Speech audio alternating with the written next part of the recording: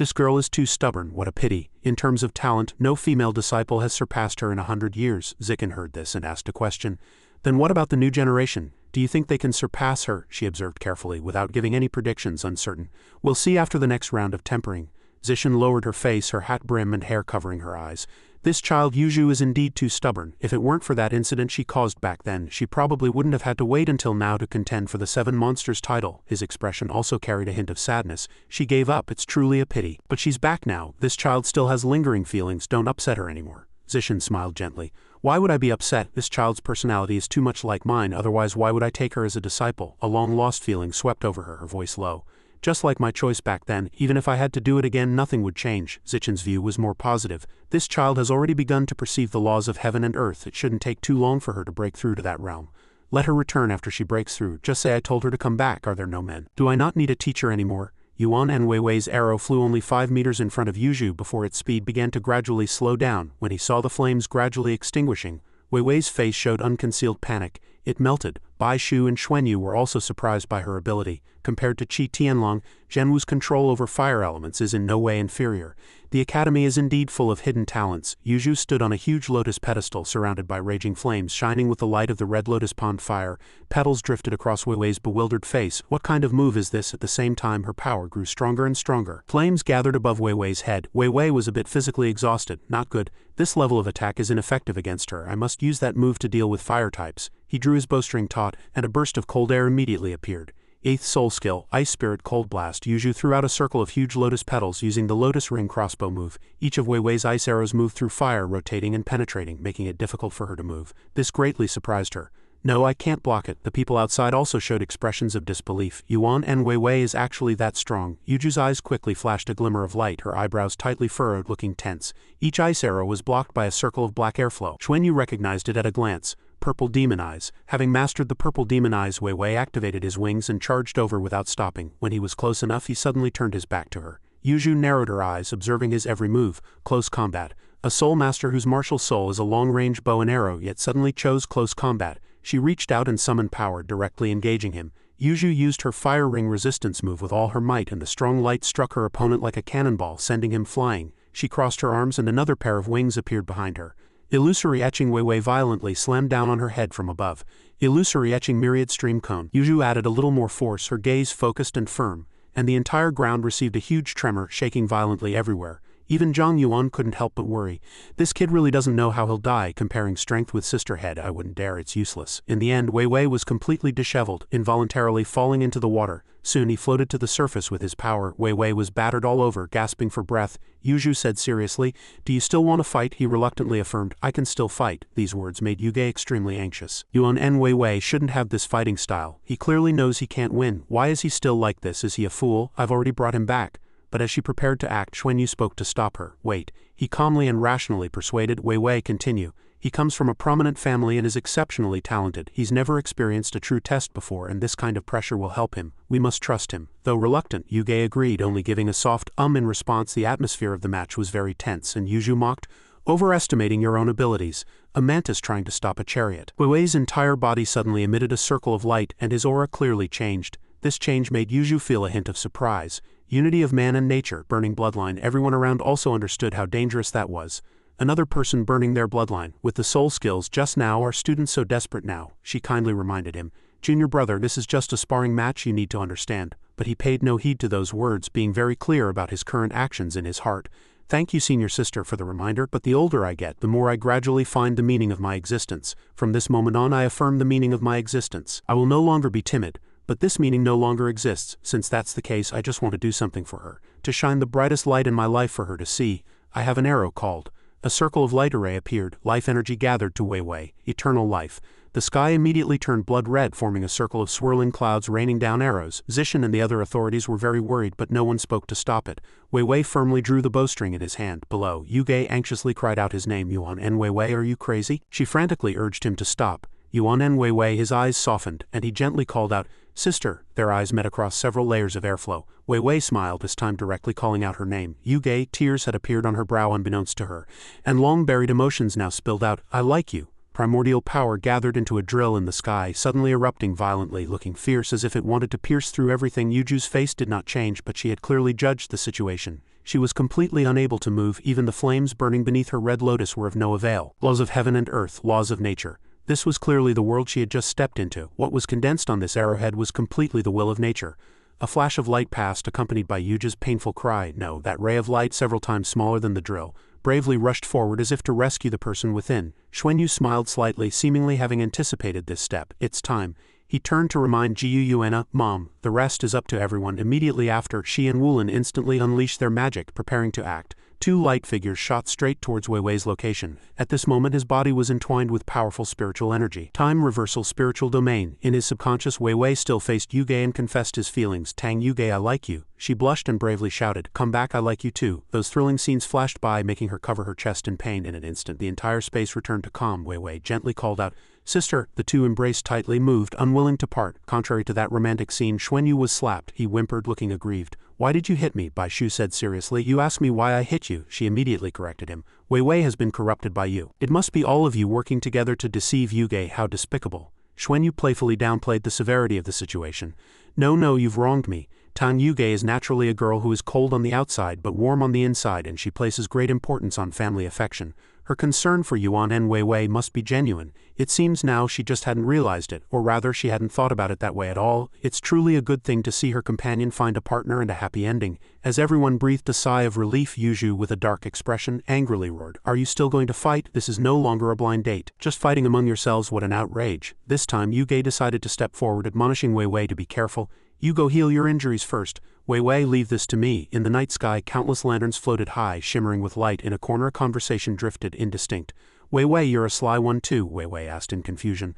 Mengchen, why do you say that? How am I sly? She glanced from behind, bringing up the earlier incident again. Yuge was disrupting morale. I don't believe this match made you fight so desperately. You do like her, but there's no need to be so desperate. Mengchen was quite certain about this. Just you wait, you'll know when Yuge reacts. Being told so directly, Wei Wei felt a little embarrassed. Then what should I do now, senior sister Mengchen? But she merely warned lightly, you'll have to rely on yourself, I can't help you. Qianlei mischievously twitched his nose and suggested, let Yuge vent her anger. Being a human punching bag isn't bad either. Maybe after getting beaten you'll become handsome like me. This idea clearly annoyed him. Are there any other senior brothers? He immediately retorted. Your brothers, yet you've hidden it for so long. You're interested in Tang Yuge but didn't tell us. Wei Wei closed his eyes and defended himself. It's not that I didn't say, it's that I didn't dare. Never mind her. In fact, even I wasn't ready. But since I've already said it, I'll stick with it. Please help me. Suddenly, Xuanyu appeared from somewhere and interjected, In matters of love no one can truly help you. His gaze carried a hint of reproach, as if admonishing him, yet also speaking to himself. To make others love you, you must first immerse yourself in it, express your true feelings, and exchange sincerity for sincerity. He eagerly asked another important question. I understand, I will definitely do that, Brother Xuanyu. Do you think my sister can defeat Chen Yuzhu? Chen Yuzhu is truly strong. He analyzed seriously, though not completely certain, but still gave a safe answer. I actually don't know the extent of Yuja's current strength, but don't forget, she has always been the one with the highest soul power cultivation among us. On the lake in the competition arena, Yuge politely greeted, Senior Sister Chen, Tang Yuge requests guidance.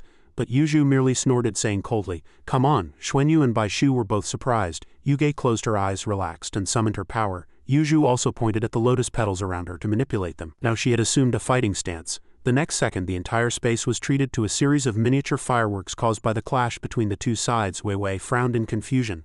Those petals contained extremely explosive fire elements, yet they were easily dispelled. What kind of ability is this? He stroked his chin, analyzing the magical characteristics of the two girls. Besides me, the person most capable of countering Chen Yuzhu is Tang Yuge.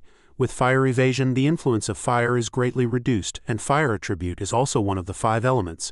By utilizing the mutual generation and restraint of the 5 elements, a relatively good effect can naturally be achieved. Yuzhu clasped her hands. Her figure sat enthroned on a lotus-like guanyin, surrounded by bursting light. She carefully assessed the situation, then used the 5 elements escape technique. Fire escape. With fire escape, the influence of the flames was greatly reduced, but the terrifying high temperature of the flames had exceeded the 5 elements escape technique's limit.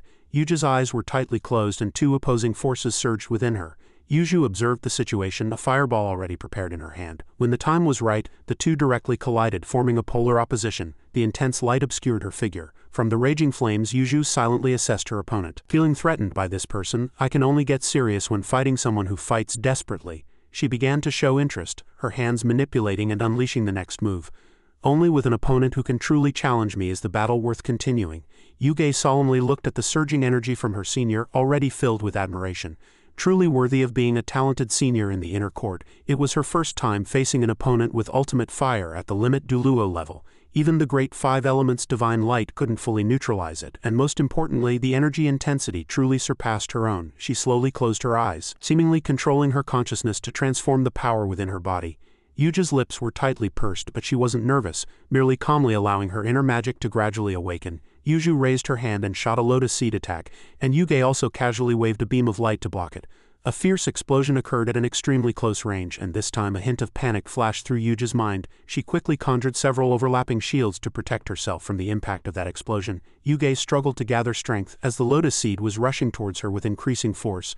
At the most critical moment, she clearly knew that her senior had held back before, first using one lotus to clarify the attack method, and only then attacking with full force. If her senior had attacked with all the lotuses just now, it would have been even harder to block. Yuju lightly unleashed her unique mother-child red lotus needle attack, but Yuge showed no fear, instead narrowing her eyes, calculating every step in her mind. After a while, the powerful energy within her gradually released. Her rapid breathing was gradually soothed by streams of spiritual energy in Yuja's subconscious. In just an instant, she transformed into her majestic martial soul true body. This scene made the smile on Yuju's face disappear instantly.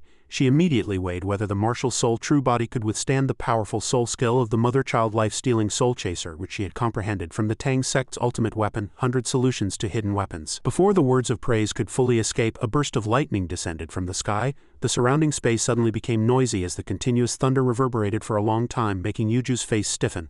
What kind of soul skill is this? Even others stammered their opinions on the matter. Among Lan Xuanyu's 7, the first 4 were already astonishing, but the 5th was unexpectedly even stronger. Don't forget, how many years has Chen Yuju been in the inner court? More than 10 years, and these junior siblings have just entered. The elaborate words gradually increased in volume. If they are this strong now, how strong will they be in 10 years? They haven't even started utilizing the inner court's resources yet. They've recently been training with the military, and upon their return they've demonstrated such formidable strength. Even if the remaining 26 aren't as strong as these 7, how much worse could they be?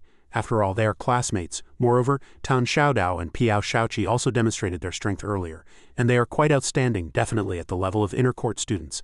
This, to Yuju's ears, was like hot rock scouring away all reason. Taking advantage of no one paying attention, she swiftly waved her hand to release her power, causing the tightly closed flower buds beneath the sea to surge skyward. This scene was easily detected by Xuanyu, who worried for his teammate. The Heavenly Stem Divine Needle is Tang Yuja's 8th soul skill. Evolved from the Great 5 Elements Divine Needle, this soul skill contains the Heavenly Stem Divine Light, possessing 10 complementary attributes. Even the ultimate fire is weakened. The power it unleashes has far exceeded her current cultivation. A few seconds later, the flower bud slowly bloomed and streams of energy began to swirl in the sky, but Yuge remained unyielding, frowning as she observed the situation. Thinking the opponent was afraid, Yuju arrogantly laughed. "Take my last move. If you can withstand it, you win." Then she controlled her ability to make the firepower revolve around herself. Zishan, looking at the scene before her, felt a surge of unease, and even had to muse to herself, among the Tang sect's 100 solutions to hidden weapons, there is a hidden weapon revered as the best in the world, the #1 hidden weapon in existence. Tang sect's ancestor Tang Zan was almost invincible with this hidden weapon. Chen Yuju's extraordinary talent allowed her not only to refine her Red Lotus martial soul into ultimate fire, but also to integrate many Tang sect ultimate techniques. It can be said that she is the person in Shrek Academy today, among its teachers and students, who has the deepest understanding of Tang sect's ultimate techniques. Her 9th soul skill is derived from the Tang sect's top-tier hidden weapon. That hidden weapon is called the Buddha's Fury Tang Lotus. In Chen Yuju's hands, her 9th soul skill is the Buddha's Fury Red Lotus. Its temperature can even surpass that of ordinary planets. Not to keep everyone waiting, Yuge, who had been silently observing, began to gather energy. The essence of yin and yang in the universe began to be summoned by the long crown above her head. Once she deemed it sufficient, Yuge silently chanted a spell, unleashing her 9th soul skill, Heaven-Earth Cleave. This strike carved a colorful wall in the vast ocean. All the surrounding spectators marveled at the sight.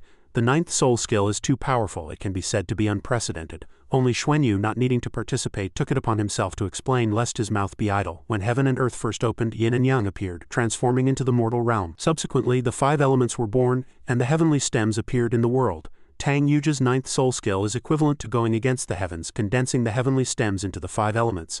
The 5 elements trace back to yin and yang, and ultimately yin and yang merge, creating heaven and earth. The 2 girls focused on observing Yuju's lotus platform, which was shattered by Yuju's attack. This scene calmed Yuju, who then reverted to her original human form. Looking at the earth-shattering scene in the distance, Yuge, exhausted, let herself free fall into the deep sea. Did I win? No, not yet. Although the Heaven-Earth Cleave split the Buddha's Fury Red Lotus, I haven't won this battle, as if giving her a clear answer. Yuju at some point suddenly spoke joyfully. Junior sister, thank you for that cleave, it helped me ascend. Yuja's attack split a cold crevice across the sea surface, dividing the giant flower bud in two. The lotus platform Yuju stood on was illuminated by the light from above, slowly rising. In just an instant that light quickly retracted the scattered pure spiritual energy. At the same time a clamor erupted within the spirit-transferring pagoda's elder council. They had broken through to godhood, and the direction pointed to Shrek Academy. Tong Hai had just begun to ask when another person achieved godhood, fire attribute, and Li Feng, with a restless and about to erupt emotion, cleared his throat and confirmed. Shrek Academy, truly a blessed land. Even if others were dissatisfied, they could only chat casually to appease the anger in their hearts. The path to godhood is also known as the Bridge of Heaven and Earth. This bridge connects heaven and earth, transcending the mundane, sensing the changes in the universe. Achieving godhood means transcending, no longer being troubled by mortal affairs. Shrek Academy, with its thousands of years of history, had gained another god-level powerhouse, and a powerful attack-oriented fire attribute god-level powerhouse at that. This is a formidable powerhouse. Meanwhile, Xuanyu, who was at the scene, couldn't hide his nervousness. Chen Yuzhu and Ultimate Duluo, after enduring Tang Yuja's desperate attack and the energy of the heaven-earth cleave, actually ascended in the blink of an eye, connecting with the bridge of heaven and earth to achieve godhood. Bai Shu frowned, adding a profound remark. Under current technology and resources, as long as one's talent is sufficient, cultivating to limit Duluo is only a matter of time. However, a limit Duluo needs a fortuitous encounter to break through that step. He then sighed wearily, looking at the scene before him. Indeed, who would have thought Chen Yuzhu could use this opportunity to achieve godhood in one go? The sky suddenly rumbled and crimson light tore through space. From the circular rift a column of lightning quickly struck the deep sea. Space began to tremble wildly, leaving the spectators confused. Lightning tribulation, this is a lightning tribulation for achieving godhood. But this only made Xuanyu feel an ineffable emotion. Why does this lightning tribulation feel so familiar, as if I could imitate it? Driven by curiosity, he immediately asked, Dad, when you forged divine metals back then, did you also experience this kind of lightning tribulation? As if he had been waiting for this question for a long time, Wulin took a deep breath before answering the young man. The lightning tribulation initially encountered by divine metals wasn't this strong, but for a blacksmith with insufficient cultivation, it was still fatal. So to become a true divine craftsman one must first possess strength. However, you've essentially adapted to this kind of lightning tribulation. As long as the intensity isn't too high, you should be fine. This playful remark made Xuanyu even happier. That's great, then I'll be sure to achieve godhood. But this strange way of speaking made him puzzled. I can ensure godhood, like all fathers. Wulin rattled on about life experience, completely disregarding his son's feelings. When we achieved godhood back then, the lightning tribulation wasn't as strong as it is now. Achieving godhood that way wasn't truly complete. You'll still have to undergo lightning tribulation cleansing later. Also, don't be overconfident. What you will endure is not a 4-element lightning tribulation, but at least a 7-element one. A 4-element lightning tribulation is already like splitting heaven and earth. How powerful will a 7-element lightning tribulation be? But you still need to be prepared. Do not break through easily until the very last moment. But his final warning made Xuanyu truly ponder. Before the next breakthrough to 7 rings, it's best to find an opportunity to visit the Dragon Realm. If you can accumulate more there and even find some relics of the Dragon God, then the breakthrough will be easier. At the same time, multicolored light had been released by the Supreme Existence above, descending to the mortal world with the lightning column. Yuju's tightly closed eyes suddenly narrowed in pain. Seeing her student's attitude, Zishan couldn't hide her anxiety. Muttering reminders, to achieve godhood it's not just about cultivation and spiritual power. Unwavering faith is also essential, and undoubtedly, Chen Yuzhu lacks none of these. Sending Lan Xuanyu and his team to Heavenly Dragon Star to acquire life energy was an extremely correct decision. Otherwise, every disciple achieving godhood would lead to a loss of life energy. As dark clouds gathered and multicolored heavenly lightning descended, everyone was stunned by this divine miracle. 7-colored heaven-earth tribulation. Wulin was initially surprised but then tried to calm himself and explained. 4 colors are elemental tribulation. 7 colors are heaven-earth tribulation. Being able to trigger a 7-colored heaven-earth tribulation proves that this girl's talent is indeed outstanding. However, the heaven-earth tribulation is not easy to resist. Bolts of powerful lightning fiercely struck the dazzling lightning column. All of this merely to charge it, transforming it into a spiritual power torrent that poured down, which Yuzhu endured with gritted teeth for a long time. The scattered aftershocks left everyone dumbfounded. Worry surged in Ma Yang's heart, and he disregarded dignity, shouting urgently, Yuzhu, fight on! These words moved her, and she turned to look at him. The young girl's eyes shone with determination. Gritting her teeth and enduring the fierce lightning tribulation of heaven and earth, this step must be taken. 1 minute later, both the lightning column and the multicolored lightning tribulation disappeared, leaving only a burst of celebratory fireworks. The bridge of heaven and earth was connected. The beautiful scene left everyone a little stunned at first. Was it successful? But in just an instant, joyful cheers erupted everywhere. She succeeded. Senior sister Chen succeeded. Congratulations, senior sister. Congratulations, senior sister, for achieving godhood. Congratulations, senior sister, for achieving godhood. This sound also made Ma Yang smile with relief and sigh. I reached limit Deluo earlier than usual, but to this day, I still haven't found my own opportunity. His eyes were still fixed on the woman high above, but he didn't forget to speak. Seeing Chen Yuzhu achieve godhood, I suddenly felt relaxed. The Shrek 7 monsters is certainly a great honor, but if one only clings to honor, it loses meaning. Becoming powerful and experiencing different worlds is more important. These words made Yingxin scoff and admit, "She's very strong, we need to work harder too." The two held hands and made a pact. Amidst the enthusiastic atmosphere of the surrounding crowd, we must achieve godhood, and we definitely can. Against the backdrop of paper lanterns illuminating the sky, Zishan quietly had someone steer the boat away just to give Yuzhu a place to land without having to face the crowd too early. Looking at the woman before her, she respectfully bowed, thanking her mentor for her guidance. But contrary to Yuzhu's imagination, Zishan merely gently instructed a few words. "This is also the result of your own efforts. I hope that from today you will remain optimistic, continue to work hard, and with the cleansing of the 7-colored heaven-earth tribulation, your future goals will surely be even greater." After a while, Yuzhu saw Yuge approach and she bowed respectfully to express her gratitude. "Thank you, junior sister, for guiding me, giving me the opportunity to break through." After the intense match, Yuge, however, shyly waved her hand. "Senior sister, you're too kind. I also learned a lot from sparring with you." It seemed that the tribulation had greatly altered Yuju's temperament, making her speech more unrestrained. "Junior sister's talent far surpasses mine. Your future achievements will certainly exceed mine. I look forward to you also connecting with heaven and earth and reaching the god level soon. This sparring match counts as my loss." As Yuge hurriedly declined the last sentence. "No, senior sister already held back before, so I should be the one who lost." Zishan then unhappily interrupted their inconclusive conversation. "This match is a draw." Both sides stepped down. Looking at the two on the boat, she slowly sighed, full of weariness. "Achieving godhood in one step changes everything." Yuzhu immediately interjected. "Only today do I understand your difficulties," leaving Zishan unable to say more than just to command, "Continue." Meanwhile, the sounds of everyone trying to persuade Xuanyu kept reaching his ears. By this point, victory or defeat no longer mattered. Sparring with such powerful seniors is an excellent experience for me. The sparring has reached the point where only 2 people remain on each side. It seems Lan Xuanyu is about to enter the battle. I thought he'd be the first to appear. However, it's normal for the remaining healing soul masters not to be skilled in combat. He said nothing, just waiting for the referee's announcement for this round. Shrek's participant is Lan Xuanyu. Dunan solemnly stepped forward to invite, "Junior brother, it's my turn to fight you." But he was pulled back by Ma Yang's shoulder, looking somewhat puzzled. "Boss." He slowly pushed Dunan aside and explained, "Let me do it. If I still need to expend effort to defeat him, what face do I have to contend for the title of Shrek 7 monsters?" Amidst the confused gazes of the audience, Ma Yang cupped his hands in a salute and spoke first. "I am Yi Ma Yang, please guide me, junior brother." This respectful attitude made Xuanyu quickly return the bow. Lan Xuanyu greets senior brother. A subtle invisible worry surged in his mind. He is the current senior disciple of Shrek Academy's inner court, hailed as the inner court's #1. Many consider him the leader of the new generation of Shrek 7 monsters, and also the unrequited love interest of Chen Yuzhu, the Crimson Lotus Witch, and the person Chen Yuzhu challenged back then was Yu Yingxin. Senior brother Ma Yang already possesses the strength to achieve godhood, but he has been accumulating more power below the god level, never breaking through. Today's matches have proven that whether it's Lan Xuanyu or his teammates were indeed worthy of the title of Shrek 7 monsters, and their cultivation at such a young age is beyond my capabilities. The two anxious comrades spoke to their opponent in unison. "Senior brother, please advise." Junior brother Lan Xuanyu.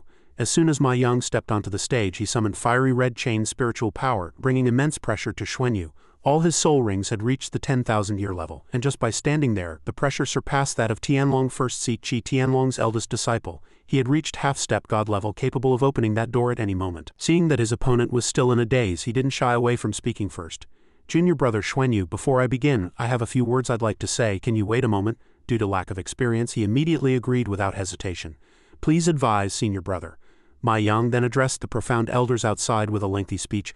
"Pavilion Master, esteemed elders, today's challenge was indeed shamelessly arranged by me, and I feel deeply ashamed for it. Just now, seeing Yuzhu break through, I was happy for her, and at the same time I gained many insights. Today's battle is merely for sparring. Regardless of victory or defeat, I believe junior brother Xuanyu and his teammates are worthy of being the new generation of Shrek 7 monsters. Therefore I request to withdraw. I believe that in the future, our junior brothers and sisters will definitely bring more glory to the Academy, and I am willing to be their aid. After today's battle, I only wish to become an assistant teacher in the Academy, to contribute my part to the Academy, and accumulate merits in the future to repay the Academy for its years of nurturing."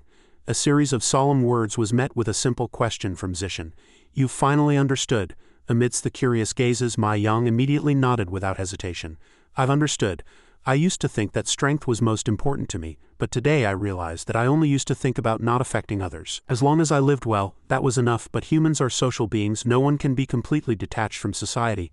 My future path is still long, and there are many more things I need to do. As she nodded in approval of the young student before her.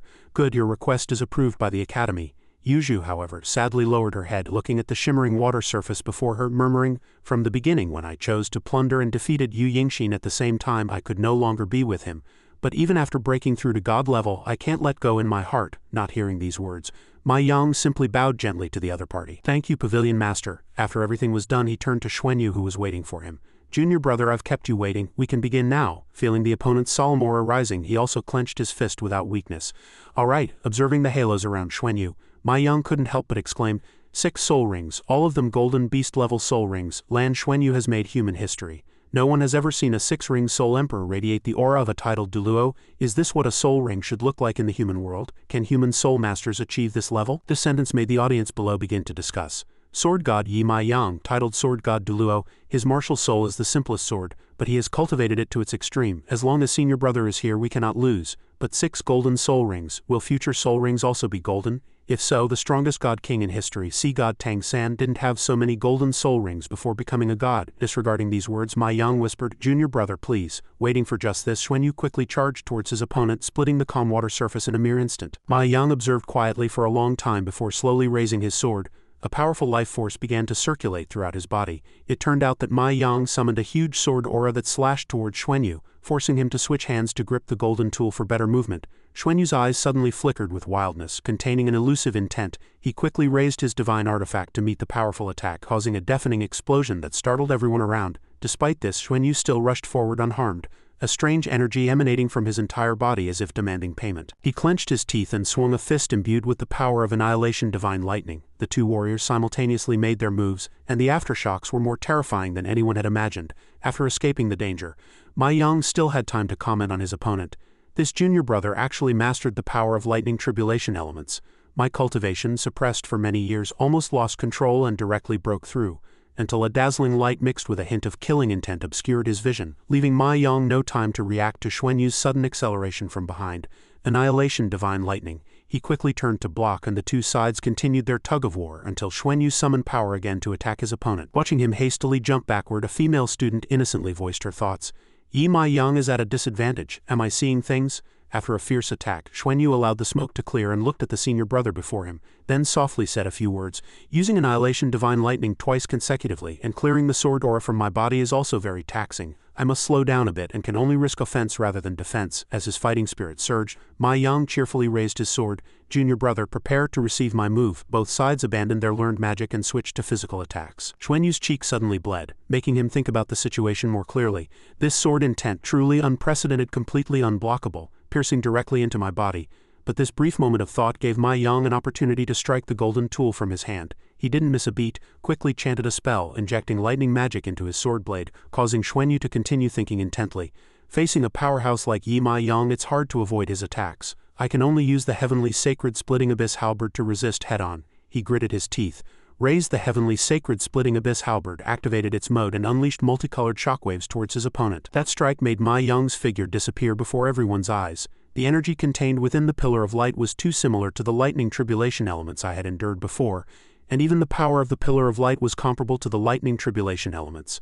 Someone can actually borrow the power of heaven and earth. Xuanyu's attack shocked everyone, as it still showed no signs of stopping, instead causing aftershocks that spread for hundreds of miles. This scene made Jiu Yuena unable to resist commenting at length. This is the heavenly sacred splitting abyss halberd's powerful devouring ability. The heavenly sacred splitting abyss halberd is a divine artifact from the abyss plane, and the abyssal sage spent countless years refining it into a sea-calming divine needle. It stabilized the entire unmaterialized abyss plane, preventing energy loss. It itself possesses a devouring ability comparable to a black hole, making Wulin, who stood beside her, unable to resist contemplating. With Lan Xuanyu's current cultivation, he cannot fully control it, but he can borrow this devouring power, coupled with the control over the 4 elements, integrating the elements and transforming them into a lightning tribulation attack. It can be considered a very clever application. Outside the competition stage, as Xuanyu allowed bloodlust to occupy him, The scene became unprecedentedly brutal. He slowly opened his mouth, inhaling the spiritual energy floating around, after his body gradually recovered some strength. Xuanyu even summoned his martial soul, causing even an experienced warrior like Ma Yang to visibly feel wary. This bloodline power almost made me unable to control my own bloodline. Ma Yang also began to ponder the unfavorable situation before him. Such recovery and defense could sustain a long battle, and if this continued, he might not be able to suppress his cultivation indefinitely. So although somewhat annoyed, he gritted his teeth and ordered, "Retrieve." Watching Ma Yang retract a series of powers, Xuanyu immediately asked in confusion, "What's wrong?" Before the other party could say anything, he quickly retracted his power, lest everyone think he was being impolite. After doing all this, Ma Yang slowly cupped his hands in apology. "Junior brother, let's end today's battle here. If we continue, for me to win, I can no longer suppress my cultivation. For me, that would be a loss. Shall we call this a draw today? And let's end today's matches here." Knowing this was an opportunity for the other party to help him out, Xuanyu also seized it without hesitation. "I have never seen such a powerful sword technique as senior brothers in my life. If there's an opportunity in the future, I will definitely seek your guidance." The two powerful warriors engaged in a light-hearted conversation. "If junior brother has time, shall we chat later? Perhaps it can help you. It would be truly wonderful to receive guidance from senior brother." Before Ma Yang reported to Zishan, "Pavilion Master, both sides have withdrawn from this round." She herself understood what had happened, so she closed her eyes, ending the conversation. "The martial contest is over. From today onwards, the title of Shrek 7 Monsters belongs to Lan Xuanyu and his 6 teammates, and it is well deserved." Amidst the rustling wind by Sea God Lake, Xuanyu led his friends to meet his parents. Mom and Dad were back, but to everyone's surprise, Jiu suddenly pressed, "You're not hurt, are you? Who taught you to use lightning tribulation elements? If your own strength hadn't improved significantly, how could you withstand it?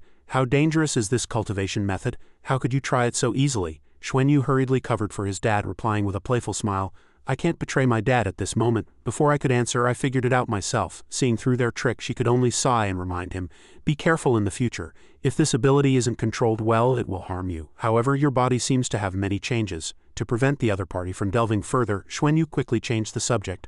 "Mom, you still don't know how long you were unconscious, do you?" Before the other party could answer, he had already turned to notify his friends, "Everyone go back and rest. We'll definitely return to Heavenly Dragon Star soon." Watching Yuge silently depart, Enwei could only look worriedly at her retreating figure, but this emotion was inadvertently interrupted by Qian Lei, who patted him, a pain that couldn't be more painful. "Stop daydreaming, cheer up, we're leaving." He stared blankly as he and Mengchen left, unaware that someone was standing behind him, silently watching. "See you next time," Lu Feng murmured in confusion. "Are those two okay like that?" Lan Xuanyu knew a little but was too embarrassed to say. At this moment, Yuge suddenly lifted her foot and left, quickly forcing Enwei to chase after her in a hurry. "Sister, where are you going?" But after only a few steps, she turned and roared angrily, "Lan Xuanyu, you just wait," frightening the two boys behind them. "Not only that, especially you, leaving Enwei with me, no problem." It wasn't until he had sent off the last two friends with goodbyes that he excitedly returned to Wulin and Jiu. "Mom and Dad, where are we going?" The anger emanating from her eyes made him only dare to dryly laugh and steer the conversation elsewhere. "Let's go back to Sea God Pavilion." Xuanyu naturally understood his dad's meaning, so he winked, seeking help from Bai Shu, who was standing by observing. "Good, I also wanted to go there to recover. I consumed too much just now." The two then, acting in concert, flanked Jiu. "Teacher Nana, let's go. Mom, let's go together." Then they flew away, not waiting for Wulin to say anything. Although he was left behind, he wasn't unhappy. Instead, he was worried about a more important matter.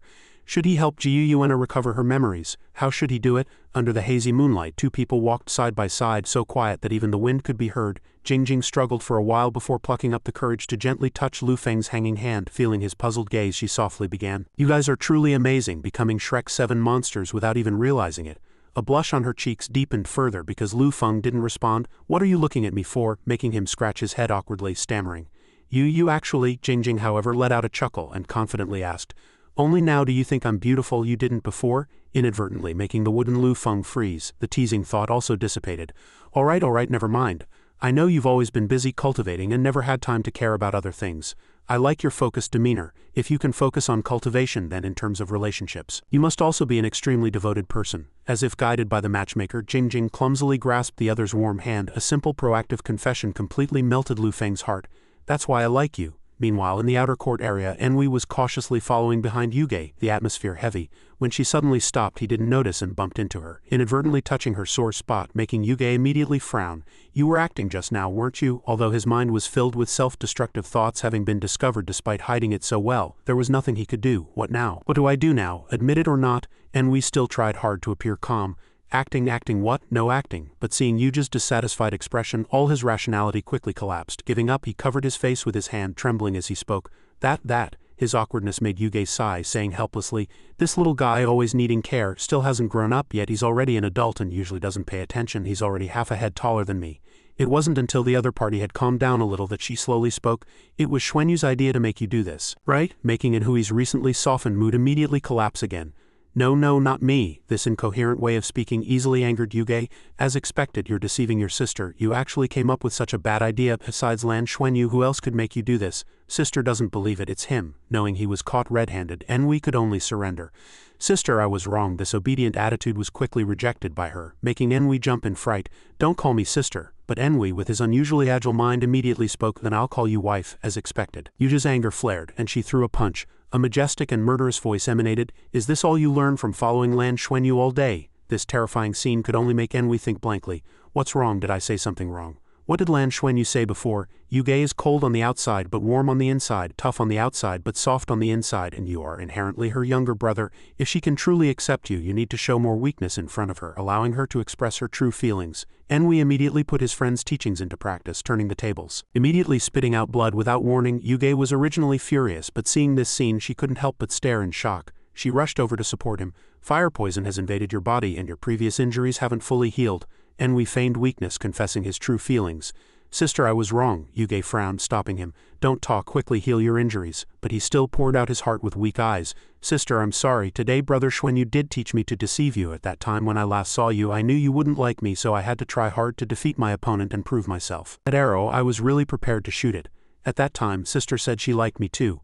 I actually knew that Sister was comforting me, so I wouldn't worry about that matter, but at that moment I was truly happy." Enui forced a smile, tightly holding Yuja's hand.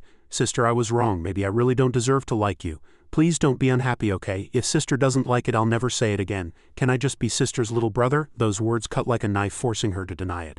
"No, it's not like you said. I know that in this world only you truly care for me wholeheartedly. Both my mother and my father are selfish and I was truly desperate. Only you have always been by my side. Actually, did you know? Today I was very scared." Yuge suddenly burst into tears, pouring out her heart. "When I heard you were going to participate in the Sea God's Fate Blind Date Festival, I was really scared. You're so excellent, and so many female students like you. I was afraid you'd find a girlfriend and leave me, no longer pestering me.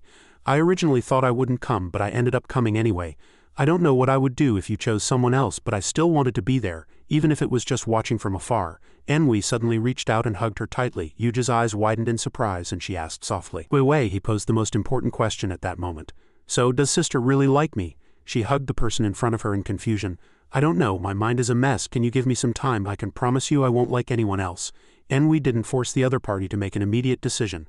"Okay, I'll wait for you." The two gently and tightly embraced, calming the surging waves in their hearts. Returning to Sea God Pavilion in Eternal Sky City, after everyone had gathered, Jiu Yuana spoke, concerned about her son. "Xuanyu, what happened during this time? Quickly tell Mom." Xuanyu stated everything directly. "Okay, let's start from the time Mom was unconscious. Back then, to save us, Mom was struck by the Heavenly Dragon Star First Seat's shadow clone and fell into the Eternal. At that time I was extremely scared, truly afraid of losing Mom. I frantically rushed back for help. I believed that with Mom's cultivation she would definitely be fine. After returning, I immediately contacted Dad. As soon as Dad heard something happened to Mom, he rushed over. Woolen couldn't help but softly call out, 'Nana!' Unexpectedly, their eyes met for a second, and she asked without thinking, 'And then?' Xuanyu then recounted Guana turning into a dragon egg, being brought back by Woolen after he broke through the seventh seal, infiltrating Heavenly Dragon Star, discovering many of its secrets and how his own strength rapidly increased on Heavenly Dragon Star. She caught the key information. 'You went to Heavenly Dragon Star?' Xuanyu confirmed. 'Yes, my explosive strength increase was also because I went to Heavenly Dragon Star and received dragon power tempering.' Woolen understood and explained the situation at the time. That dragon power tempering method is indeed very suitable for his cultivation. Although there are certain risks, the current effect seems to be much better than cultivating here. But Guana was still uneasy. 'What if you're discovered? I've been to Heavenly Dragon Star. It's extremely powerful, and moreover, Heavenly Dragon Star has many super god level dragon knights. We can't match them.' Xuanyu solemnly expressed his view. 'Precisely because of this, I need to use Heavenly Dragon Star's resources to enhance my strength and help my teammates improve their cultivation. Once we all become super god level powerhouses on Heavenly Dragon Star, then the Federation will no longer have to fear the Heavenly Dragon Clan.' Woolen, sitting nearby, also analyzed the pros and cons of this matter in a deep voice. 'The Dragon Horse Galaxy is growing stronger every day. If their technology surpasses ours, the Federation will have no chance of survival.' Xuanyu, Carrying the merged bloodline of the Golden Dragon and Silver Dragon is also our last hope. If you become the Dragon God, then no matter how many super god level powerhouses the Heavenly Dragon Clan or the Heavenly Horse Clan have, they will have to bow down. But if you fail, the consequences are unimaginable. Xianxia seemed to be convinced by their father-son duo, only asking, "So what are your next plans when you plan to return to Heavenly Dragon Star immediately, bringing all plant-type soul beasts below the god level to absorb Heavenly Dragon Star's life energy, and also prepare to go to the Dragon Realm to search for Dragon God remains to stabilize his Dragon God bloodline?" She understood his intention and at the same time pretended to be mysterious. "Actually, even if you don't go there, I can help you stabilize your Dragon God bloodline. I have something I want to show you. Let's set up a barrier first, otherwise it will affect the entire Sky City." Xianxia waved her hand and set up a barrier enclosing the four of them. Wulin was a little nervous, secretly judging. Nana has also broken through to the super god level now, yet she still needs to set up a barrier. What on earth does she want to take out? Wulin carefully added another layer of defense around the room. It wasn't until the spiritual energy gradually stabilized that Xianxia cautiously spoke. "Since falling into the planet, I've been able to hold on for so long because of it. My physical strength isn't too strong, I wouldn't have been able to last otherwise." She spread her hands on her chest, revealing the dazzling Dragon God core. "Thankfully I had it. As soon as the divine object appeared, Xuanyu immediately felt a strange energy flowing. What's going on? Both bloodlines in my body are fluctuating, and Wulin's desire to devour was also stirred by this object. The 17th seal in his body, also the last one, trembled violently. The power of the Golden Dragon King also produced an extreme craving, not a craving for that brilliant light, but for Xianxia. It was a strong feeling of wanting to devour her. Xianxia saw that everyone had discovered its influence, and only then recounted the situation at the time. "When I discovered it, I didn't know what it was until it fell into the magma, and its power began to emanate within me." Xuanyu stared blankly at the Dragon God core, feeling that this crystal could allow him to break through immediately and gain extremely powerful strength. Bai Shu was also severely suppressed by this strange object. The energy contained within the crystal was so powerful it was suffocating. Little Treasure smelled the divine object's aura and excitedly popped out. "Dragon God core." Xuanyu, seeing this, asked in confusion, "Little Treasure, do you know this crystal?" The little guy happily played the role of the omniscient one. "This is Master's true core. I didn't expect Master's core to have been preserved." Hearing this, he still somewhat didn't understand. "What exactly is the Dragon God core?" Little Treasure, with a smiling face, told a chilling story. "Little Master, you absolutely must not absorb the Dragon God core. Once absorbed, you will die immediately. The Dragon God's energy is too terrifying." Xianxia was unwilling to give up this extraordinary crystal. "So how exactly can it be absorbed?" The little guy stroked his chin, rummaging through his memories. "It's not impossible. Unless you two combine, one devouring the other and then leveraging the power of the Dragon God core, it might be possible to become the Dragon God again. But even that is very dangerous. After all, one of you is human, and the other is a dragon, with different bodies. There might still be problems during fusion. The safest way is for Little Master to continue cultivating to the God level, then absorb the Dragon God core. He would then have full confidence in becoming the Dragon God." Wulin, puzzled, proposed another relatively reasonable solution. "Can't it be absorbed in batches, absorbing a portion of the Dragon God core's power each time?" But Little Treasure immediately completely rejected it. "How could that be? The Dragon God core is a whole. This is the Dragon God's power. Once the core is activated, the internal energy will immediately pour out. Either it's all absorbed or the absorber explodes and dies. Moreover, even if it's absorbed or explodes and dies, the core itself will be fine and will instead absorb the other's power, making it part of itself. That's why I said Little Master must not try it." Xuanyu pondered repeatedly, unable to find a safe method, so he could only suggest that Mom put it away. Xianxia understood and immediately put away the Dragon God core. Little Treasure suddenly smiled happily. "That's good." He glanced at it disdainfully. "What's good?" The little guy systematically explained the situation. "If you want to become the Dragon God, there's a hurdle you must cross. The first is to completely fuse the Golden Dragon King bloodline and the Silver Dragon King bloodline to become the Dragon God bloodline. The second hurdle is to restore the true Dragon God power. To become a God King, the energy required must be terrifyingly vast. Even Heavenly Dragon Star might not be enough, but now with the Dragon God core it's different. You have hope of becoming the Dragon God." Xuanyu suddenly understood. "So that's how it is, but why don't Dad and Mom absorb it together?" Wulin seized the opportunity to shower them with some PDA. "Back then, Mom, you did have a chance to restore your Dragon God position, but the prerequisite was to devour me. At that time we already had feelings, and she couldn't bear to devour me. So later, unexpectedly, Xianxia mercilessly cut him off. Who couldn't bear it?" Wulin immediately rushed after her, playing the weaker party. "I couldn't bear it. It was me who couldn't bear it. Let alone becoming the Dragon God, even if it meant becoming the King of God Kings, I couldn't bear it." Xuanyu nodded, considering tomorrow's plans. "Then let's keep the Dragon God core for now. I plan to go to the Tang sect tomorrow to the Forbidden Weapon Arsenal, and then bid farewell to the Pavilion Master. The silver-armored great rock battleship should be able to depart with us this time. With it, our lives will be secured. Dad, you said you wanted to go with me before, so let's go together. Woolen answered his question, but his gaze remained fixed on Xianxia. This time, Dad is going with you, making a big question mark appear above her head. What is this person constantly looking at me for? Xianxia didn't understand, but Xuanyu had already seen through his thoughts, so he turned to ask Mom. What about Mom? She smiled and affirmed, of course Mom is going with you. After getting satisfactory replies from his parents, he didn't disturb them further. Okay, then Shusho and I will go back to rest first, prepare for departure tomorrow. I'll call you too before we leave. Bye. Shu, before leaving, politely greeted. Aunt Nana, Uncle Luo were leaving. Xianxia watched the two little ones walk out hand in hand and couldn't help but feel happy, finally reunited with her son, and now the family could live together. Then, with a 180-degree turn, she chased Woolen away. Why are you still here? He tried to negotiate with a wry smile. But this is my room and I have nowhere else to go. How about this? There's still space here. I'll sit a little farther from you. The couple exchanged words, neither giving way.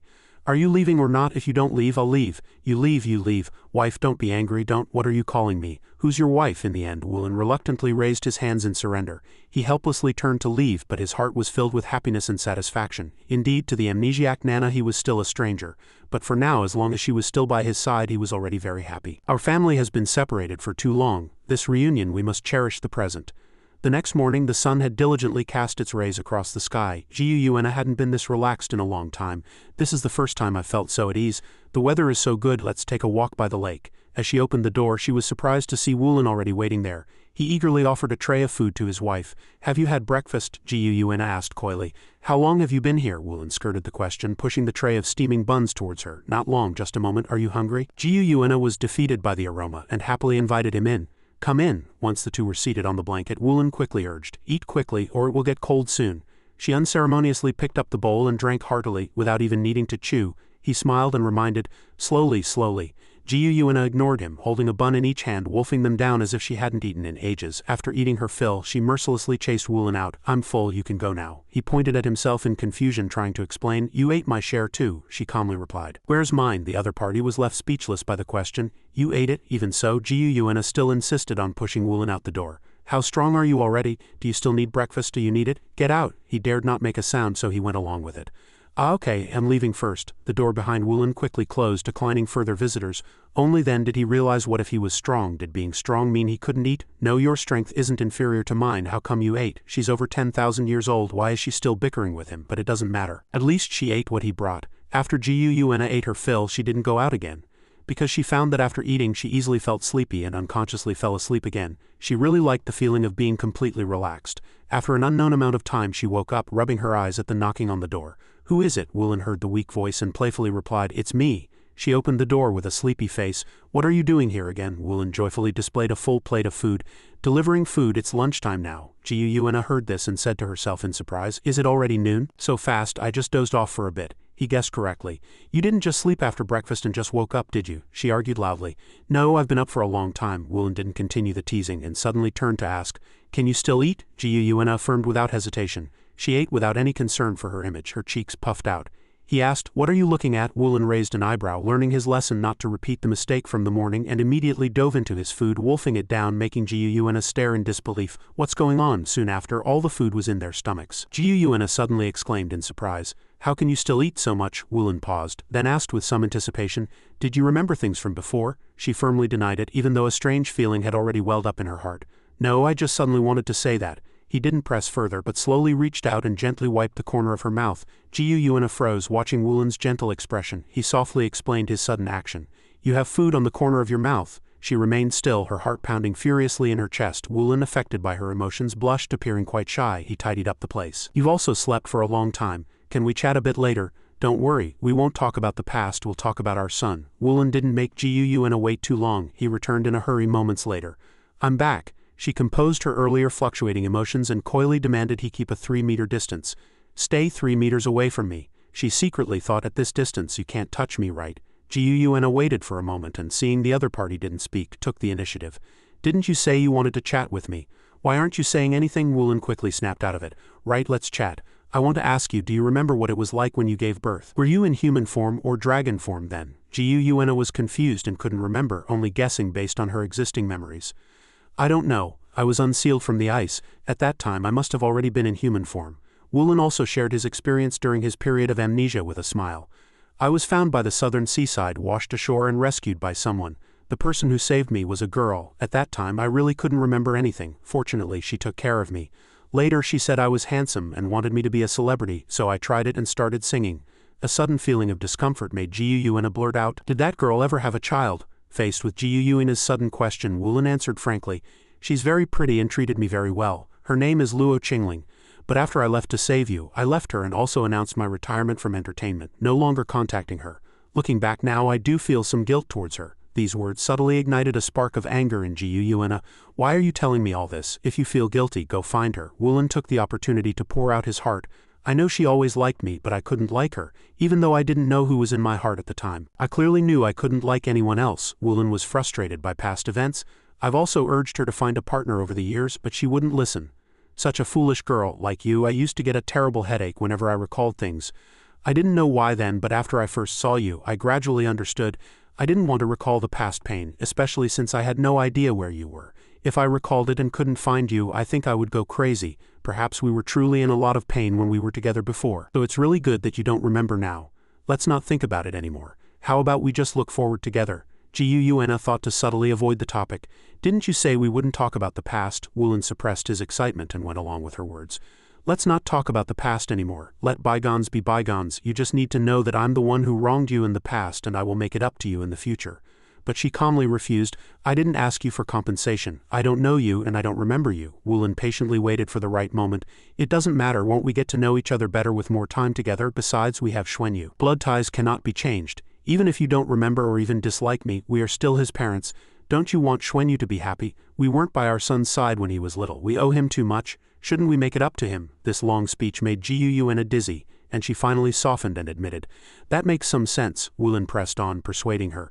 "He definitely wants us to be together, so we must never separate, otherwise it will only make him worry in the future. Even if it's just pretend in front of our son, don't treat me too badly. We should also act a bit more intimately in front of him." Jiuyuina angrily realized something was off. "How do I feel like something's not right here? Are you setting a trap for me?" Wulin candidly retorted. "Well then tell me, what did I say wrong?" She thought long and hard but couldn't find any suspicious points. Realizing he had a point, so she closed her eyes and complied. "But you can't go too far. How intimate do you want to be?" Wulin smiled and assured her. "Definitely not too far. Don't worry, of the two, one was scheming and the other could only follow.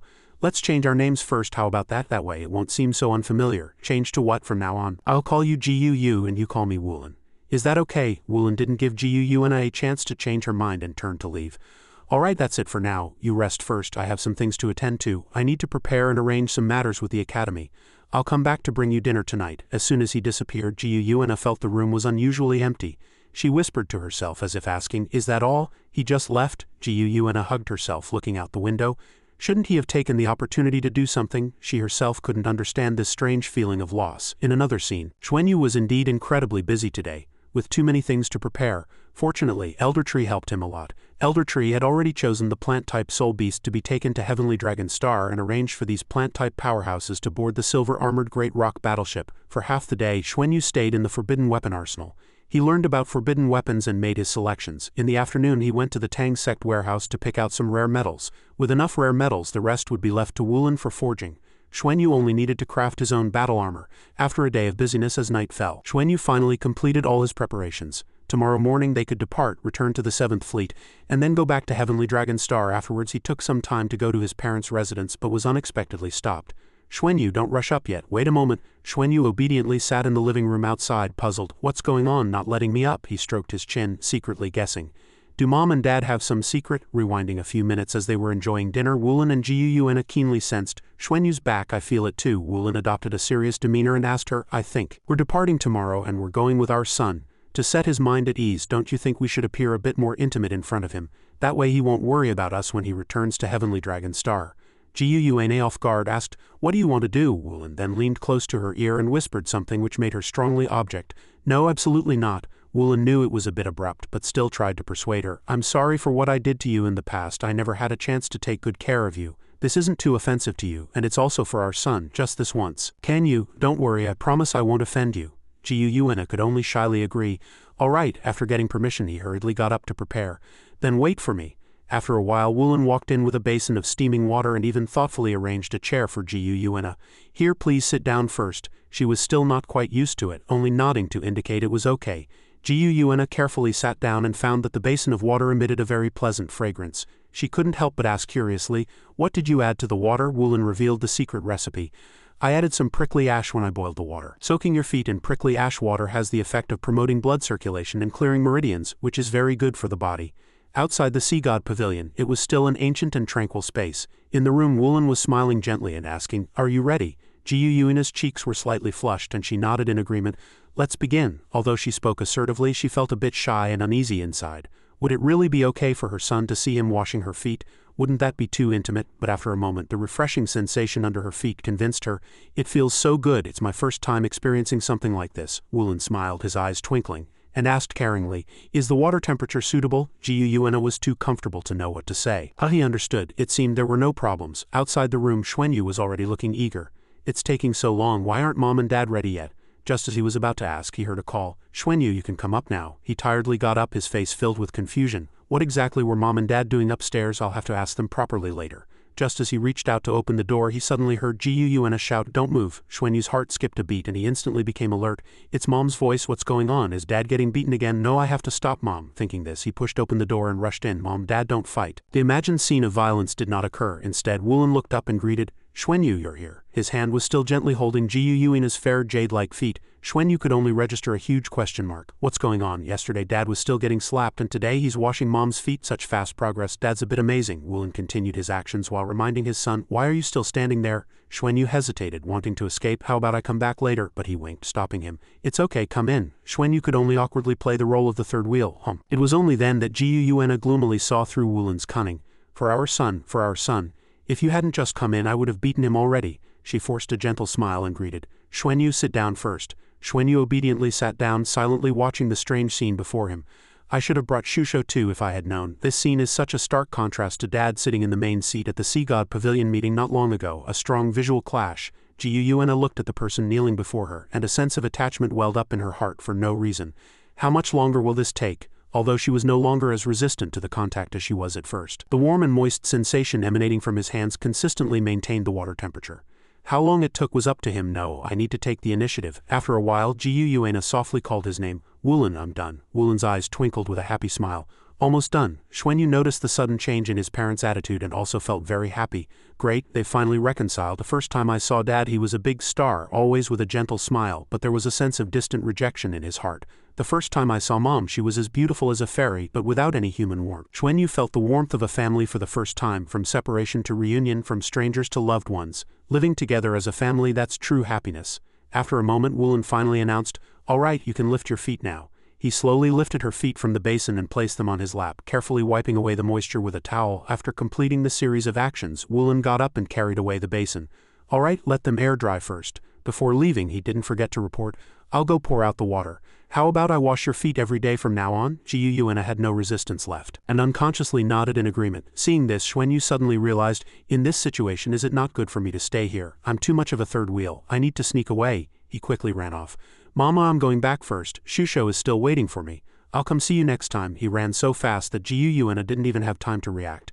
Why are you running? Slow down." She understood his behavior too well but only lightly scolded, "That naughty boy." Then it extended to Wulin. Wulin, the handsome face of the other party clearly emerged in her mind, making Jiu Yuena's cheeks flush, and she quietly cursed. "That scoundrel," Wulin returned with a beaming smile.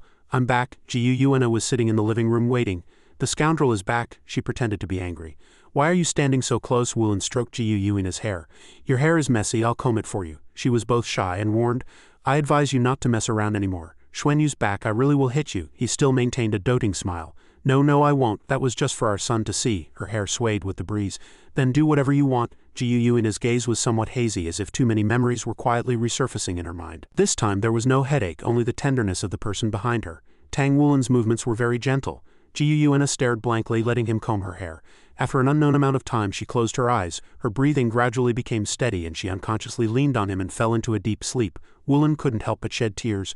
"It's been 10,000 years you've suffered. In the past, following me, you endured too much." He gently picked up the sleeping Jiu Yuena. "Even now, I can't imagine how much torment you've endured in your heart." Wulin held the girl he loved, secretly vowing, "In the future, I will never let you suffer anymore. I will always be by your side." The scene shifted to Eternal Sky City, where Mengchen asked, "Where's your Xuanyu?" This question startled Bai Shusho. "Xuanyu, he went to call teacher Nana and Uncle Luo."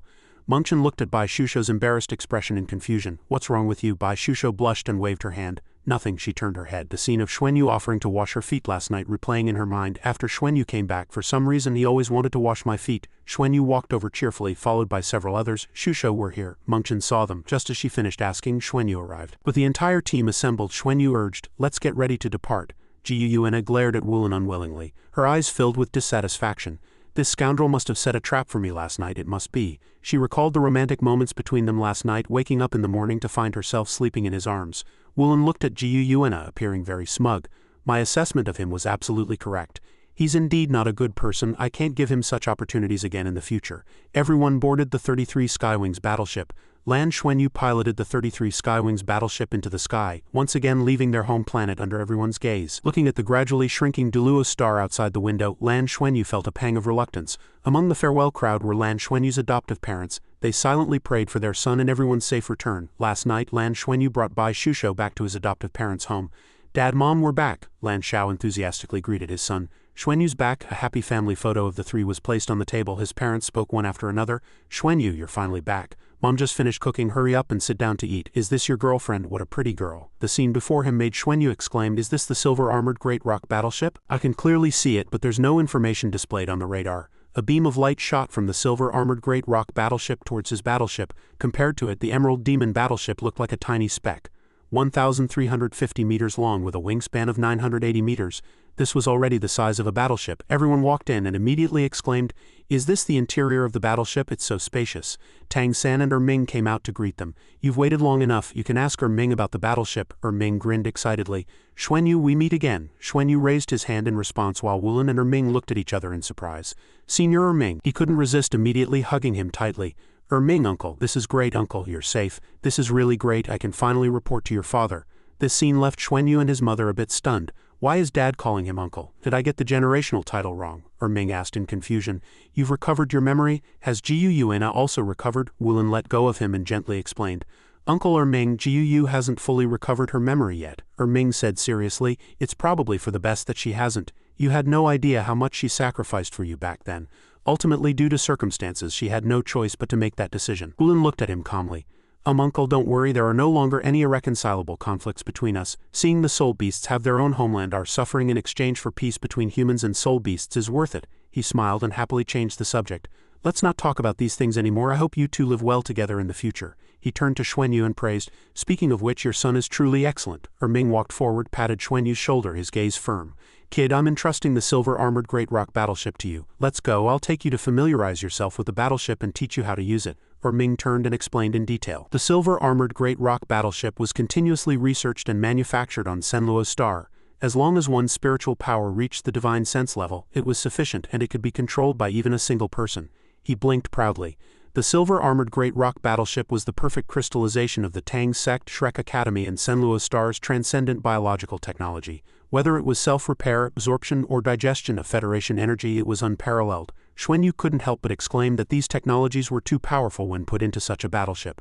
Ming gently closed his eyes. The only problem now was that to build a battleship of this caliber, a very powerful soul beast's corpse had to be used, one that was not only powerful when alive but also suitable for flight. Thinking of this, Ming's eyes suddenly lit up, filled with anticipation. If he could obtain the corpse of a high-level dragon race member, he wouldn't mind bringing some back. It should be possible to create something comparable to the silver-armored Great Rock battleship. It must be done. Xuanyu scratched his head and smiled helplessly. If there's a chance, I'll try. But high-level dragon race members aren't that easy to hunt. Suddenly, the words, give you my corpse, and a figure appeared behind Xuanyu, surprising everyone.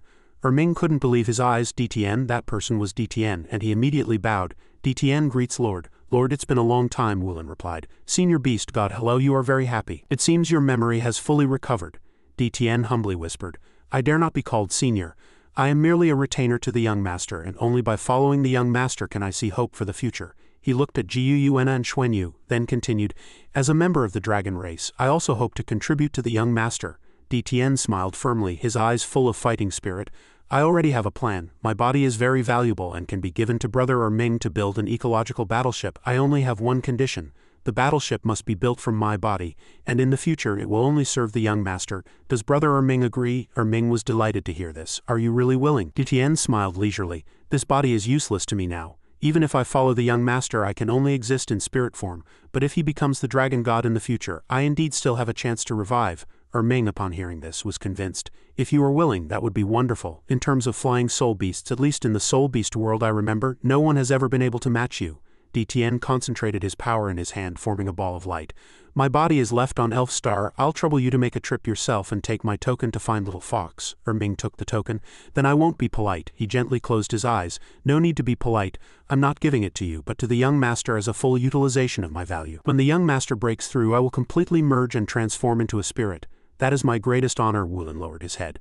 Thank you then. Tien suggested. Young master, may I speak with your father and mother? Everyone gathered in a room. Yuana urged. If you have something to say, you can say it now. Tien went straight to the point. Years ago I followed the young master, but I was never able to fully merge, simply because the young master carried the Lord Silver Dragon King bloodline. When the dark element awakens in the future, my power will merge with him, leaving no trace wasted. Yuana deeply agreed. This is indeed the right time. She gently waved her hand, looking at Xuanyu and saying, Young master, I originally thought that when you reached the 6th soul ring, the dark attribute would awaken. But I didn't expect the activation of the insect race to awaken the spatial attribute first, so I had to wait again. Today I want to talk to you about the upcoming breakthrough.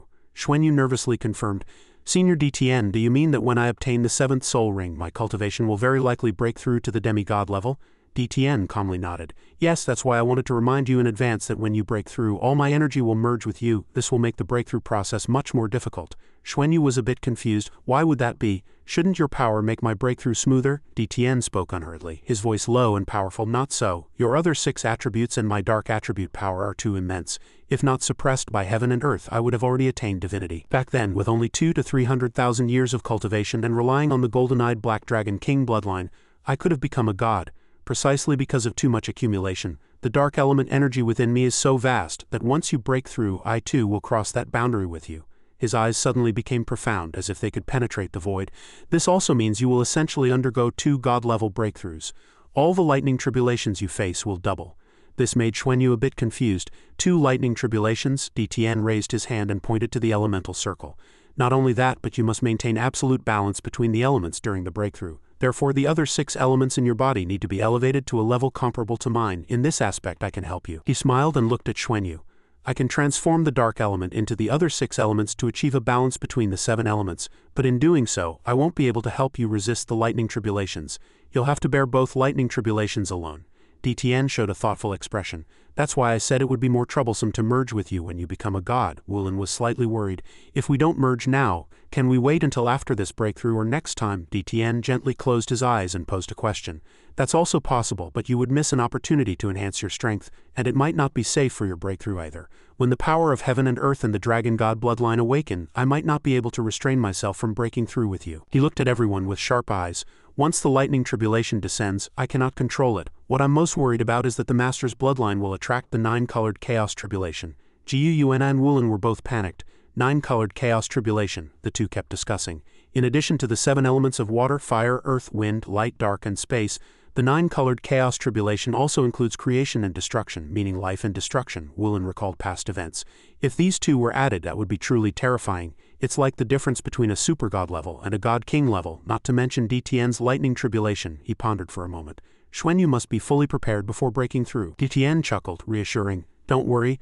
I've undergone countless years of cultivation and my lightning tribulations are all heaven and earth tribulations. If you add the great tribulation the young master is about to face, I'm afraid even I can't imagine that scene. It's good that you've been cultivating the annihilation thunder god before this. He extended his hand. If you can try to cultivate with the heaven and earth tribulation, it will help you overcome the tribulation. Xuanyu sat by, uneasy.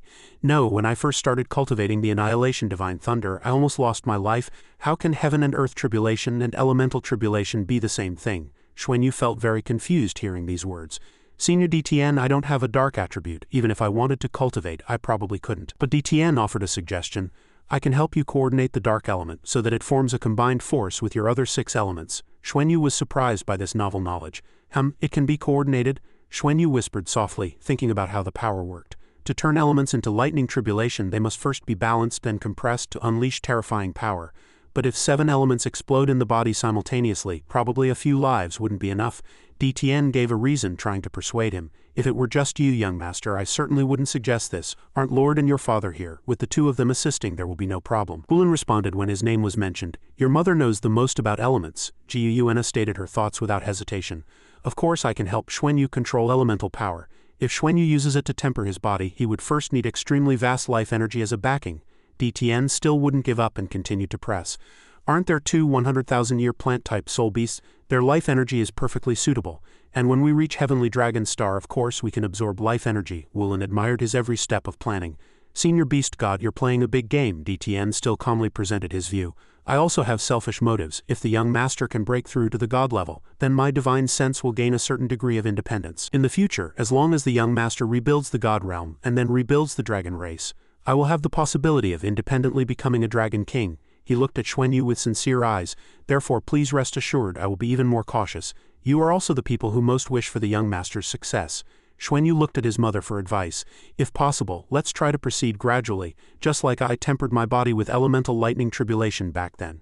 He was full of confidence in this plan, and convinced Jiuyuena with a pitiful look. I accumulated dragon god energy from the Ascension Dragon Pillar last time.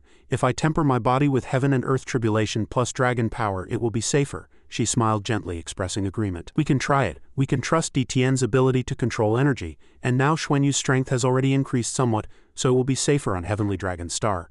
DTN was satisfied with their decision, then eagerly urged. Without further ado, we still need to inform the plant-type soul beasts first. Xuanyu immediately volunteered. I'll go talk to Elder Tree and see if they can help. Faced with Lan Xuanyu's request, the plant-type soul beasts agreed without hesitation. He brought many plant-type soul beasts to Heavenly Dragon Star, allowing them to evolve as quickly as possible, as a little life energy could not repay this kindness. Immediately, the plant-type soul beasts collectively expressed that as long as they weren't drained, they could take as much life energy as needed. Tang San was very satisfied with the scene before him. Lan Xuanyu appointed Ding Juahan as the main pilot to operate the silver-armored Great Rock battleship, with other teammates assisting. He, along with his parents and the plant-type soul beast, retreated to the largest room on the silver-armored Great Rock battleship for secluded cultivation. Wulin's expression was solemn as he unequivocally commanded, "Begin." Xuanyu immediately complied. Yes, he closed his eyes, sat cross-legged, concentrating all his energy and unleashed his power. His body turned white, encircled by a golden ball of light. Wulin looked up, watching proudly as a pillar of light appeared where Xuanyu was. The heaven-earth tribulation had formed. He was concentrating intensely, trying to understand the problem at hand. If the 4 elements were in a mutually generative relationship, how should the 2 additional elements be arranged? Jiuyuena's spiritual power entered his mind, advising, Xuanyu, relax, feel the elements. Following his mother's guidance, he opened a circle that gathered elements, feeling them with ease. DTN was immensely proud. At this moment his body was half transformed into a black demon dragon. It seems progress is good. I'll start allocating the dark attribute energy now. Xuanyu calmly released his power. Okay, begin. Immediately, DTN fully transformed into a black demon dragon, after Xuanyu gathered the necessary power. Jiuyuena concentrated on analyzing the situation. From a certain perspective, water, fire, earth, and wind are the 4 basic elements, and all other elements evolve from them. This process is very complex and almost impossible to directly interfere with. Therefore, light, dark, and the 3 spatial elements need to be separated and must not be allowed to merge with the 4 basic elements.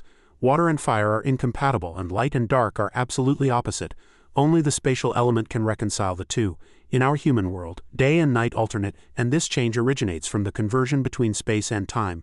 Therefore, under the regulation of spatial and temporal powers, light and dark can also transform and assist each other. The scene of Wulin facing the Golden Dragon God and Xuanyu facing the Silver Dragon God was like the reflection of night and day. People have always believed that the Silver Dragon King inherited elemental power, while the Golden Dragon King only possessed immense physical strength. But the truth is not that simple. The Golden Dragon King also wields a more mysterious elemental power, the power of time, and Tang Wulin inherited this. Jiuyuena clasped her hands, concentrating. Time reversal is extremely difficult. Unless you truly awaken the Dragon God bloodline, you cannot surpass your father. A series of past scenes flooded her mind. But with time reversal, all changes can be controlled with your current cultivation. Your father's time reversal is sufficient to correct all errors. Most people believe that light and dark can only be opposites because they cannot control time and space simultaneously. But you are different. By utilizing the changes in time and space, let light and dark merge and transform like the cycle of day and night. Xuanyu, upon hearing his mother's careful teaching, suddenly understood. I get it. He immediately gathered life energy, then unleashed a vast amount of power. Yanyu stood by, couldn't help but exclaim in admiration. Although on this battleship it's as if day and night are constantly alternating, accelerating metabolism and thus cultivation speed. Another girl also nodded in agreement. Indeed, sensing the law fluctuations of a super god-level powerhouse is truly a rare opportunity. Hulan looked at him with immense admiration. Initially, I was prepared to sacrifice myself to help Lan Xuanyu. Now I feel that the one who truly benefits should be myself.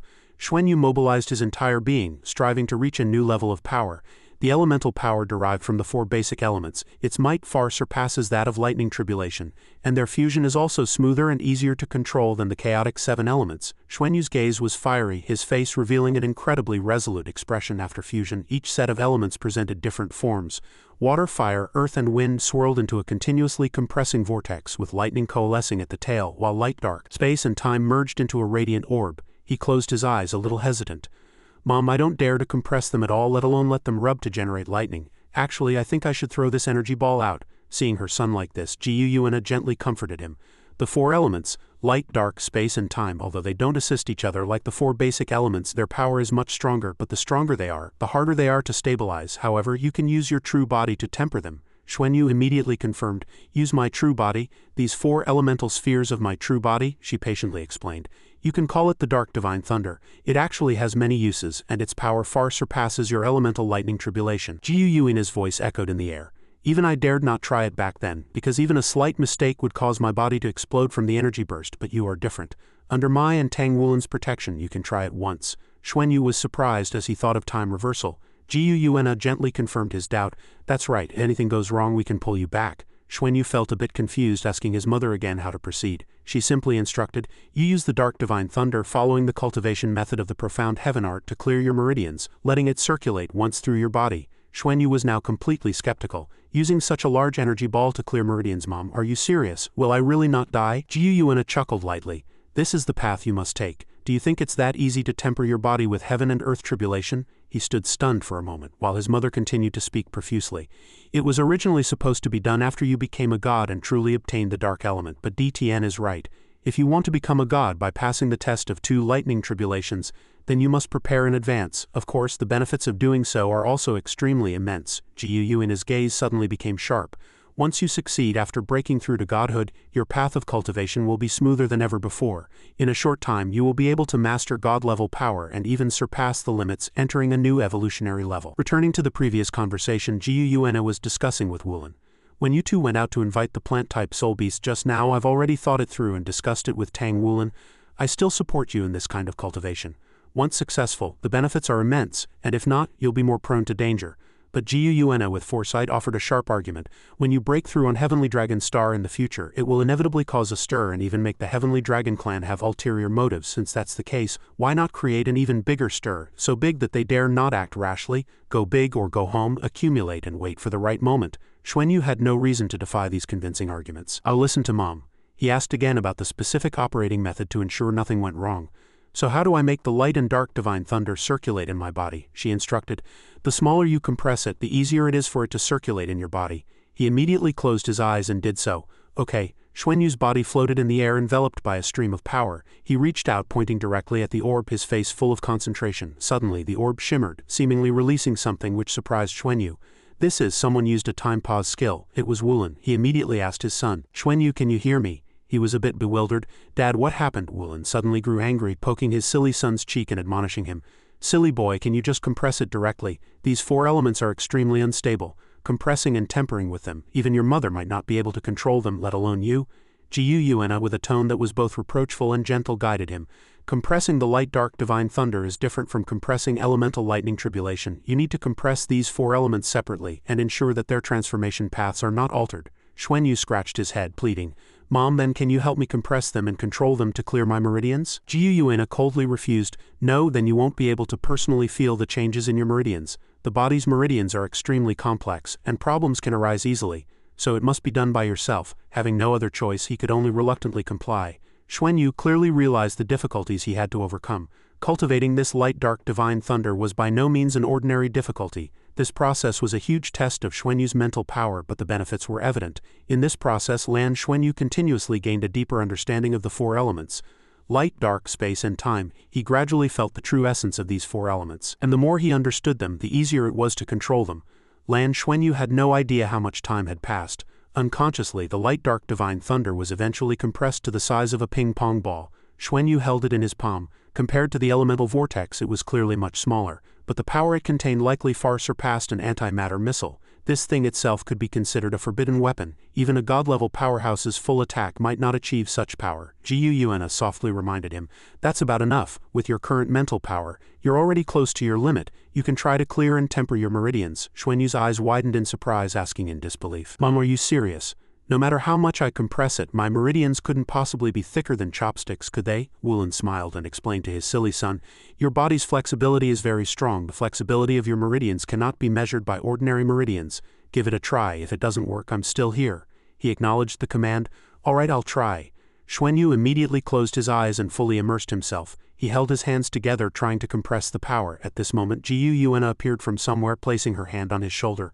I can help you. Saying this, she injected her own power into Xuanyu, helping him. This way he could completely release it. Xuanyu closed his eyes tightly, gritting his teeth to endure the excruciating pain. Can Mom really do it? He was jolted, realizing the energy protection was gone. Xuanyu suddenly opened his eyes. That energy truly drove him insane with pain. Damn it, I can't control it. The power he had painstakingly compressed had already leaked out. Discovering his son in distress, Wulin unhesitatingly unleashed his time reversal move. Xuanyu gasped for breath, still feeling a lingering fear after being saved. This is too terrifying. Even with time reversal, this painful memory remains. Wulin calmly comforted him. Xuanyu, don't rush. You can try to release it little by little until your body can no longer bear it. You need to make the light dark divine thunder completely stop under the control of your time freeze domain. Xuanyu felt all his efforts were in vain and tearfully demanded an explanation. Why didn't Dad tell me just now? I'm your actual son. Why did you dig such a big pit for your son to jump into? Wulin solemnly and deeply explained. If I had told you just now, would you have experienced it so deeply? Prepare for the next round. You should be happy. Even your mother and I have never cultivated this way. He completely acknowledged the fortune he had received. Yes, with such protection it was actually extremely safe. Although he endured immense pain, such an opportunity was too rare. His gaze changed, becoming sharper and more determined. I understand, Dad. Xuanyu extended his hand again, compressing the power with his mother's help. Mom, let's do it again. Under the effect of the time stasis domain, the aura emitted by the light dark divine thunder had weakened to a negligible level. Although still extremely painful, Lan Xuanyu soon discovered that with the passage of time, his meridians began to gradually relax. The energy of the four elements that had previously penetrated his body seemed to have disappeared within his meridians. His body was trying hard to control that immense power. I can't believe it actually succeeded this way. After absorbing the energy, his meridians were repaired and became even more dazzling and strange. Wulin watched his son give his all, feeling proud. Despite such intense pain, Xuanyu not only endured it but mastered it much faster than imagined.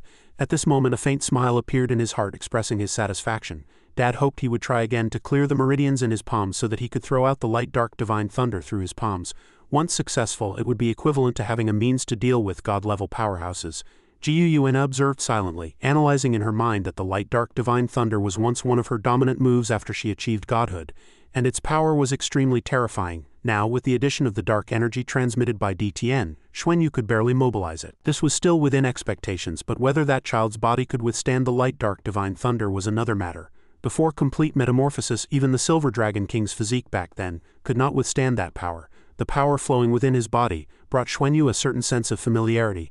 This was like a higher version of dragon power tempering. Annihilation divine lightning tempering was already fierce enough, and now there was light dark divine thunder tempering. Only after thoroughly completing the light dark divine thunder tempering could he consider continuing to temper with heaven and earth tribulation energy. Completing these three temperings, and then dealing with the lightning tribulation would be much easier. In such cultivation, time flew by quickly. It was only when his cultivation was interrupted by Tang Wulin that Xuanyu was surprised to find he could already see the 7th Fleet from a distance. At this time, the silver-armored Great Rock battleship was in stealth mode.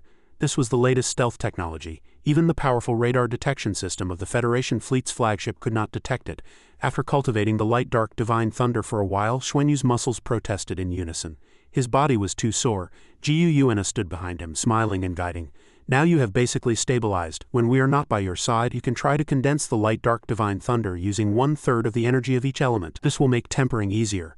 These words completely enlightened Xuanyu. Oh right, why didn't I think of reducing the amount of each element before? Wouldn't that be much easier? Mom, you did that on purpose, didn't you? Wulin then explained the power of this cultivation method with a laugh.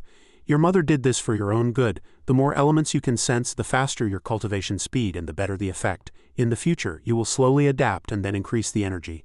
Now that we are all by your side, of course, we will try our best to make you cultivate under extreme conditions, but if you are alone, you must be very careful. He even meticulously instructed him step by step. When you go to Heavenly Dragon Star, we cannot be by your side. Xuanyu nodded in understanding. Yes, I understand. Wulin also considered a fallback plan for his safety. If you truly encounter danger, inject your divine power into the bracelet I gave you. The intent contained within it will definitely protect you. At the same time, I will know immediately, and then your mother and I will help you through it. However, if you land on Heavenly Dragon Star, you will definitely be exposed, so you must be careful. That is the most important thing. Jiyu Yuena then shared their plan with Xuanyu. We will also find an opportunity to investigate the Dragon Realm. Mom must have been to that place. Mom must have obtained the Dragon God core there. Mom and Dad can both be considered part of the Dragon God. On the contrary, we might be able to hide ourselves. Xuanyu also solemnly promised, I understand. I will be especially careful, not just for myself, but for everyone. Wulin nodded in satisfaction, encouraging him. Good, tidy up and prepare to depart. As the three family members chatted, the 33 Skywings battleship quietly detached from the silver-armored Great Rock battleship's reserve space, flying towards the 7th Fleet, gradually deactivating its stealth mode during the flight. After they left, Tang Wulin infused his mental power into the entire silver-armored Great Rock battleship. He manipulated the battleship to bypass the 7th Fleet's defenses and fly towards Heavenly Dragon Star. During this time, Xuanyu sent a communication request to Xing, who quickly connected and greeted him warmly. You're finally here. If you didn't come soon, the commander would have sent the military department to urge you. He scratched his head sheepishly, reporting, The commander is that urgent? We didn't delay on our home planet, did we? Xing said half-jokingly, half-seriously. We can't help but be urgent. Every time you return from Heavenly Dragon Star, the things you bring back are too important. You're already the deputy commander-in-chief of our Xing battleship. Your status is second only to mine. All of your military ranks will be elevated by 1 level. I estimate that in at most a year, your lieutenant general rank will be guaranteed. Xuanyu murmured in surprise, Is it that easy to get promoted? I heard it's very difficult to get promoted after the general rank. This made Xing correct him helplessly. Don't you know what you've done? The most important thing now is not the resources and data you brought back, but you yourself. Finally, Xing didn't forget to remind him about the appointment. After you return, come with me to see the commander. He has something to tell you. Xuanyu nodded. Okay, I'll find you when I get back. Meanwhile, outside the universe, a spaceship was gradually approaching the silver-armored Great Rock battleship. The main hatch of the mothership opened, welcoming this uninvited guest. Xuanyu and his companions also curiously peered at the people disembarking from the spaceship. Xing, who had just been distant in the communication, now appeared before Xuanyu, welcoming them back to the fleet, which surprised him. Why are you on the mothership? Don't you need to go back? Xing extended his hand, inviting, Of course, come with me to see the commander. Your friends can rest first. Once they were steadily seated in the vehicle, Xuanyu asked, What's wrong? Is it that urgent? Xing skirted the issue, firmly refusing to tell the truth. The confidentiality level is too high now. The fewer people who know, the better. Although you still hold the position of Deputy Commander-in-Chief of the Xing battleship, in the future, you only need to report to the commander alone. All data and information related to you have already begun to be completely destroyed. I will be your liaison, and the commander is the one you need to report to. This evasive attitude made Xuanyu laugh helplessly. I'm feeling more and more like a spy now, Xing solemnly explained. This is also for your safety. There might be Dragon Horse Galaxy spies somewhere. Although you pretended to be female on Heavenly Dragon Star. Your appearance is too outstanding, so it's inevitable that you might be recognized. They chatted back and forth. It's not just you. Bai Shusho's confidentiality level is the same as yours. You'll need to explain it to her when you get back. The vehicle had arrived at the command center gate, and a subordinate reported, We've arrived. Xuanyu followed Xing, looking around curiously. Is the command center that big? It feels deserted. After a long walk, the two entered an office. Commander, we're here. Bailing was much gentler than the stereotypical image of a general. It's good that you're back. Have a seat. We're all family here. Let me get straight to business. First, on behalf of the Federation, I extend our most sincere gratitude and respect for your contributions. Xuanyu smiled respectfully in response. Thank you for the Federation's recognition. Bailing then directly got to the point. The Federation has already contacted Tang Men and will provide enough rare metals, inviting Tang Men to specially craft god-level mechas for all of you. A total of 33 units. Hearing this, Xuanyu's eyes shone with excitement. God-level metals. The Federation is actually so generous as to provide enough rare metals to craft 33 mechas. This is an astronomical figure, but there's no such thing as a free lunch. As expected, Balin continued. Crafting god-level mechas for you is because you have rendered outstanding meritorious service, and also to enhance your strength and ensure your safety. Of course, this is not entirely without conditions. Xuanyu asked curiously, What conditions? Bailing directly stated their requirements. The condition is that if you leave the military system in the future, you must return the mechas to the military. Of course, Tang Men has the right to transform the mechas back into metal, ensuring that technology is not leaked. Hearing this, he suddenly realized, thinking, no wonder the Federation is so generous. It's to bind us to the military. We can use these good things. If we leave the military, we lose them. However, this cost was not too high compared to what they gained. So Xuanyu immediately agreed without hesitation. I accept this condition. After the agreement was reached, Bailing nodded in satisfaction and revealed shocking news. You are a smart person, it's good that you understand. This is the Federation's reward for you. Also, the Federation has specially decided to elevate your Heaven Fighter rank to rank 9. Hearing this, not only Xuanyu but even Xing exclaimed in surprise. What? He already knew you were formidable, but now he truly looks at you with new respect. The entire Federation only had 3 rank 9 Heaven Fighters before this. A young man under 20 years old actually held the same status as the Sea God Pavilion Master. Bailing gently reconfirmed, yes, rank 9 Heaven Fighter is a high-level position in the Federation. In special circumstances, the authority can even be greater than that of the Federation commander. Although your military rank remains Major General to conceal your identity, a rank 9 Heaven Fighter automatically becomes the Deputy Minister of the Heaven Fighting Department. Deputy Minister Lan, you no longer need to salute me from now on. Xuanyu happily agreed. Yes, even at this moment the news still filled his heart with surging emotions. Is this still the Federation government I know? For 10,000 years, the Federation government has always tried its best to suppress Shrek Academy and Tangmen. As a deputy minister, he could to a certain extent manage them. Bailing suddenly handed Xuanyu a sealed secret document. This is an introduction to the authority of a rank 9 Heaven Fighter. Please destroy it after reading. He took the document and couldn't help but ask, does the Federation have any requirements for me to be a rank 9 Heaven Fighter? Bailing understood the young man's deep-seated worries. You have made outstanding contributions to the Federation and deserve this reward. Since the Federation has already rewarded you, just accept it. You should know that even the Tangmen Master, although also a Deputy Minister of the Heaven Fighting Department, is only in rank 8 Heaven Fighter. Then Bailing turned to other topics, discussing the new mission the Federation had assigned him. The Federation needs someone to supervise and record Xuanyu's infiltration operations. This condition cannot be refused. Xuanyu hoped that the Federation could select someone quickly to ensure he could return to Heavenly Dragon Star as soon as possible. It was then that Bailing informed him of the actual situation. You've arrived. This is the supervisor for this mission. At this moment, Guanghu arrived in time and introduced herself. Hello, I am Yuan N. Guanghu. By seniority, Wei Wei should call me Aunt. Major General Yuan N. Guanghu. Xuanyu was a bit bewildered by this sudden relationship. Aunt, he quickly analyzed her identity in his mind. This general looked to be only in her 20s. A general in her 20s, her background cannot be underestimated. There must be something special about her. Without waiting for orders, Guanghu immediately stated her position. Please rest assured, during the mission I will only bring my eyes and ears, not my mouth. Xuanyu amiably expressed his gratitude for her support. Only now did she officially demonstrate her strength. You're too kind. Allow me to briefly introduce myself for the convenience of our future cooperation. I am affiliated with the Federation's War God Hall. I am currently a rank 97 titled Duluo, the 18th of the 18 War Gods. My martial soul is a mutated martial soul, uniquely named Titan Dragon by my family. Federation has already considered that Dragon Martial Soul Masters' bloodlines are easier to infiltrate under your cover, which is why they sent me. Xuanyu quickly grasped the key point in her words. Unique martial soul. Only one appearing in history can be called unique. Among the young people in the Federation, she can be said to be among the best of the best. Despite his surprise, he calmly ordered, All right, if you don't need to prepare anything then let's depart immediately. Bailing spoke after they had finished communicating. Since you're acquainted, let's get going. If you need anything, the 7th Fleet will cooperate with your actions at any time. Xuanyu and Guanghu bid farewell to Bailing and left the command center together. She took the opportunity to secretly browse the data of the person walking in front. Federation data showed. This person is only 19 years old, yet holds the identity of an 8th rank Heaven Fighter with the rank of Major General, and is one of the newly announced Shrek 7 monsters. Meeting him today, she was indeed impressed. Xuanyu was truly too young and extremely modest, unfathomable, completely lacking the usual impetuosity of youth. Even with her discerning eye, she couldn't find any flaws. Xuanyu felt Guanghui's focused gaze and directly asked, Is there anything else you haven't said? She smiled, hiding her true thoughts. No, let's keep going. But in this reconnaissance mission, Guanghu was more concerned about a more important point. In fact, the Federation had also given her an undercover assignment. Her superior's instructions echoed in her ears.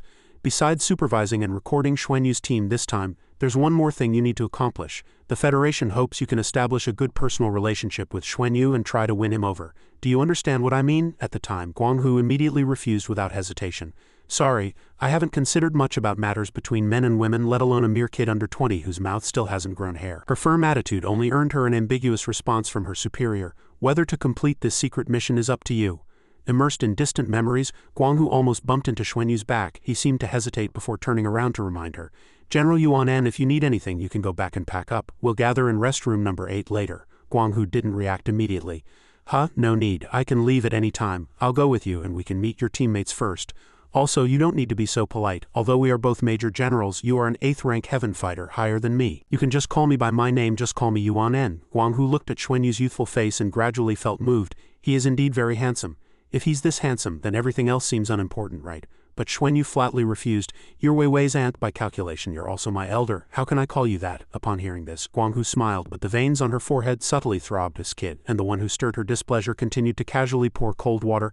In the future, everyone and I will call you aunt, just like Wei Wei does. After Xuanyu decided on his own, he turned and suggested, then let's quickly go meet up with Wei Wei and the others. Helplessly, she had no choice but to respond, all right. The mission became tricky, gradually piquing Guanghui's interest. Lan Xuanyu was not an easy person to deal with. Although it was just a simple matter of address, it served multiple purposes. Completing this mission would probably not be simple. The two entered the departure station. The 33 Skywings battleship was already prepared. Everyone boarded the dedicated shuttle, guided by the mothership back into space. The battleship entered cruising mode, activated stealth mode, and accelerated towards Heavenly Dragon Star. Once all the teammates were present, Xuanyu officially informed everyone. This time returning to Heavenly Dragon Star, we have a guest accompanying us, the 18th War God from the Federation's War God Hall, Senior Yuan En Guanghu. Please welcome her. Bai Shu and Qian Lei immediately noticed the familiar name. Yuan En, the same surname as Wei Wei. Could they be relatives? He anticipated the question and quickly replied. That's right, she's actually Wei Wei's aunt. There are no outsiders here, so everyone can just call her Aunt Guanghu from now on. The young people obediently and happily greeted her. Great, calling her aunt is more intimate than calling her sister. From now on, you're everyone's aunt. Hello, aunt. Each cry of aunt hit Guanghu like a heavy stone, filling her with secret resentment. If she had known, she shouldn't have mentioned her relationship with Wei Wei to this kid. Lan Xuanyu, I'll settle accounts with you sooner or later. Guanghu tried hard to persuade the youngsters to change their address. Actually, there's no need to call me aunt. You can just call me by my name. And I'm not much older than you. My main purpose here is to learn and to convey messages, so please rest assured I'm not the type to betray friends for the Federation's interests. Qian Lei didn't care much about this, only curiously asking his friend Wei Wei, how come we've never heard you mention such an amazing aunt? He innocently replied, I've only heard about her from my family, but I haven't met her yet. Xuanyu secretly observed her from afar, already understanding her purpose. The Federation sent this senior, with supervision likely being secondary, and winning him over being the main goal. If so, the situation would be relatively better. At least she wouldn't pose too many obstacles to our actions. However, even so, he still pretended to be innocent and spoke to Guanghu. Aunt, don't be so polite, we can't mess up the generational order if we don't call you aunt. That would be disrespectful to Wei Wei and everyone. Let's still call you aunt, it's more affectionate. The other party was so annoyed that she was too lazy to say more. Suit yourself, whatever makes you happy. 4 days later, the 33 Skywings battleship steadily arrived at its destination. At this moment, Xuanyu was assigning guard duties to 2 companions. Leihan, this time you and Ice Old Man stay behind. We'll rotate every half-month, and the rotating person will also report news and bring back resources. Leihan stepped forward and pleaded with the captain, Boss, can I not stay with him? He calmly pressed for the reason. What's wrong? Do you two have a conflict? His eyes sparkled with hope. No, I just want a female companion. A male and female partnership makes work easier. But this request was immediately rejected by Xuanyu. Anyone else is fine, but not you. Leihan felt his heart ache and tears streamed down his face. Boss, don't you trust my character? Tinling didn't give his friend any face. All right, stop talking about such non-existent things. Let the boss go. He firmly took responsibility for dealing with his complaining friend. Boss, don't worry, I'll keep an eye on him. It's settled. The others prepared to depart, and Xuanyu, relieved, turned to ask, do you have a mech? Please pilot your mech and depart with us later. Guanghu gently nodded in agreement. Okay, but silently endured the old-fashioned address. She had gotten used to being called Aunt these past 2 days, so Aunt it was. Outside the universe, the spaceship continued to accelerate towards its destination. This made Xuanyu suddenly discover Guanghui's new transformation, a god-level mech, and he didn't forget to urge, Aunt, let's go. She immediately agreed. Okay, following his command, the 33 Skywings battleship sped towards Heavenly Dragon Star. Xuanyu suddenly remembered something. He had to call Liang Pu. As soon as the other party picked up the phone, he asked, Liang Pu, how have things been at home while we were away? He happily reported. The house is full of delicious food. He understood, grasping the unspoken meaning. Not bad, a code is correct. Then he smoothly led into the topic. Has anyone come to visit? Liang Pu meticulously explained what had happened recently. Huang Yuling came several times, only asking about your injuries. I said you've been in seclusion, and I wasn't clear about the specifics. He then left. A few days ago, he said your Dragon Force Hall was almost renovated. He wanted me to tell you to inform him immediately after your seclusion ends. Seeing that there was nothing too important, Xuanyu ended the call. All right, I'll end my seclusion in a bit. Meanwhile, the spaceship had successfully landed on the outskirts of Fenglong City. Xuanyu had Elder Tree stand in front of Yuan En Guanghu. Xuanyu briefly explained the next plan to Elder Tree and Guanghu. Elder Tree would provide support outside the city, and Xuanyu and his team would disguise themselves as members of the Blue Sea clan to infiltrate the city. He directly arranged the itinerary and more specific details would be told to her by Wei Wei. Guanghu had no further objections. Okay, at this moment her mind was already drawn to everything around her. The life energy is truly abundant here. Cultivating here will definitely yield twice the results with half the effort. Coming here was truly worthwhile. After arranging Elder Tree and returning the Ring of Destiny to him, Elder Tree continued to take root here. He began to experience a second spring. The abundant life energy here made him reluctant to leave. Plant-type soul beasts were released one by one from the Ring of Destiny by Elder Tree, with previously visited plant-type soul beasts leading newly arrived ones in a 1-to-1 or 1-to-2 ratio. After the distribution was complete, the plant-type soul beasts set off from the forest, rapidly spreading out to find habitats for cultivation. After Xuanyu arranged everything, he turned and asked Guanghu for her opinion. Aunt Shusho and I need to return to our residence over there. Do you have any instructions? She immediately stated. I have nothing to do, I'll go explore the city later. Xuanyu felt a little uneasy upon hearing this. Aunt, can you ensure your disguise is fine? Guanghu confidently replied. My martial soul is also a dragon martial soul, and it's quite special, so even if it's exposed it shouldn't be a problem. But Xuanyu still wanted to further enhance her safety. It's best not to expose yourself. If you absolutely must go out, be extra careful. Bring teammates with you when you go out. You can also support each other. Yuge, I'm counting on you. Yuge replied concisely. Okay. After giving instructions to everyone, Lan Xuanyu quietly left with Shusho. The two directly used spatial transfer, silently appearing in the closet of their residence. In the closet, they first used their mental power to explore and perceive the surrounding environment. After confirming there were no issues, they quietly returned to their main bedroom where they had been in seclusion. Bai Shu collapsed tiredly onto the soft bed. What do we do next? Tell Huang Yuling that we've come out of seclusion. Xuanyu smiled as he looked at her. No rush, let's cultivate for a day or two first, then he reminded her. What are you laughing at? I'll apply dragon marrow for you. Bai Shu immediately became highly alert. What do you want to do? He explained with a wry smile. Nothing, we just got back. Oh right, I almost forgot. As soon as he finished speaking, golden light emanated from Xuanyu's body, filling the entire room. A few seconds later, a golden dragon princess with fairy-like beauty appeared before them. You have to dress like this here. Bai Shu immediately smiled happily. So beautiful, you're really beautiful like this. Xuanyu angrily warned her in advance. Don't provoke me or else. Before he could finish, he suddenly pounced on her. You're done for. Bai Shu then obediently pleaded. All right, stop messing around, I'll cultivate then. Xuanyu looked at her with extremely gentle eyes. That's better. The two began to meditate seriously. This time, with our own Dragon Force Hall, we can cultivate diligently here from now on. I will absorb the pure Dragon Chi from the Dragon Force Hall, convert it, and then transmit it to my teammates and you. I can cultivate now. Upon hearing this, Bai Shu asked in confusion, what about you then? Xuanyu already had clear considerations. I wonder if this Dragon Force Hall which belongs to us can provide enough energy for my cultivation. The Dragon Force in the Dragon Force Hall should be sufficient to nourish my meridians. I also have the Light Dark Divine Thunder to cultivate. After completing the Light Dark Divine Thunder body tempering, I'll try the Heaven Earth Tribulation body tempering. By then I'll have enough strength to go to the Ascension Dragon Pillar again, or attempt a trip to the Dragon Realm. The girl nodded and reminded him. Indeed, there are many opportunities here. It's good for us to accumulate more as long as you're not in a hurry. Xuanyu intended to reassure her. Don't worry, when I was a child my cultivation speed was much slower than my companions. Now my cultivation speed is countless times faster than before, so I'm not in a hurry at all. When the two woke up from this cultivation session, 3 days had already passed. Xuanyu tightly closed his eyes and called out, Condense. Feeling the abundant power within his body, he secretly sighed, noting that using only 1/3 of the elemental energy from before was indeed much easier. With previous experience, continuing body tempering now would at least not be dangerous. Bai Shu spoke from behind.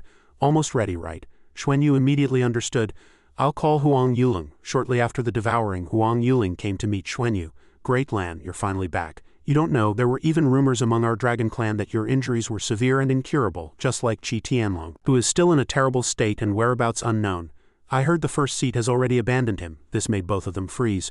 What does abandon mean? The elder enlightened Xuanyu. Qi Tianlong was too severely injured, and this time his loss to you greatly displeased the first seat.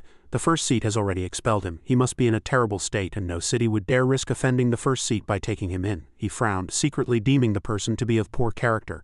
This heavenly dragon first seat is indeed a heartless individual. Then he heard him announce, It's good that you've recovered. Coincidentally, I have something important to tell you. Xuanyu curiously asked, What is it? Yuan Lang explained each matter. First, the first seat ordered that if you recovered, he wanted to invite you to the Ascension Dragon Pillar. He has something to ask you. He nervously pondered. Still going to the Ascension Dragon Pillar? The Heavenly Dragon first seat wants me to go to the Ascension Dragon Pillar. What for? He didn't reveal more, just continued to convey the command. Also, the higher-ups hope you will take up a position in the Heavenly Dragon Alliance and among our Dragon Clan. Both matters left Xuanyu unclear. What does take up a position mean? Huang Yuling introduced Xuanyu to the organizational structure and positions of the Heavenly Dragon Alliance. Here it is primarily centered around the Dragon Clan, with multiple races jointly governing the alliance's upper echelons. One part is the Heavenly Dragon Council, with only 18 Dragon Knights as members who, along with the Dragon Council Lords, are the supreme ruling class of Heavenly Dragon Star, possessing absolute authority. Another part is the Clan Leader Council, composed of clan leaders from various major races or elders representing various groups. They are responsible for managing the daily affairs of the entire planet, with over 100 important members in total. Besides these two councils, there are also several departments, including the Alliance Military, 12 City Lords, and the Alliance Chamber of Commerce. Through the other party's narration, Xuanyu gradually gained a rough understanding of this organization. Heavenly Dragon Star's class system is indeed extremely distinct. He curiously asked about the family's decision. So what position does the first seat want me to hold within our Dragon Clan? Yuling solemnly explained, it's like this. By bloodline, the Dragon Clan is divided into Upper Dragon Clan, Middle Dragon Clan, and Lower Dragon Clan. Only our Upper Dragon Clan can serve as City Lords, and it must be an Upper Dragon Clan member who can transform into human form. The first seat has already bestowed upon you the title of Heavenly Dragon Council Reserve. This title reflects your status among our Dragon Clan. Xuanyu seized the opportunity to advocate for his friend. What about Shusho? Yuanlong glanced at Bai Shu, then explained the result. You two will participate in the Ascension Dragon competition as a team to become Dragon Knights. That means everyone has become one, and what belongs to you naturally also belongs to Shusho. The Alliance has also approved your entry into the Clan Leader Council. The Clan Leader Council will be re-elected annually to allow various races the opportunity to change their representatives. Of course, you don't have to participate. We suggest you should focus on cultivation, as becoming a Dragon Knight as soon as possible is important. He Lan also nodded in agreement. I think so too. I should still focus on cultivation, Yuling said a lot before getting to the last thing.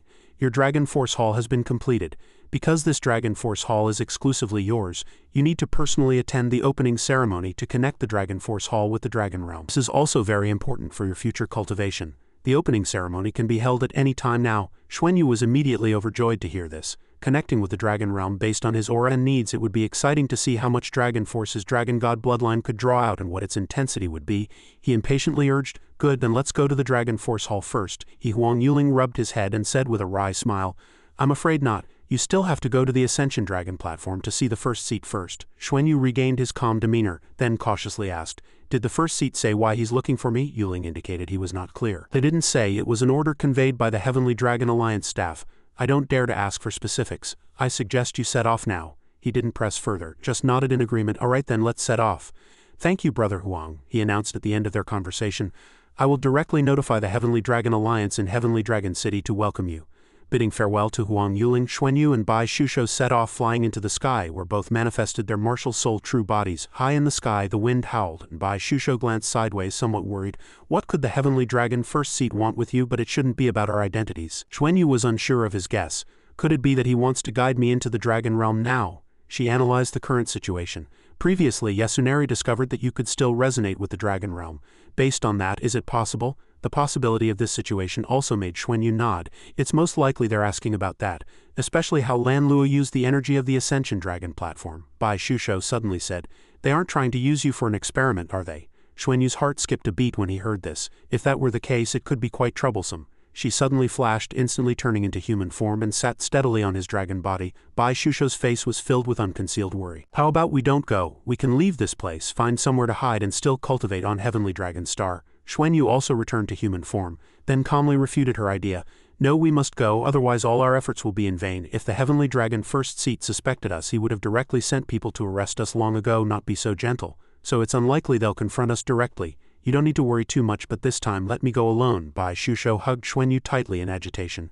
No, if we go, we must go together. He helplessly tried to persuade her. Check my amulet for me. If there's real danger, I should be able to protect myself, but she firmly refused to budge. Save it. I've known you for so long, don't I know what kind of person you are, trying to trick me? No way, I'm going with you. Xuanyu looked at Bai Shusho's stubborn expression, understanding that persuasion was useless, and could only smile wryly. Nevertheless, he cautiously reminded her.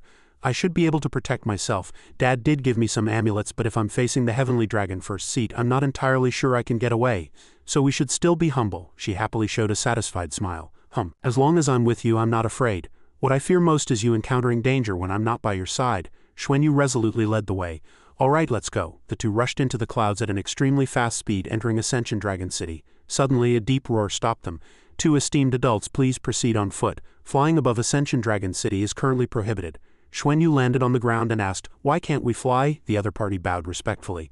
"Golden Dragon Princess, this is an order from the Heavenly Dragon Alliance. Before those who are already flying enter, they need to be stopped." He adopted an arrogant posture and instructed, "Find us a vehicle to take us to the Ascension Dragon platform. The first seat has summoned us." Just then, Xuanyu's communicator on his wrist rang, an unfamiliar number.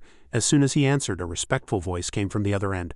"Hello, Golden Dragon Princess, I'm Du Xinyu, affiliated with the Heavenly Dragon Alliance. Have you already entered the Ascension Dragon City area?" Xuanyu quickly answered the question. "Yes, I just landed. You can locate me through my communicator." Xinyu hastily promised, "Okay, please wait a moment, I'll be there to pick you up soon." The fervent gazes of the two dragon race members made Xuanyu's forehead twitch. "All right, then I'll wait for you right here." Then Xuanyu deliberately asked, "We've already landed, why are you two still here?" One of them excitedly seized the opportunity and said, "Of course, it's to protect the Golden Dragon Princess." When the greeters arrived, his excited expression made Xuanyu laugh wryly. "I'm not saying this, brothers, but let's be a bit more restrained." Bai Shusho, far from sympathizing, was laughing heartily. "You're truly a young heartthrob among the dragon race now." Xuanyu mercilessly dismissed them.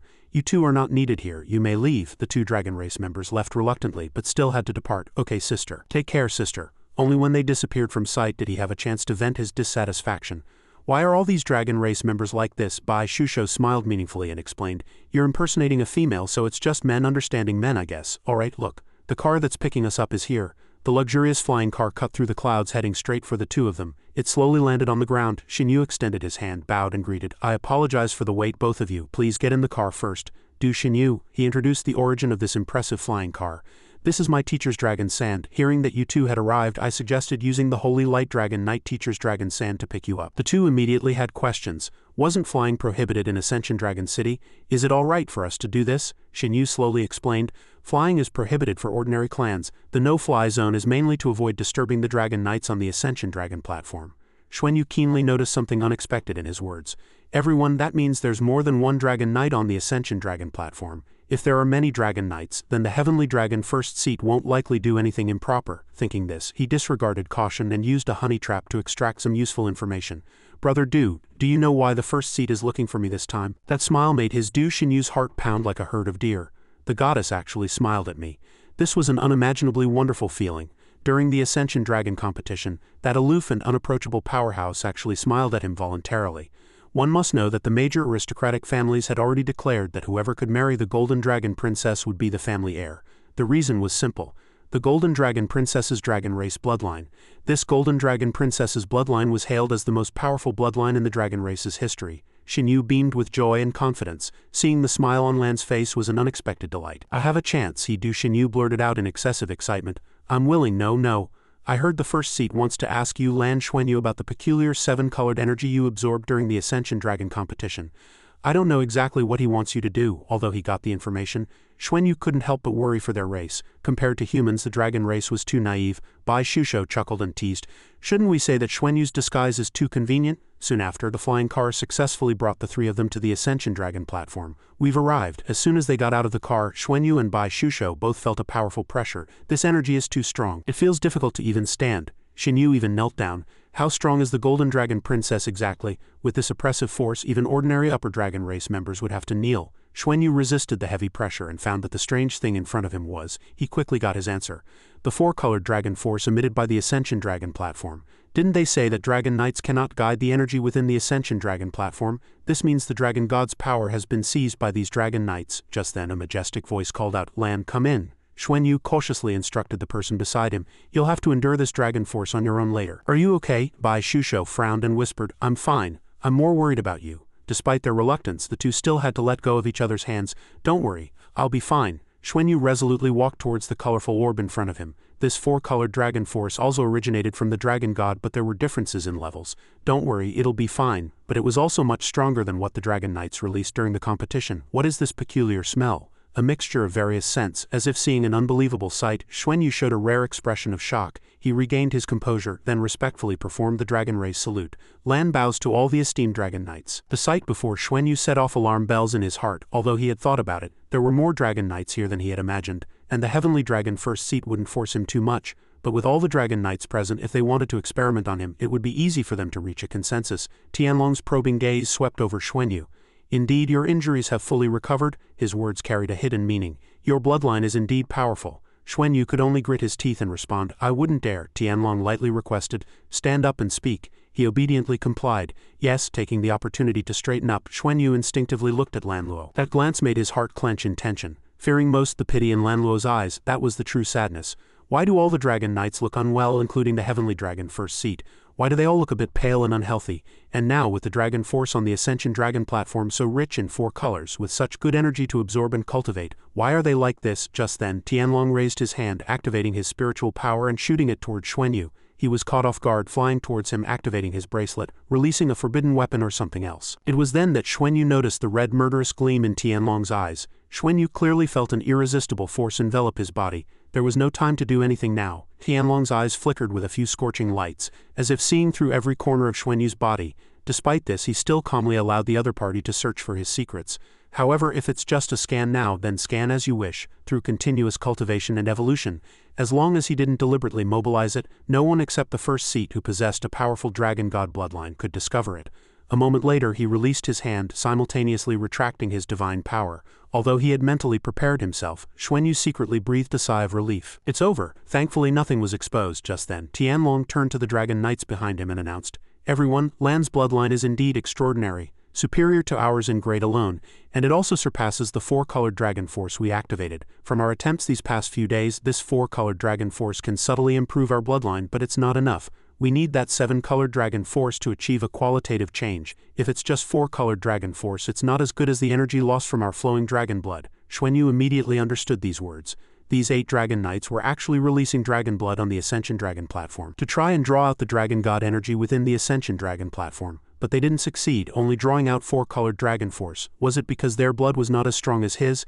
If it was just to observe his absorption process, that would be great. But as expected, Tianlong turned around and asked, Lan, we have something to ask you. A wave of anxiety surged in his heart. It seemed he couldn't escape being experimented on today, but he still respectfully replied, Please speak. He directly raised the question that had troubled them for a long time. During the Ascension Dragon competition, your blood activated 7-colored energy, thereby allowing your bloodline to evolve. We are researching this energy and have also tried to activate it with dragon blood. We barely managed to activate a small amount of 7-colored dragon force, but it quickly reverted to 4 colors. Xuanyu knew he couldn't avoid it this time, so he proactively offered. Reporting to the First Seat, I once felt that the energy you spoke of was extremely powerful, but how that energy is activated I also don't know. If possible, I am willing to conduct an experiment for you all, to see if I can draw out 7-colored dragon force for your cultivation. Tianlong seemed very satisfied with this answer, and immediately summoned some dragon marrow for him. Very well, then you may try it, rest assured. We will compensate you for your consumption. Dragon marrow can generate blood, so use this first. Xuanyu took the small box and secretly evaluated. Dragon marrow, given by the Heavenly Dragon First Seat, is probably not ordinary dragon marrow. He unceremoniously opened the box and a pure spiritual energy immediately rushed out. Xuanyu blurted out in a daze, the energy of this dragon marrow is so strong. Looking at the fluctuating airflow around the dragon marrow, he stated with certainty, and the purity is absolutely rare. This is good stuff. It seems the Heavenly Dragon First Seat has no ill intentions towards me, so this will be easier. Thinking this, Xuanyu absorbed the energy of the precious item in his hand without hesitation. Streams of dragon marrow were completely utilized, and the dragon force it stimulated became dazzling. The Dragon Knights witnessed this scene with their own eyes, each igniting a strong hope. If our bloodline could also evolve, would this happen to us too? I wonder to what extent the 7-colored dragon force he draws out will reach, and if he can draw it out again. At this moment, Xuanyu was immersed in his meditation state. This level of dragon marrow had a significant effect on him, but it would definitely have an even greater effect on his teammates. Could the fire attribute dragon marrow be from the Fire Dragon King? Feeling that the energy was ripe, he unhesitatingly cut his wrist to draw blood, forming a vortex of dragon force that swirled around his body. At this moment his heart was a little anxious. I've already integrated my spiritual power into my blood, conveying the intent to refuse to activate the 7-colored dragon force. They shouldn't discover it, right? After some time, despite their best efforts to utilize Xuanyu's dragon force, the Dragon Knights were still utterly disappointed because they couldn't awaken the 7 colors. They whispered reluctantly, No way, if he Lan also can't draw out the 7-colored dragon force, what then? Was it just an accidental stroke of luck before? Is there not enough blood? How about we extract more blood from him? Xuanyu sensed the Dragon Knight's spirits becoming unstable and secretly deliberated. If no seven-colored dragon force can truly be drawn out, then in the future, when trying to break through on the Ascension Dragon platform, it will certainly be impossible to draw out a certain degree of seven-colored dragon force. Moreover, seven-colored dragon force can only be absorbed by himself, which would be an even better omen. From the current situation, the Ascension Dragon platform seems to understand his mental intentions. Then I will change my intention. The Dragon Knights first felt a change in the airflow. Streams of seven-colored dragon force gradually rose from the ground, gently caressing everyone present. Tianlong was also overjoyed, quickly swirling a colorful stream of air into his hand. This seven-colored dragon force is hard-won. It would be better to absorb it quickly. Suddenly his expression turned incredibly grim. What's going on? This dragon power is repelling my bloodline, different from the one I drew out last time. No, I can't absorb it. Tianlong couldn't believe such a strange phenomenon and tried to order Xuanyu. You try to absorb it? Lan Xuanyu innocently agreed. Immediately, the seven-colored dragon power gently wrapped around Xuanyu as if it had found its home. The brilliant, colorful ribbons easily integrated into his body. They converged, making Xuanyu's dragon scales shimmer like a dazzling galaxy. The Dragon Knights were shocked to see this. There was no repulsion. It was absorbed successfully. Someone boldly voiced the confusion of all the knights present. First seat, can we truly not absorb this seven-colored dragon power? Tianlong could only conclude, this seven-colored dragon power can probably only be absorbed by whoever's bloodline drew it out. You can all try it yourselves. Since things had come to this, they could only try their best, concentrating their spiritual power to condense their own seven-colored dragon power. Despite their utmost efforts to absorb the seven-colored dragon power, the Dragon Knights discovered with frustration, no, we simply cannot absorb it. Gloom could not even begin to describe Tianlong's expression at this moment. So much time spent, so much energy consumed, yet ultimately they couldn't find a way to draw out the seven-colored dragon power. And instead, the junior succeeded. Just then, Lan Luo carefully spoke up. First seat, this might not be a bad thing. Tianlong unhappily glanced at her. How so? Lan Luo tried her best to persuade him. Could it be that because Lan's bloodline is rather special, this situation occurred? Currently, her strength is still relatively weak, not enough to truly mobilize the energy within the Ascension Dragon platform. I speculate that in the future, after Lan breaks through to God level, she might be able to draw out the internal energy, and it won't be specific to an individual. At that time, we might also be able to use that energy, right? Tianlong knew the protective intent behind Lan Luo's words. This dread demon Dragon Knight was clearly speaking up for Lan, obviously wanting the dragon race to help her achieve godhood as soon as possible. But he had to admit that what Lan Luo said might happen.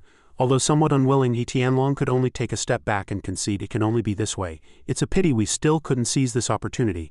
Our dragon race's true talent only truly manifests from the moment we become gods. We'll just experiment again after she breaks through to godhood. With that, the heavenly dragon first seat waved his hand and disappeared. The Dragon Knights also didn't say much and left one after another. Xuanyu had been recovering on the Ascension Dragon platform, and then woke up from his meditative state. He slowly regained his composure, and the energy flow within his body gradually stabilized. As soon as he opened his eyes, Xuanyu saw Lan Luo walking towards him with joy.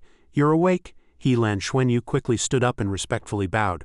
Lord Lan Luo, please just speak freely. There's no need for so much ceremony among ourselves. Although he knew the other party understood, he still seriously emphasized it again. Even I didn't expect your talent to reach such a level. Extremely outstanding. This seven-colored dragon power is very beneficial for the evolution of your bloodline. You must not waste it. Xuanyu listened intently, and then Lan Luo asked curiously and tentatively, do you feel anything yourself, especially at the moment the blood dripped onto the Ascension Dragon platform? Xuanyu hesitated. I'm not too sure, but there seemed to be a faint voice calling to me, but I can confirm that the seven-colored dragon power only appeared after I heard that voice. Lan Luo nodded in understanding after hearing this. This means it might have already acknowledged you. At least it's beginning to acknowledge you. It seems you truly have a connection with it. Xuanyu looked forward to her guidance. Lord Lan Luo, what should I do then? She gave an unexpectedly simple answer. You don't need to do anything, just continue to cultivate diligently until you become a god. He then tried to ask, can I come here often to try cultivating? This time the answer was a straightforward refusal. Certainly not, at least not without the first seat's approval, but I will propose it for you. Under the guise of experimentation, you will likely have the opportunity to cultivate here once every so often. I stayed behind mainly to remind you of one thing. Remember not to rush your breakthrough to god level. Xuanyu noticed the solemnity in his words and directly asked, why is that? Lan Luo did not hide anything. Clan members who have not yet become gods believe that achieving godhood is an instant ascent. But we Dragon Knights all understand that the most crucial period is before achieving godhood. The decisive role before achieving godhood is to accumulate potential. You absolutely must not break through until you feel your bloodline has completely transformed into seven-colored dragon power. Xuanyu clearly understood every word he said. I understand you're doing this for my own good. Lan Luo couldn't help but find it somewhat amusing. Looking back now, this time was indeed a bit humorous. Because you obtained a bloodline evolution in the Ascension Dragon competition, we Dragon Knights were all very surprised. We also wanted to enhance our bloodlines, so everyone collectively decided to give it a try. Saying this, he couldn't help but burst into laughter, and you saw the result. We tried for many days, but the effect was not as good as yours after only a short attempt. It's rare to see everyone like this, and it's quite interesting. This also proves how excellent your bloodline is. You just need to cultivate steadily, and in the future, you might even become the first seat's successor. But now our dragon race doesn't really need more powerhouses, in terms of individual strength, let alone Heavenly Dragon Star. Even in any galaxy we know, no one can compare to us. Manhua put all his effort into articulating the dragon race's highest goal. What we need is a powerhouse who can lead the entire dragon race to create a higher-level world. Xuanyu had never heard of that world, so he pressed further. What is a higher-level world? His eyes filled with longing as he described. The first time I entered the dragon realm, I was captivated by it. The countless skeletons of giant dragons told us how glorious it once was. Merely the lingering aura allowed us to become so powerful. After thousands of years of changes, our powerful race emerged. How powerful were the true dragon race in the past? To restore the dragon race's past glory, we first need our own god realm, and to create a god realm, just gathering many god-level powerhouses is not enough. It requires a true core, which is a stronger powerhouse at a higher level. Manhua solemnly entrusted this noble task to Xuanyu. We see hope in you, which is why everyone is kind to you. You need to continue working hard. Xuanyu felt lost and confused. The dragon race also wants me to become the dragon god. The dragon race hopes that a god king level powerhouse will create a god realm and then lead the dragon race to another level. Xuanyu also silently felt that this was interesting. If so, cultivating here will be easier. Manhua kindly revealed the true reason. This is also why I told you not to rush your breakthrough. We need to see your bloodline level when you break through to god level. What level it can reach. Xuanyu then fully understood the other party's meaning. Yes, if I can become a god king and create a god realm, it will also be greatly beneficial to the dragon race. Now the Dragon Knights no longer worry about lifespan issues. Manhua didn't linger long and proactively bid farewell. It's getting late. I'll be leaving first, and you two should also leave early. Xuanyu respectfully replied, yes, let's go too. The two walked out of the Ascension Dragon platform together. Outside, Xianxia was already waiting there with the familiar chariot parked beside him. Both of you please get in the car, I'll take you back. Xuanyu politely expressed his gratitude. You're too kind, you've been waiting for us. As they both settled into the chariot, he proactively requested, Brother, just take us out of Ascension Dragon City. We can fly back ourselves. But Xianxia waved his hand, insisting on fulfilling his duty. No problem, no problem. My teacher specifically instructed me to take you directly back to Funlong City. Saying this, he handed over a pre-prepared tray to the two. Oh right, I also have a few things to give you. Bai Shu curiously looked at the solemn items before her. What are these? Xianxia then diligently explained. These are the badges of our Heavenly Dragon Alliance. Those who possess these badges will have the responsibilities and authority of the Heavenly Dragon Alliance. Our Heavenly Dragon Alliance holds an extremely noble status on Heavenly Dragon Star, and even throughout the entire Dragon Horse Galaxy. Xuanyu nodded in sudden realization. So that's how it is. Xuanyu took the exquisite brocade tray and quickly scanned it. There were a total of 3 badges, 2 of which were silver-white. Both badges were made of a special alloy. He didn't know what metals this alloy was composed of, but judging from its strength and metallic texture, it was definitely no less than divine metal. The front looked similar, but the back was engraved with unique patterns, and there were also words. As soon as Xuanyu saw the words on the badge, he called out, Shusho, your name is on this badge. This is yours. Xuanyu then picked up his remaining badge and found that this badge had special energy fluctuations. This was a fluctuation similar to the spatial attribute, but extremely elusive. Seeing Xuanyu deep in thought, Xianxia cleverly introduced, our Heavenly Dragon Alliance badges themselves are important spatial storage items. It's perfectly fine to even store your own battleships inside. Moreover, after the first connection with your aura, it will belong to you. Once you encounter danger, you can activate the special spiritual imprint inside through mental power, and the nearest Dragon Knight will immediately come to your aid. That astonishing function made Xuanyu's eyes widen, his face full of surprise. Xuanyu couldn't help but praise. Amazing, such a small badge has such a huge function. At the same time, he tried to inject his mental power into the metal surface, then muttered to himself, could this also be an item for Dragon Knights to monitor us? No, this is a special rare metal that can store mental power and amplify it. Coupled with the magic array engraved on it, it can produce extremely special effects. Soon, Xuanyu's mental power continuously flowed in and the badge seemed to become a part of his body. Through mental induction, he could feel the numerous functions of this badge. The space inside is truly large, enough to accommodate a Meteor-class assault battleship, and its quality is much better than Duluo Star's soul-guided storage equipment. This thing is like a living creature. As long as it's in the Dragon Horse Galaxy, it can transmit distress signals in time. They also immediately knew what had happened. Even more terrifying, it also carries the image of a Dragon Knight who can fight. Mom almost died under the Heavenly Dragon First Seat's spiritual sense. Although it cannot be compared to a true super god level powerhouse, its strength is almost the same. Xuanyu asked himself curiously. I wonder whose Dragon Knight image is stored in this badge, but no matter who it belongs to, its power will certainly not be low. A true Dragon Knight might arrive in time, and there's also image protection. This is simply a life-saving talisman. At the same time, a chill ran down his spine. We've attacked quite a few dragon race creatures before. If they also have something similar, I'm afraid 10 lives wouldn't be enough for us. Thinking this, he tentatively asked Xianxia, Brother Du, how many members does our Heavenly Dragon Alliance have, and does everyone have such a badge? Fortunately, the answer made Xuanyu secretly rejoice. Besides the Dragon Knight Lords, including you two, there are currently a total of 11 members like you in the Heavenly Dragon Alliance. Only true Heavenly Dragon Alliance members are qualified to possess this badge. Furthermore, according to the Heavenly Dragon Alliance's requirements, this badge must be worn at all times. If a Dragon Knight needs to contact someone, they will directly transmit their voice through this badge. Xuanyu vaguely sensed another limitation of the badge. It can transmit voices, which means it might be monitored, and wearing it at all times would cause trouble for the Federation and his teammates' actions. This badge also has a spiritual sense array, just without the function of summoning images and Dragon Knights. Xuanyu took the last badge, which had completely different words engraved on it: Clan Leader Council. Xianxia noticed the doubt in the other party's words and solemnly explained, This is the Clan Leader Council's badge. You are already a member of the Clan Leader Council, so you're specially excused from participating in various affairs. The two then put away their badges. Although they had become true members of the dragon race, this also brought considerable pressure. Being monitored by Dragon Knight level powerhouses at all times, every move would become extremely troublesome, with the risk of exposure at the slightest mistake. Finally, Xianxia drove them to the outskirts of Fenglong City before leaving in his dragon sand. Before leaving, he also left his contact information, saying they could contact him anytime if they needed anything. After he drove the chariot away, Xuanyu and Bai Shu returned to their familiar room together. As soon as they returned to their private space, Bai Shu naturally sighed. The dragon race is truly wealthy, dread demon Dragon Knight. But Xuanyu immediately gestured for her to be quiet. Xuanyu carefully took out the 3 newly acquired badges, then cast a spell to envelop them. After completing a series of operations, he then confidently gestured that they could speak freely. Bai Shu asked somewhat uneasily, Can it be isolated? Xuanyu gave an affirmative answer. I asked Little Treasure on the way, and it said we can use illusions to show them what they want to see. Even so, Bai Shu was still nervous. It won't be exposed, will it?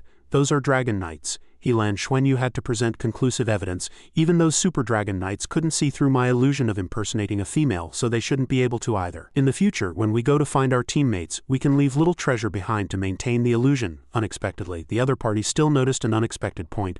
But it would still be quite troublesome if we wanted to go back, right? Xuanyu patiently answered Bai Shu's countless questions. The badges have a positioning system, so we can't leave easily. Even if we do, we must plan meticulously. Let's not talk about this for now. What were you going to say just now? She then temporarily forgot her worries and repeated her initial thought. I was just saying how wealthy the dragon race is. Didn't you hear the dread demon Dragon Knight say that? We only need to continuously absorb life energy and dragon power to cultivate. Only on Heavenly Dragon Star can such cultivation methods exist. Xuanyu pondered the Elder's teachings. According to Lan Luo, if my bloodline level can evolve again when I break through to God level, gaining more support from the dragon race, then I can become the higher level existence they anticipate. Bai Shu also only hoped that everything would remain so peaceful. If that's the case, that would be for the best. Once you become the dragon god, we might be able to resolve the Heavenly Dragon Star problem without a single battle, right? This was also what he longed for. This is also the situation I hope to see most. The more I interact with the dragon race, the more I can feel the strength of the ancient dragon race. For those dragon knights, power actually holds little meaning. They yearn for eternal life, and that can only be achieved in the god realm.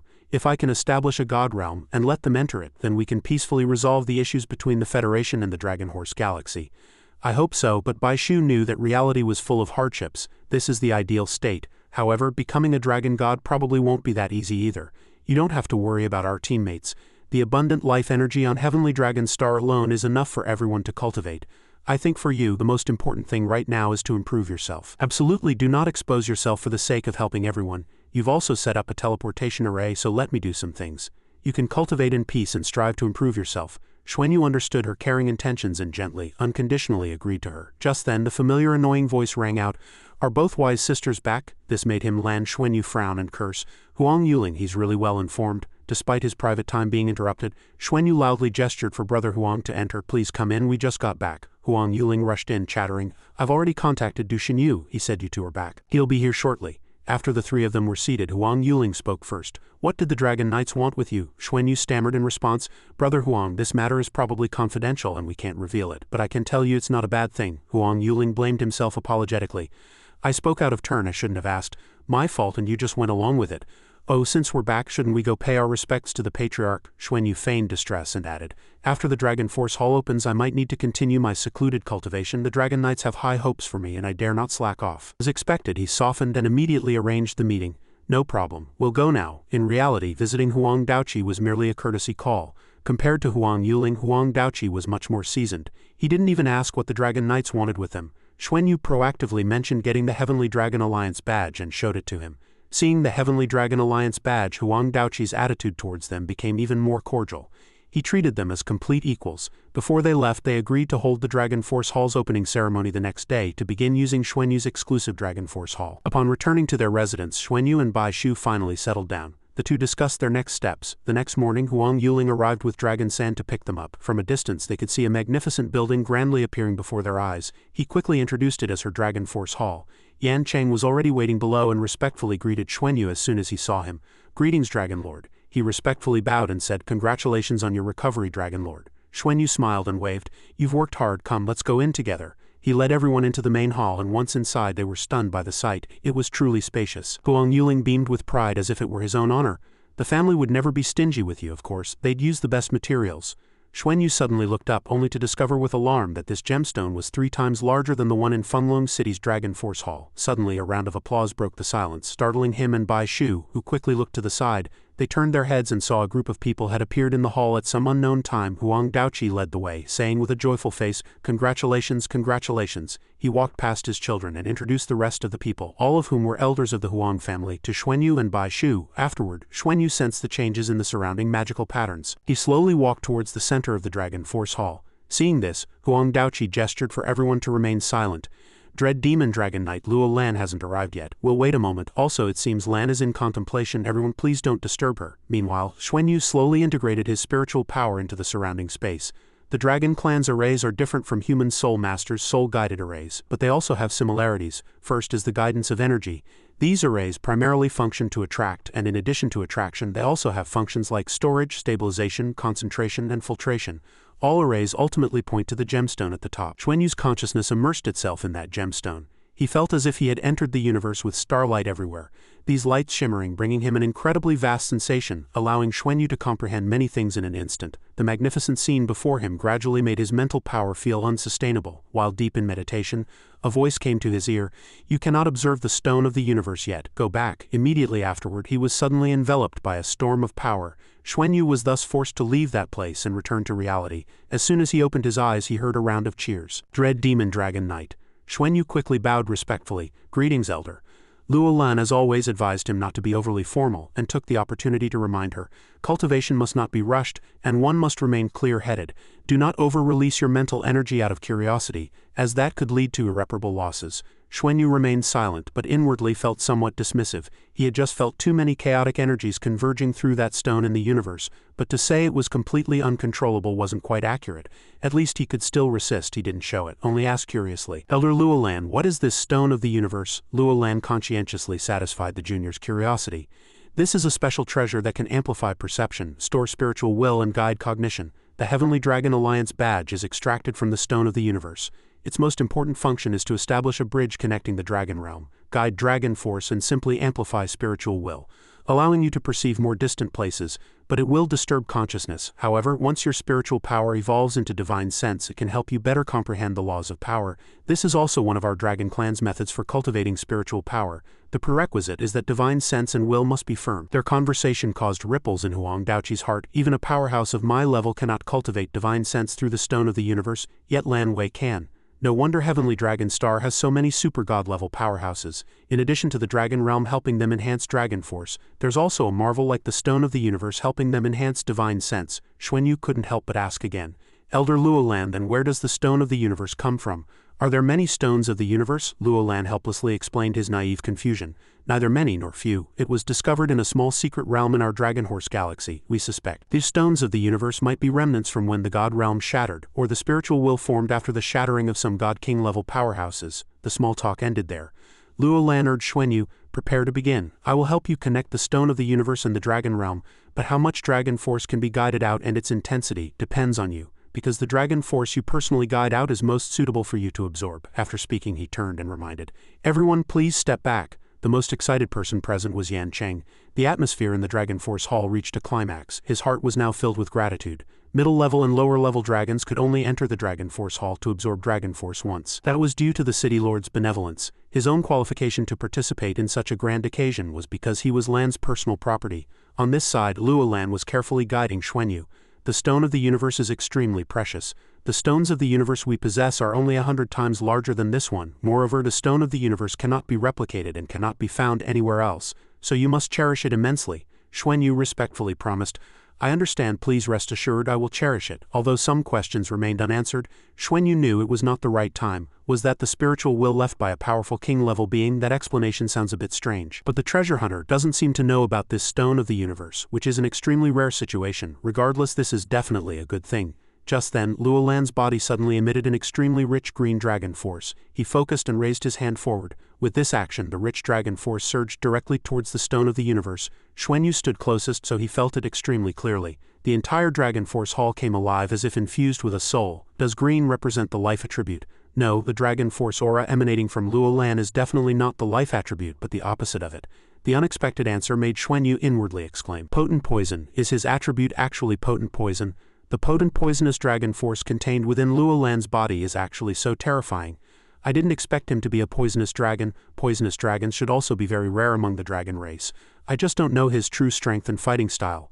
As if sensing the doubts in Xuanyu's heart, Luo Lan sternly reminded, concentrate. He quickly responded, yes. Xuanyu cast aside all distracting thoughts and concentrated on sensing the changes in the surrounding dragon force. The surrounding dragons also seized this rare opportunity to enter a state of cultivation. Before long, a pillar of energy shot towards the stone of the universe above their heads. The shining stone was enveloped by green light-like dragon force. Xuanyu felt a slight anomaly.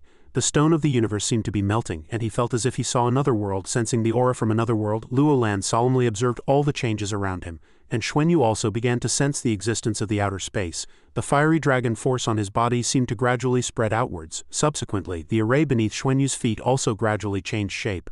My mission is accomplished here. Luo Lan secretly anticipated the Dragon Realm channel has been opened. What can be achieved next depends on Lan herself. Xianxia is at the bottom of the power chain here, so he can more clearly feel the obvious changes in his body. The dread demon Dragon Knight brought boundless dragon force. We can all absorb it quickly. The seven-colored dragon force emanating from the Golden Dragon Princess brought about changes from within. The bloodline seemed to be awakening, and at the same time it was slowly changing under the guidance of the bloodline. This kind of change from within truly feels like evolution. Although it's slow, it's real. Luo Lan obviously also detected his changes, and at the same time felt a bit envious. So it was for this kid to gain the most benefit. He is Lan's servant. It's as if there's an extra impurity in Lan's body. His own powerful force will naturally cleanse it rather than repel it. It's truly enviable.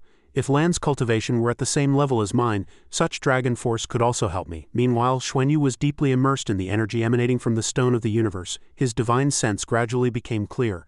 I saw a vast, silent, desolate expanse, with an invisible sense of oppression around me, an endless void, nothing. Suddenly, Xuanyu's bracelet lit up fiercely as if emitting new energy. He floated in the air, his clothes fluttering with the surrounding airflow. Everyone stared at this strange sight with wide eyes, filled with anticipation and a touch of worry. Under the gaze of the dragon race members, the stone of the universe completely changed its appearance. Xuanyu was entirely enveloped by surging dragon force as if countless giant dragons were pouring into his body. Fortunately, my meridians, tempered by the annihilation divine thunder, dragon force body tempering and light dark divine thunder body tempering, are much stronger than those of ordinary dragon race members, preventing me from exploding.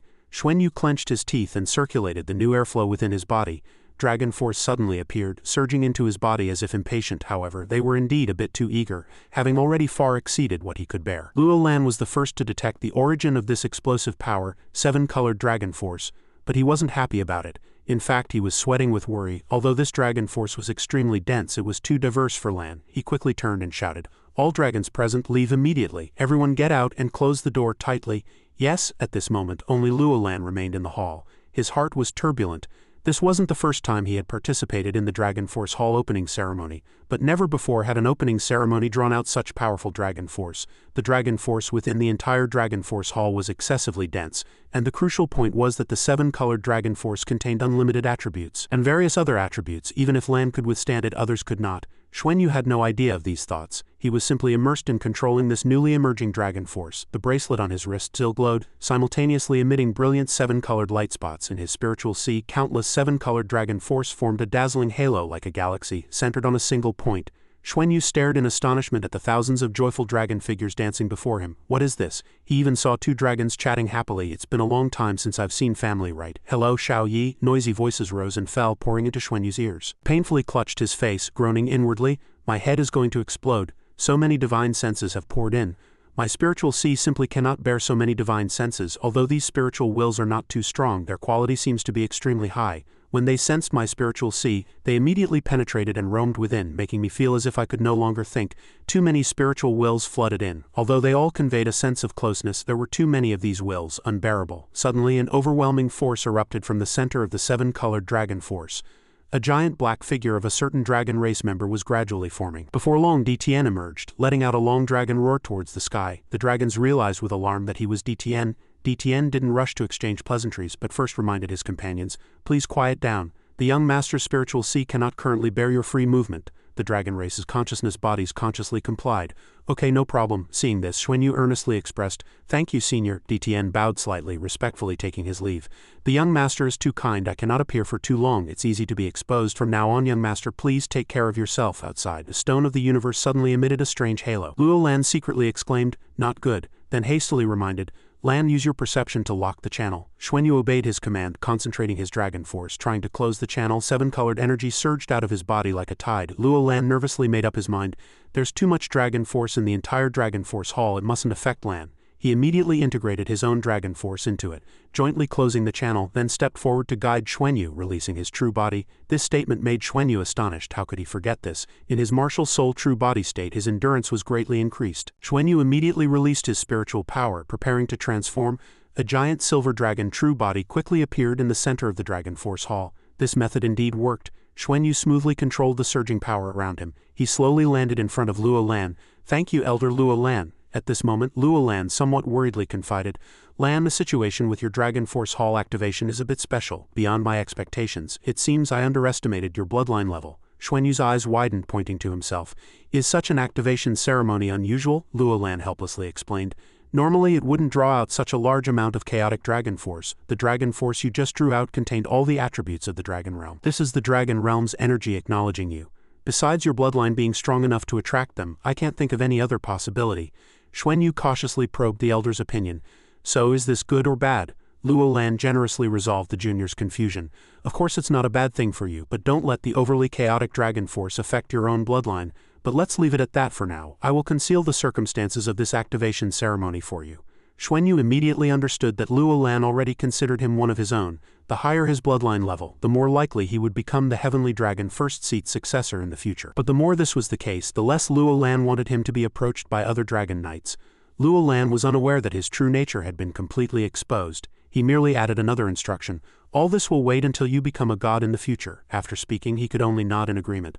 Luo Lan calmly instructed, then you may cultivate on your own, there's nothing else here. You must remember that when you activate the Dragon Force Hall again in the future, you must close the channel promptly and not draw out too much dragon force, otherwise you will also be in danger. Xuanyu, in his martial soul true body form, honestly said to Luo Lan, yes, I understand, Elder Luo Lan, I have one more request. Lin agreed, go ahead. Then he clarified what he didn't understand. When cultivating on the Ascension Dragon platform before, the seven-colored dragon force that was drawn out caused changes in my bloodline. I found that this kind of dragon force was most beneficial for my cultivation progress. I wonder if I can go to the Ascension Dragon platform again when I'm ready to break through to the god level? Luo Lan praised him after hearing this. You're very good at finding places. That seven-colored energy seems to be very rich in attributes, and it's an extremely pure and high-level energy. Whether you can break through there I can't determine yet, but I will propose it to the Heavenly Dragon Alliance and request the First Seat's approval. The energy within the Ascension Dragon platform can be better stimulated and even drawn out by you.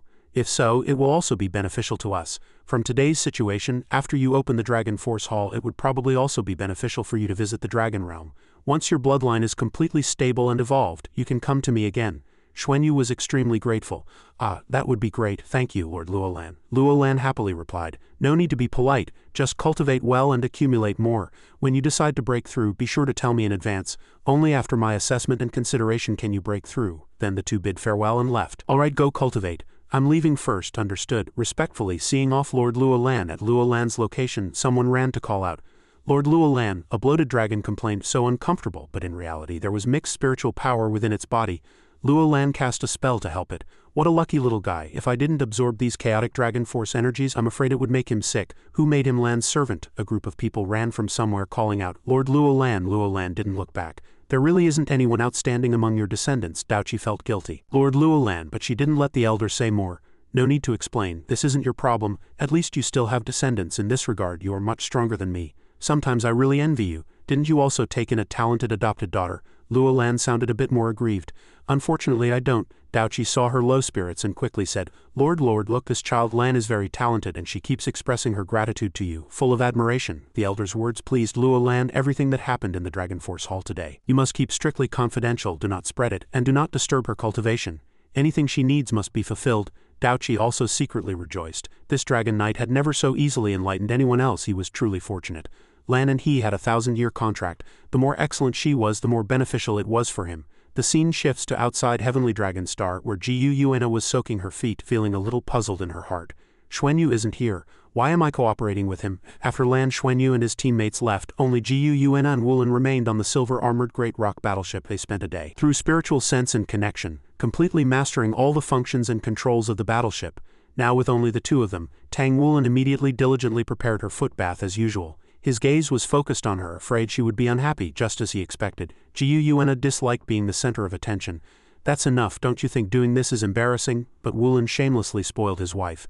Embarrassing? What's embarrassing? I'm washing my wife's feet, isn't that perfectly normal? His words made Jiyu Yuena playfully say, Who's your wife? Then the two bickered about the foot bath. Don't put your feet on the bed, they're not dry yet. Soak a little longer, I'll dry them before you get on the bed. Isn't that long enough? Still want to soak? No, you must soak for the full time. They returned to the issue they cared about most. Jiyu Yuena proactively asked, Do you think Xuanyu will be in danger? Wulin calmly said, From what he said, he shouldn't encounter any danger. Besides, I've already given him an amulet. If he encounters danger, I'll know immediately. Jiyu Yuena was slightly relieved. That's good then. Wulin worriedly asked his wife, What's wrong? Are you unhappy? Only then did Jiyu Yuena confide, It's not that I'm unhappy. It's just that sometimes I feel he doesn't need to take such risks. Actually, it doesn't matter if he becomes a dragon god or not. I just hope he can be safe by my side. Regarding their child, Wulin had a different perspective. We parents all think that way, but we cannot hinder our child's development. Our child is so outstanding, we should be happy for him and of course support his decisions. What he's doing now is also very beneficial to him. You should understand that the two different bloodlines in his body are like ticking time bombs. Even if he doesn't cultivate, as time goes by, the energy in his bloodline will grow. Xuanyu possesses both our bloodlines. His dragon bloodline is actually more dominant than his human bloodline. Therefore he will definitely lean towards dragon evolution. The two dragon forces within him will naturally become stronger, developing towards the god level. If he cannot control himself, then one day when the two bloodlines break through, that will be the moment of his death. Jiyu Yuena understood some things, and agreed. You're right, so in the future I will support him in studying at Shrek Academy. Because he is our son, isn't it only natural for him to be outstanding? On the battleship outside the vast universe, only two people remained. Jiyu Yuena's gaze was fixed on Wulin, and Wulin's hand gently supported her tender foot.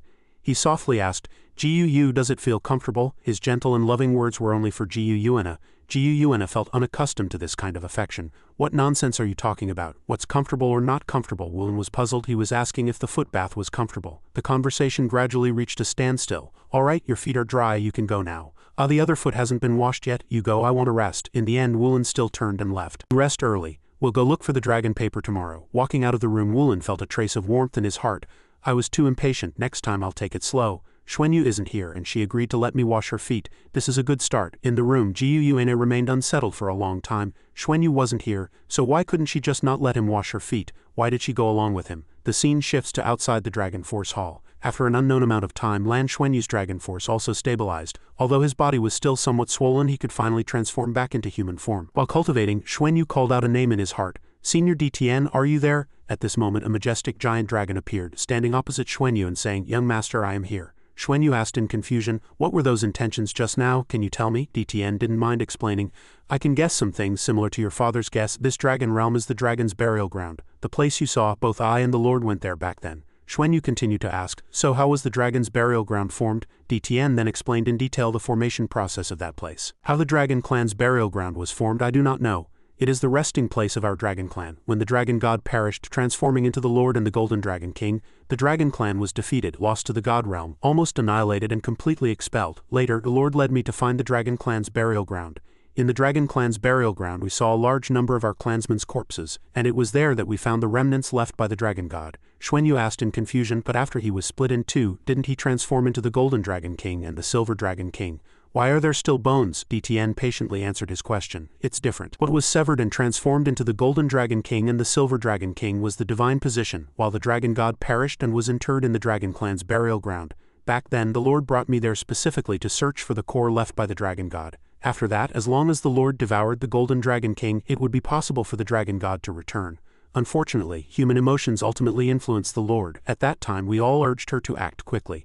The Lord chose to sacrifice herself rather than devour your father. Of course, looking back now, it wasn't a bad thing. If it weren't for that, there would be no you. Xuanyu was even more concerned when he heard about his father. So what happened later? How is the Dragon Clan's burial ground now? Your father's figure appeared in DTN's words. At that time we did see your father in the Dragon Clan's burial ground, burying the bones. He spent 3 full years burying all the bones. For this, as a member of the Dragon Clan, I am very grateful to him. All Dragon Clan members should be grateful to him. After that, the Dragon Clan's burial ground disappeared. According to your father, the small space of the Dragon Clan's burial ground had collapsed and would no longer connect with the mother planet. Unexpectedly, it actually came to Heavenly Dragon Star. Those spiritual intentions you felt before were transmitted from those departed clansmen. Although they have passed away, their spirits are immortal. Dragon cores, dragon bones, and dragon marrow all retain a certain spiritual will. Just now, you connected to the Dragon Clan's burial ground through the Dragon Force Hall, allowing them to sense a part of the Dragon God's aura from back then. They will naturally cling to you and submit to you. DTN sincerely said, I only made them remain calm not to harm you who have not yet fully recovered. Xuanyu felt that the future would be somewhat difficult. What if one day I go to the Dragon Realm? Can I withstand their energy? DTN continued. No. As the successor of the Dragon God, everything there should belong to you. In the future, if you want to restore your original strength besides the Dragon God core, the most important thing is to find your Dragon Bone. At this point, Xuanyu repeated the words Dragon Bone. After a long time, DTN meticulously guided Xuanyu on how to overcome the obstacles. You yourself are still human. To become the Dragon God, the Dragon Bone is extremely important to you. But now you still cannot withstand the strength of the Dragon Bone, and your bloodline has not yet become the Dragon God bloodline. Truly, you still need to wait until you break through to godhood. By then, even with more Dragon Knights, they cannot pose a threat to you, because that will be your world. Only then did Xuanyu understand. I see. Thank you for your reminder. He closed his eyes tightly and summoned another beast god. Little Treasure, are you there? Little Treasure immediately appeared. Master, I am here. Xuanyu wanted to entrust him with an important task. Little Treasure, can you convert and store these dragon forces within me in your body? Little Treasure replied that he could. Although somewhat mixed, it is still extremely pure energy. Xuanyu then asked in detail, how far can you be from me now? Little Treasure happily flew up. Theoretically, I can be as far from you as possible now, but the farther away I am from you, the faster my own energy consumption. Only then did he feel relieved. All right, I have a task for you. Little Treasure obediently agreed. Okay, just give me your orders. The scene shifts to outside the Dragon Force Hall. After an unknown amount of time, the opening of the Dragon Force Hall was a big deal for the Upper Dragon Clan of Fenglong City, but for the entire Heavenly Dragon Star it was nothing special, and everything returned to peace. Lan Xuanyu began his secluded cultivation, not leaving the Dragon Force Hall at all. He cultivated inside every day, and only Bai Shusho would come in to accompany him for a period of cultivation. No one knew that Bai Shusho's purpose for entering and exiting also included taking the treasure hunter out and bringing it back. Lan Xuanyu absorbed the Dragon Force from the Dragon Force Hall, allowed the treasure hunter to absorb a portion, and then Bai Shusho would take it to their teammates, converting this portion of Dragon Force to them. Yuan N. Guanghu has been out early and back late recently. She disguised herself as a Blue Sea Clan member, collecting information in the city every day. The 33 Skywings provided her with enough funds to do what she wanted. As night fell, Guanghu sat sulking in the small room. Lan Xuanyu hadn't returned since he left, though Bai Shusho returned frequently, while the others didn't go out at all. She couldn't blame them for not letting her watch their cultivation. No one enters the inner court to cultivate, yet they improve too quickly. It's too strange, it makes me so angry. I'm supposed to be supervising, but I haven't seen anything. I have to go ask. Shusho was handing over important matters with Little Treasure. Today's Dragon Force conversion cultivation is also complete. Little Treasure, you go back first, the little guy agreed. Okay, then a strong light intertwined between Shusho and Little Treasure. While Shusho was absorbing spiritual energy, there was a knock on the door. Shusho, are you in there? Shusho replied, yes, that person didn't mind. That's great. There are a few things I want to ask you. Little Ant, please come in. Shusho didn't know what Guanghu wanted to ask her. What questions did Little Ant have? When the time was right, Guanghu directly asked, I see you cultivate together every day. I wonder if I can cultivate with you. Shusho hesitantly stopped her. Without corresponding energy replenishment there would be great danger, but she already had an answer in her heart. I can't make the decision on this. I need to go back and ask Xuanyu how to cultivate. This cultivation method is too dangerous. Actually, Guanghu came to Shusho because she was worried about the two of them. She hadn't seen him return. Was he all right? She replied, he's fine, his identity is special. It's inconvenient for him to come back. He just needs to be safe. I should also go back in a few days. I'll have to trouble you to send me back then. No problem, I'll send you back then. Thank you. I'll be going now. Goodbye, little aunt. You rest early too. Guanghu left, but she was still dissatisfied. She hadn't gotten any useful information from Shusho, nor could she make Lan Xuanyu and Bai Shusho report everything to her. But it didn't matter. This undercover mission on Heavenly Dragon Star wouldn't be for just a day or two. There was no rush. For now, back inside the Dragon Force Hall, Xuanyu breathed a sigh of relief. He was finally going to connect the light dark divine thunder tempering from his dantian to his right hand. After completing this connection, he could condense the light dark divine thunder within his body, and then release it from his hand, thereby gaining another combat ability. The meridians on the back of his hand were extremely complex, so tempering them was also extremely difficult. He could only try to connect them little by little, which was even more difficult than when he first tempered with the Annihilation Divine Thunder. Xuanyu's hand suddenly emitted a dazzling light, and his eyes were sharper than usual. Energy gradually flowed within his body, and spells enveloped Xuanyu's body. After a while, Xuanyu was drenched in sweat. This light orb is unstable. Every time it becomes unstable, I have to use time stop to control it. It's too difficult. Just this process lasted for 2 whole hours. Finally, a stable light orb appeared in Lan Xuanyu's right palm. He was ecstatic. I finally succeeded. Cultivating the light dark divine thunder is truly too difficult. It also counts as having connected this meridian. Barely able to condense the light dark divine thunder in my palm. 10 whole days also counts as a success. Wait, how should I handle the light dark divine thunder in my hand? This thing has already left my body. As long as it loses control, it will definitely explode, and I can't just hold it like this forever. Nor can I absorb and digest the light dark divine thunder back into my body. I don't have that ability yet. Lan Xuanyu paced back and forth helplessly. Is this self-inflicted? Where do I throw it? I absolutely cannot let this thing explode inside the Dragon Force Hall. Otherwise the consequences would be unimaginable. Lan Xuanyu no longer cared about affecting others. He just needed to neutralize the danger in his hand first. He found a suitable spot and the light sphere was instantly released, and the one doing this was Xuanyu, wantonly unleashing the power of the light dark divine thunder. Lan Xuanyu mercilessly threw the light sphere towards the plane below, triggering a massive explosion. Xuanyu watched the destruction he caused with satisfaction. Excellent. The spatial element temporarily created a black hole, frantically absorbing all elemental energy in the air. The power of these energy explosions is truly immense, Lan Xuanyu said gratefully. It's definitely no less than an attack from a god-level powerhouse. Afterward, Xuanyu recalled what he had heard.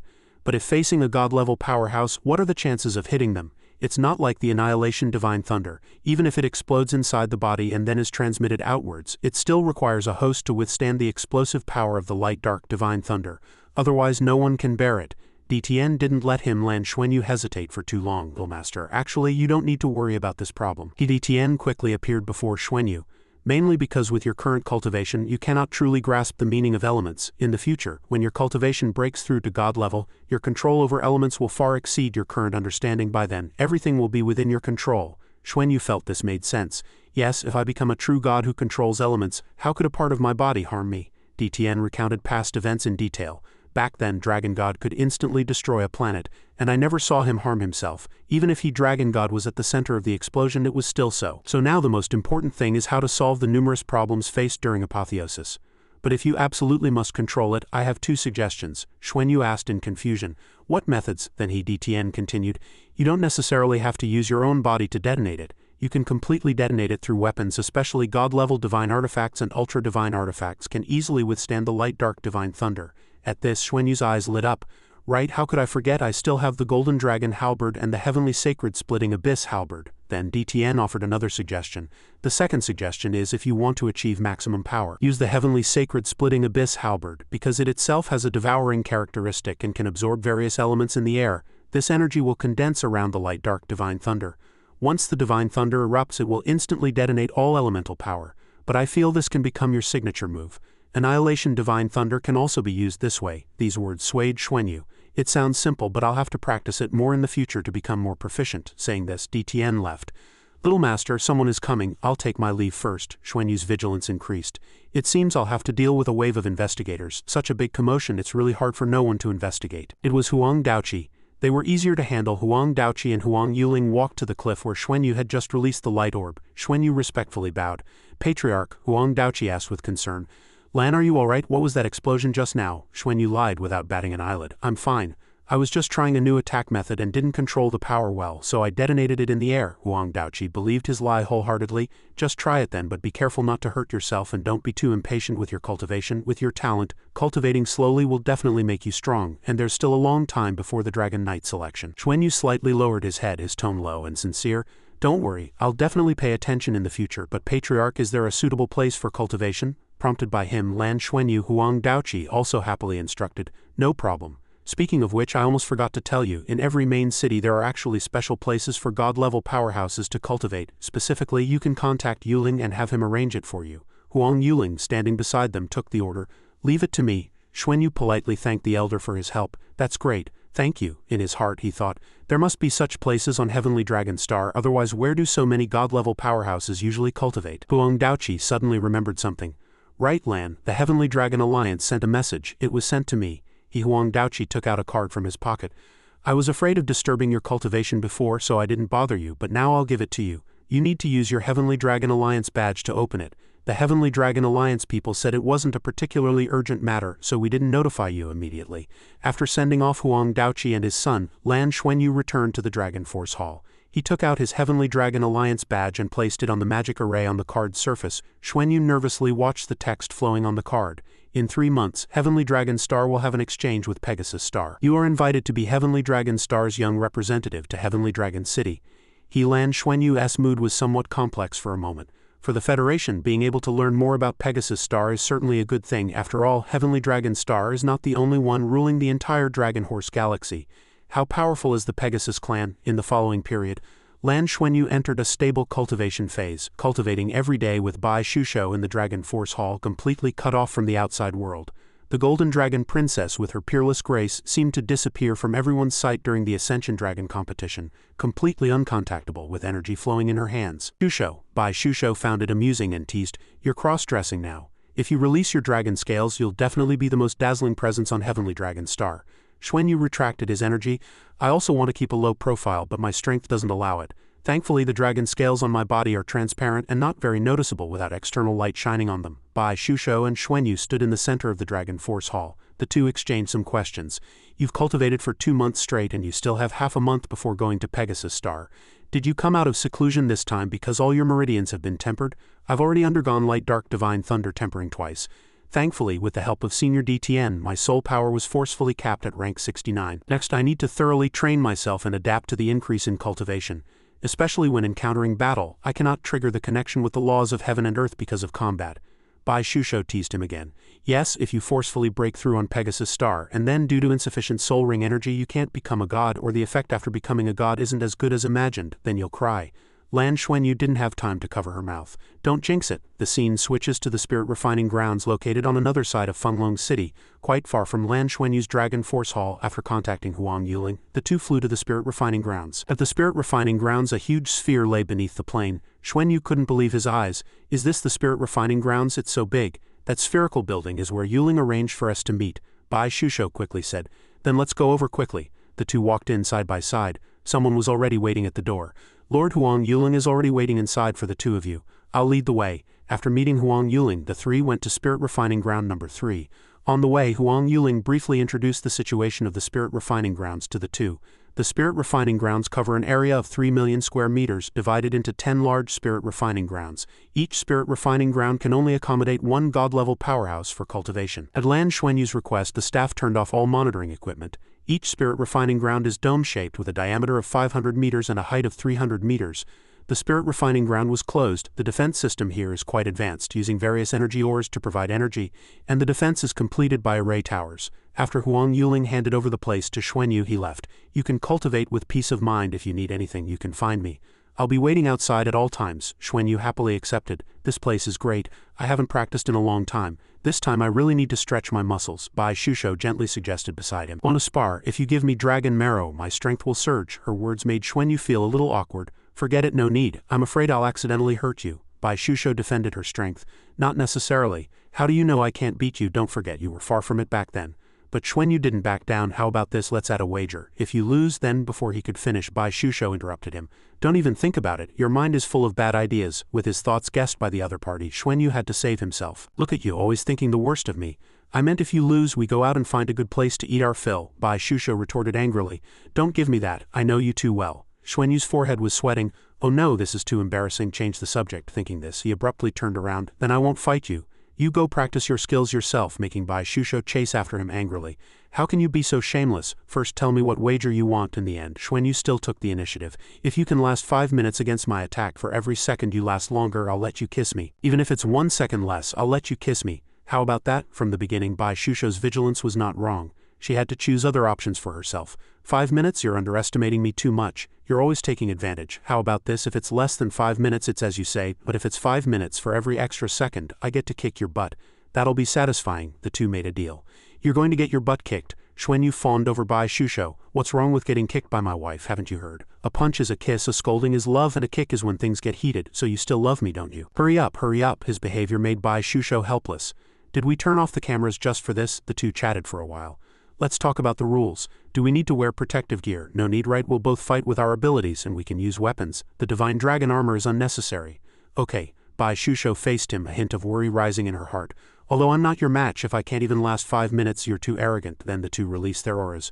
Prepare to begin. At this moment, Xuanyu had completely released his magic. He held his staff sliding on the ground. Xuanyu gathered strength in his feet and charged straight forward. Bai Shusho also summoned her weapon. Her gaze was highly focused and she rushed towards Xuanyu with every step. Icy energy emanated around Bai Shusho, third soul skill Ice Tide, while Xuanyu was dazzling and radiant. Before Bai Shusho could even collide, she was already intimidated by the pressure. Before her, Xuanyu was charging with his staff. Inside the sparring arena, two people fought with two completely opposite energies, one fire and one ice. Bai Shusho regained her calm, then summoned her soul skill. Heavenly Demon Dance, Heavenly Secret. Icy light flickered in her eyes. Fourth soul skill. Deep Blue Gaze. Xuanyu saw his beloved become stronger and Xuanyu was very pleased. But Bai Shusho's ability was not enough to stop Xuanyu. The barrier she created had been broken by Xuanyu.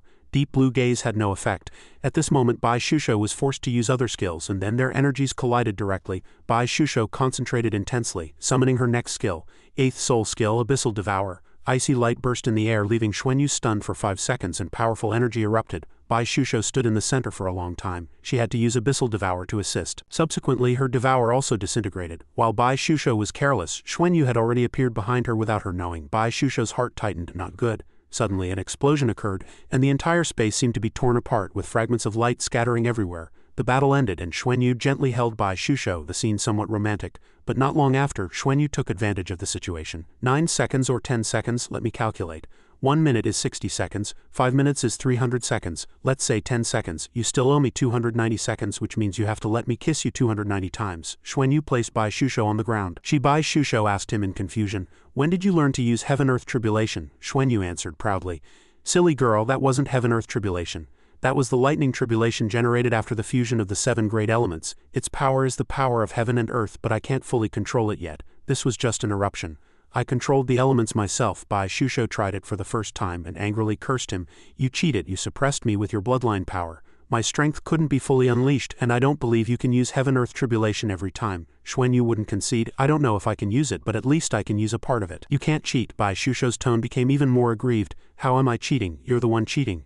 You're using your bloodline advantage to suppress me and then using your most powerful ability against me. You're the one cheating. And before she could continue, Xuanyu kissed her cheek, leaving Bai Shusho flustered. What are you doing? Xuanyu gave her a fawning look and replied, 290 times, you have to let me kiss you that many times. Bai Shusho fell for the trick and couldn't say another word. Bai Shusho covered his mouth, not letting him kiss her. Stop kissing, I didn't, you're annoying. Let go of me quickly or I'll get angry. Count to 290 kisses and I'll let you go when I've had enough. Xuanyu finished teasing her and didn't have time to apologize. Wife, I was wrong. Bai Shusho ignored him. Who's your wife? Go away. Xuanyu cajoled her. Let's have another round outside. This time I won't suppress you with my bloodline aura. How about it? Still 5 minutes. Do you want to try again? Also, I actually haven't kissed you 290 times yet. I don't care about the rest, don't be angry. See how generous I am. The more Xuanyu talked, the angrier Bai Shusho got. Bai Shusho gritted her teeth and called out Lan Xuanyu's name and tapped him on the head. You're so annoying, go practice by yourself. In her heart, she knew she hadn't become much stronger. Honestly, he's so frivolous all the time, not taking my efforts seriously at all. Xuanyu still fawned over Bai Shusho, rubbing her shoulders. I've been cultivating a lot recently and it's been a bit lonely. Thankfully you've always been by my side, or I really don't know if I could have persevered. Thank you, Shusho, it's so good to have you. After hearing this, Bai Shusho pressed her lips together and turned to face Xuanyu. Yes, you've been cultivating every day during this time and I've also felt a bit bored. Xuanyu promised her about the future. It won't be like this anymore. Let's go to Pegasus Star together and see it. Consider it a period of relaxation. After a while, Bai Shusho was already glistening with sweat from practice. The magic surrounding her gradually dissipated. How do you plan to train next? Xuanyu focused on the energy in his hands. I want to see if the combination of the two divine thunders will have a better effect, trying to avoid wasting energy. If they can fuse and produce the power of heaven-earth tribulation, the effect would naturally be the best, but Bai Shusho had her own thoughts. Actually, I think you can start trying external to internal tempering. Xuanyu was a bit confused. She then explained more clearly, when your heaven-earth tribulation descended just now, I felt like the whole world had become my enemy, rejecting me. Although you said what you unleashed wasn't the heaven-earth tribulation, its effect was similar. If that's the case, then you can use the heaven-earth tribulation to bombard yourself and see how much you can withstand. We've always tempered our dragon force from the inside out. If we temper from the outside in, might it also have a good effect? Her words inspired Xuanyu. Your suggestion reminds me of a cultivation method. On our home planet, there was once an extremely powerful sect, called the Bati sect. I once heard Dad mention the Bati sect's cultivation method, and it seems to be just like that. He also said that the method of dragon force body tempering and the Bati sect's cultivation method achieve the same results through different approaches. When our soul masters break through to godhood, they undergo a baptism of lightning tribulation, allowing their bodies to be thoroughly tempered during the breakthrough process. But for us now, we can control the lightning tribulation. This way, as long as we control the intensity of the lightning tribulation to be equivalent to what it would be before becoming a god, we can temper our bodies. Not just me, I think you can try it too. With your talent, the chance of encountering a heaven-earth tribulation during your breakthrough is extremely high. Shusho was overjoyed after getting Xuanyu's approval. I can try it, but I'll need to start with the Annihilation Divine Thunder. I'm afraid I still can't withstand your heaven-earth tribulation and light-dark Divine Thunder. You, however, could try starting with the light-dark Divine Thunder. Xuanyu wiped his sweat and replied, Are we not torturing ourselves? The person next to him also became happy. It's just a try, I'll go first. Following her arrangement, Xuanyu prepared his energy. Okay, I'll control the intensity well. You get ready. All right. Subsequently, the sacred beast was summoned. Xuanyu and Shusho focused on cultivating. Are you ready? Let's begin. He cast a move forming a light-dark divine thunderball enveloping Shusho within it, concentrating all the energy on her. Xuanyu thought worriedly, I still need to be careful not to let Shusho get hurt. Bai Shusho activated Abyssal Devour, transforming into a vortex to withstand the lightning's bombardment. In an instant, when the lightning struck her abyssal vortex, the entire vortex was dyed 4 colors, and most of the lightning's power was stripped away. Xuanyu shouted, Ready, I'm about to release it a second time. The light-dark divine thunder erupted, and Shusho's body seemed about to explode. She struggled to endure this terrifying power. Heavenly Demon Dance Heavenly Secret was completed, and at this moment the magic traces all swirled around Shusho's figure. Len Xuanyu controlled the power of the Annihilation Thunder, without increasing it in the slightest. As mere wisps of lightning descended, Bai Shusho's cultivation rapidly increased, and she actually blocked the Annihilation Thunder.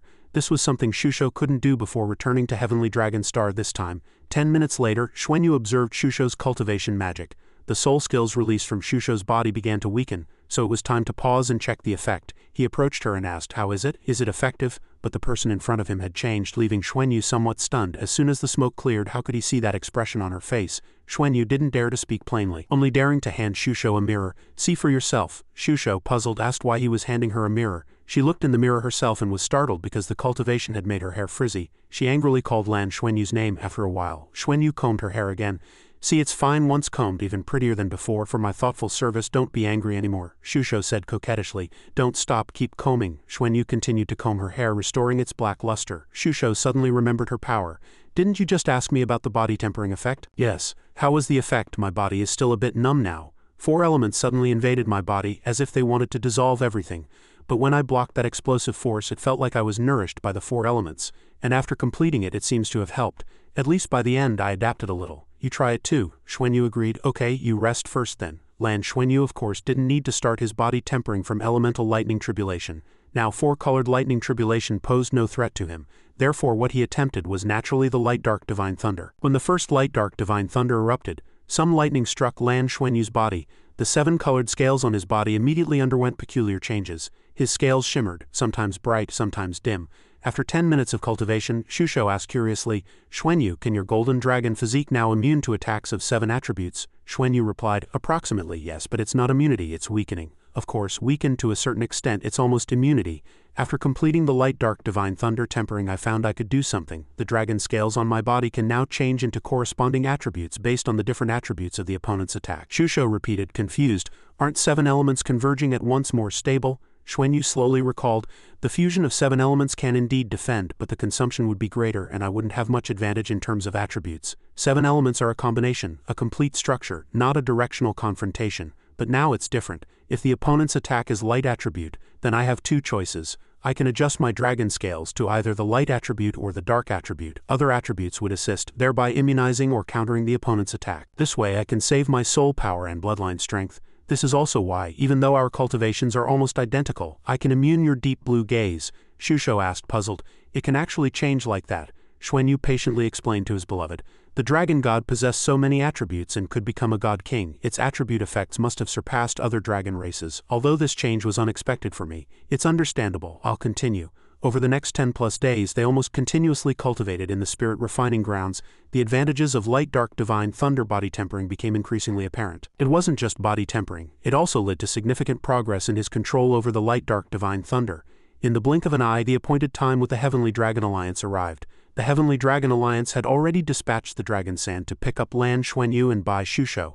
This was the treatment afforded to Heavenly Dragon Alliance members. Huang Daoqi and his son saw them off onto the Dragon Sand, only withdrawing their gaze after the vehicle had sped away. Afterward, Huang Daoqi compared his son to Xuanyu, remarking that Xuanyu was as diligent as someone else's child while his son showed no ambition. Their bloodline started higher than yours. What can you do about it? I'm truly sorry. My bloodline is too low. I shouldn't have given birth to you. It's not like that, father. Lan Xuanyu and Bai Shusho took the Dragon Sand to the Heavenly Dragon Alliance hall area. By the time they arrived at the Heavenly Dragon Alliance it was already evening. Du Xinyu was Xuanyu and Shusho's guide. You two must be tired from your journey. Xuanyu politely said, thank you for the trouble, brother Du. To Du Xinyu this was just an ordinary matter. I presume this is your first time here. Let me introduce you to. This is our Heavenly Dragon Alliance hall, the headquarters of the Heavenly Dragon Alliance. All receptions and meetings are held here. For this exchange trip to the Pegasus Galaxy we'll gather here first and depart tomorrow. Xuanyu sensed something, this rich life energy. It was his first time witnessing such substantial life energy, and it was also extremely gentle, as if his own life aura was also sublimating. It seemed to originate from deep underground, and judging from the energy intensity radiating from within the Heavenly Dragon Alliance hall, this must be the energy core of the entire planet. Xuanyu looked around and then asked, Brother Du, do the esteemed Dragon Knights usually reside here? Xinyu raised a hand to stop him. I don't know about that, and I can't inquire about the whereabouts of the esteemed sirs. Xuanyu knew he had spoken out of turn. My apologies, I was presumptuous. This is a very suitable residence for cultivation. Xinyu briefly introduced the place. As long as Lord Lan likes it, you are a member of the Heavenly Dragon Alliance and have your own exclusive residence here. You can reside here long-term anytime you wish. His words made Xuanyu ponder. He naturally wanted to live here long-term, but the problem was it would be right under the Dragon Knights' noses, and quite possibly under the Heavenly Dragon First Seat's nose. Forget it. Xinyu continued his introduction. According to regulations, to maintain the original ecology of the hall, no modern equipment is allowed here, so everything is extremely primitive and we can only walk. Please forgive us. The entire rainforest belongs to the Heavenly Dragon Alliance hall grounds. Apart from Heavenly Dragon Alliance members and staff, no one else is permitted entry. Intruders will be killed without question.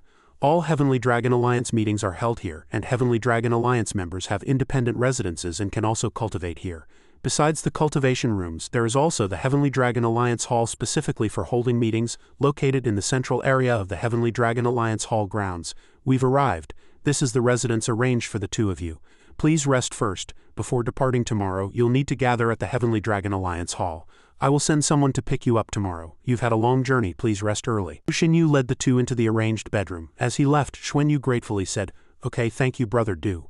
Xuanyu looked around the room he was about to stay in. Is this what primitive means? This place has better conditions than our academy. Shusho also agreed. After all, only important figures can live here, so how could it be bad? They stopped in front of a training room. This was clearly a small Dragon Force hall, and the Dragon Force here, fused with the abundant life energy, was easier to absorb. The two cultivated with Dragon Force in the training room all night. The next morning someone called out from outside the door. Lord Lan, Lord Shusho, it's time to gather. Xuanyu was still cultivating, so he replied, Okay, please wait a moment. The life force here could replenish the body. Although he had cultivated all night, he felt refreshed at this moment. In the future, after undergoing tribulation, I can come here to recover with life energy. Shusho leaned against him, relaxed. Then whoever breaks through can come. Anyway, we can come here anytime. The two departed with the staff. After walking for about 15 minutes, the distant dense life aura swirled like mist, nourishing their bodies. Passing through a patch of woods, a lake indeed appeared before them. Xuanyu looked at the lake in surprise. This lake was about 1/10 the size of Sea God Lake, but this lake water, it wasn't water, it was life energy.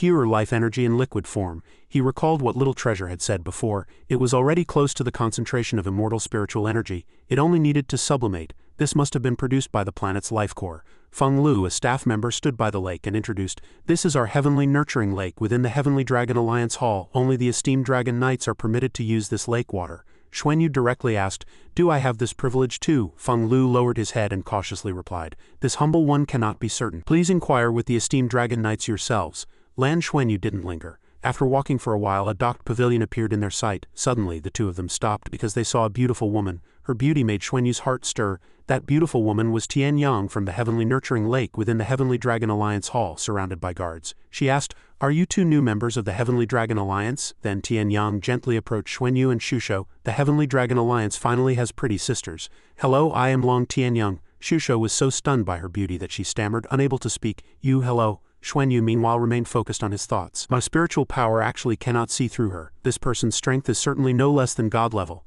The staff member stood in the middle and introduced, "Miss, these two are newly joined members of the Heavenly Dragon Alliance." Tianyang was overjoyed, as if reuniting with long-lost friends. "Both sisters are so pretty." Shusho happily responded, "Thank you, you're very pretty too." "Are you Tianyang from the Heavenly Nurturing Lake?" She smiled. "Yes," but her gaze was scrutinizing Xuanyu. "The name Lan really sounds like a boy's name." She deliberately let Xuanyu hear her inner thoughts.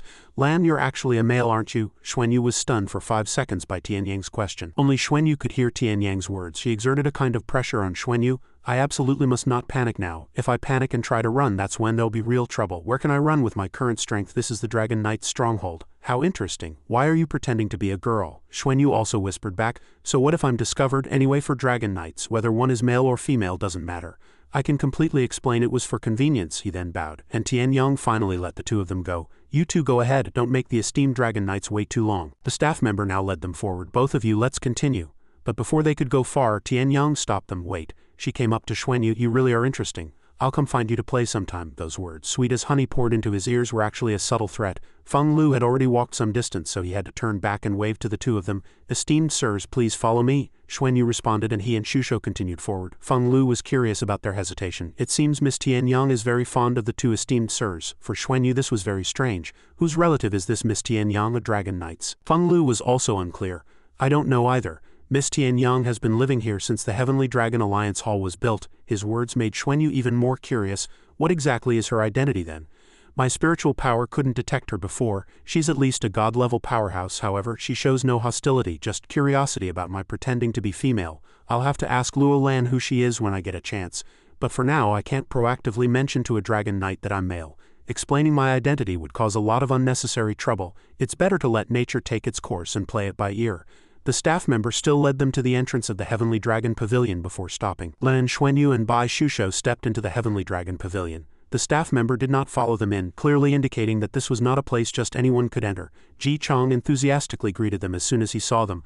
"Haha, our champions are here." Xuanyu politely returned the greeting. "Greetings to the esteemed Dragon Knights." His gaze then focused on Qi Tianlong. He wasn't as down and out as rumored, but actually stronger in aura. Xu Yanmo was also there, so it seemed all those who performed well in the Ascension Dragon competition had come. They sat around a table, and Ji Chang was the first to speak. "Everyone's here. We'll be departing for Pegasus Star shortly. Before we depart, let me first discuss the key points of this exchange trip to Pegasus Star." Everyone responded in unison. "Understood." Ji Chang then analyzed the meeting. "This trip to Pegasus Star is a routine exchange, an exchange between the Heavenly Dragon Alliance and the Pegasus Alliance. As you know, we actually lost in a recent battle. It must be said that in terms of technology, humans are always ahead of us, but in terms of resources, they are inferior. The main purposes of this exchange trip to Pegasus Star are firstly regarding the direction of technological development, and secondly, to deploy countermeasures against humanity's increasing strength." Xuanyu had a bad feeling. The Dragon Horse Galaxy was about to take action against the Federation. This news was indeed too important. Ji Chang's tone remained calm as he continued. "Specifically, we need to negotiate with the Pegasus Galaxy. You are responsible for interacting with the younger generation of the Pegasus Galaxy. While promoting friendship, you must also let them see the strength of our Heavenly Dragon Alliance. This exchange will last about a month. You must attend various meetings with me and Liang Wei. You must participate in the exchange activities that require your attendance. Understood?" The four answered in unison. "Understood." Xuanyu's gaze returned to Qi Tianlong. Qi Tianlong was close to breaking through last time, but he still hadn't reached the god level, and he seemed more and more reserved. The Heavenly Dragon first seat abandoning Qi Tianlong must be fake news. If the Heavenly Dragon first seat didn't intervene, could Qi Tianlong suppress his cultivation and not break through, having failed to win the championship in the Ascension Dragon competition? Fueled by the momentum of his breakthrough, this guy must hate himself. Then Ji Chang changed the subject. Upon arriving at the Pegasus Galaxy, someone will be responsible for reception and guidance. Lan, this is your and Shusho's first time on Pegasus Star. We will be using a teleporter channel shortly. There you must be very careful with your words and actions. However, as the champions of the Ascension Dragon competition and the leaders of the younger generation, your prestige cannot be lacking. Understood? Xuanyu looked at him happily. Understood, I understand. Liang Wei spoke for the first time since the beginning. Previously, in the Ascension Dragon competition, you four were opponents, but now you are teammates. You are a united front representing the Heavenly Dragon Alliance. The Ascension Dragon competition was just a sparring match. Our Dragon race members have always been broad-minded. Remember what needs to be remembered and let go of what doesn't. Xuanyu felt immense gratitude initially. This holy light dragon knight had no goodwill towards them, but unexpectedly he spoke up for them. They concluded their conversation. All right, let's depart. As soon as he stood up, Qi Tianlong called out to him, after this event, let's spar again. How about it? Xuanyu gave him a sharp look with her maidenly eyes. What, are you dissatisfied with losing? Qi Tianlong moved his body. He didn't lose or he lost, and losing had its own problems. I want to spar with you because I want to see if the origin I found is correct. Xuanyu had to think carefully before daring to answer. This guy's mentality is surprisingly good. He had thought that after winning the Ascension Dragon competition he would surely hate him to death. What about Xu Yanmo? Do you want to spar too? Xu Yanmo stood in a neutral position saying, I'll talk about it when I have my own mount. Afterwards the group departed. Not long after, they passed by the place where Long Tianyang was waiting. Xuanyu was somewhat worried when she saw her again. She wouldn't expose him as a man now, would she? Once exposed, all disguises would be meaningless. Although he wasn't worried about being recognized as human, it would definitely cause trouble. Ji Chang and Liang Wei both bowed to her. Miss Tianyang showed a displeased expression. Don't bother me, they greeted her and left. But only Xuanyu was held back by her. Come play again next time, pretty sister. Xuanyu felt a bit awkward about the gesture just now. Judging by the Dragon Knight's attitude towards her, her status must be quite high. But why didn't she expose him? It was truly puzzling. If his identity hadn't been exposed yet, he might as well maintain it. After walking for a while, they reached the Heavenly Dragon City Plaza. Xuanyu looked around. This must be Heavenly Dragon City's Heavenly Dragon Plaza. At regular intervals on the plaza there were huge statues, all in the image of Dragon Knights. Clearly, only by becoming a Dragon Knight would one be qualified to have a statue erected here. Time passed and they finally reached their destination. We've arrived. Liang Wei stepped down first. This teleportation gate also had another name, the Dragon Horse Channel. I hope everyone can offer their opinions, so that this exchange yields significant results. He then performed a spell with Ji Chang. Between the massive statues there was a stone urn. The spell was now attached to the statues, and the energy grew stronger and stronger. Everything before Xuanyu's eyes left him dumbfounded. This was a teleportation gate. How much enormous energy did it take to create this light gate? Such a colossal light gate, even a battleship could pass through it, couldn't it? Who said the Dragon Horse Galaxy's technology was underdeveloped? In terms of spatial technology alone, it was already much stronger than imagined. The energy was sufficient, and Liang Wei ordered them to depart. Everyone also shouted in unison, yes. Liang Wei's magic created a traversable teleportation gate. Led by the two Dragon Knights, everyone advanced together. Passing through the light gate, Xuanyu walked and pondered. This was an excellent place to cultivate spatial laws. The spatial pressure was truly strong. The lingering light emanating from Dragon Knight Ji Chang enveloped them and all the envoys behind them, helping them resist the pressure from the teleportation array. Xuanyu's eyes were opened from one place to another. This was a planet-to-planet teleportation. Only super god-level Dragon Knights could withstand such powerful spatial fluctuations. This feeling was a bit like piloting a battleship through a wormhole. But he could clearly feel the special laws of space fluctuating and cycling. As a spatial element manipulator, the changes in spatial laws in this state greatly affected him. Undoubtedly this was the best place to cultivate spatial laws. How powerful the Dragon Knights were was still unknown, but even just the heavenly nurturing lake, the spatial channel before them, or the boundless dragon force in the dragon realm, these could no longer be described as natural treasures. These were things he hadn't dared to imagine before. Dragon Knights cultivating and accumulating for 1,000 years in such an environment, their strength was self-evident. In the future, to contend with them, he would need to work hard to accumulate and improve. Liang Wei and Ji Chang had already passed through the channel. We've arrived. Welcome to Pegasus Star. At this moment a series of brilliant lights appeared on the ground. The 6 of them all looked in one direction. A loud bang. They landed and many people were gathered there, welcoming them to Pegasus Star. Xuanyu was too surprised to speak. For Ji Chang this was routine. Our greeters have arrived. The person he referred to had a half-human, half-horse body. It was several times taller than an ordinary human, each step landing steadily on the ground. It stood beside their teleportation gate, bowing respectfully. Reverend Light Dragon Knight, Holy Light Dragon Knight, we on behalf of Pegasus Star welcome all of you. Ji Chang observed for a long time and was indeed polite. Then his body also emitted light. He had to respond. Suddenly a pair of red eyes appeared and a dragon slowly poked its head out, carrying an overwhelming aura. Then the two confronted each other.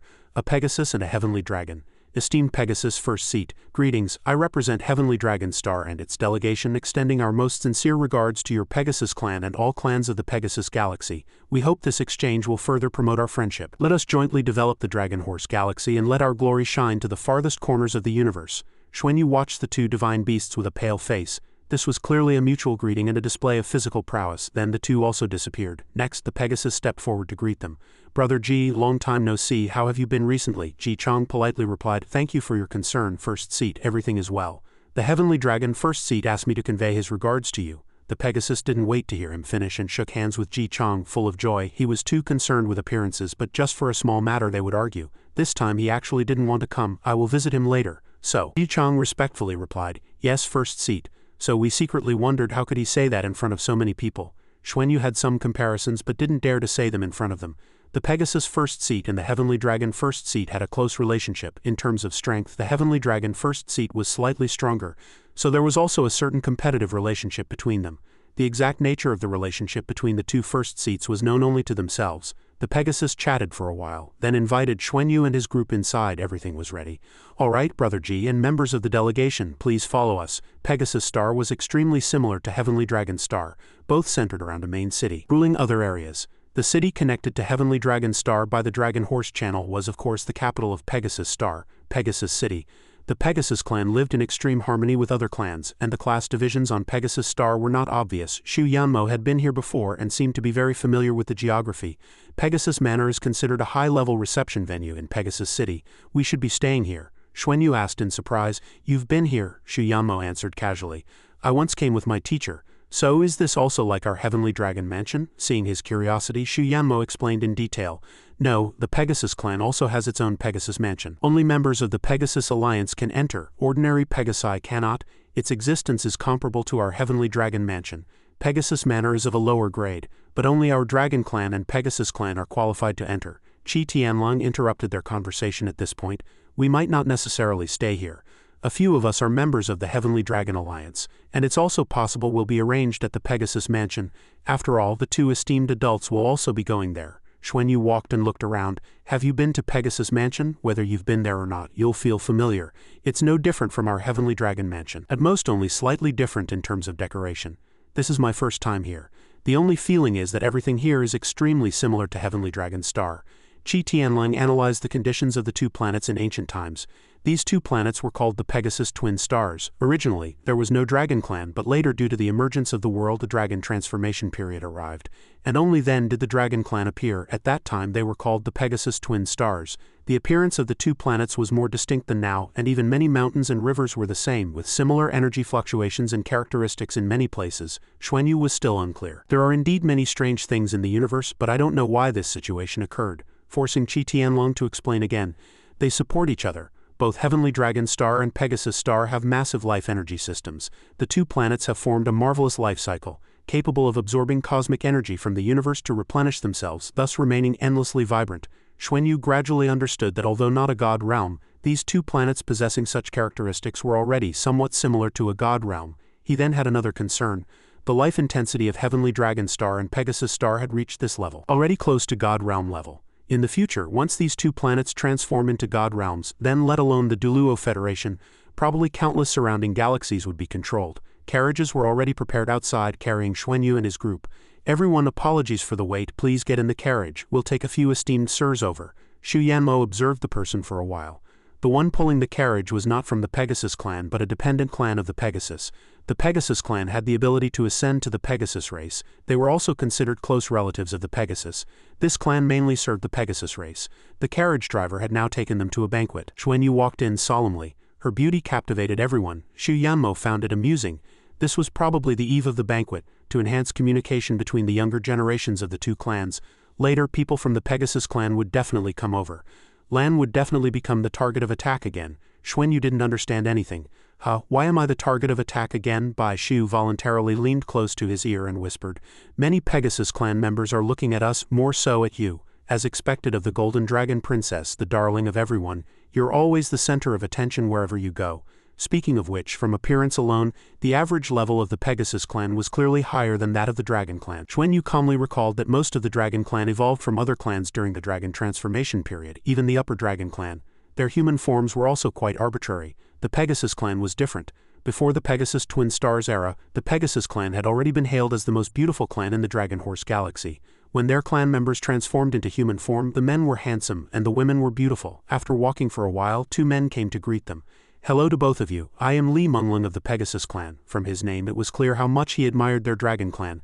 "Hello, I am Deng Hutong of the Pegasus clan." Xuanyu and Bai Shu politely responded. "Hello, I am Lan and I am Shusho." Mengling seemed very excited to meet his own kind. "Although we guessed it earlier, hearing your name still feels like thunder in our ears.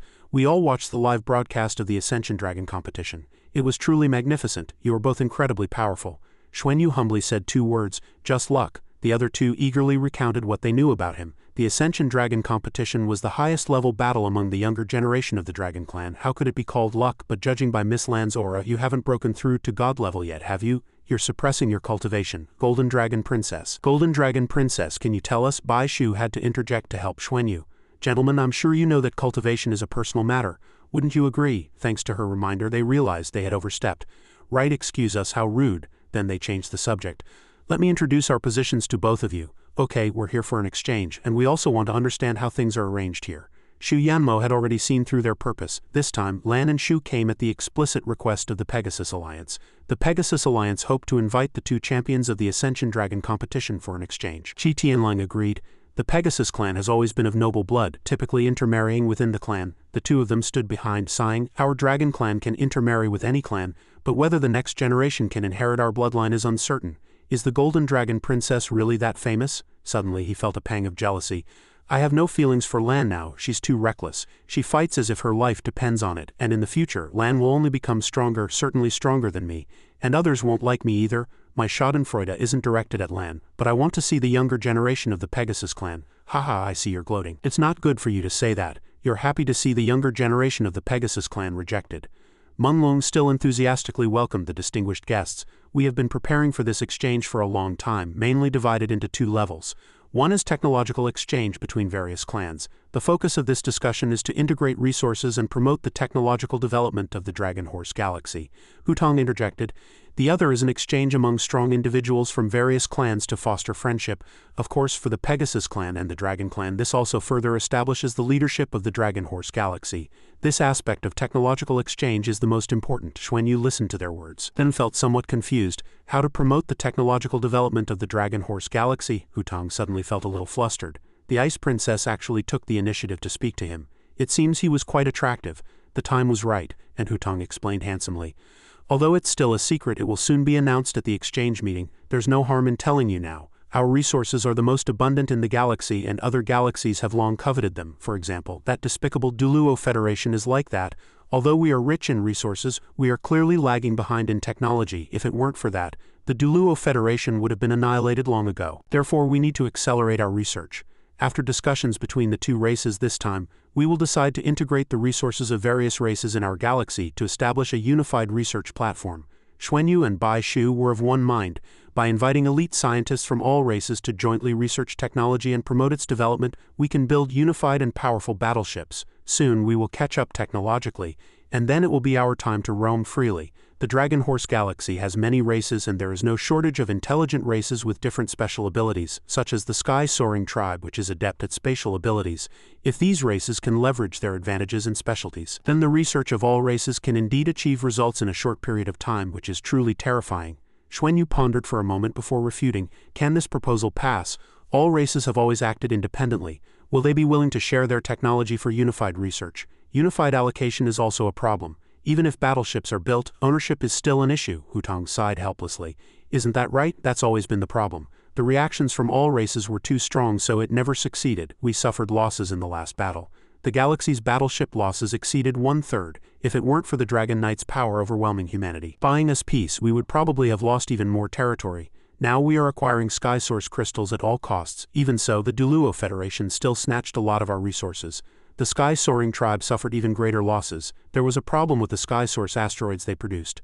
Menglong regained his composure and explained, "The result of this discussion can at least promote cooperation in research. I heard my father say that we must improve our technological level no matter what, otherwise we will be too passive." Xuanyu felt that what they had just said was somewhat useful. If so, that would be great, but battleships actually don't mean much to the two races. Menglong still insisted on his point of view. That's true, but they haven't directly participated in the war. Seemingly with some concerns, otherwise the Dragon Knights and Pegasus Knights would have joined forces long ago. Why bother researching technology? Bai Shu asked in confusion.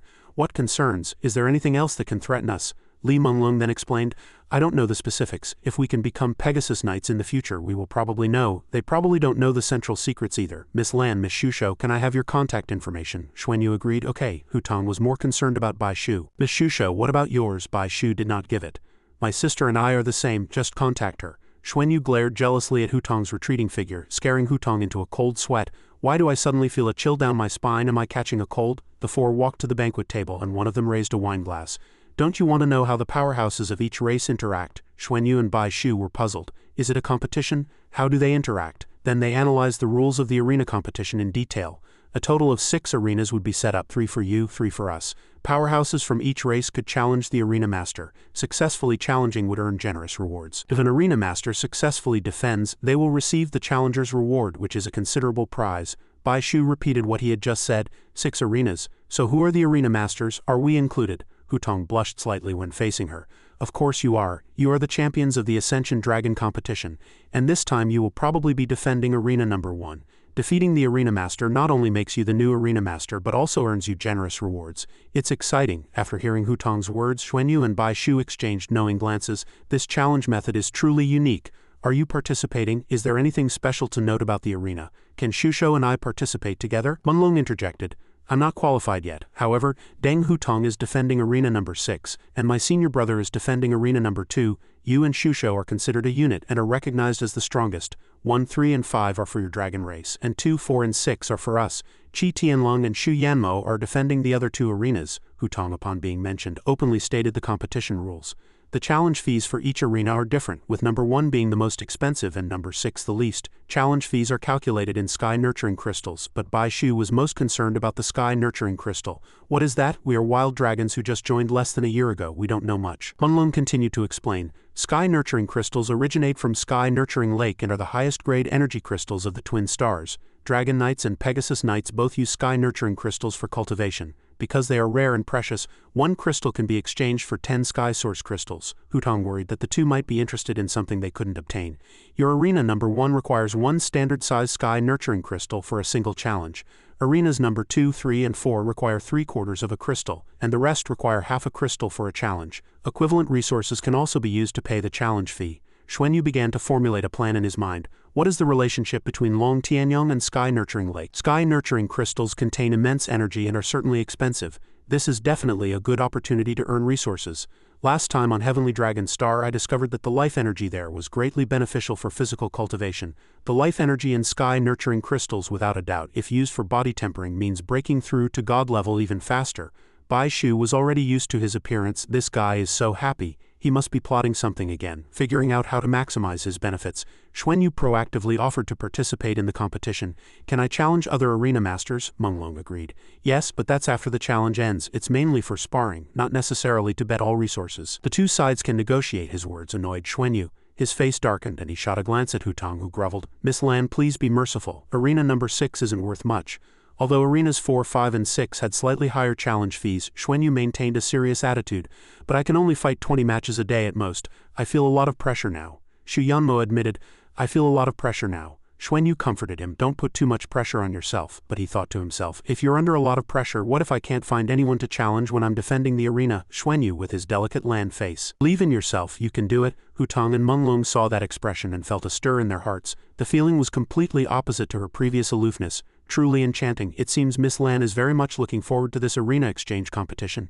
You said the sky nurturing crystals are so good. Of course I want them too, but I don't expect to be challenged too many times. Xuanyu asked in confusion.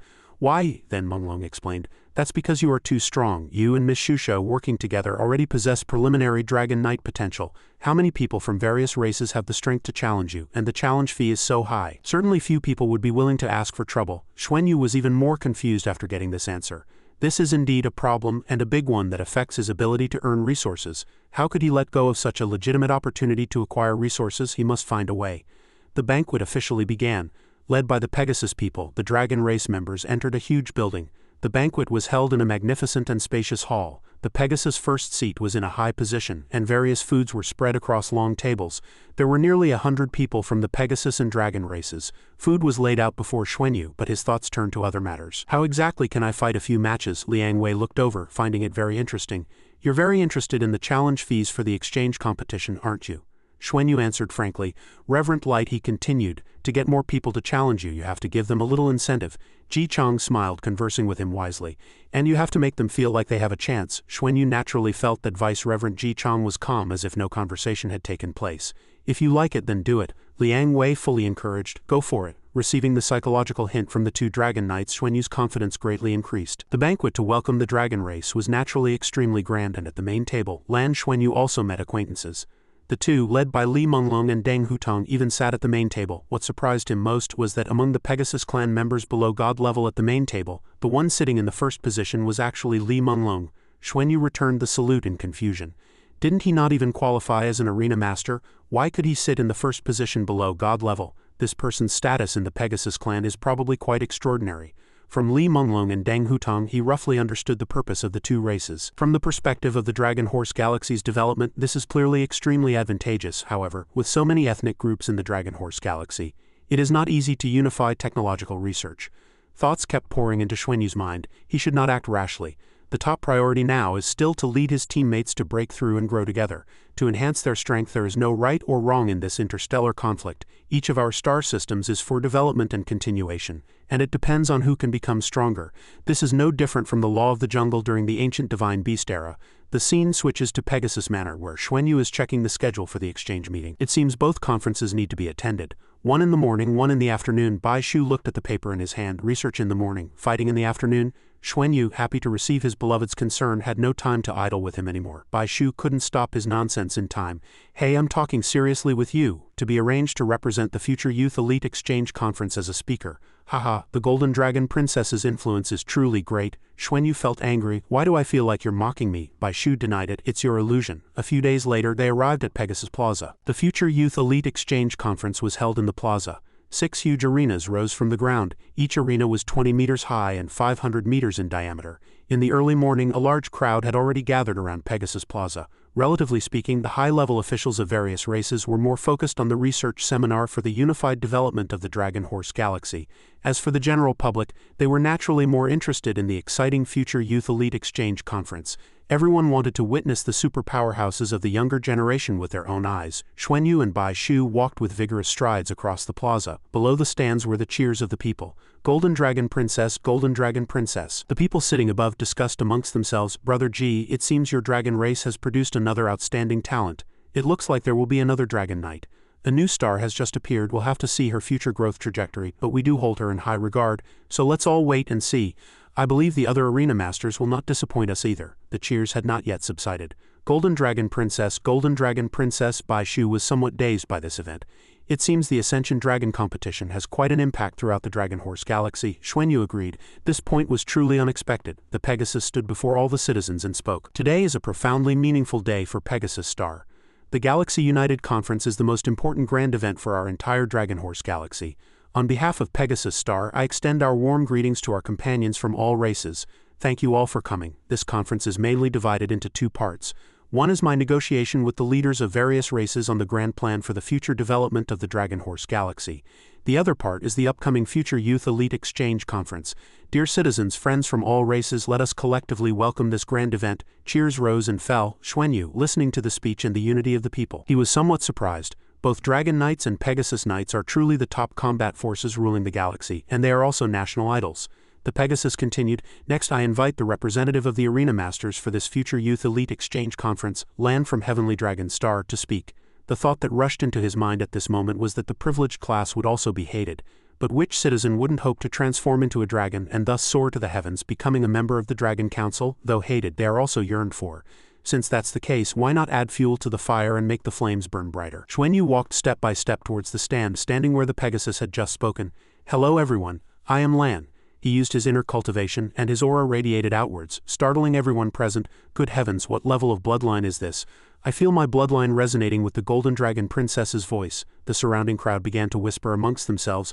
I feel my bloodline resonating with the Golden Dragon Princess's voice. Me too. Good heavens, what level of bloodline is this? Ignoring the whispered comments around him, Xuanyu emphasized seriously, it is my honor to come to Pegasus Star and participate in this exchange event. As a representative of the dragon race, I also very much welcome everyone to challenge me. Ji Chang witnessed the scene before him and couldn't help but feel secretly satisfied. Under the control of her bloodline aura, Lan was already on par with a god-level powerhouse. Moreover, her bloodline seemed even stronger. It was a bloodline that even I envied. He continued to state loudly, yesterday I only found out that I would be participating in the Youth Elite Exchange Conference as the Arena Master for Arena Number 1. At that time, a friend from the Pegasus race told me that I wouldn't be challenged too many times. He directly shared the reason with all the citizens, he said. Because I am the Arena Master for Number 1, it would be quite expensive to challenge me. The audience below burst into laughter. The princess is truly frank. Quite expensive is indeed a simple way to put it. Even the Pegasus couldn't help but smile, lamenting. This Golden Dragon Princess is truly interesting. Hutong and Menglong were both shocked by her frankness. Can such words really be spoken directly on this occasion? Xuanyu smiled slightly, repeating word for word. I told that friend from the Pegasus race, if I am challenged fewer times it is certainly not because challenging me is too costly but because his eyes suddenly sharpened like a weapon that could kill. Because they have lost their courage. To not even have the courage to challenge, that is the true shame of our Dragon Horse Galaxy. These words startled everyone slightly. As if something they had deliberately hidden for a long time had been inadvertently uncovered by someone, Xuanyu fearlessly struck at the hearts of the audience. You must think I'm using a motivational tactic, right? But I can tell you I'm not, because I don't need to motivate you. This is my true thought, he emphasized seriously. No matter which race, if you don't even have the courage to challenge, how can you lead your people to grow stronger? How can you become a solid pillar of your race in the future? Menglong also gradually fell into contemplation. Although her words were polite, she wasn't wrong. He confidently announced from the front of the stands, I don't know what the male aesthetic is like in our Dragon Horse Galaxy, but at least in our dragon race, I am beautiful. Therefore, in this challenge match, I have decided to give you an opportunity.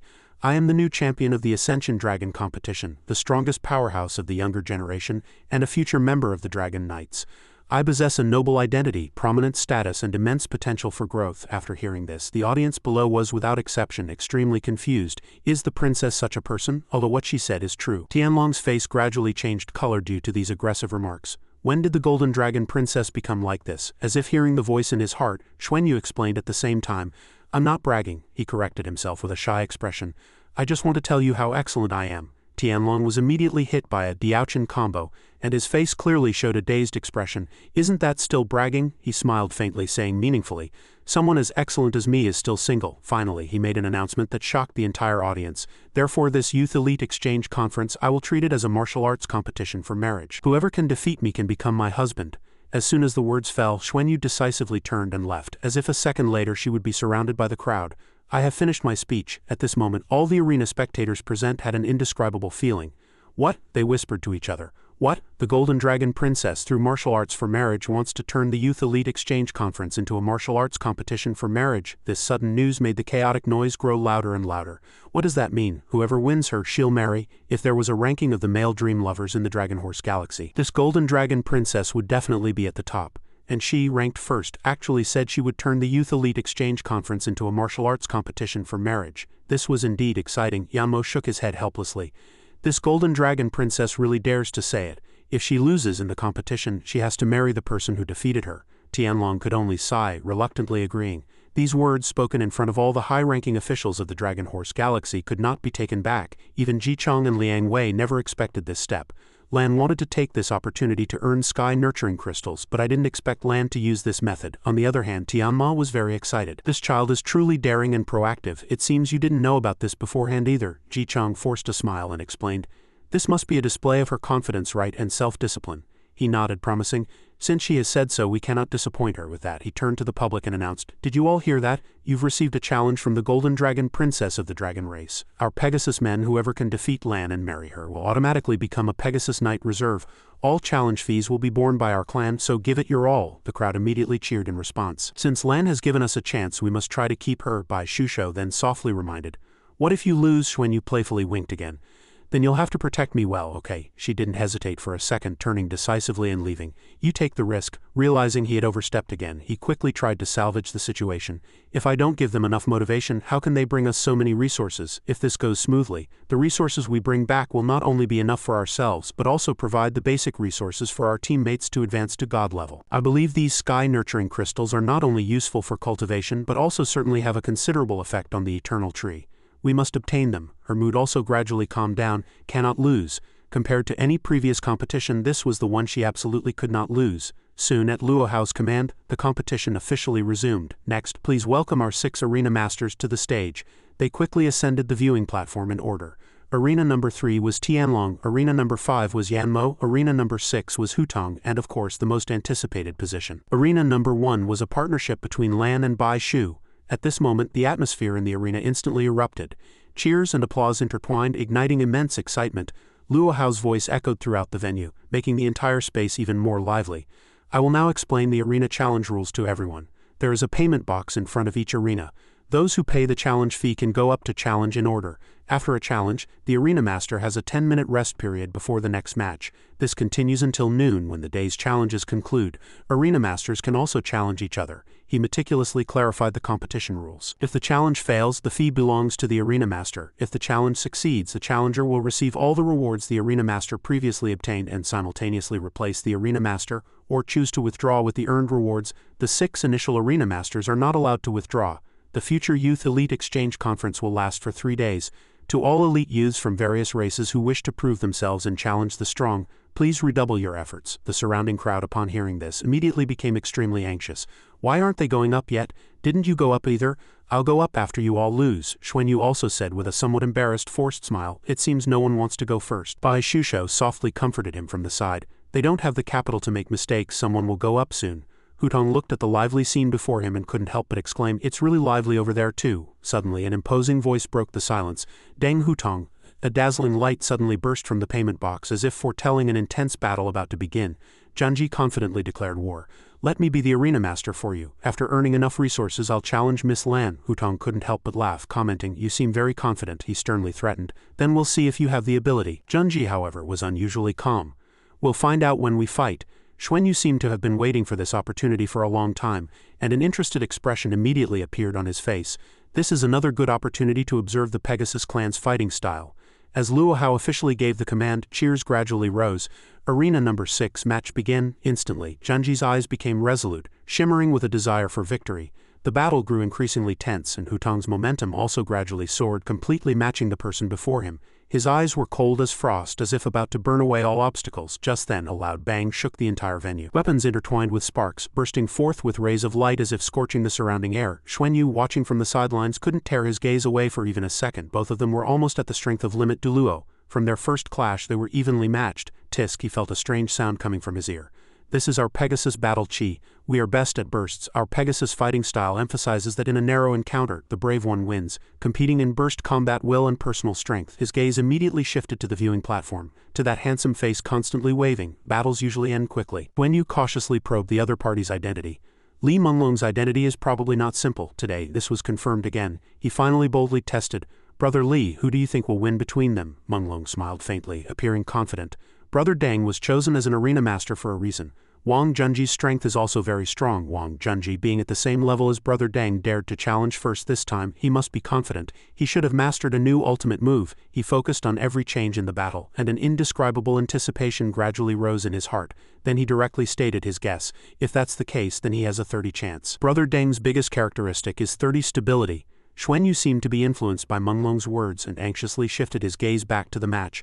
A slight look of confusion now appeared on his face, and he secretly analyzed in his heart. Pegasus battle chi? That battle chi was originally a collection of their spirit, essence and mind. When it erupted in battle, it was mesmerizing. Every collision between the two caused the defensive shield to fluctuate, and the battle was extremely fierce, with neither side giving way. Pegasus battle chi looked incredibly fierce, but in the process of collision it also seemed to contain a great deal of skill, especially in the precise control of the instant eruption of battle chi. Suddenly it looked like an energy bombardment, but during the bombardment extremely subtle and special unique changes occurred. Both sides were looking for the opponent's weak point, so as to direct the erupting battle chi towards it while simultaneously blocking the opponent's attacks. Xuanyu couldn't help but admire their fighting minds. This method of power control is truly unique and beneficial. Just then, the payment box lit up again, signaling new excitement in the game. He quickly scanned it to check the situation. Someone had challenged. Wenlang had already walked over softly to greet him. "Hello, Golden Dragon Princess." Suddenly, a familiar voice came from the stands explaining, "Since no one is challenging Miss Lan, let me first help everyone understand the situation. It seems Miss Lan is also very interested in our Pegasus clan's battle chi. Perfect, I'll personally observe." Menglong proactively suggested, "This is my friend, Princess Yuanlang. Why don't you spar with him first?" On the other hand, Xuanyu saw through the other party's intentions. This person was clearly Li Menglong's guard, but from his mouth it became his friend. Ultimately, he complied with the other party's wishes. "Hello, please guide me." Wenlang bowed nimbly. "It is I who needs guidance, please instruct me." His tone suddenly became firm and he announced, "Then let's begin." As soon as he finished speaking, his entire body immediately erupted with a strong energy. Xuanyu, with a keen eye, immediately recognized this special move. Pegasus Battle Chi, Light Attribute. Wenlang's body at this moment was like a freshly forged elixir, exuding scorching heat and an overwhelming aura. Even Xuanyu couldn't help but praise repeatedly. Yuanlang's entire body is assimilated by this light element.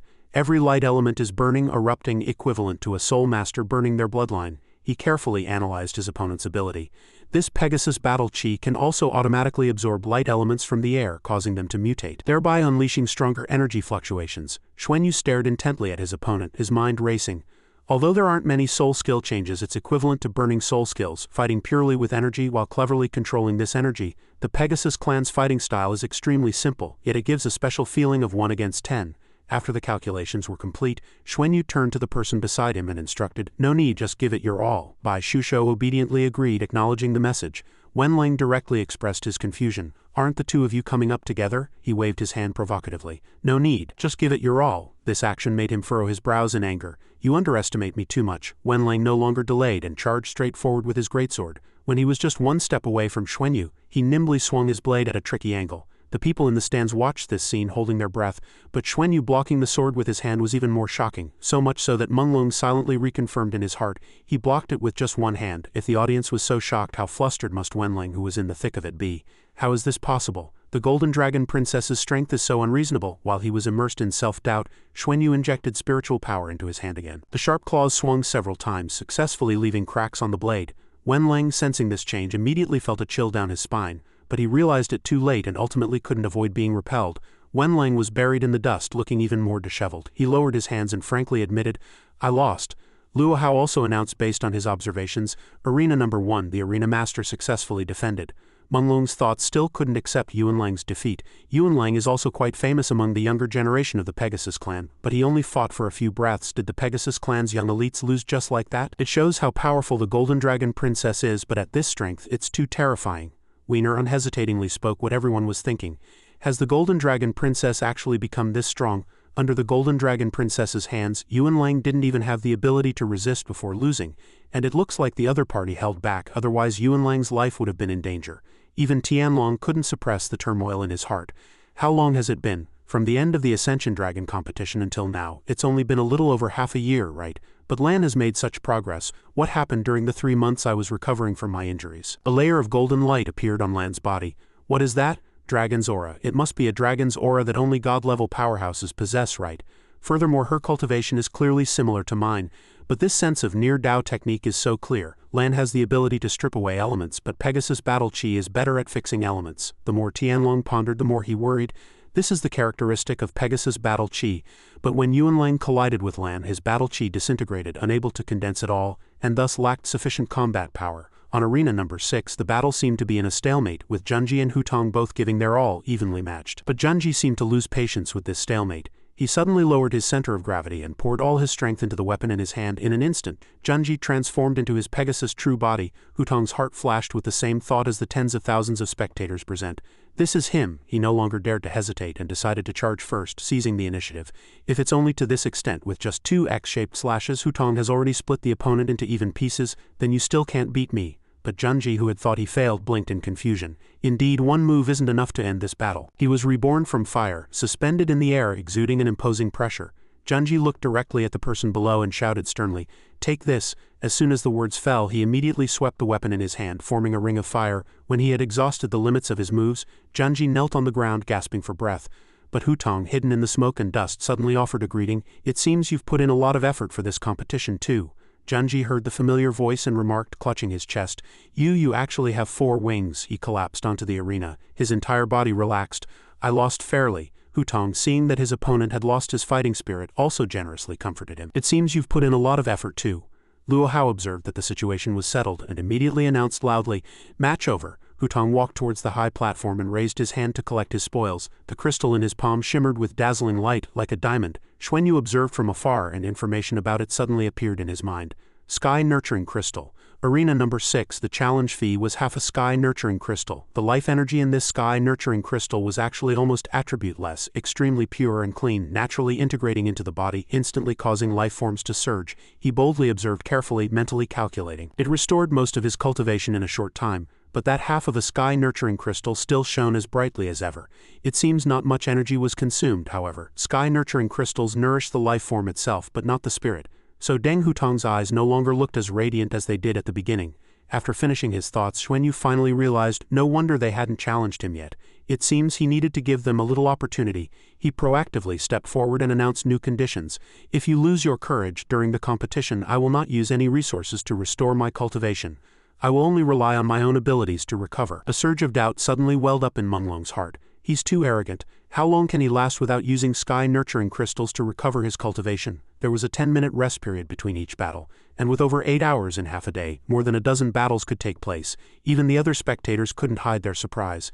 "Did you hear that? The Golden Dragon Princess is still holding back." Just then, a resonant bell-like voice rang through the venue again. "I've come to challenge," Xuanyu secretly chuckled, observing with his peripheral vision. If he wasn't mistaken, someone had arrived. He ran steadily in front of Xuanyu, introducing himself effusively. "I am Zhou Cheng, Golden Dragon Princess, please advise." Xuanyu was inwardly wondering about this guy's strange posture when Menglong from the stands took the opportunity to add a few more demoralizing remarks. "Miss Lan, be careful. The combat style of the One-Eyed Elephant Skin tribe is quite unique." Xuanyu turned a deaf ear to these unfriendly words, reminding his teammate, "I'll deal with him in a bit." Bai Shu softly hummed in agreement.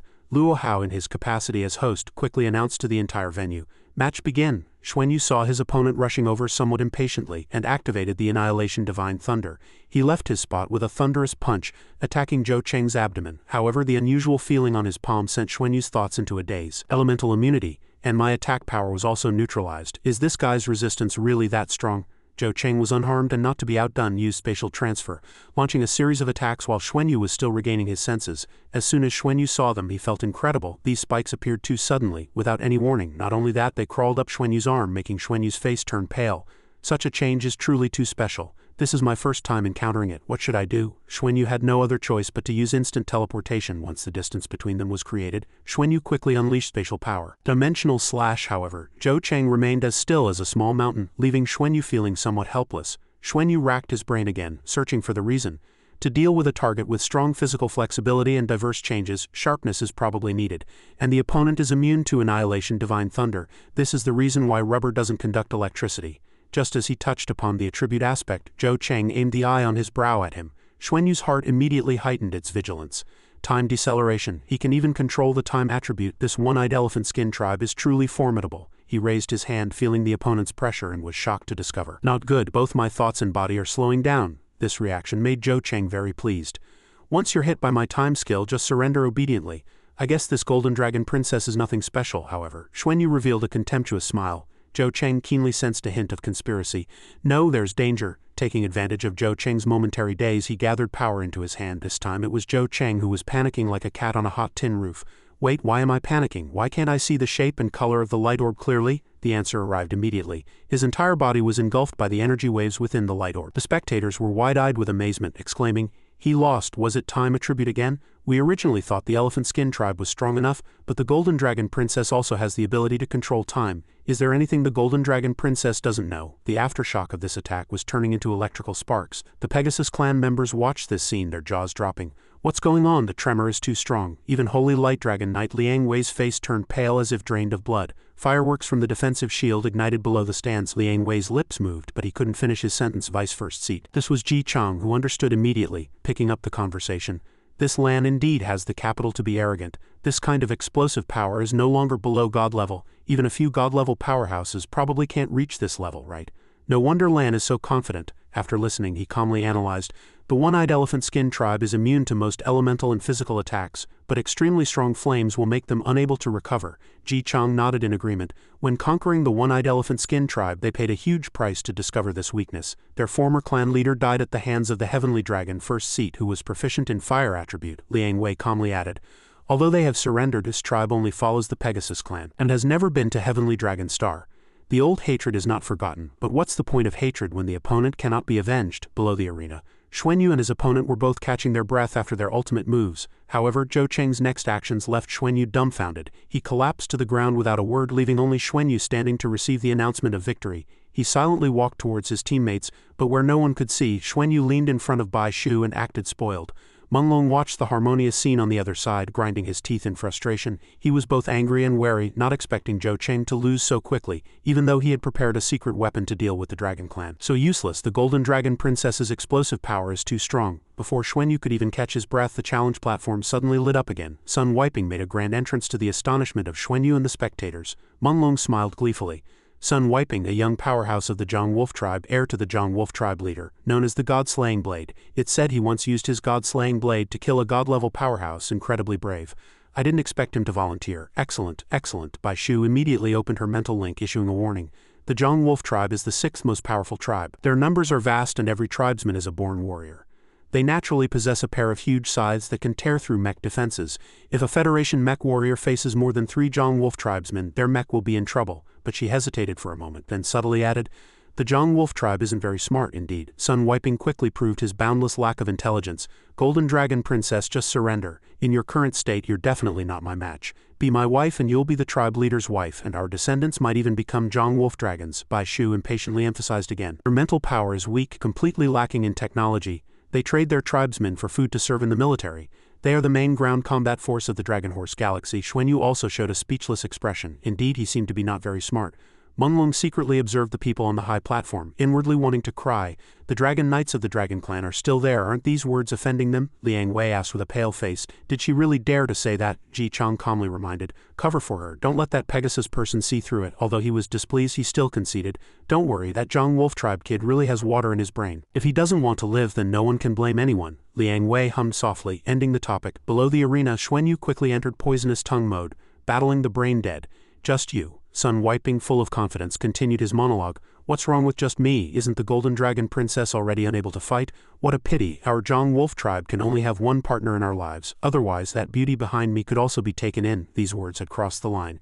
If Bai Shu could refrain from turning into a Buddhist disciple, it would be a miracle. She shot a malevolent gaze at this overconfident guy. Then Bai Shu drew her weapon, making her decision. Sister, this one's mine. Sun Wiping, unaware of the approaching danger, continued his carefree nonsense. Why don't you two come at me together? I'll defeat you first, then Lan. However, his warm-up movements were also quite good. I won't hold back. The two then entangled, exchanging blows. The entire space was filled with traces of spiritual energy cutting through the air and scattered shattered stones. The onlookers were once again wide-eyed. Although Sun Wiping lacked intelligence and emotions, his strength was truly formidable. After fighting for 800 rounds, Sun Wiping seized the opportunity to feign. Have you seen my power yet, little girl? Quickly surrender. Bai Shu said nothing, merely landed calmly, raising her weapon before her. She then activated her ultimate move, Ice Demon Snow. Sun Wiping watched the heavenly demon dance with fluid movements and couldn't help but secretly praise. This little girl truly has some skill. This time he felt an equal match, having clearly fought several rounds with this little girl without holding back. The spectators commented with even greater enthusiasm. I didn't expect the Golden Dragon Princess's Mount Dragon to be able to fight him like this. Shusho's cultivation at the Ascension Dragon platform was clearly lower. Is she really that strong now? Bai Shu, focused intently on the battle, suddenly felt a familiar aura behind her. She quickly shared the information she had discovered. The sharp aura that erupted from the opponent at the beginning was indeed too strong. Space seemed to be torn apart invisibly, feeling almost invincible, but the domain effects brought by Ice Demon Snow and Heavenly Demon Dance seemed to have gradually slowed down the opponent's speed. Xuanyu understood immediately, adding to the analysis. He's probably slowly adapting to his own power. This period of Dragon Force body tempering was definitely not in vain. After a long while, Sun Wiping staggered out of the smoke and dust. He gritted his teeth, cursing inwardly. At the beginning, I really underestimated this dragon, but the coldness from her spear actually penetrated my body. The more Sun Wiping thought about it, the more his spine tingled. No, I can't let her continue to accumulate power. He tensed his body, preparing for a desperate struggle. He had originally wanted to conserve his strength to challenge the Golden Dragon Princess, but now he had to go all out. Bai Shu looked at the green energy orb in front of her, exclaiming in admiration, so bright. The surrounding spectators unconsciously worried for her. The shockwave came from his wings. He was going all out. How could such a powerful attack be broken? Bai Shu remained unwavering, her entire body merging into the teleportation gate behind her. She then enveloped Sun Wiping's tiny crescent halo like a whirlwind. He froze, stuttering. Before he could react, Bai Shu's sharp spear tip had already pierced straight through. The barrier around Sun Wiping immediately shattered into fragments. Despite the successful attack, she maintained a cold and stern expression. This attitude made Xuanyu feel even more admiration. Through abyss and ice tide, she devours the opponent's energy, converting it into ice power, which then surges out as an ice tide. Shusho's progress is very evident. Her realm has already improved. Shusho has been suppressing her cultivation, wanting to break through to god level with me. Influenced by my bloodline, her bloodline abilities will also be sublimated. Xuanyu took the opportunity to analyze teammate. Shusho combined Heavenly Demon Dance, Heavenly Secret, and Abyssal Devour to form an even more powerful soul skill.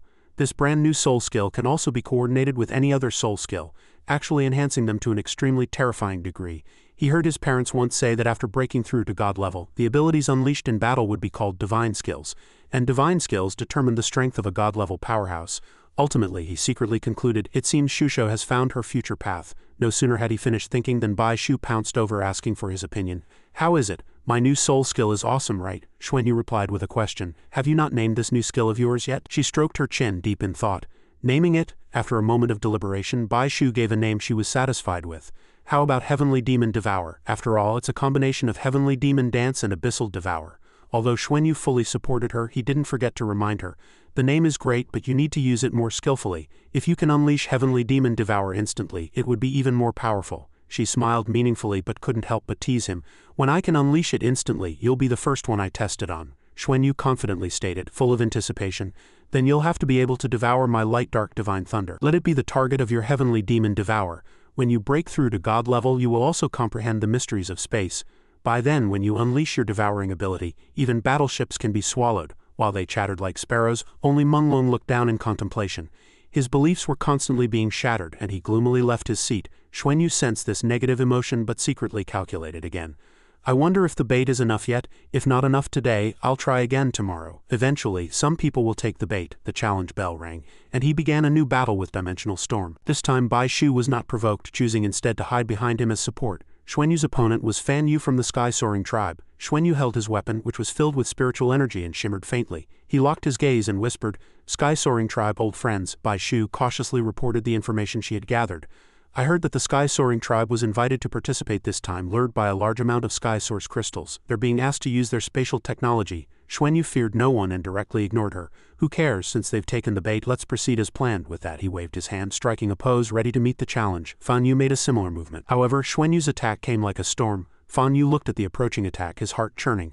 Not good. Fan Yu was already frozen before he could react. It turned out that Xuanyu had added another fatal attack, blocking all escape routes.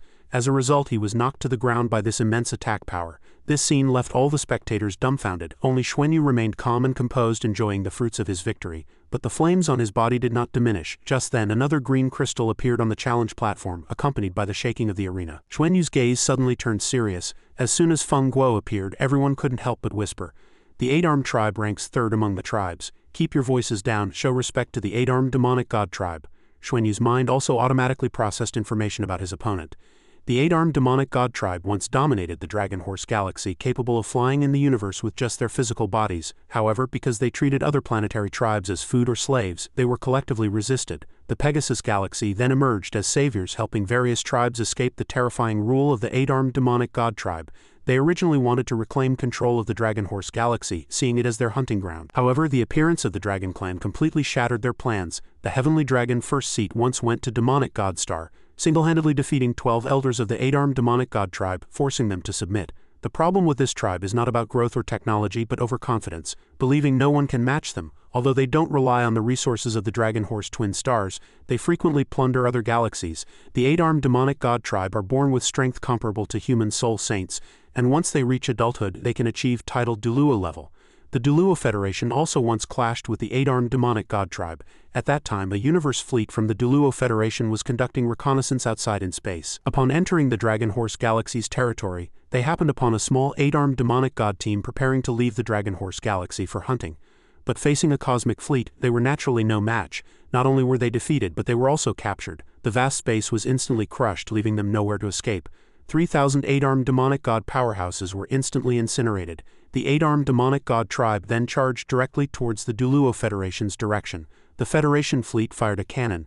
When the Duluo Federation mothership's main cannon fired, it was too late for them to escape, leaving no trace. That battle also made the Dragon Horse Galaxy officially realize that super-god-level powerhouses are not invincible. The area within a half-light-year radius gradually disappeared. Wherever the light passed, the asteroid belt also vanished. They believed it was not impossible to defeat the Duluo Federation's warships.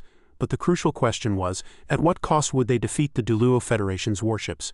If a Duluo Federation warship entered the Dragon Horse Galaxy, no planet could withstand the bombardment of the mothership's main cannon. Heavenly Dragon and Pegasus stars were the foundations of the two races and absolutely could not be damaged. They played a key role in creating the God realm and life sublimation. Therefore, even though both sides were powerful, they exercised restraint, coexisting but each with their own intentions. At this moment, Feng Guo stood on the arena, grinning. His devil-may-care attitude made Ji Chang and others' faces turn pale with anger, while Lan Xuanyu's inner thoughts gave a very objective assessment. Somewhat familiar in terms of bloodline strength, this person in front of him could probably rival Qian Lei's golden behemoth. Despite the opponent's strength being beyond expectation, he was still prepared. Seeing that the opponent had warmed up, Feng Guo immediately unleashed his power to follow. As the two sides were about to clash, Bai Shusho cautiously reminded him, "That is the demonic god core of the eight-armed demonic god tribe and also the source of their power. They are born with a demonic god core which provides them with power. It's a destructive force leaning towards the dark attribute, an extremely terrifying attribute." Lan Xuanyu listened attentively, then his eyes burst with burning fighting spirit. He gripped the mountain dragon spear in his hand, summoning his primal power. The two streams of spiritual power rapidly collided in midair. Aftershocks spread and large areas of Lan Xuanyu's armor began to peel off. The crowd also noticed the anomaly, shouting in alarm, "Look, the Golden Dragon Princess's armor, the armor is cracking." He ignored the clamor, leaping forward with a fierce bound. Lan Xuanyu unhesitatingly thrust his spear into the center of Feng Guo's massive body. Menglong witnessed this scene from beginning to end, and his heart once again grew fervent.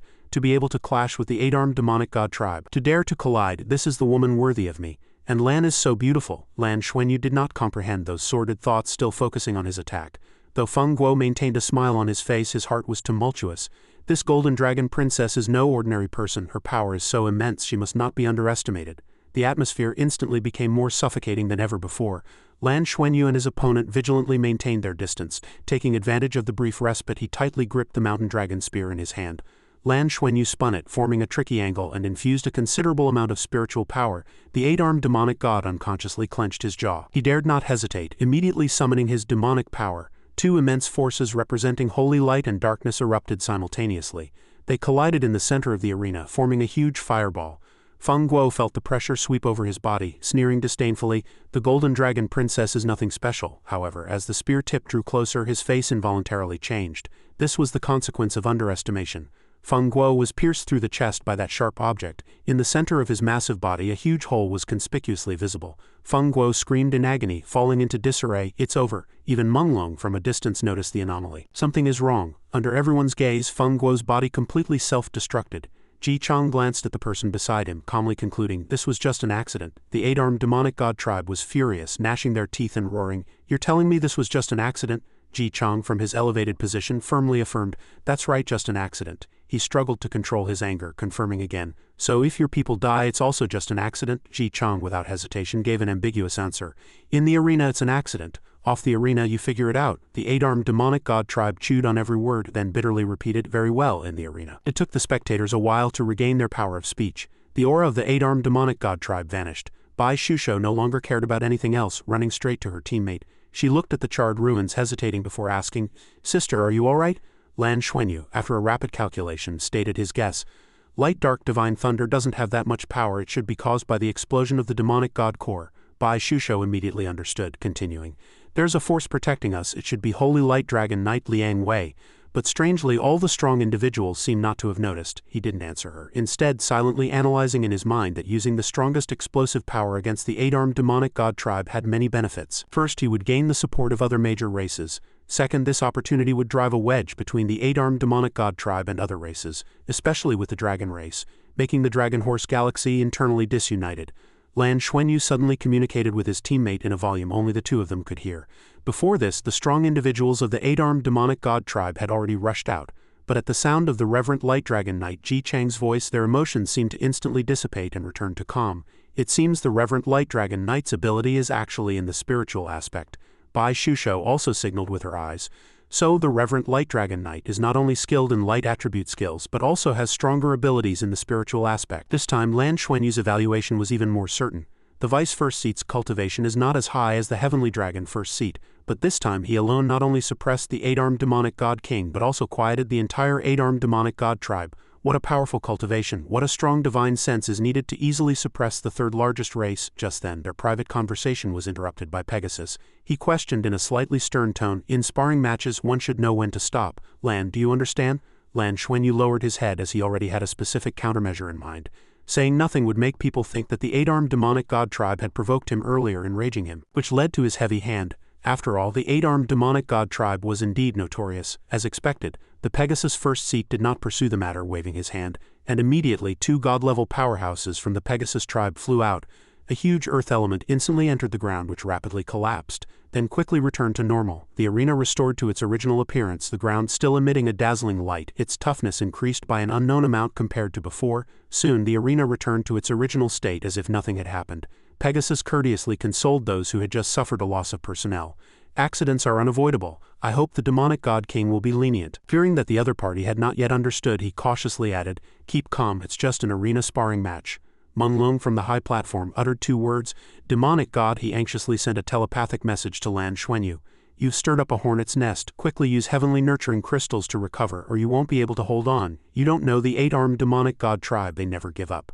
He dazedly called out the other party's name in his heart. Li Mengling. Lan Xuanyu carefully observed him, then silently pondered. Under such a defensive barrier, especially with the protection of the Holy Light Dragon Knight, it was impossible for ordinary people to transmit telepathically. But Li Mengling could actually transmit telepathically. Did this mean Li Menglung's strength was not weak but not particularly strong either? At least not as strong as Deng Hutong. Was it a special artifact, a divine artifact that enhanced spiritual power? I only hope to be challenged non-stop. The 8-armed demonic god tribe is strong but not to the point of being unmanageable. If I don't appear weaker, how can I attract more people to challenge me? Munglung, seeing the person below still calm, felt a surge of anxiety. The 8-armed demonic god tribe was notorious for seeking revenge. This girl was truly audacious. Meanwhile, He Huo also proved his strength by actively rushing to his death. Lan Xuanyu was stunned by this aggressive, debt collector-like behavior. Even the usually composed Liang Wei felt the same, but he still timely released a barrier, stopping He Huo's attack. Subsequently, Liang Wei bluntly revealed, "You haven't paid the challenge fee yet. Do you still need to follow the rules, Lord Pegasus?" Pegasus was directly slapped in the face, instantly stiffening. He awkwardly reminded, Yes, go pay first, demonic god king. Look, the 8-armed demonic god tribe was so angry they almost spat blood, but still coldly ordered to pay the fee. He Huo then mechanically inserted the spirit stone as instructed, and after completing the procedure he rushed back, shouting, "Go to your death." This time, Lan Xuanyu and Bai Shusho simultaneously rushed up to meet the challenge. He Huo's momentum was soaring, his hands dancing with gleaming blades and swords. This united duo looked a little tense, and Lan Xuanyu ultimately raised his hand first to prepare. Bai Shusho, understanding, released her spiritual power, cooperating closely. In a blink of an eye, the Golden Dragon King's true body had appeared behind them. The resplendent golden giant dragon carrying scorching power easily suppressed He Huo below. He was caught off guard and attacked, his figure blurred. Even so, He Huo struggled to resist as there was no retreat. Lan Xuanyu was confident of victory, his expression also relaxed considerably. This was in stark contrast to his opponent's disheveled appearance. The arena once again erupted with a thunderous roar. The spectators once again ate their fill of drama. I was originally worried for the Golden Dragon Princess, just like in the previous match. She must have consumed a lot of energy, but I didn't expect there to be no stalemate at all. It was a completely one-sided attack. Here, Lan Xuanyu's Golden Dragon was pressing He Huo to the ground with its claws. Unwilling to endure this humiliation, he resisted with his last bit of strength, but as soon as his arm moved, Bai Shusho had already appeared, blocking his path. Demonic energy permeated her body, trapping He Huo within. Frost rapidly froze the prey layer by layer. Bai Shusho examined her results and concluded in her mind, Heavenly Demon Devour. The biggest problem is that the preparation time is too long. It requires enough time for the 2 soul skills to fuse into one before it can be unleashed, but once the fusion is complete, its power is immense. He Huo was now trapped in 2 layers of cages. The spectators cheered excitedly. As long as she throws him out, the Golden Dragon Princess wins. That's too fast. Although such a quick end made him feel ashamed of his own kind, he could not stop the ultimate killing move that stunned everyone. Oh my god, such a convincing victory plunged the audience into silence. And so she won, another one defeated. While the 8-armed demonic god tribe gritted their teeth in anger, Ji Chang calmly chanted a spell. On the arena, life and death are not counted. If you kill others, others will kill him. He narrowed his eyes, trying to digest this manipulative information, and he was quite confident in his own spiritual control ability. The 8-armed demonic god tribe below dazedly asked each other, Does this mean we have to endure this? How are we going to survive in the Dragon Horse Galaxy if we keep enduring? Seeing the wavering morale, the 8-armed demonic god tribe immediately stood up and reminded, "Listen up, all demonic gods, even if you defeat Lan, you are absolutely forbidden to kill her. The Golden Dragon Princess is more useful alive. She can perpetuate the bloodline of the 8-armed demonic god tribe." Everyone's imaginations ran wild, and they immediately cheered and waved their hands excitedly. And Lan Xuanyu, hearing these words, immediately erupted with momentum. "Anyone who dares approach me will be killed without mercy." The 8-armed demonic god tribe, as if injected with a stimulant, immediately rushed to sign up. "I'm going third, I'm going fourth, I'm going fifth." However, in front of Lan Xuanyu's absolute power, the results were always the same. The third one was roasted golden. The fourth followed in his companion's footsteps, dismembered into pieces. The fifth was carefully nurtured by Bai Shusho herself to catch up with the previous two, and the spectators began to worry about stamina. Is the 8-armed demonic god tribe going to fight in turns? How much longer can the Golden Dragon Princess last? And Lan Xuanyu was more concerned with deeper core issues. Shusho can now completely confirm that in terms of physical defense strength alone, perhaps even god-level powerhouses of the dragon race cannot compare to us. At least from the outside, the bloodline conflict between the Golden Dragon King and the Silver Dragon King no longer exists. Bai Shusho also quickly shared her experience. "I used Heavenly Demon Devour for the third time. Although the consumption is considerable, the time taken for each use is getting shorter, and I'm becoming more proficient." Meanwhile, more and more people came to Menglong's position. They crowded around him, constantly exclaiming, "The Golden Dragon Princess is in a bad state. Can she still hold on? Come on, you must hold on. Why isn't the morning match over yet?" Menglong's heart was also filled with doubts at this moment. There were still over 30 relatively strong members among the younger generation of the 8-armed demonic god tribe, but the 8-armed demonic god tribe must not be allowed to get complacent. Today's morning match time was not even half over. Lan still needed to fight at least 8 matches to complete the future Elite Youth Challenge, perhaps even 10 matches. Can Lan hold on? Just like when he first dealt with Qi Tianling. Xu Yanmo's threat, the 8-armed demonic god tribe's challenges grew greater each time, but the ultimate victor was still Lan Xuanyu. And most terrifyingly, not a single 8-armed demonic god left the arena alive. One after another, the 8-armed demonic gods fell, and there were no more demonic god core explosions. Each time, Lan Xuanyu defeated his opponents in the most ferocious manner, eliminating them. Until the 8th one, he still showed no signs of exhaustion. The 8-armed demonic god tribe was frantic and restless, and the Pegasus first seat couldn't help but ask, "Where are you going?" He answered gruffly, "To the waiting area." At the same time, the crowd in the stands collectively worried. The Golden Dragon Princess is already in a bad state. Can she still hold on? Immediately after, Lan Xuanyu's ears were filled with deafening shouts. "Go, you must hold on, go." Menglong seized the opportunity to infiltrate. "Miss Lan, I have a way to help you now. I wonder if you are willing." Before Lan Xuanyu could answer, he hastily shared, "I have a way if you are willing. I can immediately get on stage and fight you." As expected, Menglong still hadn't given up his original purpose. "You deliberately lose to me. Our Pegasus clan and your Dragon clan are one family. How about you marry me?" His dry lips parted slightly, uttering words of refusal. "I don't accept your proposal," Lan Xuanyu forcefully declared. "I can continue." This attitude made Menglong's heart even more excited. Her indomitable will seemed to burst forth from her body, her face filled with resilience. This momentum clearly indicated her desire to fight to the end. Thinking of this, he had to admit that Lan's condition was already quite bad. With his own strength, if he went on stage, he should have a chance to defeat her.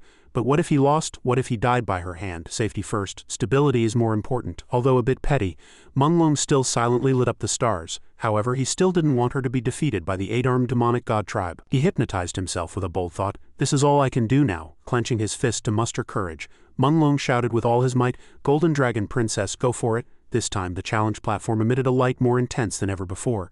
Wu Mo remained in his original posture, raising his hand in a daze, listening to the notification of payment.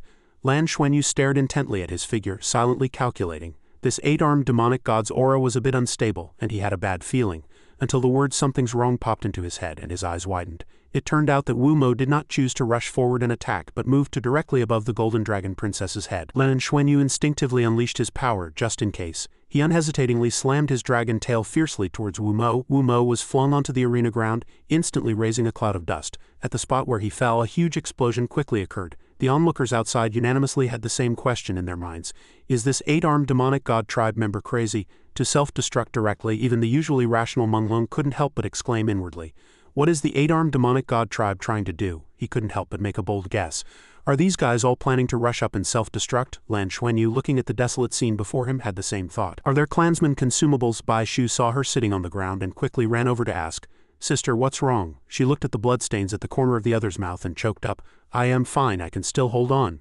But all her expressions were just to cover up the elation in her heart.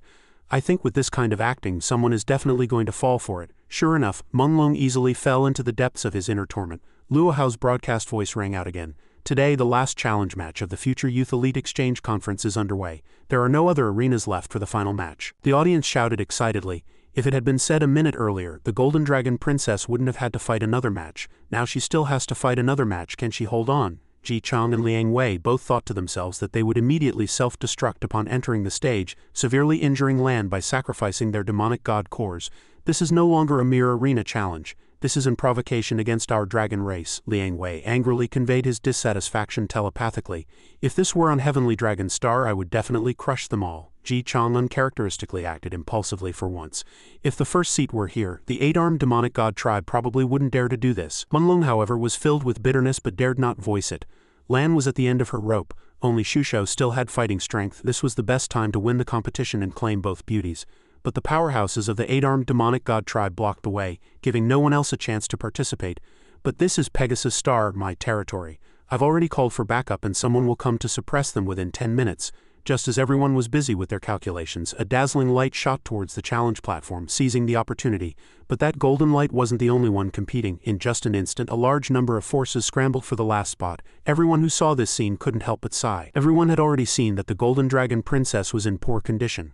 At this point, no one cared about offending the 8-armed demonic god tribe. Whoever paid the Sky Nurturing Crystal first would be able to challenge Lan Xuanyu in the next match and have a chance to claim the beauty. He Jing and others were among the first contestants to express disappointment.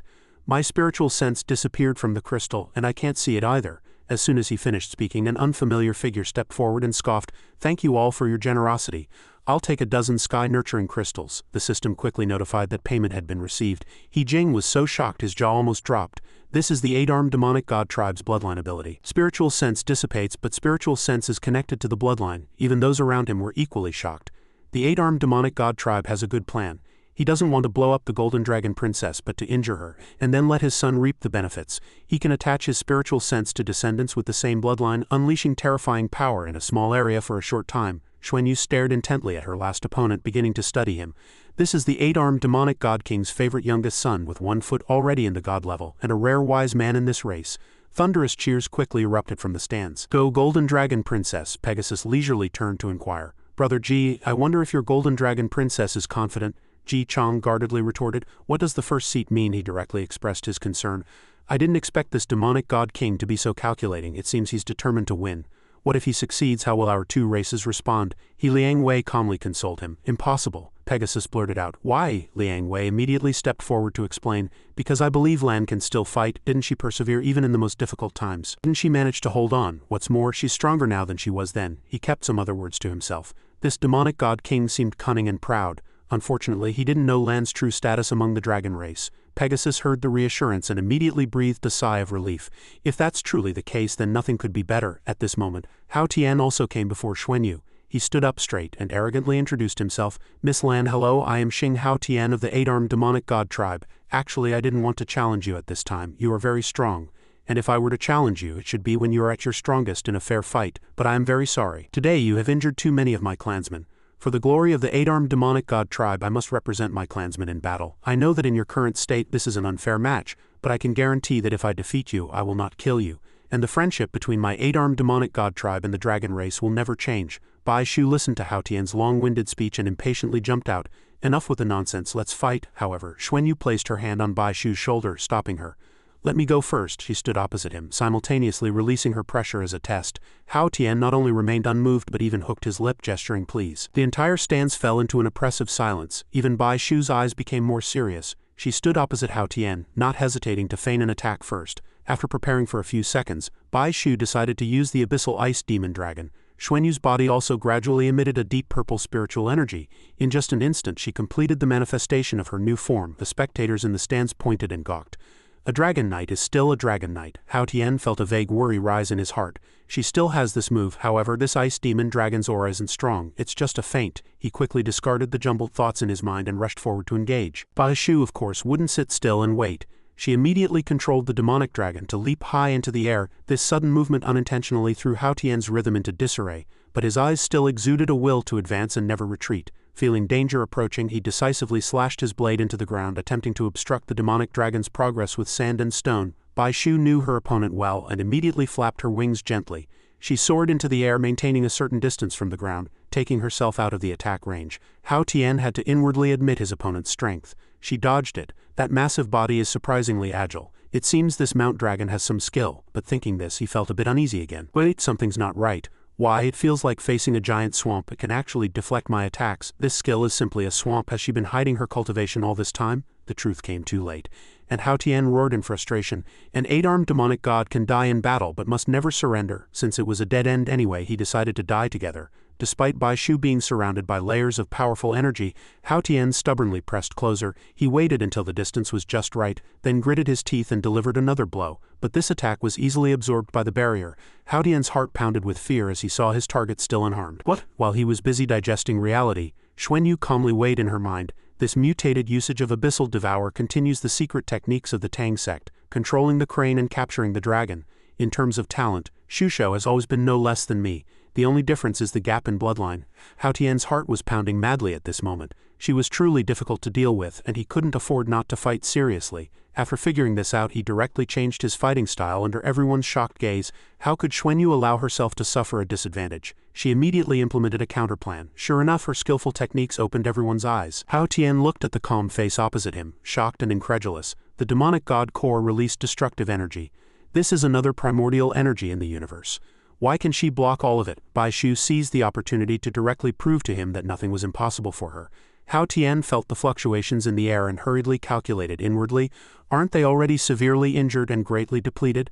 Why is this energy still being released continuously, without any signs of weakening? No, I can't give them any more chances to deplete me. Is the Golden Dragon Princess not participating in the battle, using this opportunity to recover more strength? Hao Tian was caught in a dilemma and could only brace himself. After taking a deep breath, he unleashed sharp ice needles all around him. The strange light radiating from his chest seemed to power each counterattack. Hao Tian began to encourage himself. This is my strongest attack. He decided to use the demonic god transformation to fight to the death because he had a clear plan in mind. Even if he killed this abyssal ice demon dragon first, it wouldn't be a loss. After all, the ultimate goal was still the Golden Dragon Princess. Ji Chong and Liang Wei both had the words "this is" flash through their minds before abruptly standing up from their seats. The 8-armed tribe blocked their way, asking nonchalantly, "Where are you two going?" Liang Wei exchanged glances with the person next to him. Fortunately, they came just in time, catching the crucial moment of battle. If he hadn't planned this in advance, who would believe it? Ji Chong pursed his lips, responding with that comforting remark. He observed quietly, confident that Lan would be fine. Sure enough, Xuanyu below the stands was also engrossed in a new move. A moment later, the demonic dragon gradually became transparent under everyone's gaze. Hao Tian watched with suppressed anger. She teleported away. The surrounding space is being destroyed by my destructive power, yet she can still complete a teleportation. For the first time, he felt trapped in a dilemma. After using demonic god transformation, I've absorbed too much destructive power. So much that my body can't handle it. But should I attack Bai Shusho, who has teleported behind me? Or Lan, who is in front of me? I can't hesitate any longer. I must attack immediately. Xuanyu seemed to have completely grasped her opponent's calculations. Her golden eyes gradually opened. She touched her index finger to her forehead, activating her spiritual domain. The gift Xuanyu gave Hao Tian was the ultimate move, time stasis. He cursed inwardly. Damn it, I've been restrained for too long. Hao Tian frantically looked left and right, trying to find a way out. But before he could come up with any clever ideas, he turned pale with fright from the ultimate move, deep blue gaze. Hao Tian was continuously pummeled. So he decided to take a desperate measure, imitating his previous clansman by self-destructing to increase damage and destructive power. The sky was immediately covered by the demonic energy and lightning triggered by Hao Tian. Ji Chong and others could only watch this tragic script in stunned silence. Bai Shu hadn't expected her opponent to resort to such a dangerous move and could only barely hold on. She was in a dangerous situation herself, but still had the presence of mind to worry about her teammate. This move is really hard to deal with. I can only barely hold on. I wonder how Xuanyu is doing. The person Bai Shu worried about seemed very stable amidst the surrounding storm. Her whole body was covered by a layer of 5-colored golden light, preventing any damage from attaching. Xuanyu concentrated and once again summoned the golden dragon to return. After the time barrier was completely lifted, Hao Tian was also pinned down by the giant dragon. Hao Tian stiffly looked down at the huge crack that extended to his feet. Before him was the giant dragon that Xuanyu had just teleported away using time stasis. It examined its prey with eyes sparking with electricity. Hao Tian's heart at this moment wanted to loudly question, "That's our royal family's destructive energy. Is she trying to die?" Xuanyu ignored the puzzled gazes from all directions. She merely immersed herself in her sea of consciousness. "I think I understand a little. Destruction and damage are not the same thing. Damage is harming beautiful things, while destruction is a purification. It purifies all impurities, purifies all mistakes, and ultimately brings about a pure world, thereby igniting creation. DTN's reminder suddenly echoed in her ear. Although this destructive energy is not pure, the intent contained within it is still as terrifying as before. Combine it with my dark attribute energy, it will probably be digested bit by bit. Bai Shu saw her teammate remain silent and spoke up anxiously. Xuanyu, are you alright? She smiled faintly and reassured him. Shusho, I'm fine, you made me worry. I suddenly thought, what should I do in the future when I undergo my own tribulation, if I encounter the 9-attribute cosmic tribulation? Isn't this a great opportunity to deeply experience destruction? How are you doing? Can you still hold on? She honestly shared her situation. I can barely digest and absorb it using Heavenly Demon Devour. You don't need to worry about me, it's just what should we do with this guy in front of us? Xuanyu's lips suddenly curled into a meaningful smile. She stared intently at the target before her, then emphasized, watch me. The smoke and dust on the arena gradually dissipated a lot. Xuanyu, in his dragon form, hung his head, panting heavily. Next she gathered 5-colored spiritual power with all her might. The audience watched with bated breath. Why does the golden dragon princess seem so weak? Yes, that dragon also seems to be shrinking, becoming weaker. As soon as they finished speaking, Xuanyu's dragon body suddenly shone with dazzling light. Hao Tian watched the golden pearl roll on the ground, unable to suppress the doubt in his heart. What is this? After his body dissipated, the core appeared and it seemed to have a life of its own, rolling directly to his feet. Just then, Bai Shu nearby suddenly used a new skill, Death Wither plus Deep Blue Gaze. Hao Tian instinctively turned sharply toward her. By the time he noticed the pearl, it had already fully lit up. He bitterly realized the cruel reality. It was a trap. The golden dragon princess had cheated with her attack. Hao Tian's mind raced in a short time. Not good, I fell for it. Should I retreat first? However, his limbs couldn't keep up with his thoughts and calculations. Damn it, my body is stiff and my movements are slowing down. Just as he felt bewildered, the pearl burst out with increasingly powerful energy. Hao Tian had no other choice but to plunge all the swords in his hand into the ground, forming a temporary shield. The audience quickly recognized that both strange and familiar object. Divine artifact. This is clearly a divine artifact. The 8-armed demonic god tribe's divine artifact. If it weren't for this set of divine artifacts, he probably wouldn't have survived. Hao Tian, of course, knew this well, so he tensed his body, striving to hold his last line of defense. Despite his whole body protesting, he gritted his teeth and persevered. Until the attacking light gradually dissipated, Hao Tian also took the opportunity to catch his breath, but after a long time he still couldn't stand upright. Hao Tian panted as he asked himself, why exactly? He stared intently at Xuanyu, roaring frantically inside. Why can this woman continue to fight after being so injured? On the other side of the battle line, Bai Shu also timely arrived by her teammate's side. Hao Tian watched her recover immediately, and a wave of bitterness surged in his heart. It's truly unbelievable. She was clearly so heavily injured, yet she can still stand up. However, Xuanyu unexpectedly spoke up to remind him, don't think you've won. She didn't say anything more, just continued to gather strength again. Everyone who saw this scene was dumbfounded. Even a high-ranking figure like Ji Chong felt the same. Menglong and Hao Tian both widened their eyes, waiting for her next move. Xuanyu observed her opponent with a calm expression. Meanwhile, Hao Tian looked at the familiar giant dragon before him, feeling somewhat flustered. How is this possible? Is this a secret technique of the dragon race? Yes, our clan has secret techniques, so why wouldn't the dragon race have them? The giant dragon didn't give him too much time to catch his breath, then abruptly rushed forward to attack. Xuanyu also seized the opportunity to raise the mountain dragon spear. Adding momentum, she pointed her weapon at Hao Tian and shouted, it's over. In the nick of time, his mind raced. I am the heir to the 8-armed god king. How can I die in the arena? After weighing the pros and cons, he quickly shouted loudly, I surrender. The audience simultaneously breathed a sigh of relief. She won, Golden Dragon Princess, she won. Xuanyu also relaxed her long spear, letting it down to the thunderous cheers. Golden Dragon Princess, Golden Dragon Princess, Golden Dragon Princess. The only ones undoubtedly dissatisfied with this result were the 8-armed tribe. He suddenly stood up and roared furiously. Foolish, truly foolish. Liang Wei was quick to rub salt in the wound. Demonic God King, no need to be angry. This is also an important lesson on your son's path to growth. Seeing is not always believing. Sure enough, Hao Tian also keenly noticed the anomaly. Why isn't she moving? Just as he thought this, the figure in front of Xuanyu suddenly burst into flames. Hao Tian's eyes widened in disbelief. The person before him was an illusion. The aura was an illusion. Everything was a simulated illusion. He subconsciously looked around, attempting to find the truth. Then where is her real body? Not until the dust settled, revealing Lan Xuanyu lying with her eyes closed next to Bai Shusho. Menglong stood on the high platform, horrified in his heart. An illusion. She could even cast an illusion and scare the 8-armed demonic god tribe. The more he thought, the more his resolve strengthened.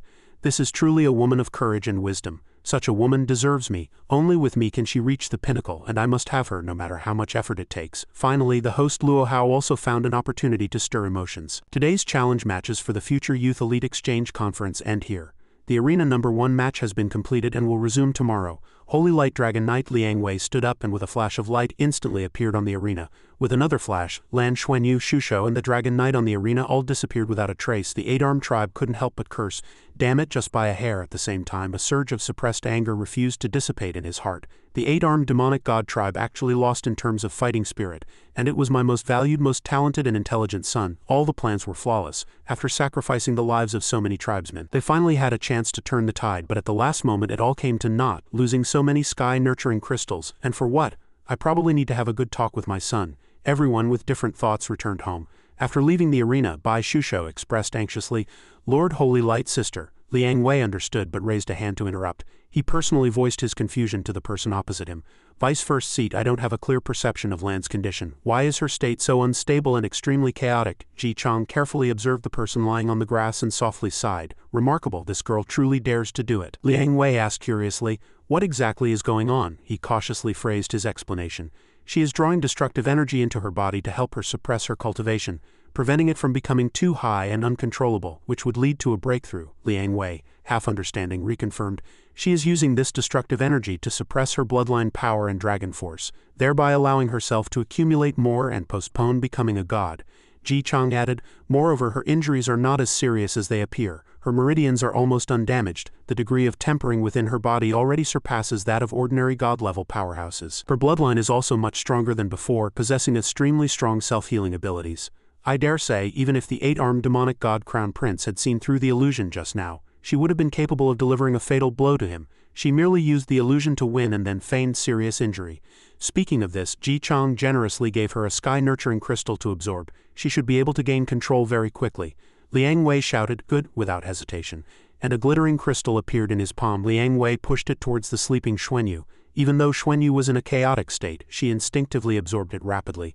Liang Wei looked at the person healing herself before him and began to speak effusively. The greatest advantage of sky-nurturing crystals is that they contain traces of creation. This is the root of the power of our dragon horse twin stars, the true core of life. Bai Shusho couldn't hide her curiosity and blurted out, creation? He showed a regretful expression and explained, unfortunately, sky-nurturing crystals are incredibly difficult to produce. Otherwise, if there were enough sky-nurturing crystals, we could. The essence of life lies in creation. Creation is the opposite of destruction. Sky-nurturing crystals actually contain life energy that reaches the level of creation, or at least has the flavor of creation. As they were lecturing effusively, Xuanyu's body gradually began to change. The crystal suddenly emitted a dazzling aura. Ji Chang couldn't help but exclaim, the life energy contained in this sky-nurturing crystal is even greater than the life energy of a small asteroid. Liang Wei also gasped. This is incredible. Is her body a bottomless pit? Just then, Bai Shusho proactively ran forward to help Xuanyu up. She looked at the person who still had her eyes closed and hesitantly asked, Sister, are you okay now? Ji Chang relaxed his facial muscles and promised she should be fine now, she'll wake up soon. Take good care of her. He then turned to the main topic. For the afternoon's joint seminar, participate if you can, otherwise rest at the manor. Liang Wei retorted unceremoniously, if she participates, what about Lan? He finished speaking without waiting, and the two intimately left the edge of the woods. Bai Shusho saw that she had opened her eyes and quickly asked with concern, You're awake? How do you feel? Xuanyu rubbed her dizzy head and reassured her, I'm fine, don't worry. She held the other's hand and softly expressed her feelings, you really worried me. Knowing she was in the wrong, he proactively changed the subject. Help me up, let's go back to our residence first. Back in the room, Bai Shusho finally had the chance to understand the details. Xuanyu carefully analyzed the problem.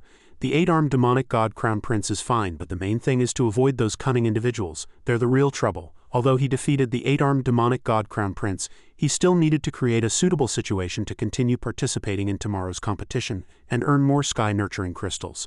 Therefore, Lan Xuanyu's choice at that time was to adapt on the fly and subtly guide the situation. He certainly had the strength to deliver the final blow to the eight-armed demonic god Crown Prince. However, through previous battles he had already discovered that the eight-armed demonic god Crown Prince had many valuable items on him. Obtaining them would be extremely difficult, at least not on the arena. In the absence of certainty, it was better to utilize the current situation. Facing the attention of many super-god-level powerhouses, it was impossible to completely deceive them. Today's battle brought Lan Xuanyu many benefits, especially the continuous battles with the eight-armed demonic god tribe, which yielded huge gains. This gain was not only reflected in the sky-nurturing crystals, but more importantly in the destructive energy of the eight-armed demonic god tribe, allowing Lan Xuanyu to experience so much destructive aura. In continuous battles, Lan Xuanyu discovered that to resolve destructive energy he needed at least his own 7 attributes to converge. A true dragon god should be able to wield 7 attributes, including the 2 attributes of destruction and creation. Experiencing destructive characteristics in advance was, of course, beneficial to him. This destructive energy was truly overbearing. With Lan Xuanyu's self-healing ability, recovery was relatively difficult after he guided the destructive energy into his meridians, but he continued to do so. Only in this way could he perceive its true mysteries. At the same time, he used it to suppress his cultivation. The sky-nurturing crystal Liang Wei had just given him could truly be called a stroke of genius. 9 attributes lacking only creation. And the life energy in the sky-nurturing crystal allowed him to touch the aura of creation for the first time. The destructive energy that had previously entered Lan Xuanyu's meridians and the creative power in the sky-nurturing crystal were attracting each other, converging and colliding in the same place. The life energy of the sky-nurturing crystal was also at a planetary level, close to the life energy of the mother planet. If the sky-nurturing crystal were brought to the eternal tree for contemplation, the mother planet would definitely evolve again. Xuanyu examined the spoils in his hand, concluding with satisfaction. Today we have basically achieved all our goals, and the sky-nurturing crystals are the most tangible gain. We already have over 20 sky-nurturing crystals. Tomorrow I'll need to use a few more in battle, so it seems I'll have to strive for even more sky-nurturing crystals. For tomorrow's battles, let's aim to speed things up. Bai Shusho, seeing him immersed in calculations, interjected promptly, "Are we going to the meeting this afternoon?" Xuanyu suddenly changed his attitude and said resolutely, "Yes, of course we're going. It concerns how the Dragon Horse Galaxy unifies its strength and improves its scientific and technological research, all of which are important intelligence we need to grasp. Of course we must go." Her face stiffened and she weakly suggested, "How about I go alone? You don't go. Otherwise, if they know you're not seriously injured, that will affect tomorrow's plan." Xuanyu confidently refused. "No, I must go. I must let them see me, let them feel my outwardly strong but inwardly weak appearance. Only then will they be more courageous tomorrow." Hearing this open scheme, Bai Shusho felt somewhat speechless. "You never hesitate when it comes to taking advantage, do you?" She quickly put aside her jumbled thoughts and turned to more important matters. "The sky-nurturing crystals are all with Holy Light Dragon Knight.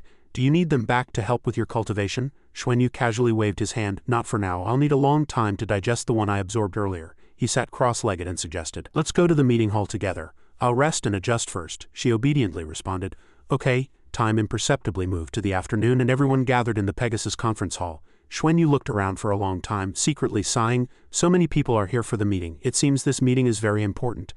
Liang Wei keenly spotted the two and proactively greeted them. "You've arrived." Strong individuals from various races took their seats. This conference hall could accommodate 500 people. Xuanyu's gaze was drawn to someone and a hint of confusion flashed in his mind. "Isn't that him?" As she walked through the warm corridor with Bai Shusho, Xuanyu suddenly noticed something strange. That aura was very familiar. The 8-armed demonic god Crown Prince, he really came. This judgment was immediately confirmed. He saw a familiar figure sitting in a corner of the room. The meaningless chatter of the crowd was incessant. How pathetic, to be deceived by an illusion, pay such a high price and ultimately fail. Hao Tian was so angry he gritted his teeth. "Tomorrow, no matter what, even if I die, I must eliminate the Golden Dragon Princess." Suddenly, a familiar voice rang out.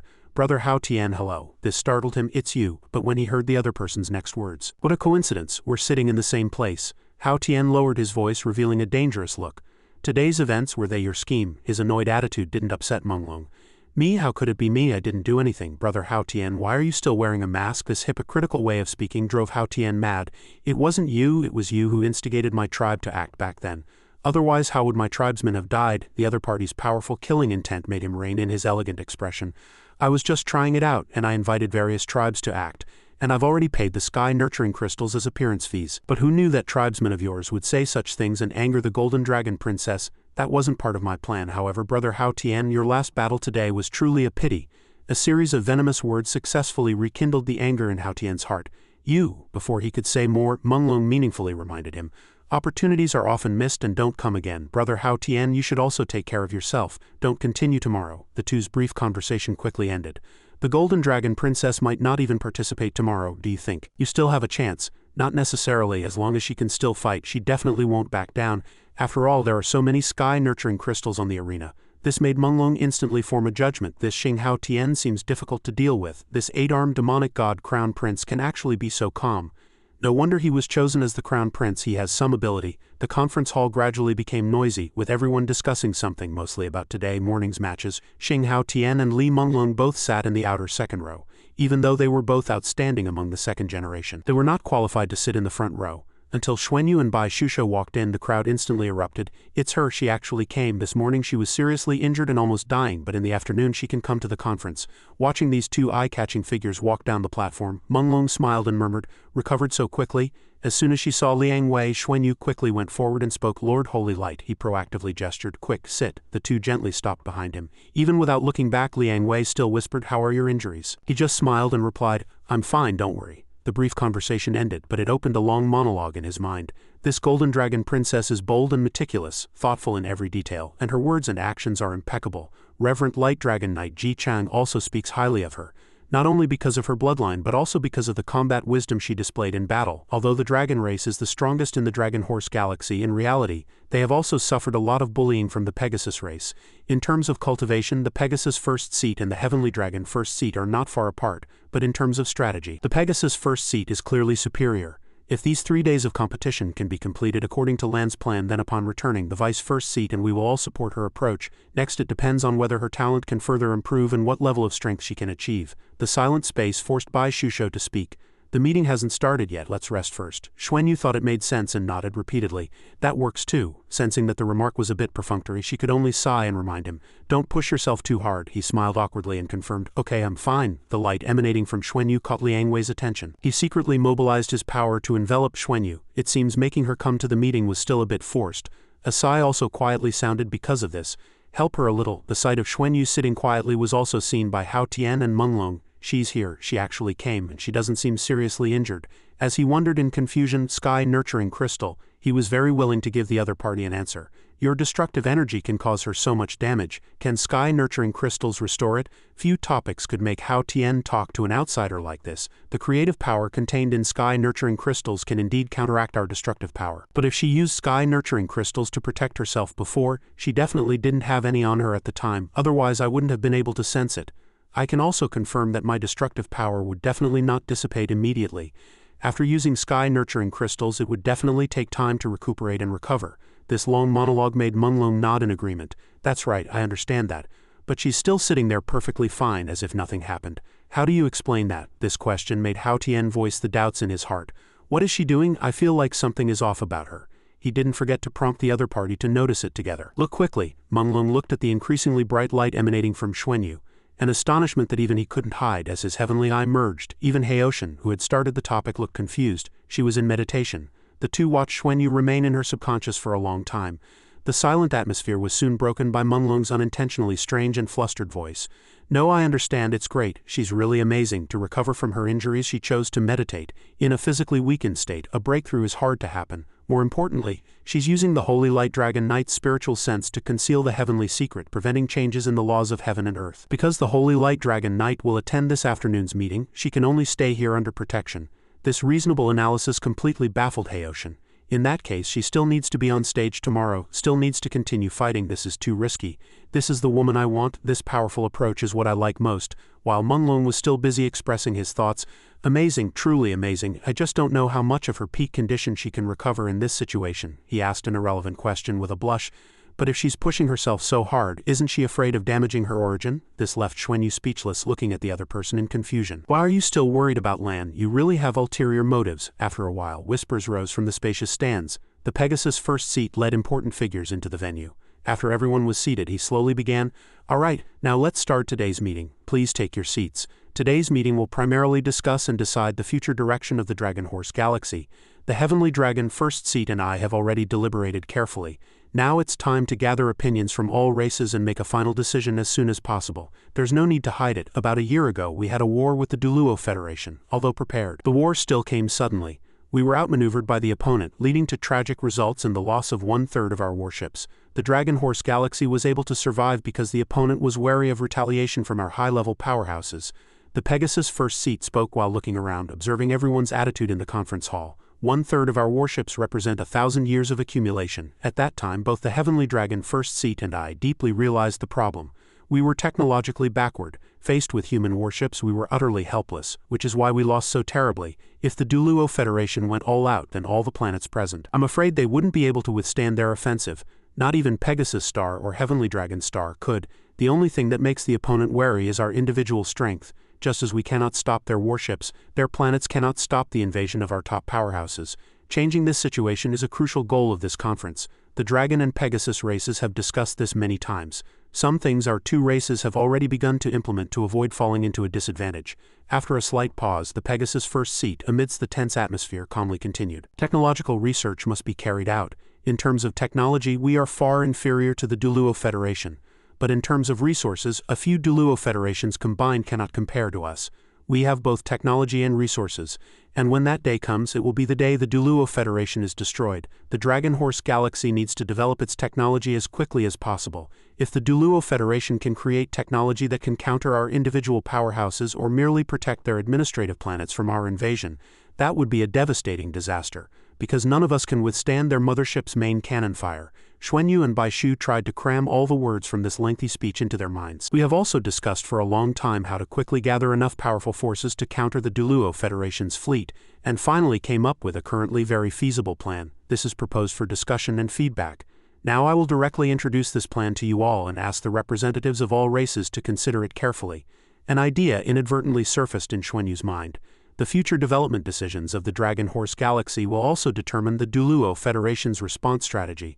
He was then interrupted again by the Pegasus first seat. Firstly, regarding technological research. If each race conducts research independently, it will inevitably affect our research speed. And the specialties of each race are different. For example, the Sky-Soaring tribe excels in spatial technology, and the One-Eyed Elephant Skin tribe is good at shape-shifting defense. So how can we leverage the advantages of each race? For the future of the Dragon Horse Galaxy, we hope that scientists will unite and jointly research the latest technology, and these new technologies will benefit all races in the Dragon Horse Galaxy in a balanced way, thereby rapidly enhancing our scientific and technological strength to counter the Duluo Federation. As soon as he finished speaking, a buzzing discussion erupted in the conference hall. Joint research can indeed leverage strengths and compensate for weaknesses in a short time, improving overall technological levels. However, the specialized abilities of each race are their respective secrets. If all are revealed, each race will lose its means of survival. This made the Pegasus first seat sternly order everyone to be quiet. Before returning to his speech of over 1,000 words, he emphasized that joint research is needed to surpass the Duluo Federation. The second suggestion is to focus on converting scientific knowledge into productivity. The top priority is warships. Currently, each race researches and manufactures warships according to its own needs, which creates significant limitations and is inefficient. When war breaks out, the warships of different races cannot be deployed uniformly. Each race fights independently, and the specialized abilities of each race's warships also differ. We have no commander capable of uniformly coordinating the warships of all races. Not even the Heavenly Dragon First Seat or I can do it, and this is the main reason for our failure. Our second suggestion is to pool the resources of all races, just like the Duluo Federation, to manufacture unified models of warships and form a fleet belonging to our Dragon Horse Galaxy. This bold call caused gasps of astonishment in the conference hall. What? Was it decided just like that? What exactly happened? Xuanyu also fell into deep thought after these voices began to appear. These two suggestions touched upon the interests of all races. Although integrating resources could allow the Dragon Horse Galaxy to build an invincible fleet, success would be difficult. The Dragon Horse Galaxy is too fragmented. No single powerful race would willingly give up its power and contribute public resources. After allowing everyone to speak for a few minutes, the Pegasus first seat decisively interrupted them to avoid wasting time. Silence. What's wrong? Are these things already unbearable for you? Calmly consider whether this proposal is reasonable. We always have good and bad with constant internal conflicts. Small wars have never stopped. The Dragon Horse Galaxy needs a strong core to coordinate and stabilize. If the Dragon Horse twin stars are destroyed by the Duluo Federation, no single race will be safe. I know you all doubt our motives for these suggestions, but that is the truth. However, the words that followed were like a huge hammer. The Dragon Horse Galaxy can no longer afford war. The Dragon and Pegasus races have the strength to relocate to other star systems, but most of you cannot leave your homelands. Therefore, in order to allocate resources, achieve unified development, and ensure peace for all races, we propose a third suggestion. Establish a unified Dragon Horse Galaxy Federation, abbreviated as the Dragon Horse Federation. This news not only shocked those present but also startled Xuanyu, who was listening intently. His mind instantly went blank. He could guess the first two suggestions, but he never expected the Dragon and Pegasus races to directly establish a Dragon Horse Federation. This infringed upon the interests of all races. Though these two races are powerful enough, there are also quite a few races with super god-level powerhouses. Xuanyu's worries were fully confirmed by the clamor in the surrounding council seats. No, this is impossible. You want to enslave us. A unified federation cannot be established. We have our own worlds, our own countries. This is impossible. We want freedom. This is not something the Dragon and Pegasus races can decide. The chaotic scene made Xuanyu fall into deep thought. Unifying this vast and fragmented Dragon Horse galaxy is a huge challenge. If the Dragon Horse Federation is successfully established, the Duluo Federation will face a devastating disaster. As long as there is time to standardize technology and build powerful warships, the Duluo Federation will be destroyed.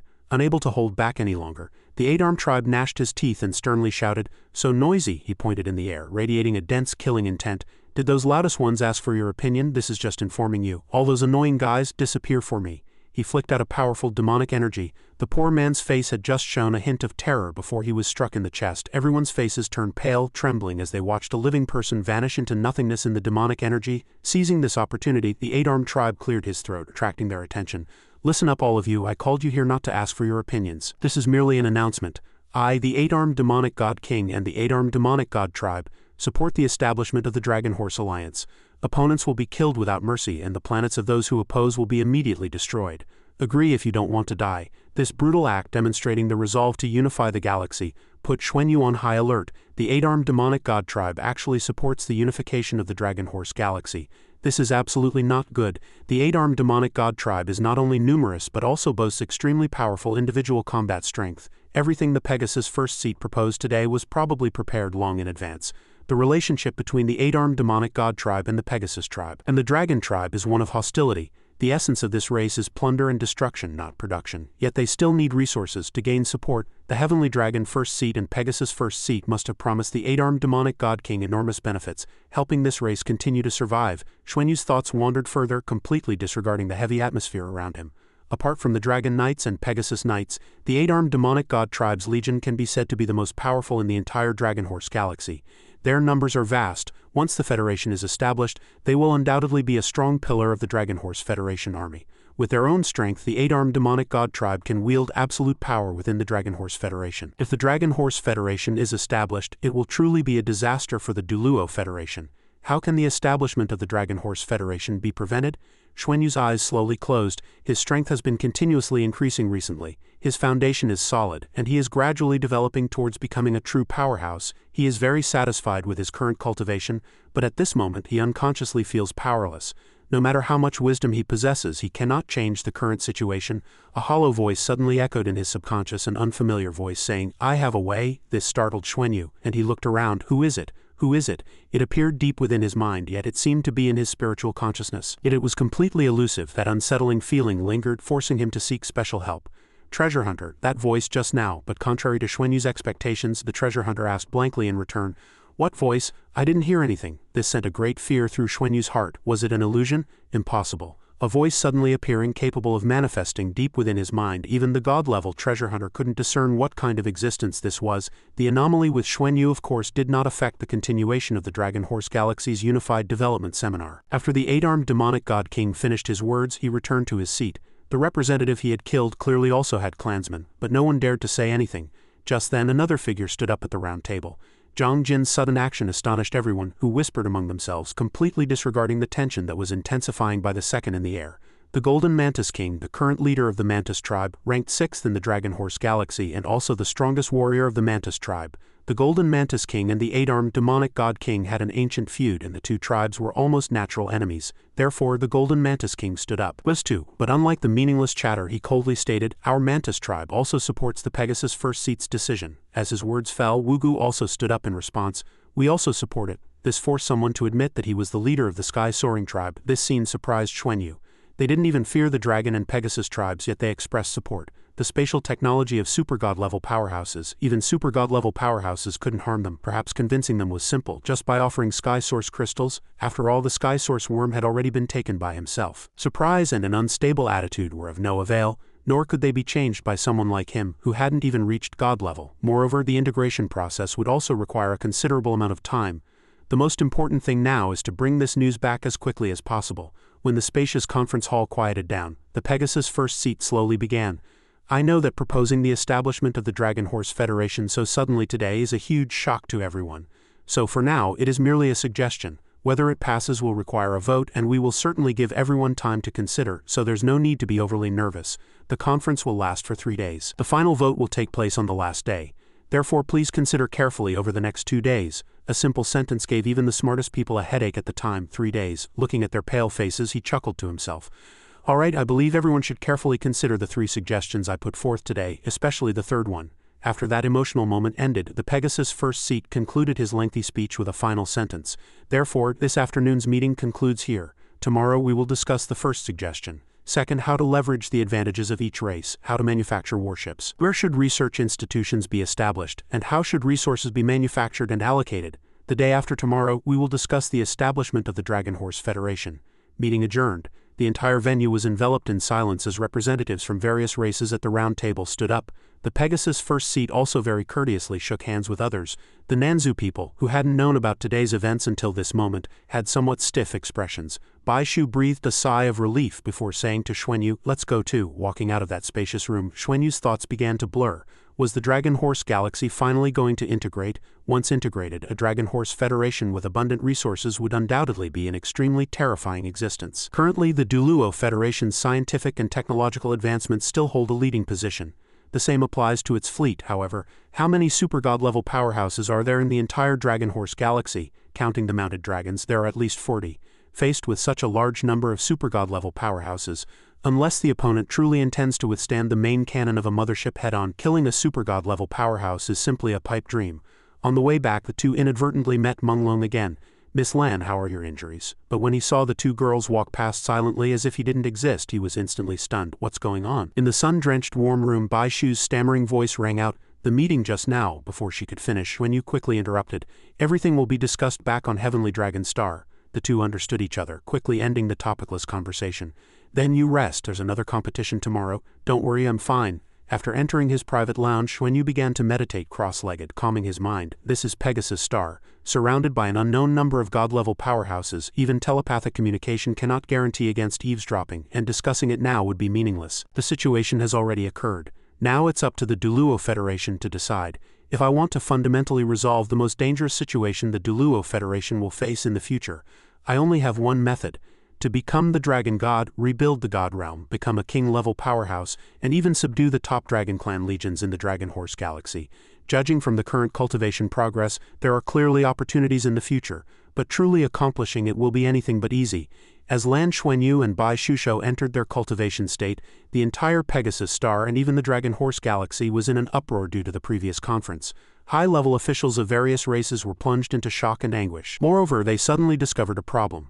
The Heavenly Dragon First Seat was absent, which ironically increased the pressure. The Heavenly Dragon First Seat was the supreme leader of the entire Dragon Horse Galaxy, capable of destroying a planet alone. His absence from this conference meant he could appear in any corner of the Dragon Horse Galaxy, meaning on any race's planet. What would happen next was imaginable. Whoever opposed might become the target. There were no other possibilities, no other ways. Everyone's emotions were the same. In the current situation, compromise was the best choice. But the high-level officials of various races were like ants on a hot pan.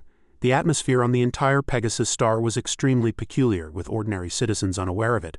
Once the various races compromised, they would no longer have freedom. Everything would have to obey the command of the Dragon Horse Federation. Meanwhile, Xuanyu remained immersed in meditation in his bedroom. After a while, he slowly opened his eyes. After a day of cultivation, I gained a new understanding of the destructive power hidden within me. Yesterday's battle also brought unexpected gains.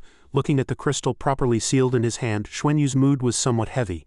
It was precisely the demonic god core from the 8-armed demonic god tribe. Under the cover of the light dark divine thunder, Lan Xuanyu collected the opponent's corpse and even the demonic god core into his soul tool storage device. The demonic god core contained destructive energy, which could be used for research.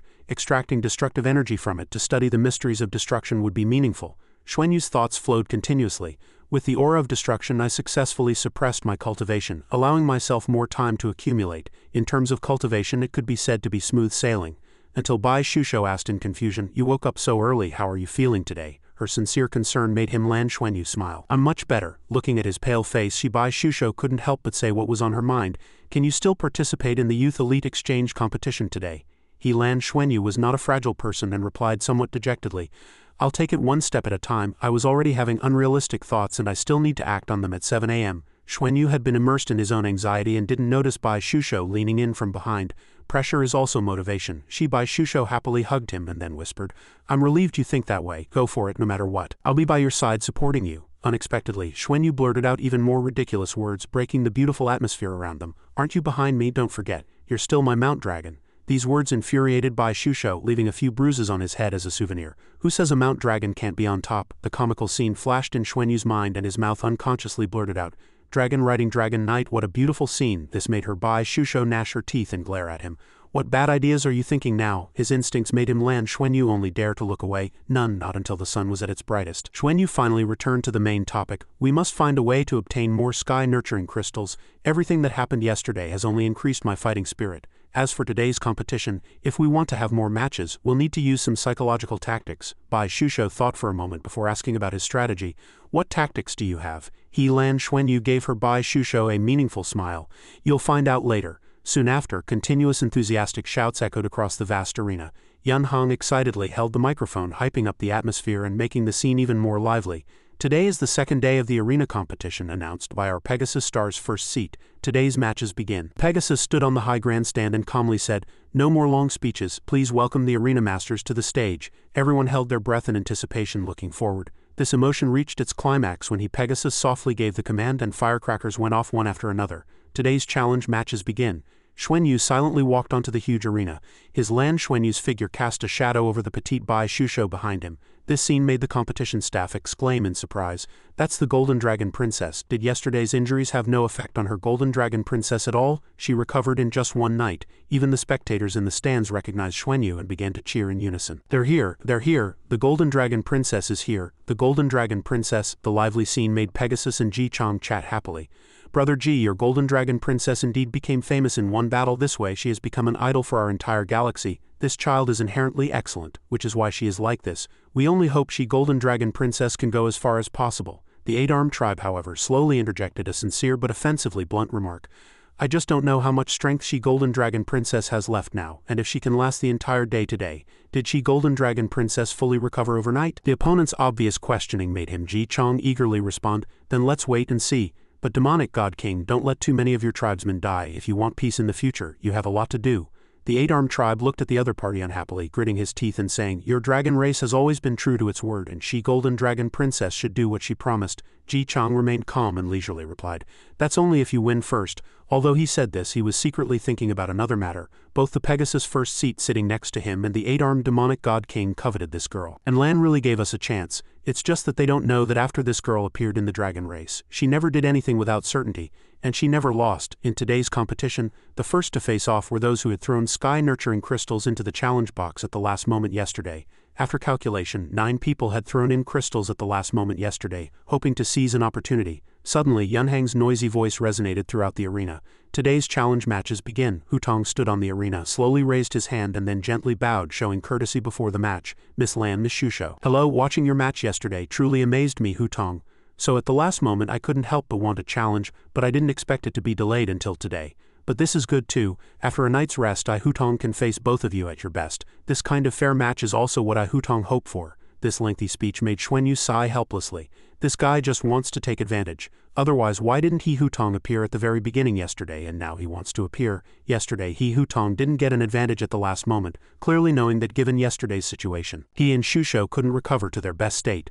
Today, he Hutong deliberately said these words. Xuanyu's gaze also secretly looked behind him, and the two auras behind him seemed to have already calculated. Hao Tian and Menglong stood side by side looking down at the arena. These two also seemed to know each other for a long time. Just as Hutong summoned his power, "Please advise both of you." Xuanyu and Bai Shusho also channeled their energy, waiting for the opponent's move. The moment the greatsword was unsheathed, his Hutong's angel wings also bloomed with dazzling light. Seeing no strong oppressive feeling from the two girls in front of him, Hutong's face stiffened. His nervousness was palpable. Under the opponent's scrutinizing gaze, Bai Shusho gently held Xuanyu's hand and the two silently chanted a spell together, letting their unified energy spread from their clasped hands. A sky-shaking dragon roar suddenly erupted, tearing through the air of the arena. Hutong, who was closest to them, was stunned, his mind automatically panicking, replacing his outward composure. That powerful bloodline suppression came from a superior bloodline. In an instant, Hutong felt his entire body's bloodline disintegrating. He knew Lan was strong, but he didn't expect her to be so strong in terms of bloodline. Fearing that aura, Hutong just instinctively gritted his teeth and drew his sword. "She's really hard to deal with." His Hutong's mind was racing and his palms were already sweating. "Can I only use the Heavenly Extreme Slash?" Before today's battle, I had already received instructions. My role is not to defeat Lan and Bai Shusho, but most importantly, to probe their true strength. To see how much power the Golden Dragon Princess and her Mount Dragon have left, how much they consumed yesterday and how much they recovered today. So when they held hands at the beginning, Ai Hutong knew that their consumption yesterday must have been very great and they couldn't recover in a short time. Otherwise they wouldn't borrow each other's strength to fight. The heavenly extreme slashes burst is meant to confront a strong enemy head-on, to see how much strength the opponent has left after such a violent burst attack, and whether they can withstand it. This is the best way to test the opponent's strength. While Hutong was momentarily stunned, Xuanyu and Bai Shusho teamed up using the heavenly extreme slash as a feint, frightening the opponent until his face changed color. The two looked at the fear on his Hutong's face and couldn't help but feel happier than ever. Hutong's anxious heart could not calm down for a long time. Something's wrong. But the script Hutong least expected was that the two people in front of him suddenly released their clasped hands. A hint of joy was vaguely revealed in their eyes. Watching Xuanyu and Bai Shusho split up like this, Hutong was incredibly shocked. Didn't they just let go? They dodged it. Didn't they dodge? Did my Hutong's move just now go to waste? Isn't the Golden Dragon Princess's most prominent combat characteristic head-on confrontation? Today, at the beginning of the battle, her style changed. Didn't she fight to defeat the opponent even if it meant getting injured? Even the spectators were confused about this matter. Why didn't the Golden Dragon Princess confront them head-on this time? Before Hutong's mind could recover, that strike just now missed, causing the momentum of his heavenly extreme slash to become chaotic. His eyes already saw Bai Shusho raise her long staff, then control the fused power of herself and Xuanyu, striking the opponent before unleashing the Heaven-Earth Annihilation Curse. This sudden attack triggered a huge explosion, but Hutong reacted faster, activating his shield in time, remaining unharmed. On the surface his movements were swift, but his Hutong's heart was already in chaos. With his cultivation suppressed by half, he couldn't unleash his original strength at all. Before Hutong could catch his breath, Bai Shusho's long spear had already burst forth with powerful energy.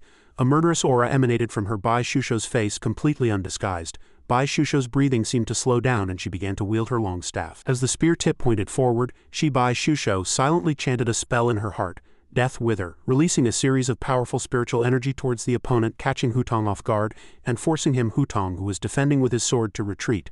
Not only that, his Hutong's body even lost vitality at an extremely fast rate, collapsing to the ground. This terrified everyone, who exclaimed repeatedly, Dang, Hutong lost. This also served as a way to notify Yun Hang, allowing him, Yun Hang, to promptly inform everyone of the news. Arena number 1 Arena Master successfully defended. This swift result instilled more fear in the hearts of the audience. Deng Hudong's strength was not weak. He was one of the best among the younger generation of the Pegasus clan, having been the Arena Master for Arena number 6 yesterday. Deng Hutong actually lost so badly, it looked like he was suppressed by the opponent from beginning to end. How did the Golden Dragon Princess change her tactics? How much has she Golden Dragon Princess recovered after all? Shang Bin also couldn't help but say a few words. Deng Hutong couldn't unleash his true strength at all, except for the heavenly extreme slash, which was a full burst. Most of the time Deng Hutong was outmaneuvered by the opponent. Hao Tian saw the performance just now and asked, "What do you think?" Meng Lung unhesitatingly spoke his mind, somewhat puzzled.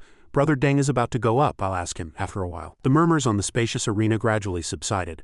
The person Meng Lung was waiting for was now beaming with joy. "Brother Deng, how do you feel?" Hutong had just returned to his seat and hadn't caught his breath before dejectedly replying, "The bloodline suppression is too strong. I don't know what kind of bloodline Lan's dragon has. Her bloodline can completely suppress me, that kind of superior to inferior pressure, suppressing me, Hutong, so much that I couldn't unleash my strength at all." Recalling the battle just now, Hutong still felt a chill down his spine. Even the heavenly extreme slash was at most about 70 of its usual level. How should I put that feeling? It was very frustrating. Also, never underestimate Shusho. She is definitely not dependent on Lan. Her close combat ability is very strong. I, Hutong, feel that if she Bai Shusho were at her best, even one-on-one, I might not be her match. The insider's evaluation astonished Hao Tian. Why didn't I feel that way yesterday?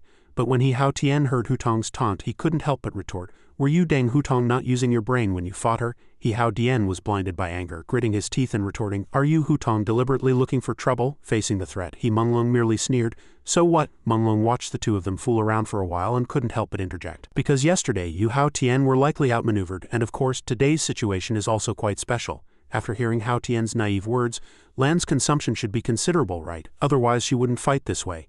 Meng Lung was also piqued with curiosity and turned to ask Hutong, "Brother Deng, can you tell me specifically about Shusho's close combat ability? You two fought so fiercely just now, were there any problems?" Hutong's terrifying sensations from just now were still vivid, making his voice more serious. Yes, there were problems. Her attacks seemed like head-on confrontations, but in reality the force behind each spear thrust was different. There was spiral dragon power, sharp dragon power, corrosive dragon power, and extremely icy dragon power. Each spear thrust was adjusted, and some even had no dragon power at all. Catching Hutong off guard, no matter what happened on the arena, Hutong remained immersed in the thrilling memory of the battle just now. In fact, the Pegasus battle Chi was ultimately defeated by her Bai Shusho. If it had been a life-and-death battle, Hutong would probably be dead. Her strength is greater. Shusho has the ability to completely suppress me. It's not that I don't want to resist but that I can't resist. Seeing the other party's frightened attitude, Menglong could only sigh helplessly. She's that strong. No wonder the dragon race values them so much. So how can we break their combined fighting style?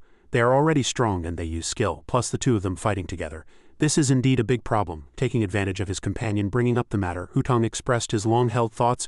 We must find a way to deplete their origin. If it's just soul power consumption, she Golden Dragon Princess should be able to recover tonight. Absorbing the life energy of sky-nurturing crystals would be enough. Only by depleting their origin or even damaging it like yesterday can their combat strength truly be weakened. Their injuries were exacerbated, ultimately leading to victory. Liang Wei's lengthy explanation didn't make Menglong find it hard to understand. You mean only destructive power like that of the eight-armed demonic god tribe can truly weaken them? Hutong's face showed a rare stern expression as he told his companion, our Pegasus battle chi can also work, but it must be an extremely fierce, full-blown attack combined with spiritual power to shake their spiritual sea and simultaneously weaken their bloodline aura. I think for dealing with them, long battles might not be useful. They only waste time. This lengthy 3,000-word conversation happened to enlighten Heoshin, giving him a sudden realization. I understand. Therefore, he was immediately met with Menglong's merciless mockery. I understand too. Let's try half each. Despite being somewhat wary of the formidable opponents, he nodded in agreement. Okay, it's a shame there are still 8 matches today. I'm afraid time is running out. This made him much happier than before. Even so, we still need to try. Even if it doesn't work today, there's always tomorrow. I'm going back to get some sky-nurturing crystals. You go find your people. The conversation thus quietly concluded. The second match continued, the opponent still a powerhouse who had paid a sky-nurturing crystal yesterday. This match was not much different from the first. It was still support, with Bai Shu as the main attacker. Aided by the dragon god's bloodline, the ice demon dragon spear, combined with heavenly demon devour, launched attacks. The opponent was completely suppressed from the start. The battle quickly ended. Lan Xuanyu and Bai Shusho defeated their opponent. The matches continued. Time ticked by and one match after another unfolded. The fights on Arena Number 1 never stopped. Yesterday's 9 sky-nurturing crystals transformed into today's 9 challenge matches. The protagonist's halo quickly enveloped this pair of young man and woman, drawing widespread discussion. Lan and Shu's radiance seemed to dim increasingly. In today's matches, they never revealed their true forms, always fighting in human form.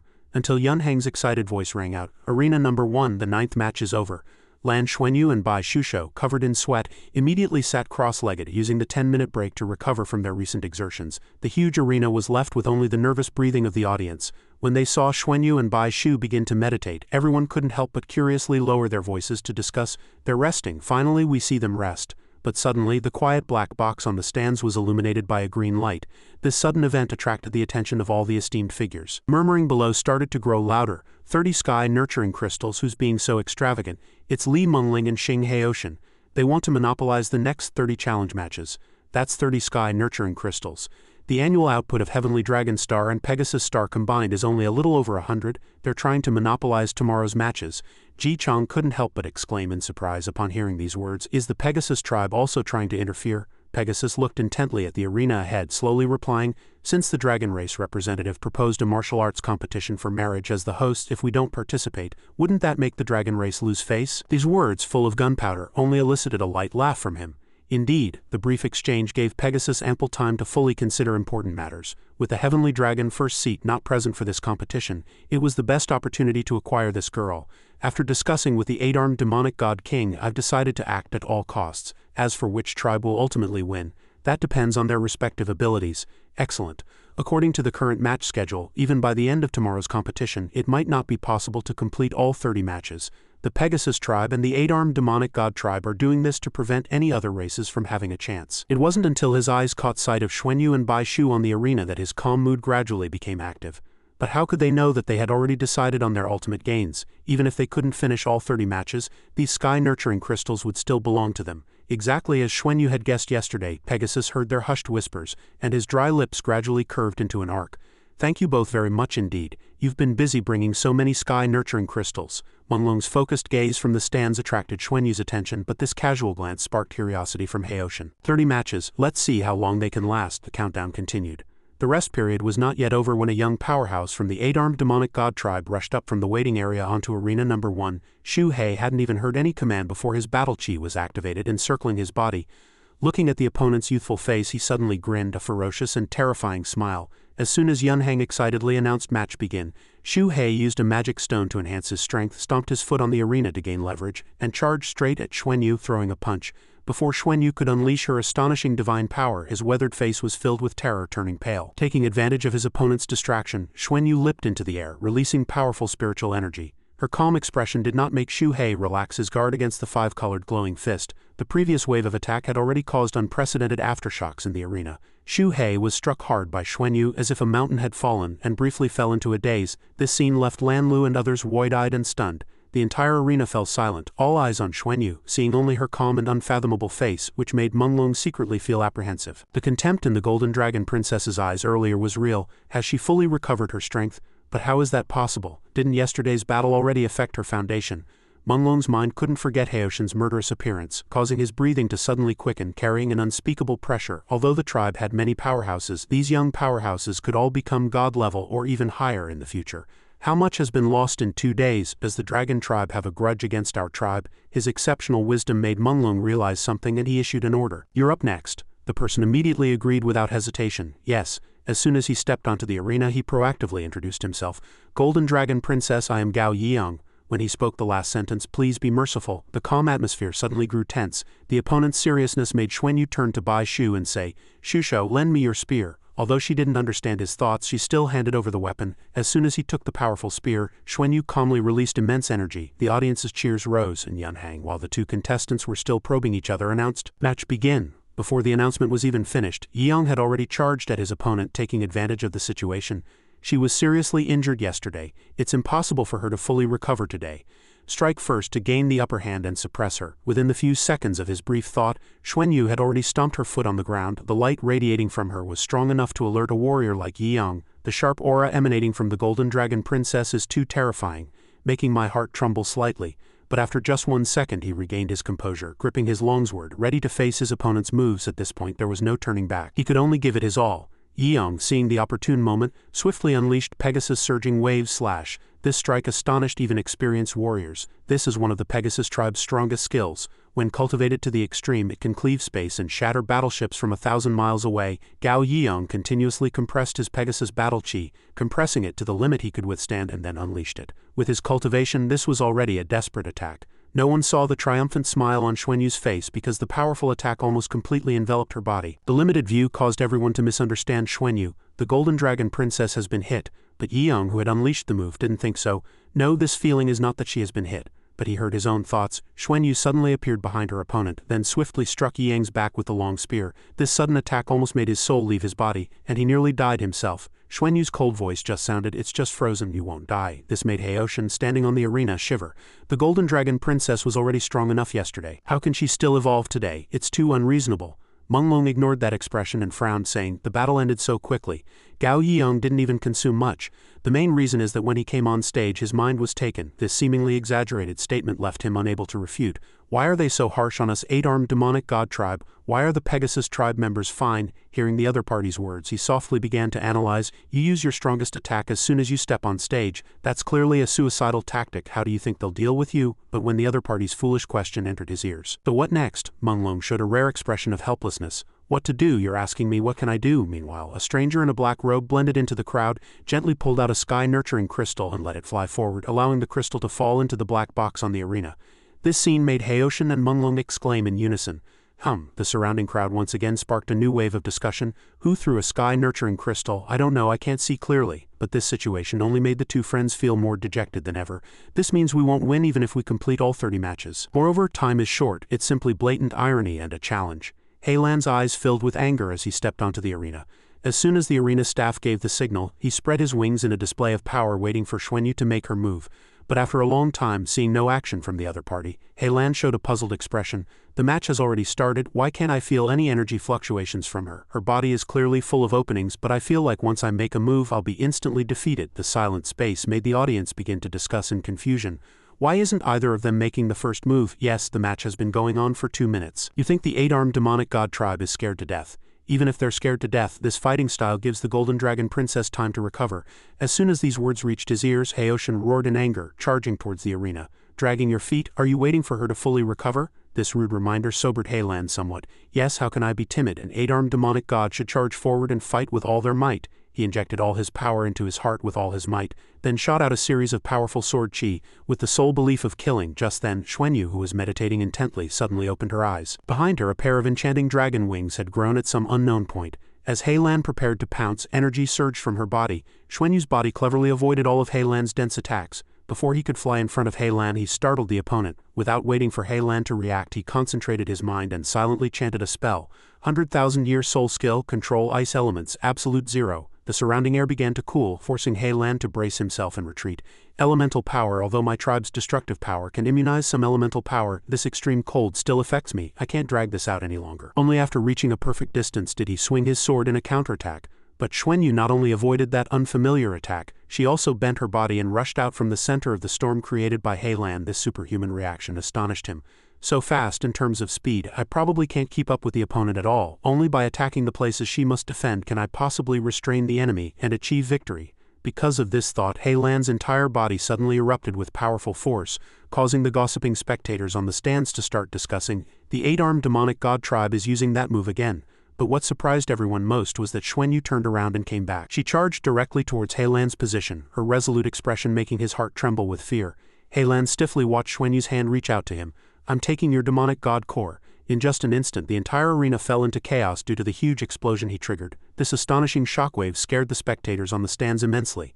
The match ended in a few breaths. As soon as the smoke and dust dissipated, Xuanyu's figure appeared. Her transcendent, dust-free appearance quickly elevated the audience's admiration to a new level. The Golden Dragon Princess is too strong. Golden Dragon Princess. Beneath that calm face, another confident and provocative thought was hidden. Give the Dragon Knight some face. Use the explosion to cover up the demonic god core incident. That way it won't be too obvious, right? Meanwhile, Heoshin was still flustered by Xuanyu's breathtaking performance. Has she really fully recovered? Uncertain. It's hard to say what her current state is, whether it's real or fake. He continued to refute incessantly. After describing the strange expression he had imagined on Xuanyu's face, look at her, she's clearly showing off to us. That frantic appearance made Menglong frown and remind him, did you forget how she tricked you yesterday? If we're truly scared and she's already gone all out, what then? These words made Heoshin calm down a little and ponder. Yes, if I had persisted a little longer yesterday, I might really have won. Later my father told me it was an illusion, that the other party had the ability to create illusions. But before he could even think, Menglong had already blurted out, interrupting his thoughts. The sky-nurturing crystals have already been consumed, so we can only continue. The Pegasus tribe and the 8-armed demonic god tribe are different. At least the Golden Dragon Princess didn't kill their tribesmen and even gave them face. At this moment, in the observation deck, the 8-armed demonic god king's face was very grim. As he said, the 8-armed tribe, despite sitting with all the esteemed figures, made no secret of their rudeness. Reverend Light Dragon Knight, shouldn't you remind this girl to know when to stop? What is she doing? Does she think we don't know? In response, Ji Chang merely smiled faintly. Let her do it. Are you only allowed to scheme against us and we're not allowed to profit from it? What kind of logic is that? You want to draw more people in, and you still have the elegance to pull in the Pegasus too? First seat, you mean? Let him sit and watch the show and sigh a few words of wisdom. Since he's on the arena, what happens on the arena must be resolved on the arena. No matter what happens, we can only watch, relying on our own abilities, relying on our own destiny. Outwardly calm, but Pegasus's heart was heavy. The Dragon Tribe is, after all, the leading tribe in the Dragon Horse Galaxy. The Heavenly Dragon First Seat appears to be easily angered and often unable to control his emotions, but I cannot offend him because of the 8-armed demonic god tribe. But to cultivate to that extent, can one truly not control one's emotions? In any case, not helping either side in the current situation is the most stable approach. The Golden Dragon Princess's battle with her opponent was not overly flashy. The Golden Dragon Princess displayed astonishing combat skills. In terms of speed, power, and bloodline, she completely suppressed her opponent, forcing them to mostly use Pegasus Battle Chi for defense. Ultimately, the opponent was forced off the arena by her immense power. The battle ended. After each battle, Lan Xuanyu would return to the center of the arena, standing there with her eyes closed, recuperating. Menglong, who observed everything from start to finish, felt an undeniable tension in his heart. The speed of today's 4 matches was much faster than the previous 9. It felt like the Golden Dragon Princess was resting the entire time. But Hao Tian's confident words caught his attention. I don't believe she can't be exhausted after another 10 matches. Contrary to everyone's expectations in the subsequent matches, Xuanyu maintained her fighting spirit, defeating opponents one after another regardless of their tribe. Everyone realized that the best outcome was to accept surrender. As Xuanyu was not an ordinary opponent they could deal with, Yanhang's cheers had just erupted when the match was easily won. Was this really the Golden Dragon Princess who was severely injured yesterday? The crowd also began to cheer, witnessing Xuanyu's stern face on the arena. Golden Dragon Princess, to Menglong's surprise, no one could last more than 3 minutes. Hao Tian, however, sighed. The 8-armed demonic god tribe had already lost 6 people with no survivors. The Pegasus tribe had 6 defeats, 2 severely injured and 4 lightly injured. He hadn't expected Lan Xuanyu to hide her strength so deeply. She must have fully recovered or at least be close to her peak condition. As if sensing the atmosphere wasn't grim enough, Menglong gently extinguished the other party's hope. In yesterday's matches she didn't even use her full power. Her strength is even greater, terrifyingly so. Meanwhile, Xuanyu was lost in the maze of thoughts she had created for herself. Last night's insights gave her a deeper understanding of destruction and creation. These 2 attributes, transcending the 7 major attributes, also made it easier for her to control the light-dark divine thunder, allowing for further development. Next, let me try a more powerful force. The challenges on the remaining 5 arenas were sparse, and the other arena masters were mostly watching this match. Yanmo choked out the uncontrollable feeling in his heart. Even I can't defeat the Golden Dragon Princess with this level of strength. Qi Tianlong also stammered, whispering, "Yesterday I was wondering why Lan Xuanyu was having such a hard time. Today I understand it was a tactic." She had arranged everything clearly. He even looked up at the sky, covering his inner sigh.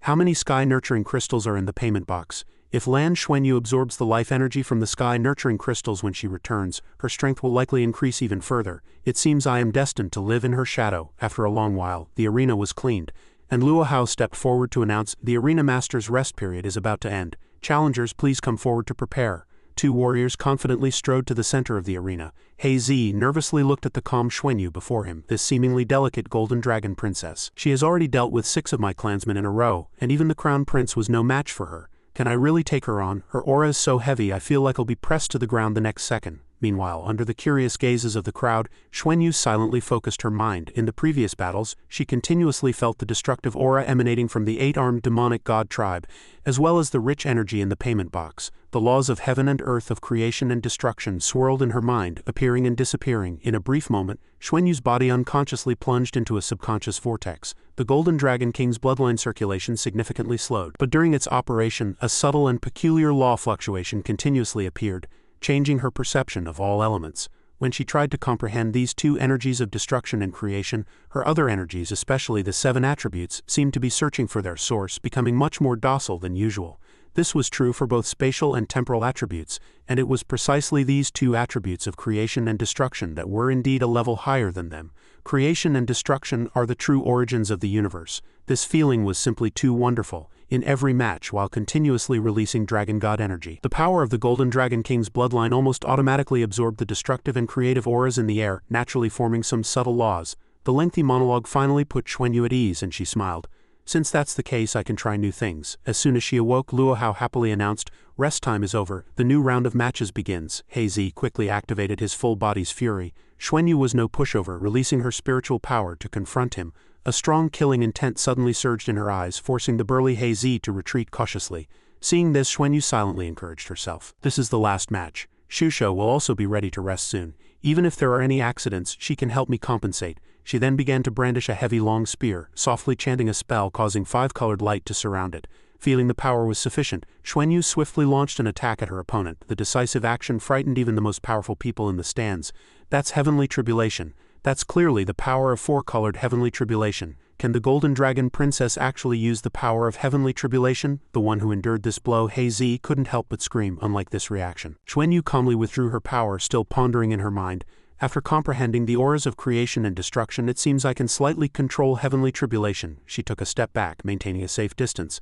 "Annihilation divine thunder is basically unable to harm me anymore." She sighed, her gaze still fixed on He Zi, who lay on the ground. Hao Tian was dumbfounded at that moment. Is this still the dragon race? Since when could the dragon race control the power of heavenly tribulation? Even the composed Menglong couldn't conceal his surprise. "It's terrifying. That's heavenly tribulation. It's a change in the laws of heaven and earth." The venerable figures on the highest grandstand were also shrouded in a distinct layer of gloom. Despite his vast experience, Ji Chang was still dumbfounded, his mind a jumble, almost exploding. The Golden Dragon Princess can actually use heavenly tribulation for attack. With the strength of her bloodline, she really might break through to a higher level than the first seed in the future. Not just the Golden Dragon Princess, Shusho also needs to be vigorously cultivated. Her increase in strength is also extremely important for the overall strength of Lan Xuanyu. So how can the Heavenly Dragon Alliance support her? Does she really need the Heavenly Dragon Alliance to provide sky-nurturing crystals? He Zi, having recovered some strength, struggled to curse. Damn it, he secretly activated a dangerous energy orb in his hand, making Bai Shusho, who was watching from outside the arena, worried. He wanted to detonate his demonic god core before Xuanyu's calm words shocked everyone. "No need, you lost, step down." A cool remark made He Zi freeze. After confirming with the organizing committee, Yun Hang happily shouted, "Today's last match is over," immediately drawing thousands of cheers. "The winner is the Golden Dragon Princess." It was not until that moment that Xuanyu reunited with her beloved Bai Shusho, and the two joyfully walked hand in hand onto the fireworks-filled awards platform. Leaving behind a few negative words from Hao Tian and Menglong, "We really lost a lot. We couldn't recover those sky-nurturing crystals at all. She wasn't injured at all, and even performed stronger than yesterday." He looked at the lively scene before him, feeling dejected. "Wasn't she just bluffing yesterday? Even if you hadn't surrendered then, you wouldn't have been her match." That guy's fury overflowed from her thin lips. "She's terrifying. How can she be so strong? And all her previous performances were to lure the enemy deeper, to obtain more sky-nurturing crystals." This remark made Menglong close his eyes and sigh helplessly. "It's ridiculous that we even spent so many sky-nurturing crystals, originally intending to monopolize the competition, but in the end they became her spoils." Truly, as the conversation ended, the two simultaneously thought of one thing.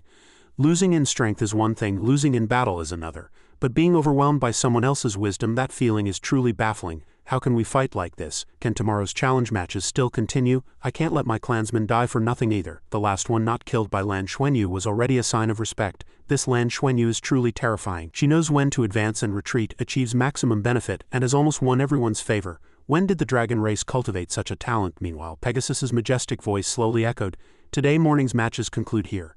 The research seminar will resume in the afternoon." After a while, Xuanyu and Bai Shusho were waiting in the conference room when a familiar voice broke their concentration. "Golden Dragon Princess, can we talk?" As his gaze met Menglong's, Xuanyu's brain automatically processed, "Li Menglong, what does he want with me?" As if reading her question, he smiled and made an implicitly suggestive invitation. "Can we talk alone, just you and me?" This made Xuanyu wary. "The meeting is about to start. It's not appropriate for us to leave now, is it?" But when she saw Menglong still insisting on inviting her, "It won't take too much of your time, just a little." Xuanyu could only sigh helplessly, then stood up. "I'll go by myself." Watching the two of them leave, Bai Shusho couldn't help but let doubts swirl in her mind. "You must be careful, Lan Xuanyu." After a while, Xuanyu was led by a dragon to a private area, her unease intensifying, making her tone grow stiff. "No need to sit, let's go straight to the conference." "Brother Li, just say what you want to say." Her frankness made him laugh. "To be honest, Hao Tian and I were completely convinced by our defeat today. We truly didn't expect that everything was part of your plan. If I'm not mistaken, your martial arts competition for marriage was just to attract more people and thus obtain more sky-nurturing crystals, wasn't it? You never actually intended to hold a real martial arts competition for marriage at this conference, right?" Not receiving a reply, Menglong took this as an advantage and automatically continued his statement. "You are a smart person. You must already know the purpose of this conference. The establishment of the Dragon Horse Federation is a foregone conclusion. No one can stop it. How to manage it, how to unify and coordinate, this is a long-term job." This pretentious behavior displeased Xuanyu. "If you called me out to discuss these issues, I'm afraid we'll miss the rest of the meeting." The other party's displeasure made Menglong too embarrassed to say more. "Of course not for this matter. I just want to propose an idea and hope you consider it. I want to say, would you consider collaborating with me?" He flashed a brilliant smile, then made a shocking proposal. "For example, marry me." This made Xuanyu exclaim in surprise. Xuanyu's face at this moment was full of a "are you serious" expression as she asked, "Marry you?" Hearing this, Menglong explained, "My father is the Pegasus First Seat, and I am the heir to the future Pegasus First Seat, so I propose this to you in this capacity. I have carefully studied your profile. You are from the wilderness dragon race and have not been part of the dragon race for long. What the dragon race can give you, I believe we can give you more." The more she listened, the more wary she became. He indicated, "With your talent, you don't even possess a single genuine divine artifact, which shows you are not currently valued by the dragon race. But if you marry me, you will not only be my wife but also an important future member of the Pegasus tribe. Whether you desire power or authority, we can satisfy you." Xuanyu remained silent, merely listening to the other party's words. After a while, Menglong happily praised, "You are a smart person. You must understand that I am very sincere." At this moment she began to ponder his words. Clearly, the Pegasus tribe valued her, even to the extent of offending the dragon race to seek a marriage alliance with her. Undoubtedly, the dragon race was the most powerful tribe in the Dragon Horse galaxy. During the dragon transformation period, various tribes were influenced by the dragon realm, mutating into dragon race members, while the Pegasus tribe failed to undergo dragon transformation at that time. Xuanyu observed the other party while carefully deliberating. The dragon race's strength was undeniable, and the Pegasus tribe surely coveted dragon transformation, hence their desire for her bloodline. The most outstanding offspring with Pegasus bloodline was the person before her. If their bloodlines could merge to produce a next generation, their power would be immeasurable. But at least this was a valuable opportunity. It also further confirmed her guess. The Pegasus tribe did not fear the dragon race, and their overall strength should not be inferior to the dragon race. although she could seize the opportunity to sow discord between the dragon and Pegasus races. Given the current situation, it was more advantageous for her to remain in the dragon race for cultivation. Seeing her silence, he decided to offer another incentive. Whatever you want, you can ask for it. As long as our Pegasus tribe has it, we can give it to you. If you are willing to come over, we can give you 2 divine artifacts right now. After speaking, Menglong looked at her as if hiding many secrets that could not be revealed. At this moment, Xuanyu had already guessed the scheme in his words. The temptation is indeed great, a super divine artifact right off the bat. Ultimately, she still refused the proposal. I'm sorry, Brother Li, I cannot agree to your proposal. Hearing this, he asked in surprise, why? Xuanyu calmly turned and left, explaining the reason at the same time. Because I am of the dragon race, I cannot betray my tribe. You are just choosing a suitable person to marry, how can that be considered betrayal? Hearing this, Menglong was at a loss, still trying to dissuade her. As long as you marry me, even if you want to return to the dragon race, you can, we won't keep you in the Pegasus tribe. Xuanyu unhesitatingly affirmed her decision.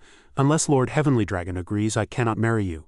I'm sorry, that's enough, we need to go back to the meeting now. With that, she walked out, leaving him standing there in a daze. This land Xuanyu is truly extraordinary. How could Lord Heavenly Dragon agree to this? In the conference hall, a familiar voice suddenly echoed.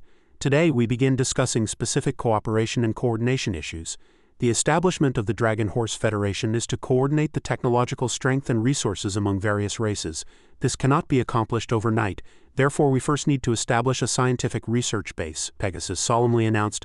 After discussing with Lord Heavenly Dragon, I have decided to establish the scientific research base on Pegasus Star. Does anyone have any objections? Everyone listened in silence to his announcement. Seeing this, Pegasus continued. Then it is decided. It seems our meeting today is very efficient. Second, we still need to establish a unified construction base. This base will be used to manufacture the latest research technological weapons. Currently, we have a very suitable planet for building a base, which is Floating Dragon Star, next to Heavenly Dragon Star. In the future, we hope that the Dragon Horse Galaxy's warships can form a system rather than fighting independently. Hearing this, Xuanyu felt somewhat displeased. They were already brazenly dividing the spoils. The Dragon Horse Federation had just been established. Unification couldn't happen overnight. However, the Pegasus First Seat's meaning was already clear. First, concentrate talent and resources, then transfer the fleet. As for how resources would be integrated in the future, would other races still have the right to object? At the same time, he solemnly reported the situation. For the development of the galaxy, we are forced to act in a short period of time.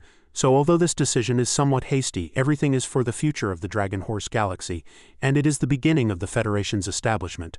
We hope that representatives of all races can understand. I have already discussed this with the Heavenly Dragon First Seat. This matter cannot be delayed any longer. Within 1 year we must achieve results, so we hope all races will cooperate. He immediately understood the intention after listening. Over the next 12 years, the Dragon Horse Federation will resolutely integrate resources and technology to establish powerful bases. They did clearly feel the growing threat from the Duluo Federation, which is why they made this decision. What followed was a series of integration details. It was supposedly a research discussion, but in reality it was nothing more than a notification meeting. From beginning to end, the Pegasus First Seat spoke to himself, giving no other race representatives an opportunity to speak. The meeting continued until evening, and all the details proposed by the Pegasus First Seat were carefully recorded. The overall situation was set. Tomorrow's meeting would probably only consist of announcing the establishment of the Dragon Horse Federation. Leaving the venue, Lan Xuanyu and Bai Shusho both returned to their residences. Lan Xuanyu's brow remained tightly furrowed as if deep in thought. After a long while, Xuanyu couldn't help but say, I feel something's not right. Bai Shusho then expressed her own view. You mean the decisions made by the Pegasus First Seat today were too smooth with no one opposing them? The various groups are indeed enduring, but are they just pretending to comply? But thinking about it, it's difficult because they are completely powerless to resist. Hearing this, Xuanyu began to respond, not daring to be certain. But these groups have been passed down for how many generations to make them give up their rule and become part of the Dragon Horse Federation? Certainly not everyone is willing. I feel like they are brewing something, it just hasn't erupted yet. What could it be? I don't know, but if there really is something, it will definitely show up tomorrow. Tomorrow the Pegasus First Seat will announce the establishment of the Dragon Horse Federation. Once the dust settles, even if other groups oppose it, it will be too late, and they might even be justifiably attacked. She was somewhat puzzled to hear this. For tomorrow morning's Future Youth Elite Exchange competition, do you think anyone will still challenge us? Xuanyu answered without hesitation, probably not anymore.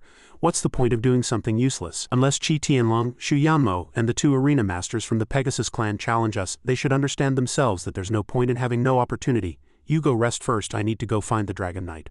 Bai Shusho, hearing this, happily waved her hand. Okay, you go. Come back early, sister. At the same time, Xuanyu gently touched her cheek. Bai Shusho noticed the other's intention and suddenly said unhappily, "What are you doing?" Xuanyu smiled slightly, raising his voice, responding, "Of course, sister." Hearing this, she immediately declined. "Don't you have something to do? Go quickly." Xuanyu happily complied. "All right, Lightbringer Dragon Knight Zhang Jichang's residence." A familiar voice sounded.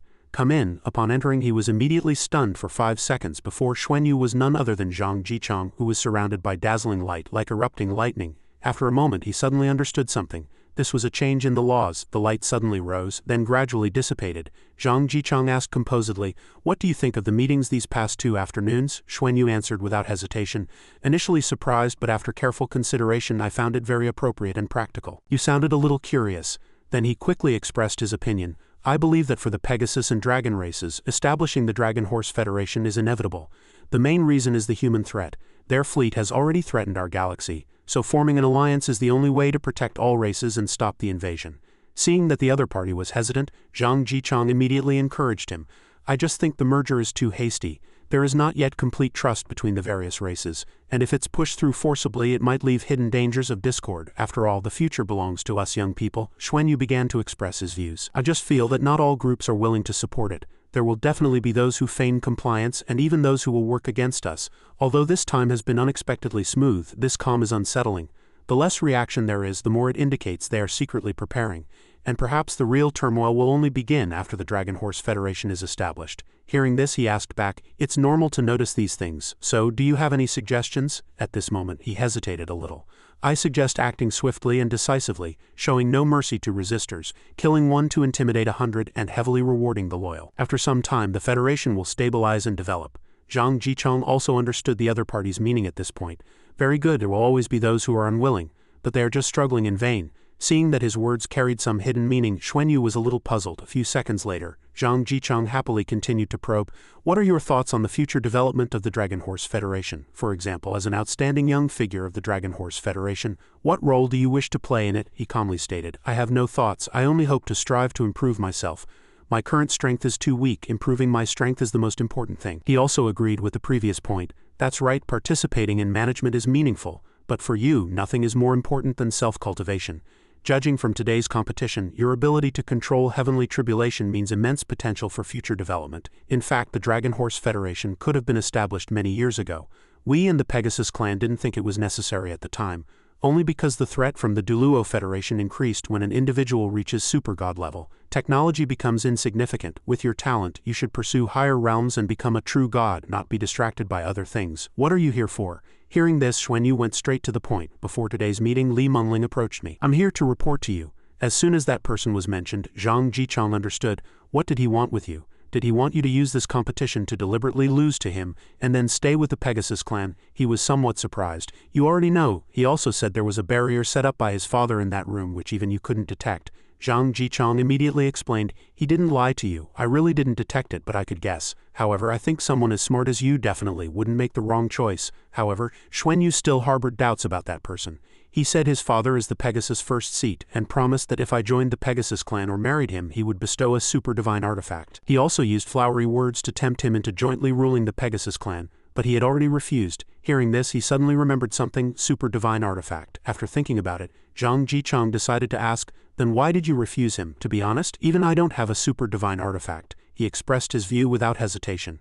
"I am of the dragon race. This martial arts competition for marriage was originally held for sky nurturing crystals. All races crave dragon race bloodline, which is why they willingly offered sky nurturing crystals to challenge me.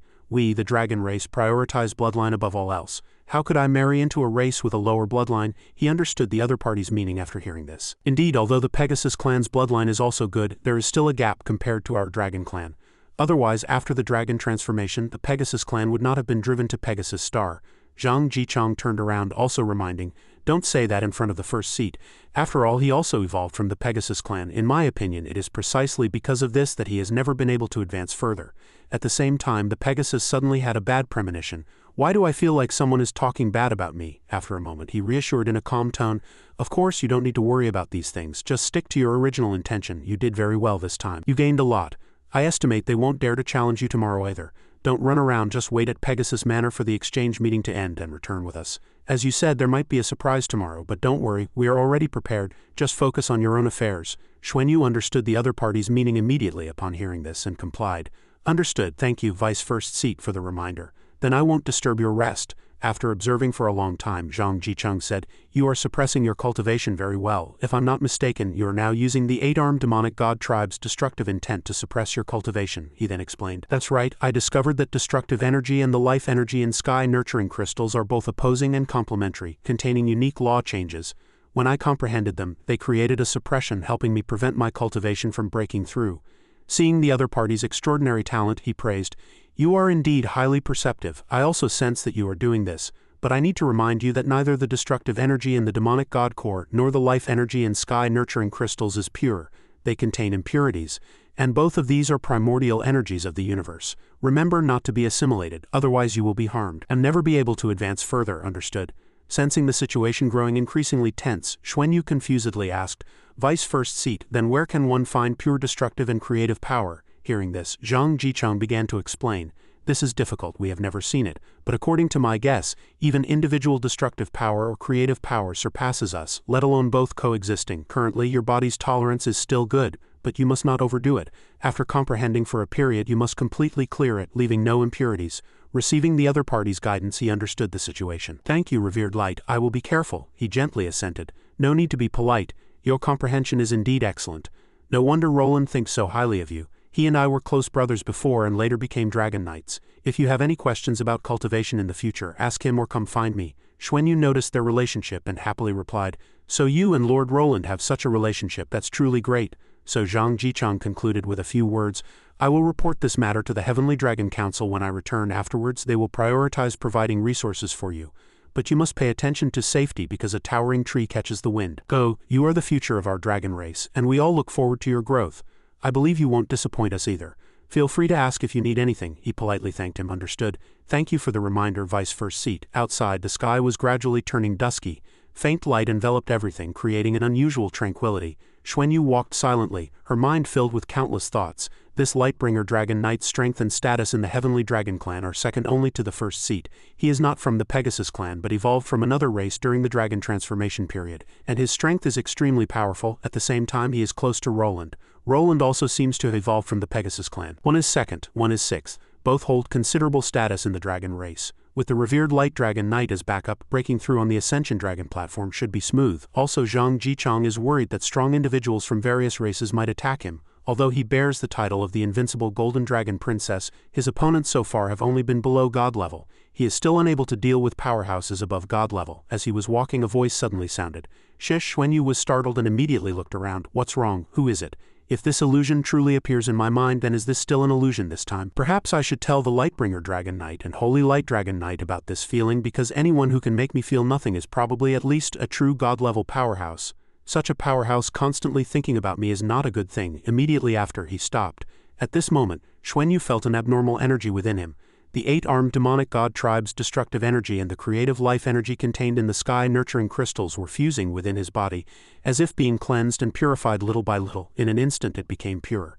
Although the overall strength was much weaker than before, all impurities seemed to have disappeared. Zhang Jicheng had just reminded him to be careful of the impurities in these two energies. However, now the impurities have disappeared, and conveying it in this way means that he bears no ill will towards him. This voice entered his consciousness, sensing his intent. The other party seemed to have seen through his identity. Even a super god-level dragon knight couldn't do this, and with his own abilities he couldn't detect it. What kind of powerhouse is this? He couldn't do it now. What he knew was that the ability he used was problematic, but he could only silently endure it. If he didn't communicate and let him know, he would quickly get back in touch, returning to his residence. Lan Xuanyu did not tell Shusho about this, so as not to worry her, and sat cross-legged, beginning his cultivation for the night. The phantom gradually emerged in his subconscious. Although the intensity of the two energies was less than one of the original, the sense of purity was completely different. The rhythm of laws surrounded his heart, and the auras of destruction and creation, both complementary and repulsive, encircled his dantian. It was somewhat like the feeling when the Golden Dragon and Silver Dragon bloodlines transformed into a vortex.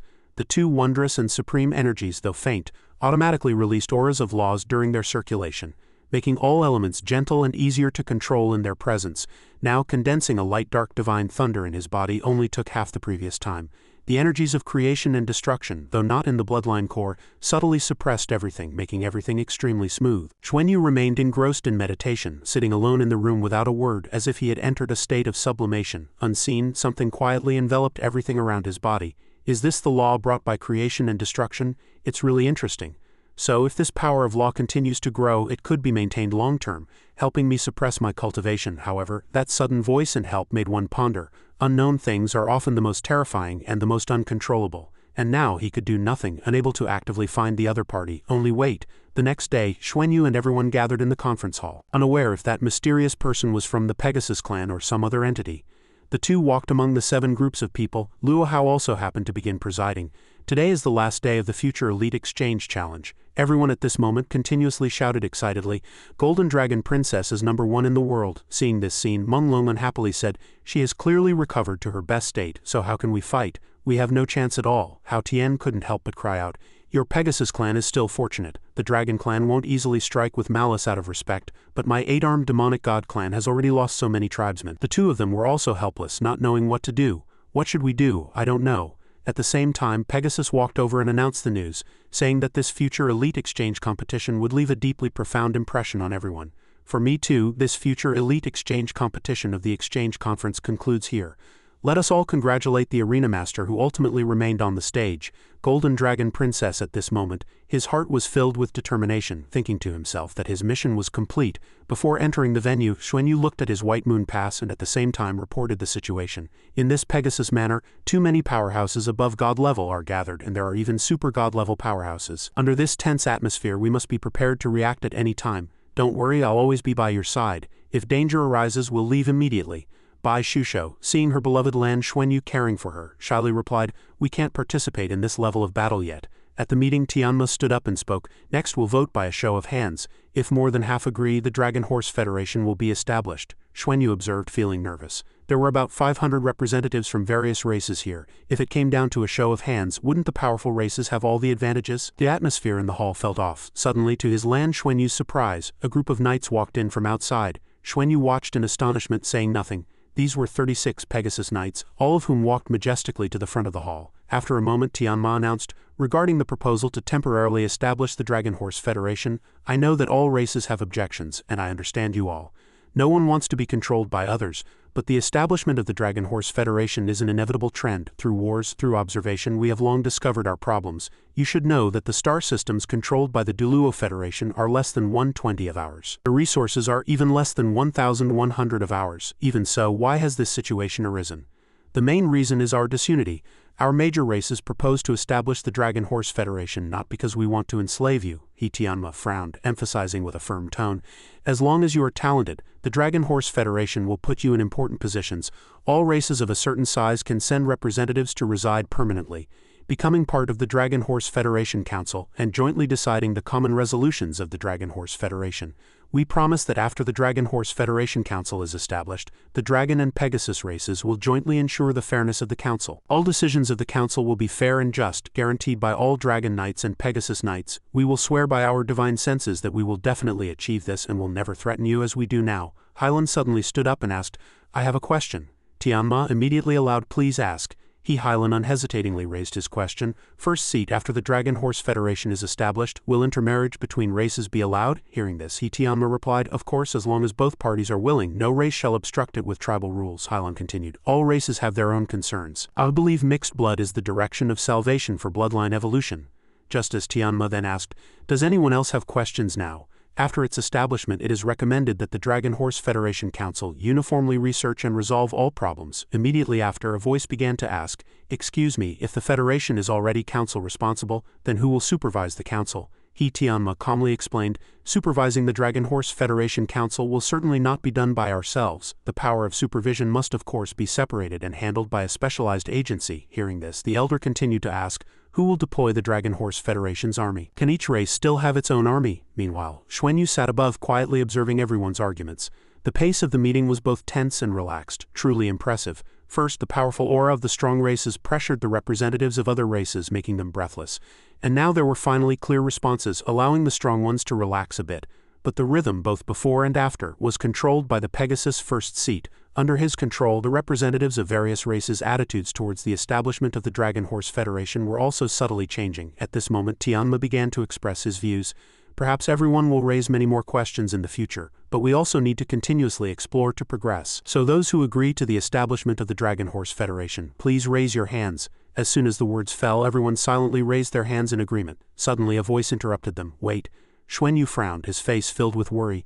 5 super powerhouses simultaneously expressed their stance. At this moment, all 3 of them fell silent, and the atmosphere became unusually oppressive. Sensing the tense situation, Xuanyu whispered, "It's finally here. Let's prepare to evacuate." Suddenly, someone was waiting with red hair fluttering in the wind. It was none other than Deep Red, who walked in from outside. She, Deep Red, exuded black energy all around her. Xuanyu also felt the pressure from the opponent's energy at this moment. The power of laws is too strong. Is the entire body condensed from laws? As soon as they saw Deep Red, they were all stunned. How could she be here? The Deep Red Mother, the Deep Red Mother. She casually folded her arms, staring at them without a word. A moment later, Tianma awkwardly broke the silence. "Long time no see." Xiao Lizzie remained silent for a long time, and Deep Red replied, "When I saw you back then, you were still following Tianlong, weak and emaciated. I didn't expect you to be able to make big decisions now. As a friendly neighbor for a major event in the Dragon Horse Galaxy, why didn't you invite me? I have always hoped to be part of the Dragon Horse Federation. I don't want things to go bad." Tianma coldly questioned, "Deep Red Mother, today is a big day for the Dragon Horse Galaxy. Are you still going to cause trouble at such a time? If so, you will be an enemy of the entire galaxy." She, Deep Red, happily replied, "You say that as if you can represent the entire galaxy. If so, tell me, how would I know this news? So not everyone is under your control, right?" Everyone present was somewhat confused about what was happening. Seeing the hidden meaning in her words, Tianma fell silent. Suddenly, a power erupted from within him. A few seconds later, Tianma's huge and powerful wings appeared, accompanied by a threat. "It seems warnings are useless against you." Deep Red, seeing him begin to get angry, took the opportunity to add fuel to the fire. "You're much bolder than before. It's a pity you think you alone can stop me. I'm not here to cause trouble. I just want to take this opportunity to discuss a few things. If you agree, I'm also willing to join the Dragon Horse Federation and become one of you. How good would that be, making our federation even stronger? What do you say?" Tianma felt displeased by this and immediately refused. "This is just a projection of you. Do you think this can stop us from forming the Dragon Horse Federation, no matter who spread this news? You, Deep Red, were not invited. Now please leave immediately, otherwise you will be an enemy of the entire Dragon Horse Galaxy." However, she, Deep Red, shamelessly explained, "Impossible, I have been alone for too long. Since that heartbreak 10,000 years ago, I've been sleeping most of the time, and how do you know my true body isn't present? What do I want to do? Do you think you can stop me?" In an instant, Tianma seemed extremely annoyed and intended to attack her. "I'm only asking you, are you leaving or not?" The atmosphere grew increasingly tense. Seeing this scene, everyone was very surprised by his actions. Just then, Tianlong teleported in from an unknown location, interrupting the two. "Brother Tianma has come a long way as a guest, so let us negotiate with the Deep Red Mother together." Seeing an acquaintance, she, Deep Red, calmly greeted, "Long time no see." Tianlong, he walked forward and said, "Since our last meeting, the Deep Red Mother's charm remains, but I have indeed grown old, whereas the Holy Mother maintains her appearance well." Hearing this, she, Deep Red, humbly replied, "I dare not say so. I am already old and frail, otherwise I would not have come specially this time." After a moment, Tianlong subtly guided, "This is not the place to talk. Holy Mother, what are your thoughts? Why don't the 3 of us discuss it privately?" Tianma immediately agreed. "Good." So Tianma created a teleportation gate and the 3 of them entered together. "Then let's go." At this moment, everyone felt extremely confused and bewildered. How could the Deep Red Mother appear? Who informed her? What was she here for? Adarmed was frowning tightly, furious. "If I find out who brought this woman here, I will crush him and destroy his divine sense at the same time." The entire conference hall silently waited for their return. Soon after, Tianlong's figure slowly walked out, followed by the other 2. Seeing them return calmly, the 2 on this side couldn't help but be surprised. Was the negotiation over? Did the other side compromise, or what happened? Tianma returned to his seat and announced the continuation of the vote. "Those who agree to the establishment of the Dragon Horse Federation, please raise your hands." At the same time, he decisively raised his hand. Although everyone had many questions in their hearts, they all silently raised their hands without saying anything. Seeing this scene, Xuanyu also understood something about the situation. At this point, anyone who dared to object would be asking for death. Having just experienced the Deep Red Mother incident, no one knew who had called her. If it aroused suspicion, it would implicate the entire race. Seeing that they all agreed, Tianma began to announce the results. "Good, since everyone has unanimously approved, then starting today, the Dragon Horse Federation is officially established." A moment later, Tianlong began to stand up and speak. "Next for the election, I will be the speaker and Tianma will be the vice speaker. Establish a complete system. Notify all races of the Dragon Horse Federation to advance the process, and anyone who evades will be considered an adversary. A Federation Supervisory Committee will be established, tasked with reviewing the implementation of orders throughout the Dragon Horse Galaxy. Until the system is perfected, military control will be led by the Eight-Armed Tribe's first chief. Although the Eight-Armed Tribe, didn't understand what had happened between them, he had no choice but to accept without raising any objections. Understood. Xuanyu happened to notice their attitudes. When the eight-armed demonic god king looked at the heavenly dragon first seat, there was a clear hint of fear in his eyes. A moment later, Tianma announced the adjournment, with the leaders of the 9 major powerful tribes of the Dragon Horse Galaxy accompanying them.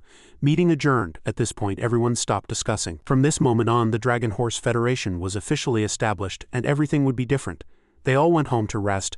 At this time, Xuanyu nervously returned to his residence, still remembering that incident in his mind. The current situation was extremely chaotic. Meanwhile, Bai Shusho asked, "What do you think of the current situation?" Hearing this, Xuanyu immediately expressed his view. The establishment of the Dragon Horse Federation is unstoppable.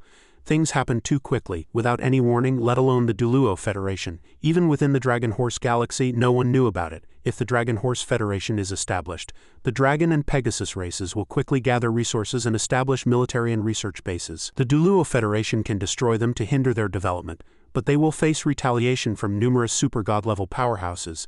Even if the Duluo Federation cannot handle the fleet, the planets will definitely fall into dire straits, lose supplies, and the fleet will have to leave the Dragon Horse Galaxy, and humanity will perish in retaliation.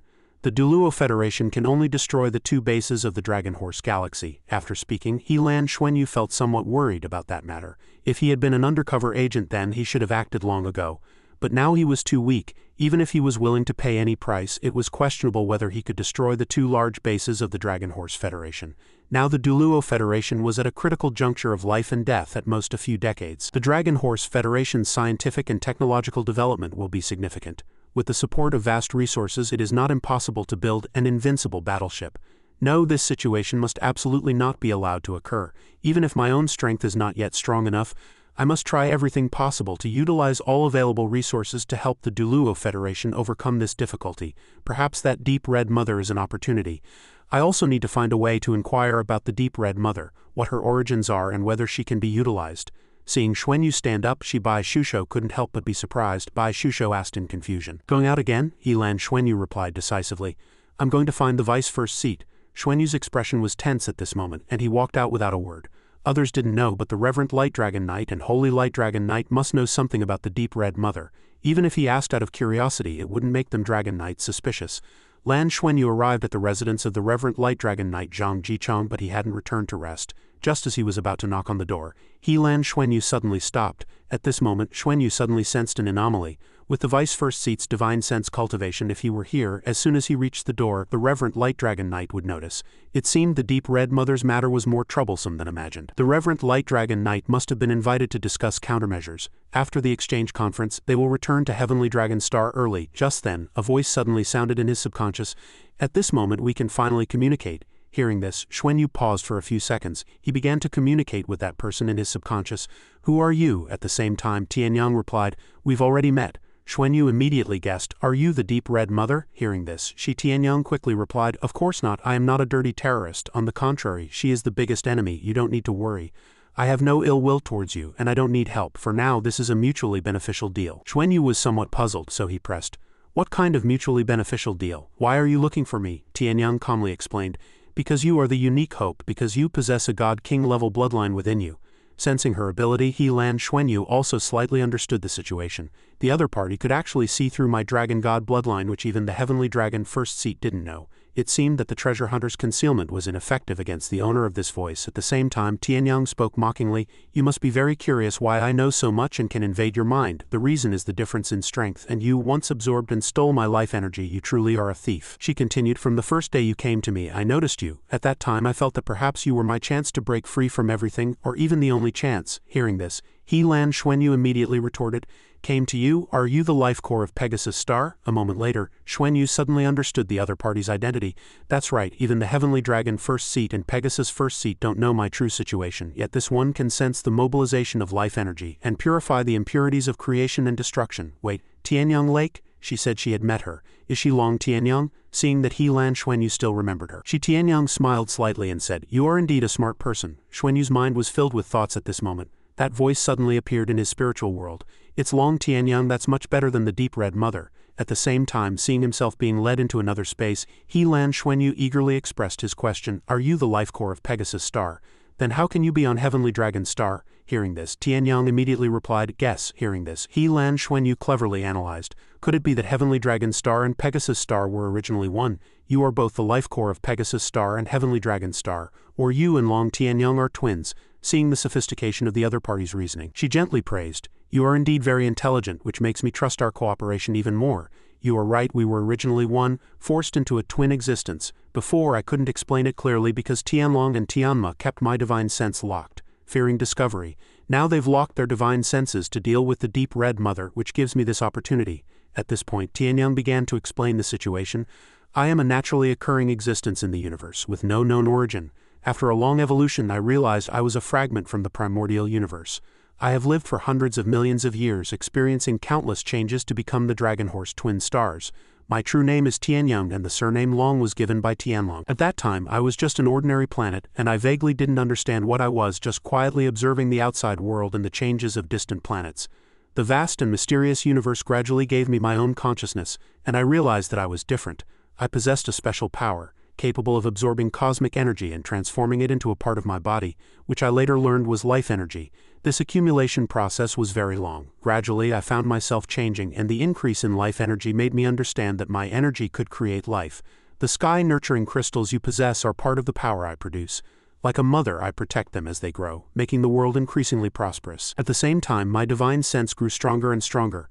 I discovered other intelligent planets. This made me feel like I had found my kind. I gradually learned a lot of knowledge until one day I encountered a wonderful world that made me feel so small. That world was not large, but it contained immense power. It birthed intelligence and continuously evolved. I would use life energy and creation energy to supplement it, evolving together. It was only much later that I understood this. Thinking this, Tianyang continued, "That world helped me a lot. It was called the God Realm." Hearing this, Xuanyu couldn't help but be surprised. He was stunned when he heard about that world. The God Realm, it really was the God Realm. Xuanyu asked without hesitation, "Is the God Realm an elusive existence or a physical planet?"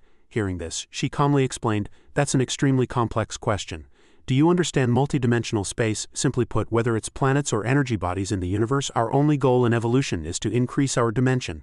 Because different dimensions also mean different levels, so when we evolve to a certain degree, we will understand multidimensional space. God Realm is just a name. In reality, according to cosmic terminology, it's just a higher dimensional space." After listening, he offered his perspective. "How do I faintly sense it? The laws I'm comprehending are subtly undergoing peculiar changes. At the end of my cultivation path, I set myself the goal of rebuilding the God Realm. The theory of multidimensional space is extremely important to me now. This concerns the essence of the universe. Can you elaborate on multidimensional space?" Tianyang provided an explanation. "We divide the universe into 10 levels, each represented by a dimension, from one-dimensional space to 10-dimensional space. One-dimensional space is countless points connected into a line with only one direction, forward or backward. Two-dimensional space is a plane formed by the convergence of a horizontal line and a vertical line. Beings in two-dimensional space see everything as combinations of lines. Three-dimensional space adds a vertical line to a plane, forming a three-dimensional space. Most planets inhabit three-dimensional space. Four-dimensional space adds a time axis to three-dimensional space, where multiple three-dimensional spaces connect to form a timeline, which is four-dimensional space. Simply put, when cultivators break through to the God-level limit, they can possess the ability to traverse space." Seeing this, Xuanyu was a little confused. "So the God Realm is this kind of dimensional space?" She immediately provided a deeper explanation. "You can perceive four-dimensional space, thereby enhancing yourselves and reaching this level, not mastering it. Five-dimensional space adds another time axis to four-dimensional space, forming horizontal and vertical time axes. At the same time point, parallel universes can be seen, branching according to past and future. Meanwhile, Tianyang communicated with the other party through subconsciousness. Six-dimensional space adds a height axis to five-dimensional space, forming a three-dimensional time where the horizontal axis represents past and future. The vertical axis represents universes of the same level, and the height axis represents the space-time of all universes of the same level. Beings in six-dimensional space can freely change time and space. Different God Realms, different levels. The highest level of God Realm can reach this six-dimensional space." She then continued to explain, "We cannot imagine the scope of the God Realm. They are vast, powerful, and stable. Therefore, four-dimensional beings begin to comprehend five dimensions and can eventually reach the five-dimensional level." Hearing this, he couldn't help but be startled. Even the most powerful God Realm is only six-dimensional space, so how powerful would 7, 8, 9, and 10 dimensions be? Immediately after, Tianyang happily replied, 7-dimensional space is where 6-dimensional space is regarded as a point with infinite possibilities, forming a line with another point of infinite possibilities. She then transmitted through subconsciousness to the other party. 2 intersecting time points formed by 7-dimensional space will form 8-dimensional space. 8-dimensional beings can traverse multiple different universes, and the rules of these universes vary. 8-dimensional space can be imagined as a surface, and then 9-dimensional space is the 3-dimensionalization of 8-dimensional space, meaning it has an additional rule line for creating universal rules compared to 8-dimensional space. Later, Tianyang interjected, 10-dimensional space is 0-dimensional space, a single point, and infinite space-time that encompasses all universes, all possibilities, all time. She transmitted through subconsciousness while emitting light energy. The vast universe we imagine might just be a grain of sand in 10-dimensional space, and whether this grain of sand we see contains a universe, no one knows. Just seeing this, Xuanyu's vision suddenly blurred. What is this feeling? He suddenly crouched down because of the discomfort. It hurt too much. At the same time, Tianyang gently reached out and touched the other's head. Wake up. Meanwhile, Xuanyu was suddenly astonished. He began to realize something. His mental power had ascended another level, feeling as if only the last pane of glass separated him from the divine sense realm. Hearing this, she also understood Xuanyu's advantage. Your comprehension is truly high. You can understand the profound meaning of the universe's origin. This is something ordinary beings cannot grasp, nor can they access those characteristics. Only powerhouses above God level encounter cognitive issues, leading to confusion in their perception of the world. Even Dragon Knights or Pegasus Knights wouldn't dare to casually listen to my explanations. Yet you, not having reached God level, can still maintain consciousness. Your talent is indeed extraordinary. Inspired by this new knowledge, he saluted. I am enlightened. Your explanation has suddenly shown me the most fundamental mysteries of the world. Many things that were unclear before are now clear. Just then, Tianyang continued to explain in depth as she walked. From the perspective of multidimensional space, the God realm is based on 4 dimensions, mastering 5 dimensions. To create that world, one must mobilize the power of the universe. When space evolves from 9 dimensions to 10 dimensions, the universe will be destroyed, and from nothingness to a point, then to a line and a plane. That is the moment of creation. 8 and 9-dimensional space are worlds that no intelligent being can reach unless you can become the master of all worlds. When life energy was sufficiently powerful, I began to attempt increasing dimensions. The Dragon Horse twin stars were originally experimental subjects. Each higher dimensional space is superimposed by countless lower dimensional spaces. Therefore, the Dragon Horse twin stars separated into Heavenly Dragon Star and Pegasus Star, linked and coexisting, forming 2 independent spaces. When they connect, they create 4-dimensional space, accommodating other 3-dimensional spaces and absorbing immense cosmic energy. I consciously felt a higher dimensional aura within me, possibly belonging to the 6th-dimensional level. Therefore, I continuously evolved and achieved a stable 4-dimensional space level. Hearing this, Xuanyu immediately asked in confusion, "You mean, Heavenly Dragon Star and Pegasus Star initially reached 4-dimensional space, so wouldn't that mean taking another step would allow entry into the 5-dimensional space realm, thereby creating the God realm?" She began to explain, saying, "It's easy, but just establishing a 4-dimensional space took me hundreds of millions of years. Reaching 5-dimensional space is almost impossible. To surpass the God realm, it requires not only life energy but also breakthroughs to higher dimensions. Therefore, I diligently helped intelligent life grow, helping them break through to higher dimensions. I also diligently tried to learn from the God realm. But 20,000 years ago, the God realm suddenly disappeared. At that time, I had already gained some insights and began to attempt evolving in that direction. Because if I evolved successfully, the new God realm superimposed on the old God realm would have a chance to increase in dimension. The original God realm would guide everything, and I would also become a part of it. This was beneficial to both parties. However, it disappeared, meaning it could no longer control everything. This led to problems for many planets like me, and my problem was the most severe. You should know that the God realm has divine positions, which are actually coordinates in the south flow space. By obtaining those coordinates, we can exist eternally in the south flow space. Without the God realm, those powerhouses who had already reached the God realm would remain in this world. If they didn't control their abilities, such problems would arise. To increase dimensions, I lured the 4-dimensional dragon realm, which had lost consciousness in its origin. This initiated the dragon transformation era, helping the Pegasus clan evolve and giving birth to many powerhouses. However, once they reached super God level, they broke free from my control and could stand on equal footing with me. The more powerhouses there were, the greater their ambition. Eventually, they joined forces to seal and devour my power, hoping to break through to the God realm, Tianyang then stated gravely. Unfortunately, they ultimately failed. How could they easily succeed in something that took me hundreds of millions of years and still failed? To be honest, I don't resent them. I simply overlooked the selfishness of intelligent beings. Ultimately, they failed, and by devouring too much of my power, they caused the 4-dimensional space to collapse. Realizing the crisis, they stopped, helped me recover some power, and reached a survival agreement with me, stabilizing the world again. But in reality, they imprisoned me, separating my divine sense from my main body and sealing them on Pegasus Star and Heavenly Dragon Star. When the two consciousnesses were separated, I lost control of the planets. I was once the master of four-dimensional space, but now I am so tragic. He still couldn't believe what he had just heard and retorted, if they had joined me in creating the God Realm, they too should have gained immortality. Why did they instead fight for dominance and cut off their chance at a divine position? Hearing this, she explained. Creating the God Realm requires continuous accumulation, and it cannot be accomplished within a single lifetime. Those super God-level powerhouses, if they help me accumulate, might die when their lifespans run out. Because I myself don't know how long it will take, dimensional ascension is simply too difficult, especially when I choose a peaceful method to do this. Xuanyu then asked, a peaceful method? Is there a non-peaceful method? Tianyang agreed, of course there is. There's another way to ascend dimensions, which is by devouring. If enough lower dimensional space is devoured, evolution will be easier. But the higher dimensional space created this way lacks stability and is prone to collapse. The deep red mother you encountered today is a four-dimensional space that evolved through devouring. However, her four-dimensional space is merely energy, and compared to my physical dimension, its stability is weaker but its devouring ability is stronger, and she fully controls that four-dimensional space. Therefore she has reached the semi-god king realm. At the mention of that name, he fell into contemplation. The deep red mother's origins are truly terrifying. Now I understand why Long Tianyang explained dimensions. The deep red mother is between 4 and 5 dimensions, which is why she reached the semi-god king realm. Xuanyu immediately wondered, so between the deep red mother and you before, who was stronger? In terms of dimensional level, we are roughly equivalent, but my twin stars are more stable. Her spatial tearing ability is very strong but not stable enough. Her greatest wish is to devour me. If she succeeds, she can break the barrier and create the God Realm. It's just that she doesn't dare to risk it because her deep red plane is much more unstable than mine. If she devours me, it means devouring a physical entity with more energy than herself. In this process, she is very likely to be assimilated by me as nourishment. At that time, I would be the one to become the God King. It's just that she has never abandoned this idea. Therefore, over the years, she has continuously made herself stronger. Lacking a physical body, evolving through devouring made her powerful but unstable.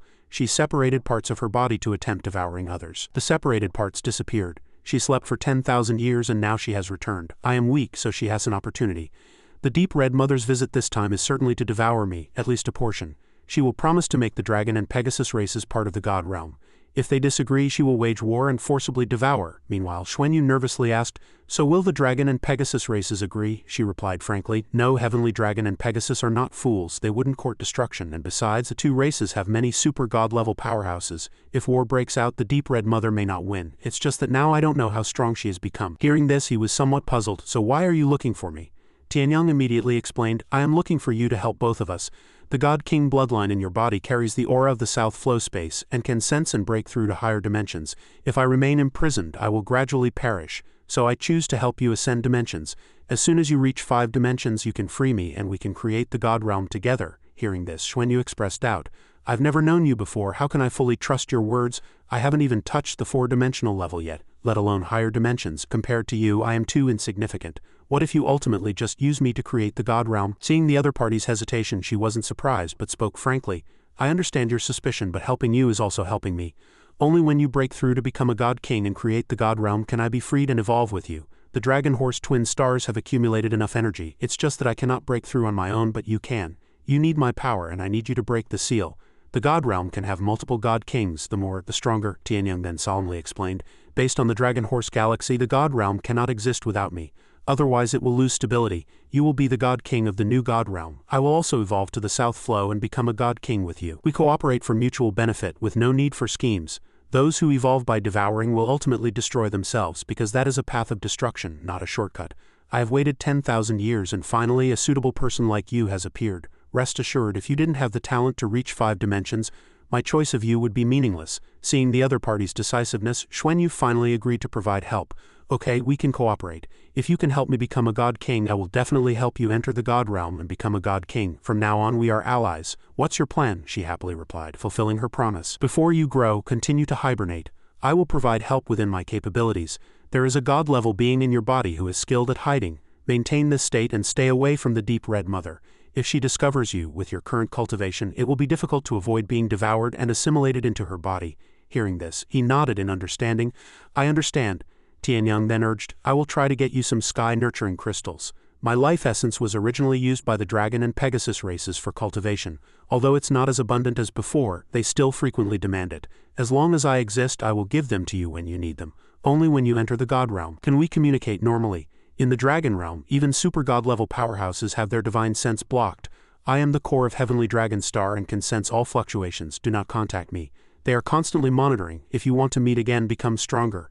Only power can help me and you succeed. Xuanyu immediately replied, okay, I understand. So you are the core of Heavenly Dragon Star. Can you help my teammates cultivate and also hide their auras? She now had a plan in mind. Of course, but if they break through to God level, it will be difficult for me to hide their auras. Below God level is fine, just let them cultivate in Seal Dragon City. I will make arrangements. Seeing this, he felt a little relieved. That's truly great. Tianyong then without hesitation gave a few more instructions. Alright, they're coming back soon, I'll tell you more later, be careful. Oh, and the Ascension Dragon platform seems to be a super divine artifact and your bloodline seems to be connected to it. When you're strong enough, try to retrieve it and see.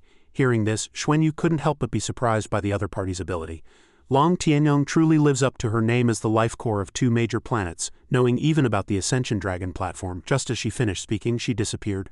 They're coming, I'm leaving, he replied understandingly. Okay, Xuanyu began to fall into deep thought analyzing the plan. Actually, I can still cooperate with her. Otherwise, if she just reveals her identity, I will be in trouble. As for the future, I'll adapt as I go. If what she says is true, becoming God Kings together wouldn't be bad. I deeply hid my true thoughts in my spiritual consciousness to avoid Long Tianyong's detection. The abilities of super God-level powerhouses are truly unfathomable. I must be more cautious in the future. The next day, after returning to Heavenly Dragon City, the first seat convened all Dragon Knights for a meeting to discuss upcoming actions. Meanwhile, Ji Chang softly said, Lan, you and Shusho stay behind, I have something to tell you. Come to my place. He immediately understood that he had been regarded as an insider by Zhang Jichang. Hearing this, Xuanyu complied. Okay, everyone was gathered in Heavenly Dragon City at this moment. He began to raise his hand and an energy circle was slowly forming in his palm. Just then Ji Chang explained, I called you here to warn you to be careful. For now, don't return to Maple Dragon City. Stay here on Heavenly Dragon Star's cultivation grounds to practice. Hearing this, he was somewhat puzzled.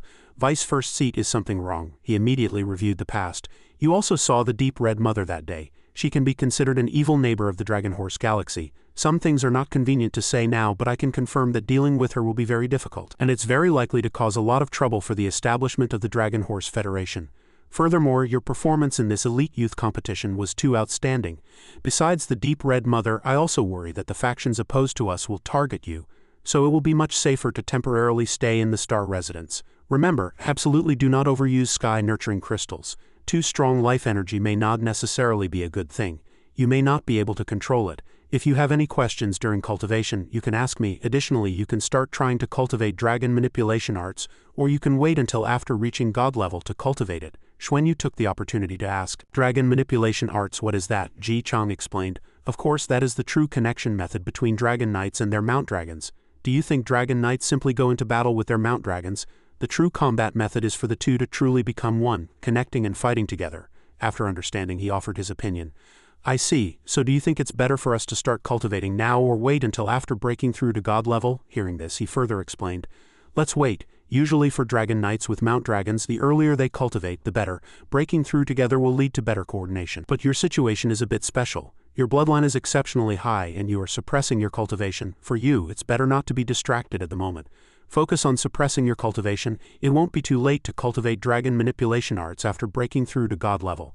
And this way it won't affect your cultivation. If you can suppress it, then try to suppress it to the limit. Just then, Bai Shusho also spoke up.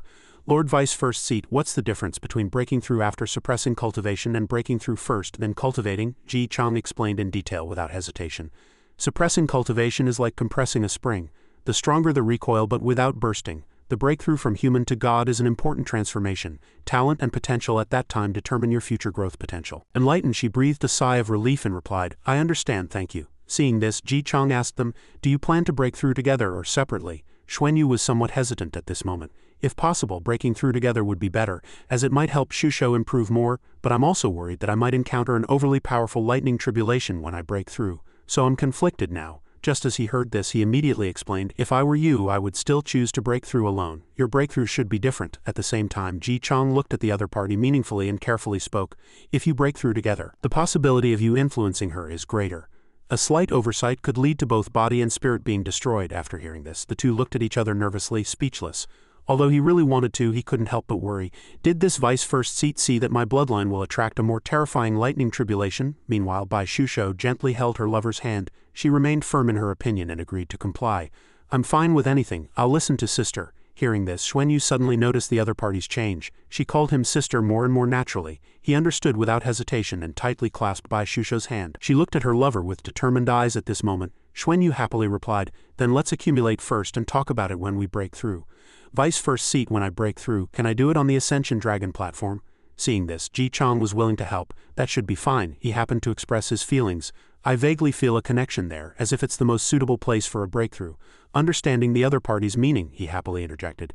If you can once again draw out the 7-colored energy of the Ascension Dragon platform to help you when you break through, that would be perfect. With Xuanyu's agreement, Ji Chang quickly went to relay the message. I will report to the first seat and we will strive to go and protect you then. Xuanyu outwardly appeared happy and excited.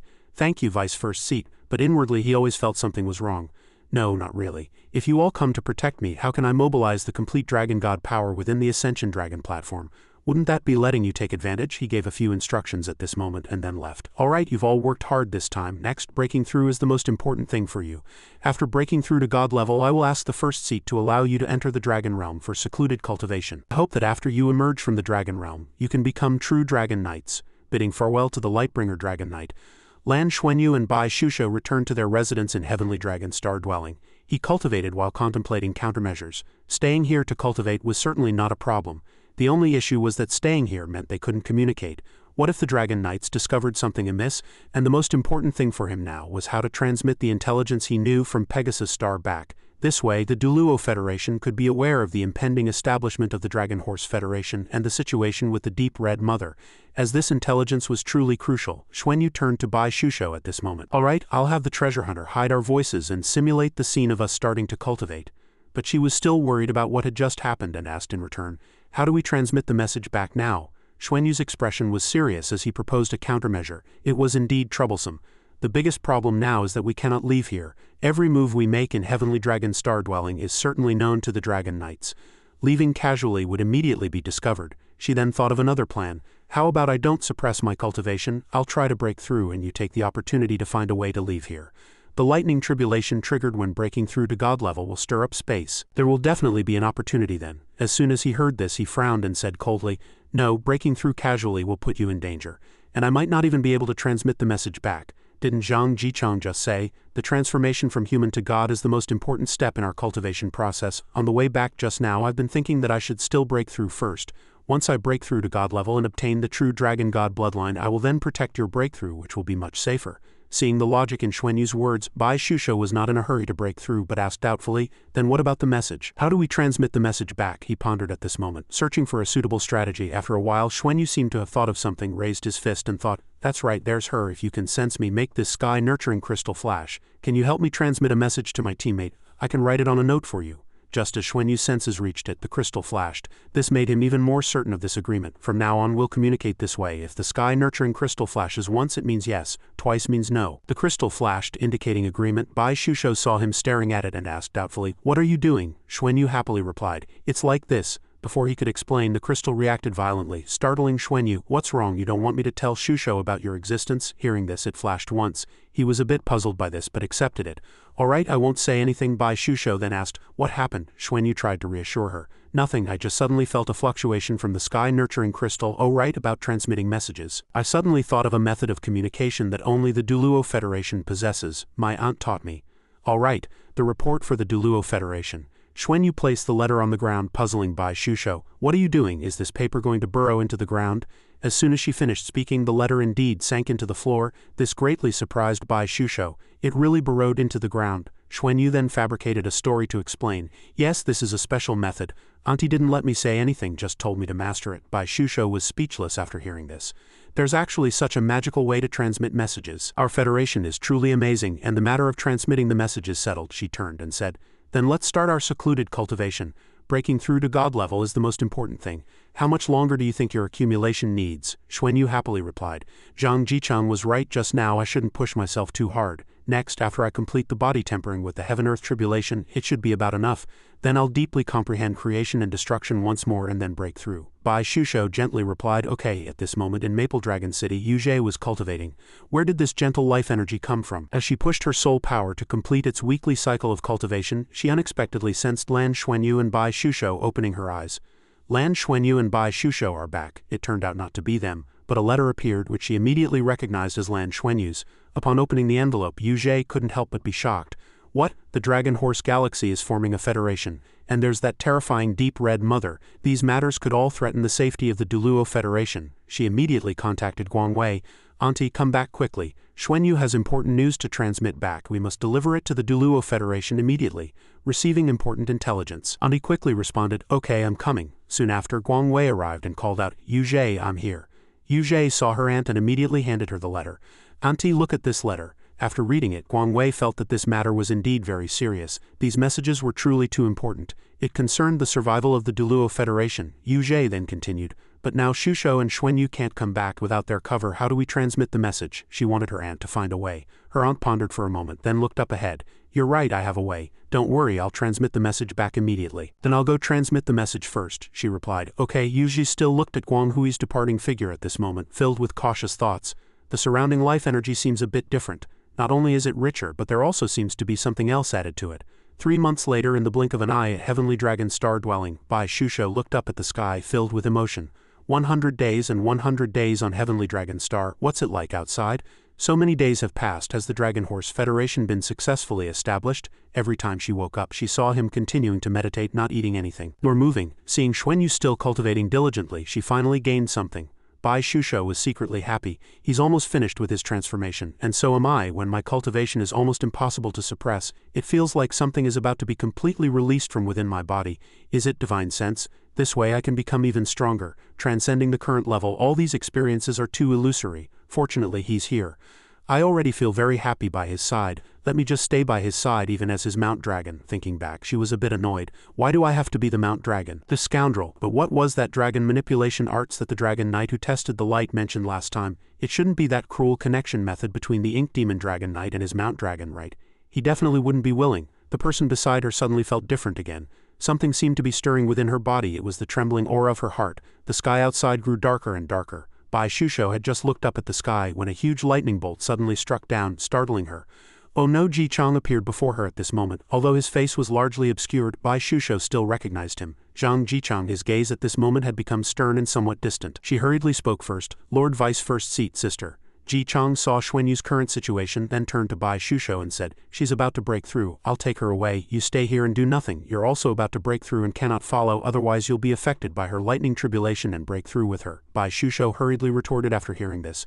But before she could finish, her body suddenly stiffened, greatly alarming Bai Shusho. What's going on? I can't move. Liang Wei also showed up at this moment. Didn't you hear what the Vice First Seat said? You can't go out now, don't be reckless. The lightning outside grew more and more intense, making her worry. The lightning tribulation came so suddenly, so urgently. He hadn't even experienced the heaven-earth tribulation, yet his body was directly undergoing tribulation. Could he pass it? Would his identity be discovered? Can the treasure hunter maintain the illusion? You must not have anything happen to you. At this moment on the Ascension Dragon platform, it was empty and cold. Liang Wei and Ji Chang had already brought Xuanyu here. They couldn't delay any longer. He spoke, the lightning tribulation you've attracted is the might of heaven and earth. Any later, and it will be too late. The lightning tribulation is coming soon. No one can help you. You can only rely on yourself. You must keep your mind stable. Hey, not yet. Xuanyu had already woken up but pretended not to hear, thinking, the Dragon God core within my body has disappeared. The Dragon God bloodline has also changed, and all other energies have vanished, leaving only a silver and a golden strand just like when I first started cultivating, as if everything has started anew.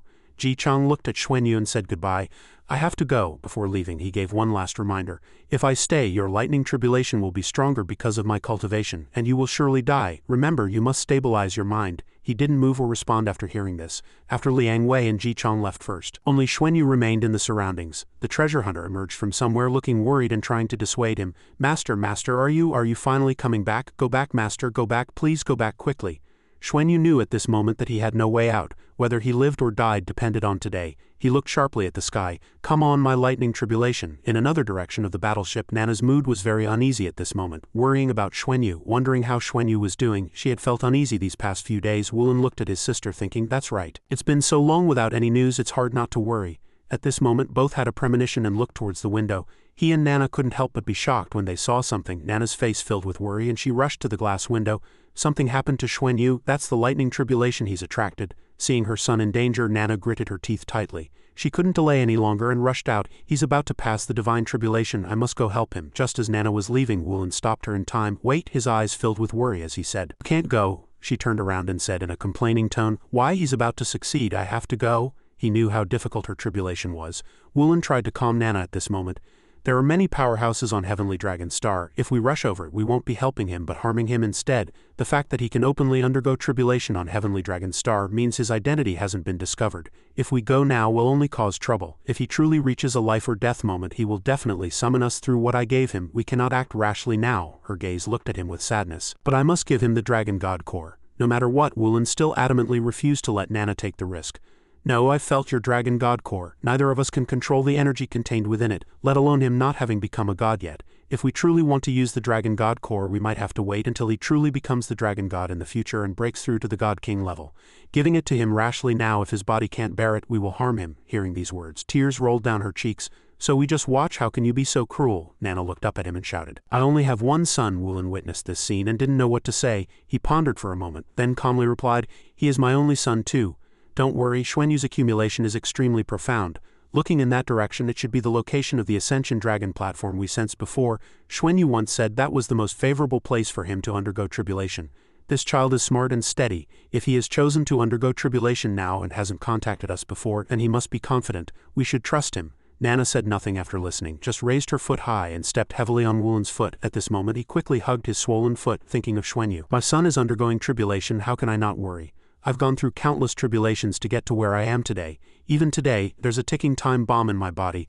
I don't know when it will go off. Xuanyu's biggest problem in breaking through is whether he can fuse the two bloodlines into one. Once he fails, the consequences will be unimaginable. If that really happens, I will do everything to save him. I'll try to save him with the Dragon God Core. Now Xuanyu can only rely on himself to break through and complete this most difficult process. She was still paying attention to Xuanyu's situation at this moment. Woolen gently walked to her side, soothing Nana's heavy heart. It'll be fine. A good person will have good fortune. Our son will definitely be fine. If there's any real danger, we'll sense it immediately. If it truly comes to that, our family of 3 will live and die together. She cheered loudly for Xuanyu at this moment. Son, you can do it. At this moment in Ascension City, Ji Chang gave orders. One of our clansmen is undergoing tribulation on the Ascension Dragon platform. Everyone, do not panic. Return to your positions. No flying allowed. The surrounding people discussed animatedly. Who's undergoing tribulation? How can there be such immense aura? He saw the scene before him and couldn't help but worry. 7-colored lightning tribulation, we've done all we can. The rest is up to you. I wish you success. Back on the Ascension Dragon platform, the lightning grew fiercer. The sky became gloomy and cold, further accentuating the dazzling light of the lightning tribulation. Xuanyu saw this scene and couldn't help but wonder, why don't I have a 4-colored lightning tribulation? How is it 7-colored from the start? Is this taking too much care of me? But it's already been 10 minutes, why hasn't it descended yet? He suddenly had a premonition and quickly looked up. It's coming soon. As soon as he flew up, the lightning tribulation also began to descend, causing an earth-shattering explosion. He suddenly realized at this moment that all his power seemed to have completely dissipated. Or rather, it was completely integrated into the golden and silver dragons, making it impossible to mobilize any power. The immense power of the 7-colored lightning tribulation seemed to drain Xuanyu's energy. With no other choice, he could only close his eyes tightly and shout loudly at this moment. After a long while, the light emitted by a certain object made him open his eyes in surprise. Seeing his body still intact, Xuanyu couldn't help but wonder, what's going on? The energy of the heaven-earth tribulation is definitely more violent than my light-dark divine thunder. So why don't I feel any pain at all? Instead, the lightning entering my body has stabilized the golden and silver dragons even more. It's too comfortable. Outside the Ascension Dragon platform, the 7-colored lightning tribulation still raged. Those who witnessed this scene were all stunned by its destructive power. Can such a terrifying lightning tribulation really be endured by a living being? Who exactly is resisting all this on the Ascension Dragon platform? Could they have been annihilated into ashes? At this moment, Lightbringer Dragon Knight Zhang Jichang also landed on the ground. The energy contained in the lightning tribulation in the sky was unimaginably immense. If his own aura were to draw it, the lightning tribulation would be even stronger, and the entire Ascension Dragon platform would probably be destroyed. Staying there, he could still protect Ascension City. Jichang saw this scene and felt somewhat uneasy. Such a powerful lightning tribulation, I'm seeing it for the first time. Even the Heavenly Dragon First Seed and I have never experienced a lightning tribulation of this level. Roland suddenly appeared from behind. Big brother, Lan is undergoing tribulation. Roland's face was full of worry and he asked again, How did it happen so suddenly? He turned around and calmly replied, extremely sudden. This child was in secluded cultivation on Heavenly Dragon Star and must have gained some insights from the destructive aura of the 8-armed demonic god tribe and the creative power contained in the sky nurturing crystals. As his secluded cultivation was about to end, he suddenly faced the tribulation. The terrifying power of the lightning tribulation grew stronger day by day, making Ji-Chang restless. It is indeed an unprecedented lightning tribulation, a direct heaven-earth tribulation, and so powerful that even we might not be able to withstand it if we were in it. This time it's really a bit troublesome, Roland hastily asked. Can we help? He looked at the lightning tribulation, hesitated for a long time, then said, now she can only rely on herself, no one can help. Such a sharp heaven-earth tribulation, we who have not yet transcended the human-god realm limited by the cosmic power. The stronger the cultivator, the higher their talent, the stronger the heaven-earth tribulation they encounter. Now we can only hope she deeply comprehends the laws of heaven and earth, trying to avoid the damage of the lightning tribulation, but this also proves her talent. If she can truly succeed in her tribulation, I'm afraid the first seat won't stand by either. Fearing that Xuanyu's life would be threatened and unable to bear such a huge blow, Roland quickly said, what if the first seat can't stand by? She's one of us. In the nick of time, Ji-Chang still had confidence in her. Let's not talk about that for now. Let's see if she can succeed in her tribulation first. If she can't, then everything is pointless. Listening to his analysis, Roland also had no other choice but to let nature take its course. Yes, one can only rely on oneself for tribulation. Golan, you must succeed. Back on the Ascension Dragon platform, Xuanyu had been struck by the lightning tribulation. He was now in the process of tribulation. Although his body couldn't move, his mind could still think. Indeed, it didn't hurt at all, much easier than when he cultivated and tempered his body with light dark divine thunder. Lan Xuanyu simply relaxed, silently sensing the changes in the two dragons within him. The lightning roared incessantly, and the Ascension Dragon platform had completely transformed into a sea of 7-colored lightning immersed in it. The golden and silver dragons within his body were frantically absorbing the energy from the lightning. The golden dragon became dazzling gold, and the silver dragon shimmered with silver light. Lan Xuanyu tried to call Long Tianyang. Clearly, Lan Xuanyu was once a half-step god king, but his consciousness couldn't enter this heaven-earth tribulation. Xuanyu lay leisurely at this moment, thinking, it's better not to sense anything. Sensing things would be troublesome. The lightning grew stronger and fiercer, and the power of the lightning absorbed into his body also grew stronger. This shocked him, and he suddenly opened his eyes, feeling an abnormality in his body. Xuanyu began to panic and worry. No, my body is starting to feel bloated and aching like it's full. It's been hitting for so long. Shouldn't it stop soon? At this moment, his whole body felt as if it was being torn by the lightning tribulation. The initial comfort quickly disappeared, replaced by suffocating pain, making Xuanyu no longer lucid. Stop, my body's going to explode if it keeps coming. It's too bloated, too painful. Am I going to die? When he stepped here, he had promised to return safely to Bai Shu and his family. He couldn't die so easily. So Xuanyu began to think of countermeasures at this moment. He had to stabilize his mind. Panic solves nothing. I still have the treasure pearl my father gave me, and the Ascension Dragon pillar beneath my feet, and the help of Long Tianyang, the life core of Heavenly Dragon Star. With so many defensive trump cards, I absolutely cannot panic. Nor can I be eroded by inner demons. Xuanyu's body was turning golden and silver. His bones, meridians, muscles, and skin all turned golden while his brain turned silver. This seemed to represent the different abilities of the Silver Dragon King and Golden Dragon King. The Golden Dragon King's inheritance was the Dragon God's power, defense, and strong recovery ability, while the Silver Dragon King's inheritance was the Dragon God's control over elements including water, fire, earth, wind, light, darkness, space, and even destruction and creation.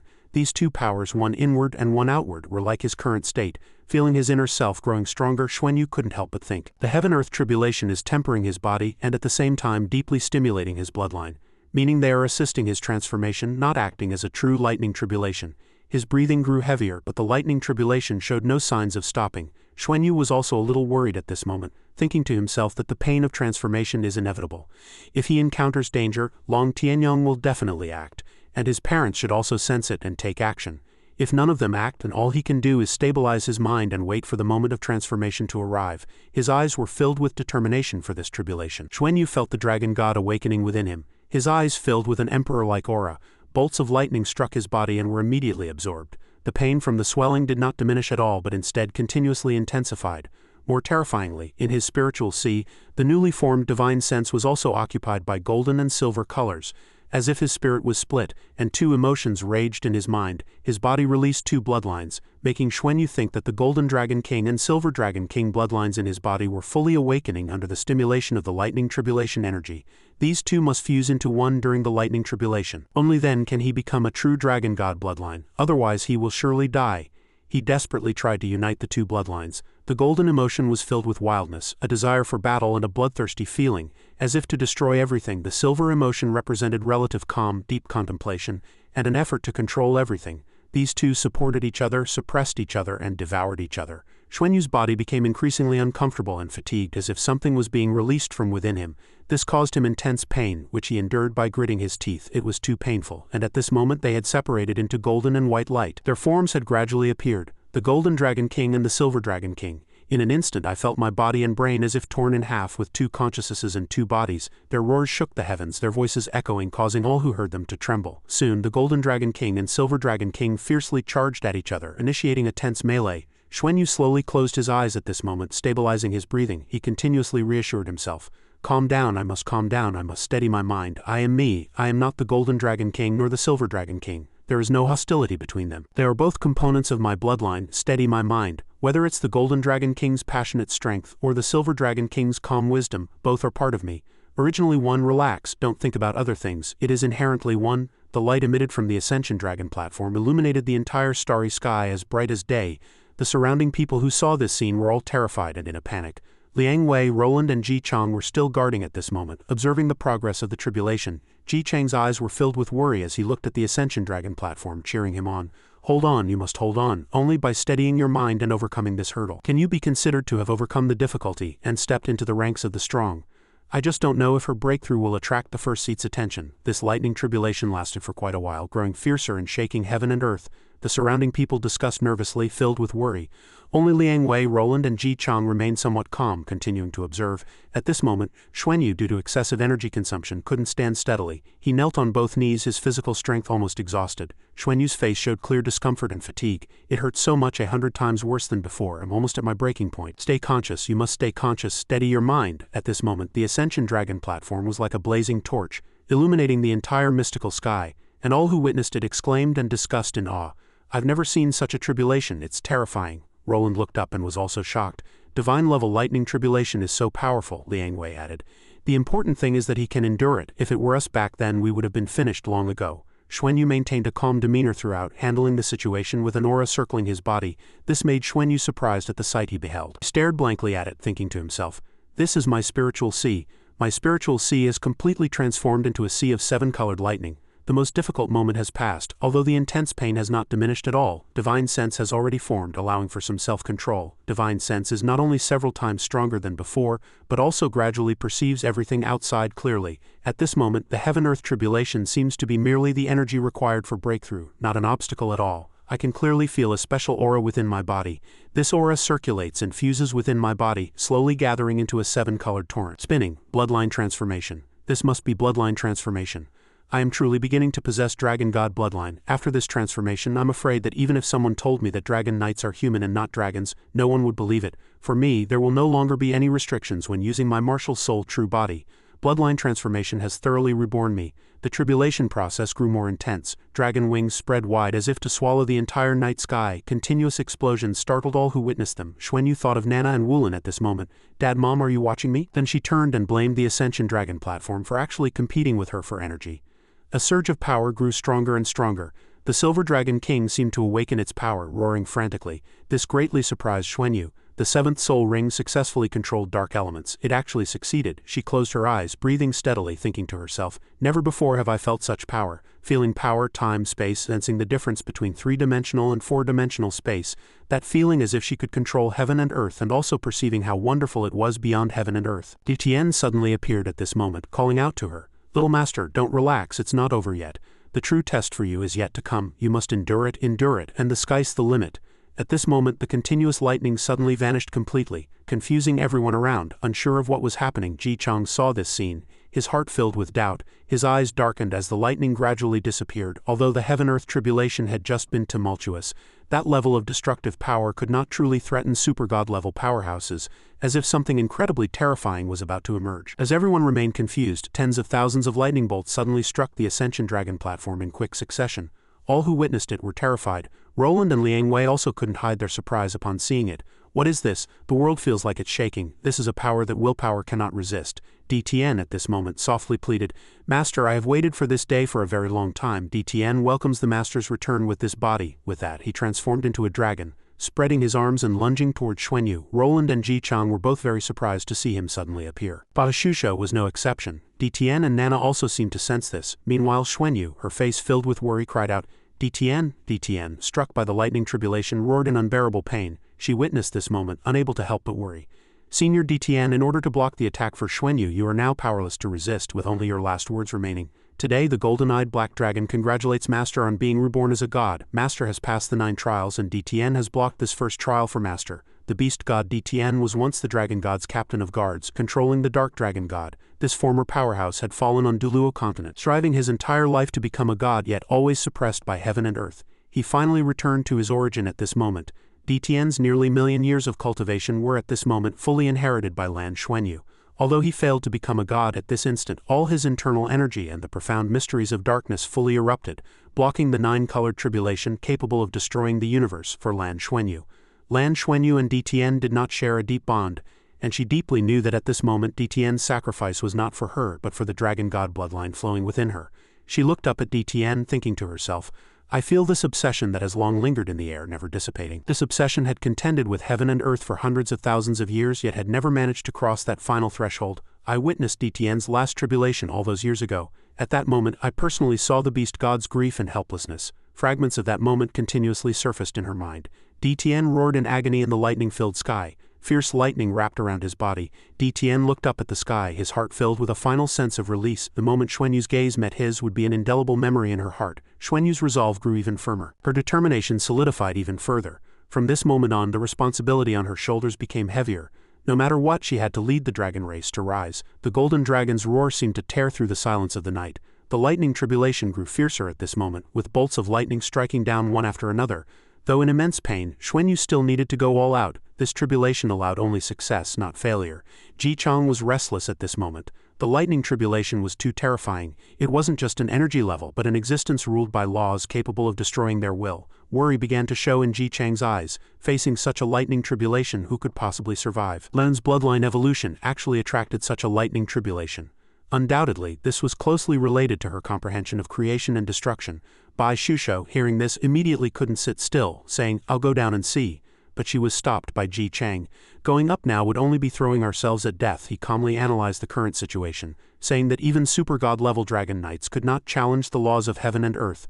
Otherwise, what would appear would be the law power of our own level, a super god-level 9-colored heaven-earth tribulation that destroys the universe. Even the heavenly dragon first seat would not be able to withstand it here. Watching the various 7-colored lights rising from the Ascension Dragon platform, Liang Wei could not hide the fear in his heart. How could Lan's tribulation be like this? Brother Ji Chang, why is it suddenly like this? Do you think she can endure it? Ji Chang stood to the side, nodding gravely.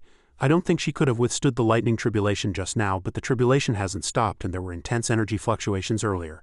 I can't determine whether she can successfully pass the tribulation now. First seat, although I don't know if she can successfully break through. Assuming she does, then she will be the one to lead us out of this predicament. The first seat, despite clearly knowing, still insisted on questioning. Are you sure she can? What if your judgment is wrong? He candidly exposed that fragile facade. First seat, matters have reached this point. We shouldn't deceive ourselves. You and I have lived too long, but we yearn even more for immortality. I know you've been striving to accumulate power all these years, attempting to take that step, but even the deep red mother couldn't break through that barrier. Can we truly do it? A surge of dissatisfaction quickly rose in Liang Wei's heart. Then she can this time. Ji Chang did not give a definite answer. I don't know if she can, but at least she has a chance. So first seat, no matter what, we must make her stronger. Immediately understood the hidden meaning in his words. Who would prevent her from becoming stronger? As long as she can successfully pass the tribulation, she will naturally receive more cultivation. Old Ji, what are you worried about? He did not answer, merely focusing on looking ahead. The first seat has already rejected my proposal. If Lan truly succeeds in her tribulation, there might be some issues within the Dragon Knights. If she doesn't succeed, and everything I just did would only offend the Heavenly Dragon. But no matter what, I see hope. It is too important, both for me and for the entire dragon race. Meanwhile, Xuanyu, the protagonist of this conversation, was in a predicament. This was still only the third lightning tribulation. Dtian said I had to go through 9 lightning tribulations, but with my current cultivation can I withstand 9? Just as she thought this, someone outside suddenly shouted loudly, "The 4th lightning tribulation is here." A huge lightning bolt precisely struck the dragon-shaped body conjured by her 7th soul skill. After assessing her own abilities, Xuanyu felt somewhat disheartened. It seems the terrifying baptism to come is the true tribulation. Can my limit really only withstand 4 lightning tribulations? An even larger, more terrifying lightning bolt quickly struck down. She stared blankly straight ahead. Is it over? Am I dying? But Xuanyu's eyes widened in surprise. I'm not dead. I can still feel everything around me. Her gaze fell upon the 7-colored liquid accumulating on the ground. A thought quickly flashed through Xuanyu's mind. Is this what it means to build anew from destruction? To be immortal? Watching the dragon shape gradually condense, Ji Chang also couldn't believe his eyes. The 7-colored liquid rapidly condensed in the lightning, forming a dragon shape once again. The 7th lightning tribulation arrived and the dragon body quickly condensed into shape. 7-colored light rapidly overflowed from the Ascension Dragon platform, pouring frantically into the already formed dragon body. She kept thinking to herself, the entire Ascension Dragon platform is emitting intense energy fluctuations at this moment. This energy can help us. With each lightning tribulation passed, the energy emitted by the Ascension Dragon platform grows stronger.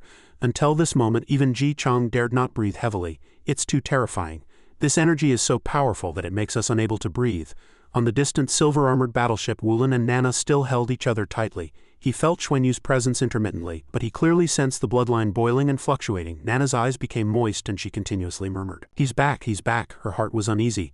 The 18th layer of seal within her suddenly fluctuated violently, with such immense power that she wondered, can Xuanyu endure it? At the same time, the 7-colored liquid, transformed into a dragon head, roared towards the sky once more. Wulin and Nana also felt it, simultaneously confirming in their hearts, the Dragon Realm is truly the Dragon Realm. The Dragon Realm I once visited. The two, as if telepathically connected, simultaneously looked up at each other. Nana couldn't help but get excited, eagerly lunging forward and giving him a kiss. She squinted her eyes, happily repeating nonstop, he succeeded, he succeeded. Xuanyu successfully fused. This is great, truly great. Wulin, at this moment, was completely dazed by the kiss. I just got kissed forcibly. This script seems a bit off. Above the Ascension Dragon platform, the dragon shape condensed from 7-colored liquid shrunk, revealing Xuanyu lying exhausted on the ground. I always knew that tribulation was an extremely painful thing, so I had made ample preparations. Bloodline tempering, divine lightning tempering, constantly suppressing cultivation, diligently accumulating. If not for the assistance of the beast god DTN, if not for the dragon god energy in the Ascension Dragon platform, I would probably be dead. The process of reshaping my body almost exhausted all my energy. To be alive is already beyond expectation. As she was thinking, she suddenly realized something. Her whole body trembled. Wait, something's wrong, Xuanyu exclaimed in horror. I've turned into a girl. As soon as the words fell, the treasure hunter immediately spoke up to comfort her. Master, don't panic, it's all fake. It flew around explaining diligently. Transforming from the inside out makes it more real. Even current king-level powerhouses wouldn't see through such a disguise, but she was only concerned with another question. You're not dead? The treasure hunter chuckled sheepishly, then replied, as long as your divine sense is not extinguished, how could I die? I've always been hiding inside your divine sense. Xuanyu was fuming after hearing this.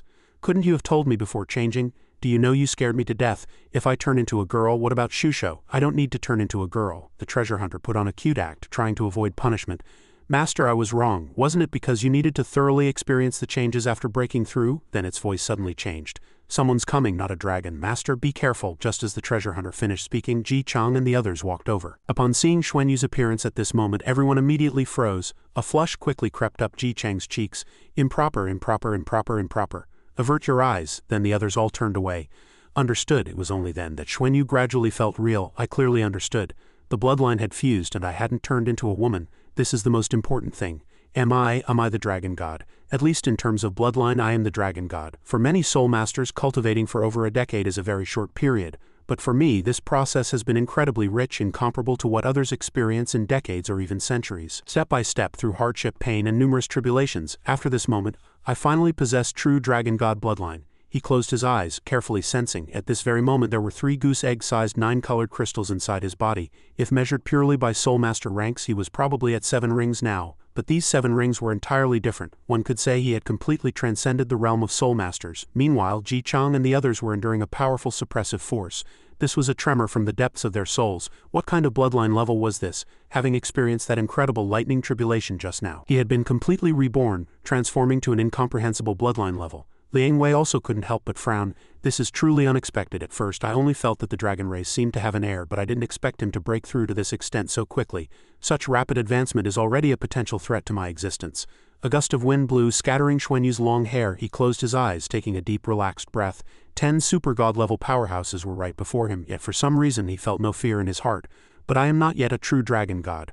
I only possess dragon god bloodline in its preliminary form. To become a true dragon god, there's still a long way to go. Thinking this, Xuanyu cupped his hands and greeted aloud, Greetings, First Seat, Vice First Seat, and esteemed Dragon Knights. Liang Wei and the others looked over at the sound but quickly paled in fright. She's dressed. After a long while he finally spoke again with concern. How are you? How do you feel? He truthfully spoke of his feelings as if everything was different from before. Even my perception of the outside world is different. Liang Wei smiled, extending his hand in congratulations. You've just broken through to God level, of course it's different. Congratulations, you've earned your ticket to another world. Xuanyu bowed slightly in response. Thank you, First Seat. The First Seat spoke up, suggesting, you've just completed your breakthrough and still need to consolidate your cultivation. Come back to Heavenly Dragon Star Dwelling with me, he responded loudly upon hearing this. Understood. Soon the scene shifted to Heavenly Dragon Star Dwelling. Liang Wei was the first to assign everyone. Lan, you go rest first. Old G, let's talk. Everyone else get to your tasks. Roland stepped forward upon hearing this. Lan, let's go. Before the two even reached the door, Bai Shusho, as if telepathically connected, ran out. Lan Xuanyu quickly stepped forward, embracing her solemnly. I'm finally reunited with you. After letting go, Bai Shusho's eyes were glistening with tears. I thought I was about to lose you. It was just too sudden. Xuanyu gently stroked her head, comforting her. It's all right now, don't worry. Everything's fine. It was only then that she was in the mood to pay attention to another person. Although Lord Roland had been fed dog food, a common internet slang for public displays of affection, he didn't mind and then said. Soon the door was closed. It was then that Roland announced aloud, You too, I have now sealed off all perception within the room using my divine sense. Xuanyu couldn't help but raise a hand to stroke his chin and thought, what's going on? I can still detect what's happening outside. Roland's divine sense cannot block my divine sense perception. Meanwhile, he had already begun to praise.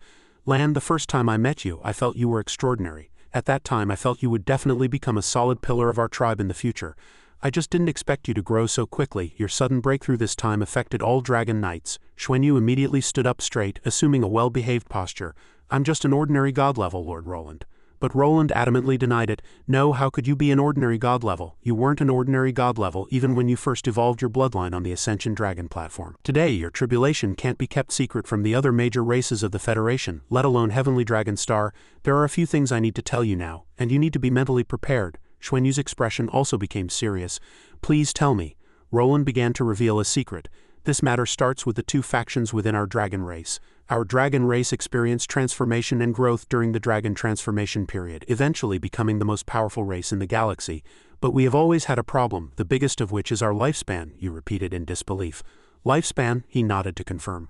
Our power comes from our bloodline, but the problem also comes from the bloodline. Roland's eyes were filled with seriousness. When the dragon transformation period first arrived, power from the dragon realm was transmitted to many people, but only powerful individuals became dragon race members.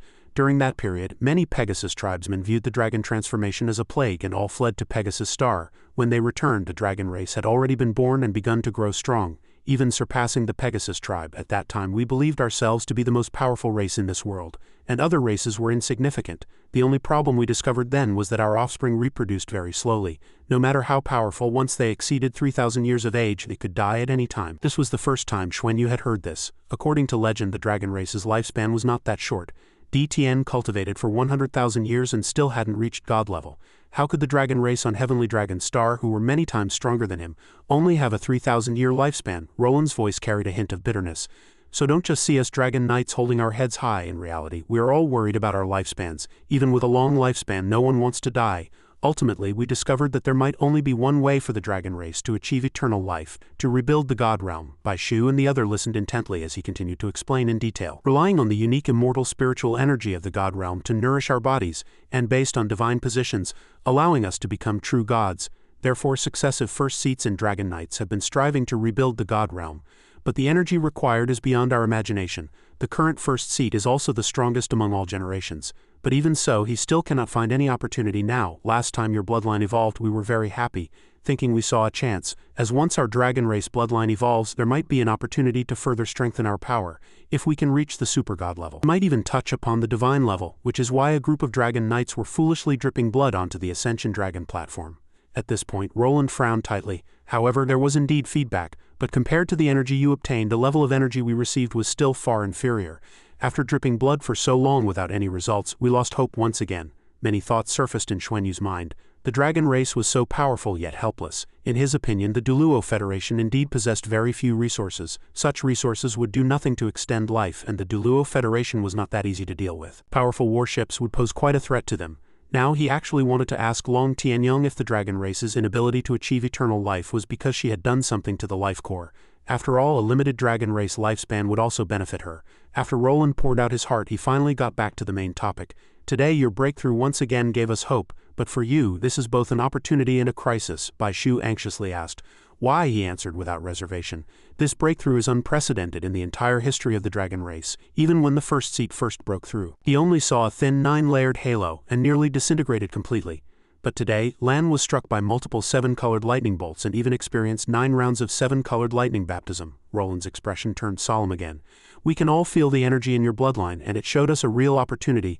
Our realm is closely related to our bloodline. With the bloodline you now possess, if you persevere in cultivation, you will one day break through your current limit and enter a higher realm. If you can transcend the super god realm and enter the god king realm we yearn for, then creating the god realm will no longer be an unattainable dream. However, our current first seat is now over 3,500 years old, and he has been seeking various ways to break through, even at great risk, because if he cannot break through, he may very likely run out of lifespan. Roland began to hypothesize the worst-case scenario. In this situation, if the support of the entire race were focused on you, he would very likely die before the god realm was formed. This is something he would absolutely not want to see. And how powerful can your bloodline truly become? How long will it take to reach that level? None of us know. It's not out of the question that the first seat might use special means to obtain your bloodline. At least to use your bloodline to create some opportunities for him. This is also why both Big Brother and I were present today. We must protect you. Roland's sincere gaze looked straight ahead. To be fair, establishing the God realm is the fundamental solution to the problem. At least for now, your chances of success are greater than the first seats. Personally, I am less than 2,000 years old this year, and Big Brother has just passed 2,000, so we can all afford to wait. Do you understand what we mean? Xuanyu nodded gently, then asked the most important question. So what if the first seat truly acts against me? He closed his eyes and sighed softly. Now it depends on the struggle between the first seat and Big Brother.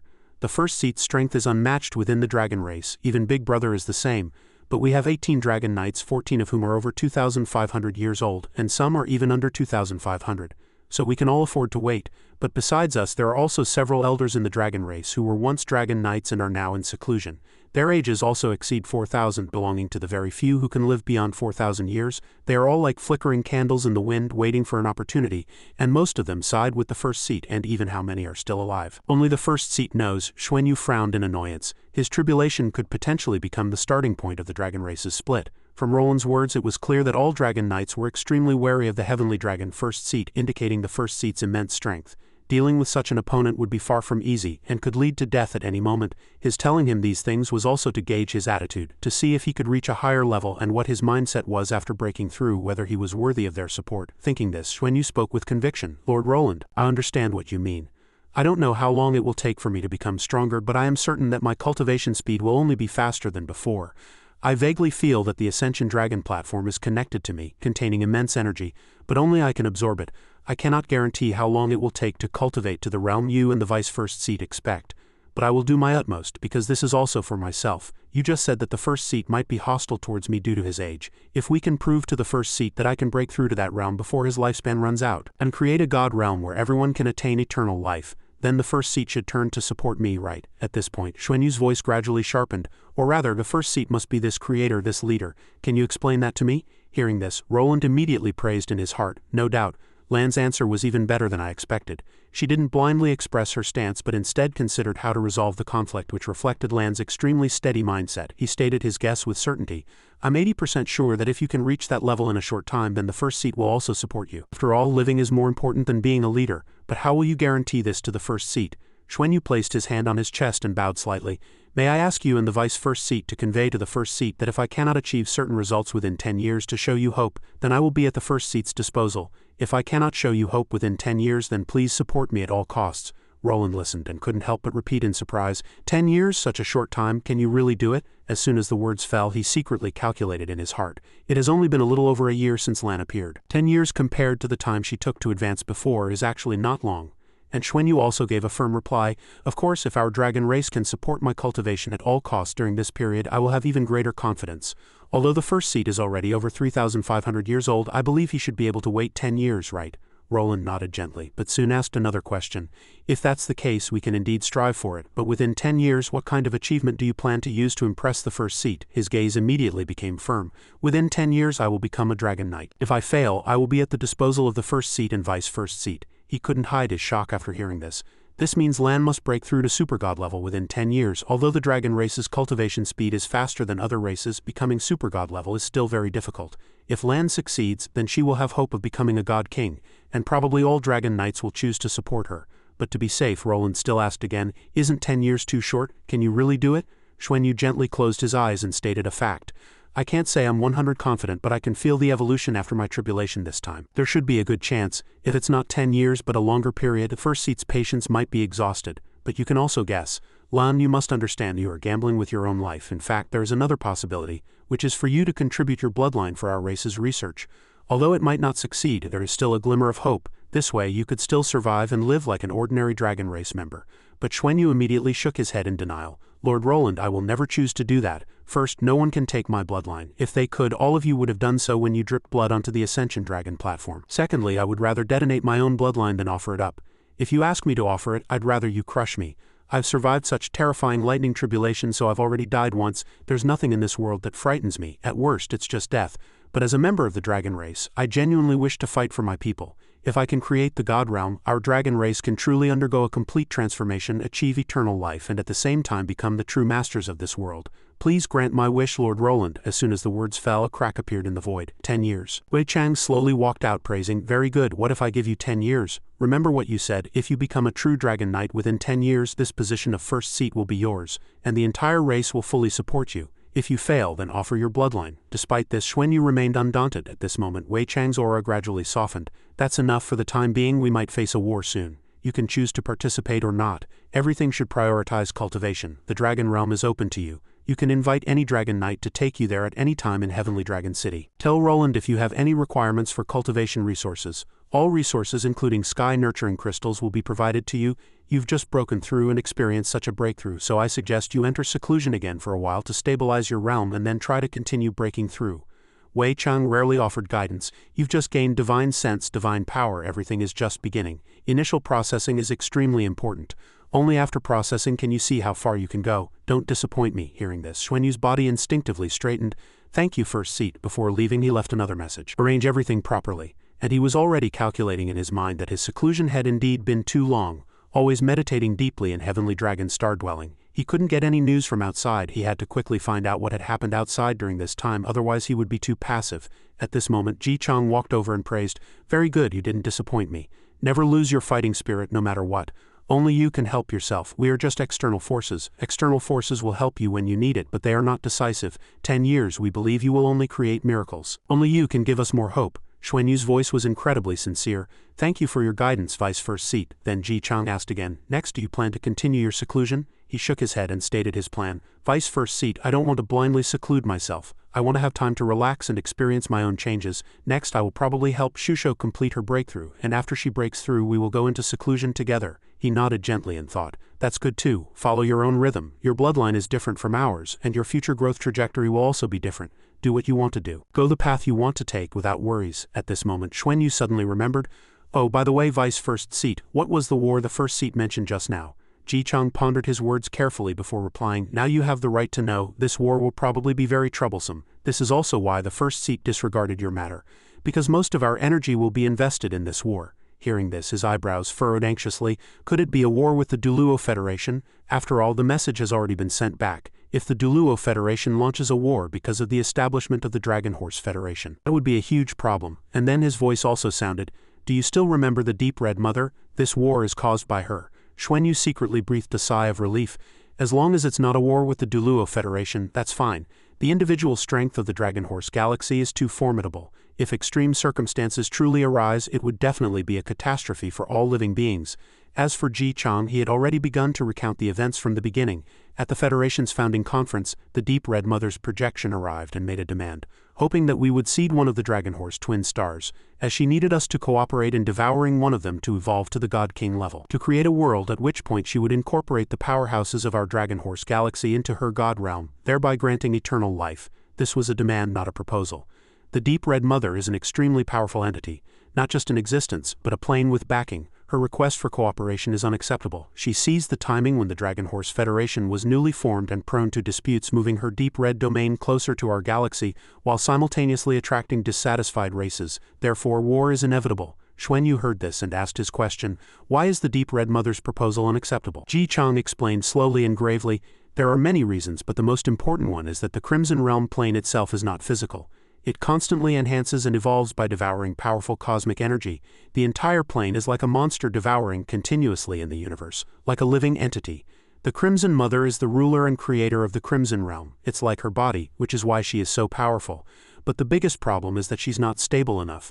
To create and maintain a god realm, she would need to devour life energy, which could potentially destroy the entire Dragon Horse galaxy. This god realm also carries the risk of explosion. If it goes out of control, we cannot gamble our future and lives on her. Moreover, the Crimson Mother is insatiably greedy. Once she starts devouring and completes her evolution, who can guarantee she'll let us enter her god realm? Or that she won't turn around and devour us? A verbal agreement is meaningless. Her sudden move at this moment isn't a proposal but a demand. Of course we cannot agree. After understanding the situation, Xuanyu immediately thought about the future path. So if war breaks out, can we defeat the Crimson Mother? Ji Chong didn't have much confidence. In terms of cultivation level, the Crimson Mother is even above the first seat, plus she has the support of an extremely difficult plane. Furthermore, the Crimson Realm has been gone for a long time, so her specific strength must be determined through battle, but he was not discouraged. We also have our foundations. The first seat and I working together should be able to limit the Crimson Mother to some extent. The upcoming war will be a stalemate, a protracted battle, Xuanyu quickly stated. If possible, after I stabilize my cultivation, I am willing to fight for our race. Hearing this, Ji Chang's eyes instantly softened. For you, the most important thing now is not to participate in the war, but the 10-year agreement we just discussed. Xuanyu also understood, so he didn't press the issue. Understood. Xuanyu pondered inwardly. Although the Duluo Federation no longer needed to directly confront the Dragon Horse Galaxy, even the Heavenly Dragon First Seat was not a match for the Crimson Mother. If the Dragon Horse Galaxy lost this war and the Crimson Mother became a God King, it would likely be an even greater disaster. He needed to clearly understand the strength of both sides before deciding on the next strategy. Ji Chang continued to instruct. All right, you've just broken through. Go rest first. We won't disturb you. You can contact us anytime if you need anything, he replied loudly again. Understood. Xuanyu rubbed his chin, secretly resolving to carefully plan his next steps. It wasn't until then that Bai Shusho spoke softly. Xuanyu. Xuanyu embraced her, gently asking, what's wrong? Bai Shusho's eyes were full of tears. I feel Senior Empress Demon is very sad. Xuanyu gently patted her back to comfort her. Senior Empress Demon, don't be sad. In fact, Senior DTN has already merged into my body, becoming a part of me. His will, divine sense, and memories are all preserved by me. The day I become a God King will be the day he DTN is reborn by me, Xuanyu. He will then be the Dark Demon Dragon. This is my promise. Bai Shusho nervously leaned in and asked, can we talk like this now? Xuanyu explained, don't worry, although my divine sense isn't high in intensity, its level is extremely high and exceptionally keen. I can immediately sense even their divine sense probing. We can talk freely now. After reverting to his male form, Xuanyu looked deeply at the person before him. Just now I truly thought I would never see you again. The two gazed at each other in silence. But everyone felt the excited atmosphere in the room. Xuanyu gently stroked her smooth waist-length hair, then softly continued, you're about to break through too, so I can't let you be distracted now. Bai Shusho's face instantly turned as red as a tomato. You shut up. The other party's response was a wicked smirk. This rare warmth made the two even more immersed. The previous tension dissipated in this state. After an unknown period, Bai Shusho urged again, hurry up and sense your own changes. Stabilizing your realm after a breakthrough is the most important thing. Xuanyu gave a thumbs up and affirmed, my breakthrough is different from a normal god-level breakthrough. My realm is already very stable. Then he excitedly suggested, let me tell you about my breakthrough process. It might be useful when you break through. I will fully support your cultivation, and my bloodline power can directly help you temper your body. After the tempering, I'll take you to the Ascension Dragon platform for your tribulation and protect you. Bai Shusho's eyes gradually filled with determination. Xuanyu had already reached god level. Now it was her turn. Becoming a god was once so distant, but now it was within reach. And we're only in our 20s. This is definitely the youngest god-level powerhouse in human history. Over there, Xuanyu had already walked to the bed and sat down, beginning to sense the changes in his body. Energy surged around him, and his divine sense spread soon. Xuanyu caught a hint of anomaly. I sensed it. It's four-dimensional space, Tianyang slowly affirmed. That's right, that's four-dimensional space. In a sense, Heavenly Dragon Star and Pegasus Star are not two independent planets, but one. So their spaces overlap, which is why they can create space gates between them. Xuanyu turned and looked around, quietly sighing. So that's how it is. This is the level of a god. Tianyang was silent for a moment, then softly spoke, I think you have a misunderstanding about the god level.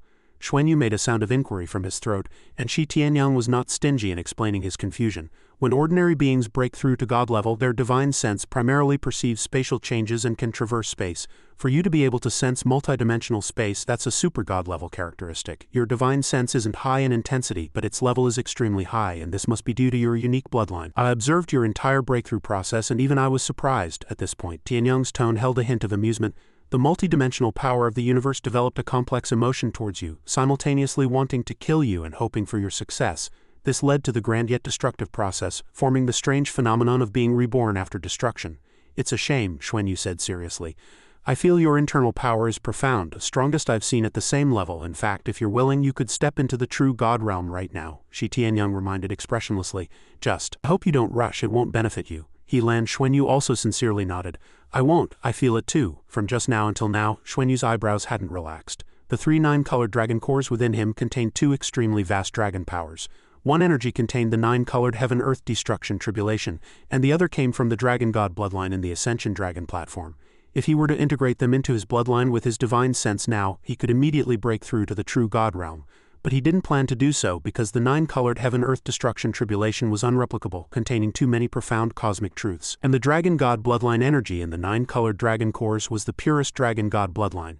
The two transform and enlighten each other, assisting in a process of awakening where cosmic power fuses with one's own bloodline. Releasing these energies now would inevitably lead to great waste, whereas comprehending and cultivating within the dragon cores would allow for complete digestion and absorption, without waste. Once the 3 dragon cores were fully transformed, and all the benefits of the tribulation completely absorbed, he would naturally become a true god and also experience a bloodline purification akin to a complete blood change.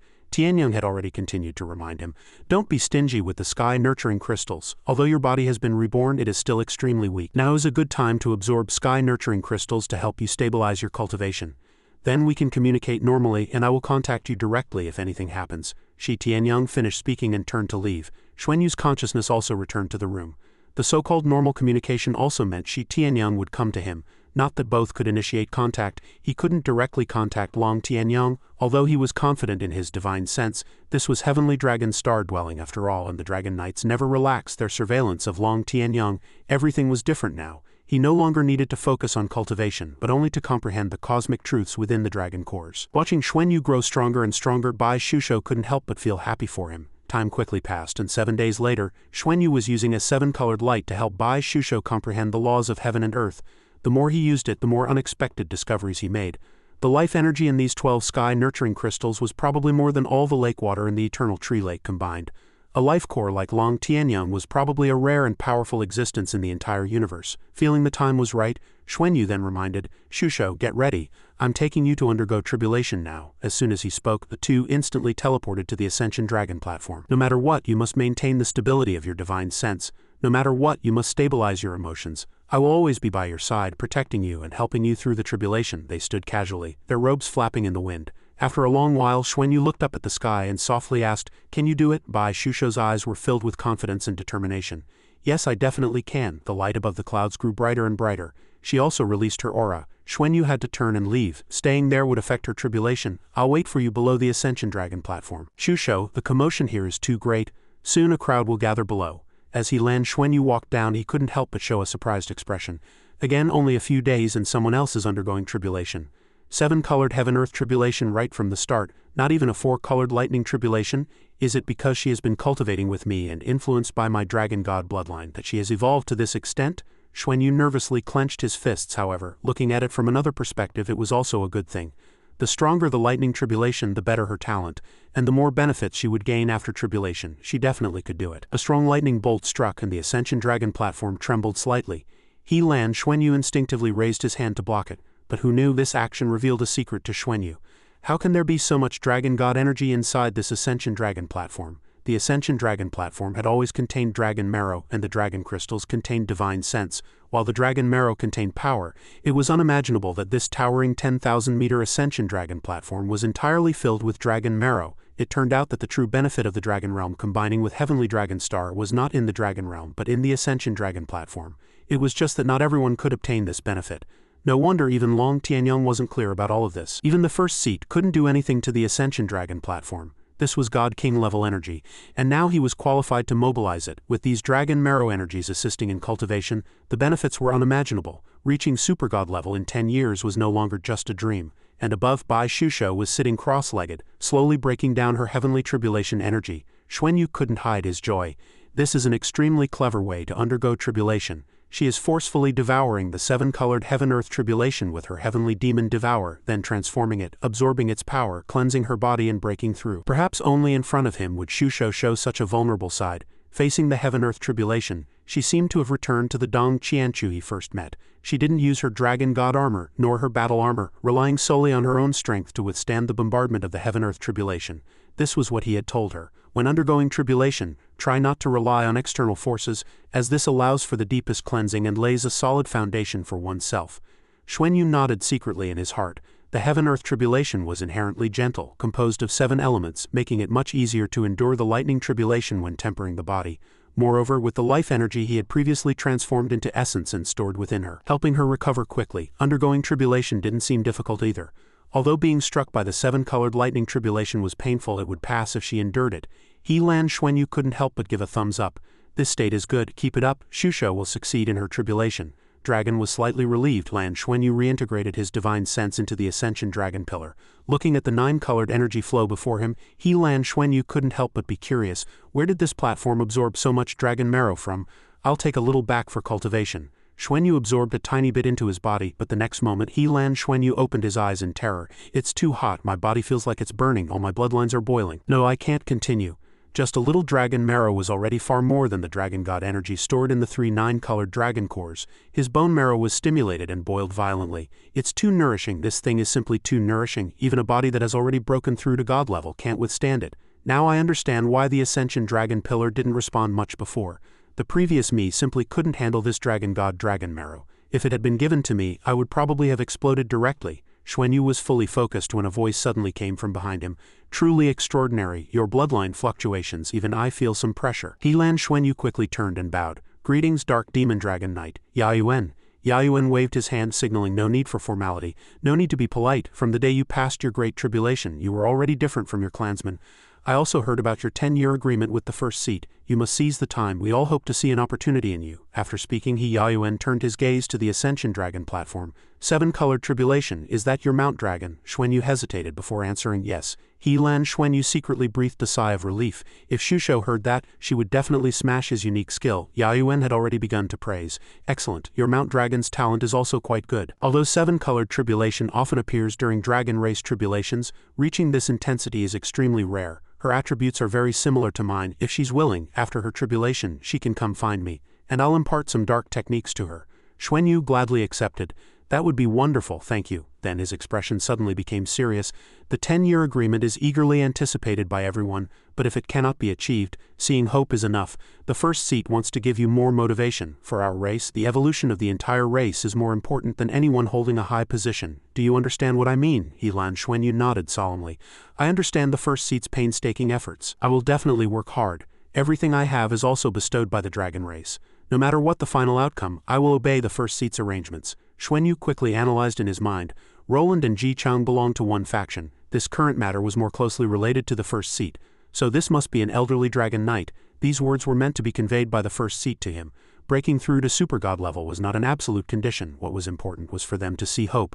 Only then would the dragon race support him. Of course, if he couldn't break through and the first seat believed he could, wouldn't killing him be effortless? He had just absorbed the dragon god's dragon marrow. Xuanyu vaguely sensed the situation above through the Ascension Dragon Pillar. The tribulation was very smooth. The life energy and dragon god energy in Bai Shusho's body, especially the aura of creation, helped her recover quickly. The more lightning tribulation she endured, the faster her transformation. Now Bai Shusho had manifested her martial soul true body, absorbing the lightning, and the abyssal demon dragon began its complete transformation. Having achieved his objective, Yaoyuan's attention turned back to the Ascension Dragon platform. This 7-colored heaven-earth tribulation is much stronger than I imagined. When I underwent my tribulation back then, the lightning I endured was no more than this, and I was severely wounded, taking a long time to recover. After this bolt of lightning, a clear dragon shape had condensed behind Bai Shusho. Yaoyuan couldn't help but shout excitedly. She made it! But as soon as the words fell, an unexpected change occurred, and another bolt of lightning struck swiftly. This is bad. Bai Shusho had always cultivated with Xuanyu, and Xuanyu understood her situation best. In his judgment, Bai Shusho had already reached her limit in enduring the 7-colored heaven-earth tribulation's baptism, but Xuanyu hadn't expected a 9-colored heaven-earth universe-destroying tribulation to appear at the very last moment. Struck by such a lightning tribulation, even usually rational at this moment, Xuanyu could no longer think of anything else. Yaoyuan seemed to anticipate something and turned around to react, but it was already too late. Xuanyu rushed out amidst his Yaoyuan's shout, "You can't go." Xuanyu had only one thought in his mind. Shusho absolutely must not be harmed. That powerful lightning bolt hadn't completely dissipated, and it made Xuanyu completely unable to approach the Ascension Dragon platform. This pressure rendered him Lan Xuanyu immobile. After adapting, Lan Xuanyu anxiously shouted, "Shusho!" Xuanyu circulated energy and rushed up, but was blocked midair by the tribulation's pressure. Lan Xuanyu could only silently pray in his heart, "Impossible, impossible. This nine-colored heaven-earth universe-destroying tribulation must not strike. This nine-colored heaven-earth universe-destroying tribulation is too terrifying.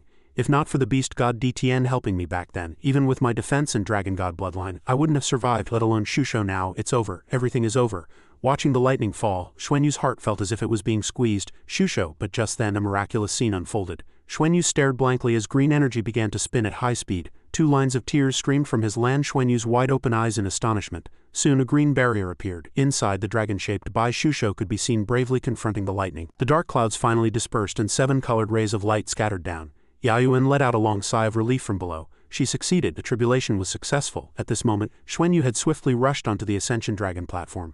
Lan Xuanyu stepped forward to help up the girl lying on the ground, holding her in his arms. Xuanyu's voice still trembled. "Shusho," Bai Shusho had just sat up and said something when she was tightly embraced again. "Sister, your Lan Xuanyu's arms are too tight. Shusho, you scared me to death." Feeling his unease, Bai Shusho gently comforted him. But I'm fine now, aren't I?" Xuanyu continuously felt relieved in his heart. Although he didn't know why a 9-colored heaven-earth universe-destroying tribulation had struck, nor did he understand why Bai Shusho was able to withstand it. As long as she was alive, that was all that mattered. In an instant, the dark clouds above the Ascension Dragon platform turned back to clear blue. Yaoyuan watched Xuanyu and Bai Shusho from afar. They truly were extraordinary. He hadn't expected Bai Shusho to also attract a 9-colored lightning tribulation, and that Bai Shusho was still alive. This was simply a miracle. It wasn't just him, Yaoyuan. Many people below thought the same. What kind of miracles would such a pair create in the future? At this moment, a flame of determination ignited in Xuanyu's eyes once more. The urgency to become stronger surged again. This feeling of uncontrollable life and death, of helplessly watching his loved one about to depart, was simply too painful. No matter what, he had to possess greater power to prevent such a situation from happening again. After the tribulation, the two returned to Heavenly Dragon Star Dwelling. While helping Bai Shusho consolidate her strength, Xuanyu secretly formulated a plan. For now, the matter of returning to Maple Dragon City to gather information had to be put aside. However, nothing too major should happen temporarily. After all, the Dragon Horse Galaxy was about to face a formidable enemy, starting with the Crimson Mother. The scene immediately switched to an object resembling a heart entangled by 7 chains. This massive castle is the Gloom Temple of the Crimson Realm. A woman sat on a high platform. This person was none other than Crimson. Just then, a constantly flickering purple light suddenly appeared in the temple. The Crimson Mother waved her right hand and her Crimson Mother's crimson staff on her left flew into her palm. At the top of the staff was a red gem. Light flowed within the gem and the staff's surface emitted a faint red glow enveloping the distant illusory purple figure. The Crimson Mother seemed to have recognized something. "It's you," Crimson Mother immediately questioned in a sharp tone. "It's actually you." Black Gold emerged from the purple light, bowing slightly. "Mother," the Crimson Mother's voice became incredibly grating.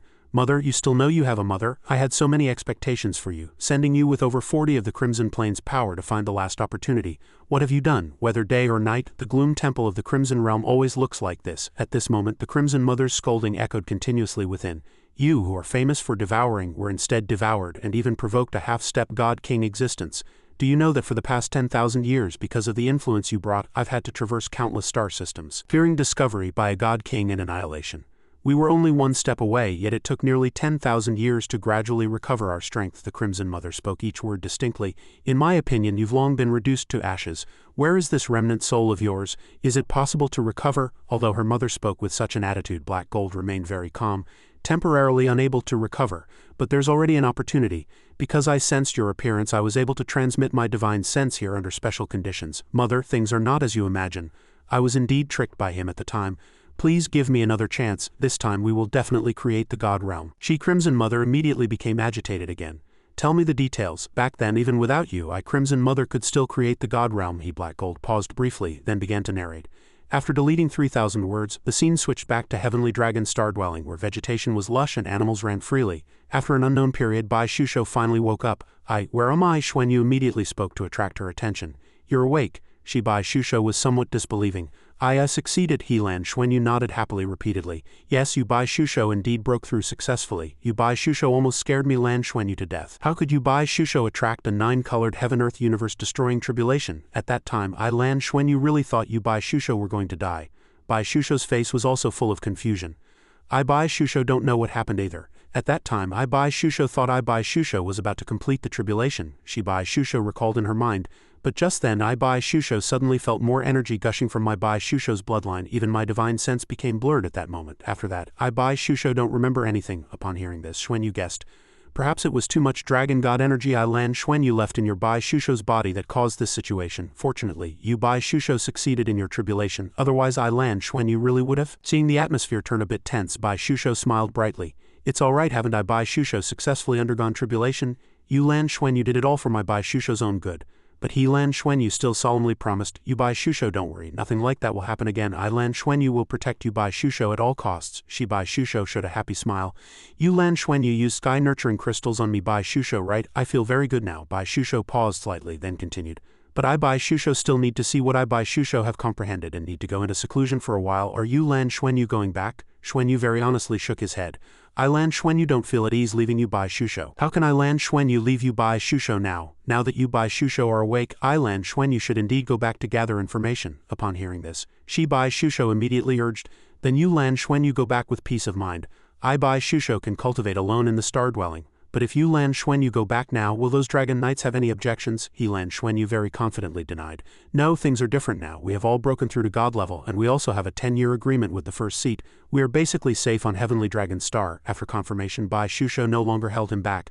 Then you Xuanyu go back quickly. Too much has changed recently. Our teammates haven't seen you Xuanyu, their backbone, for a long time, so they must be very anxious. After an unknown amount of time, the scene had switched to Maple Dragon City. Xuanyu walked slowly, secretly sensing, although he was sure no super god-level dragon knights were following him, safety still had to be the priority. The treasure hunter's concealment should also be fine. Feeling it was safe, Xuanyu quickly headed to his teammate's residence. Upon entering, Xuanyu greeted, "Hi." Lu Feng and Qianlei immediately opened their eyes wide. Qianlei excitedly rushed over.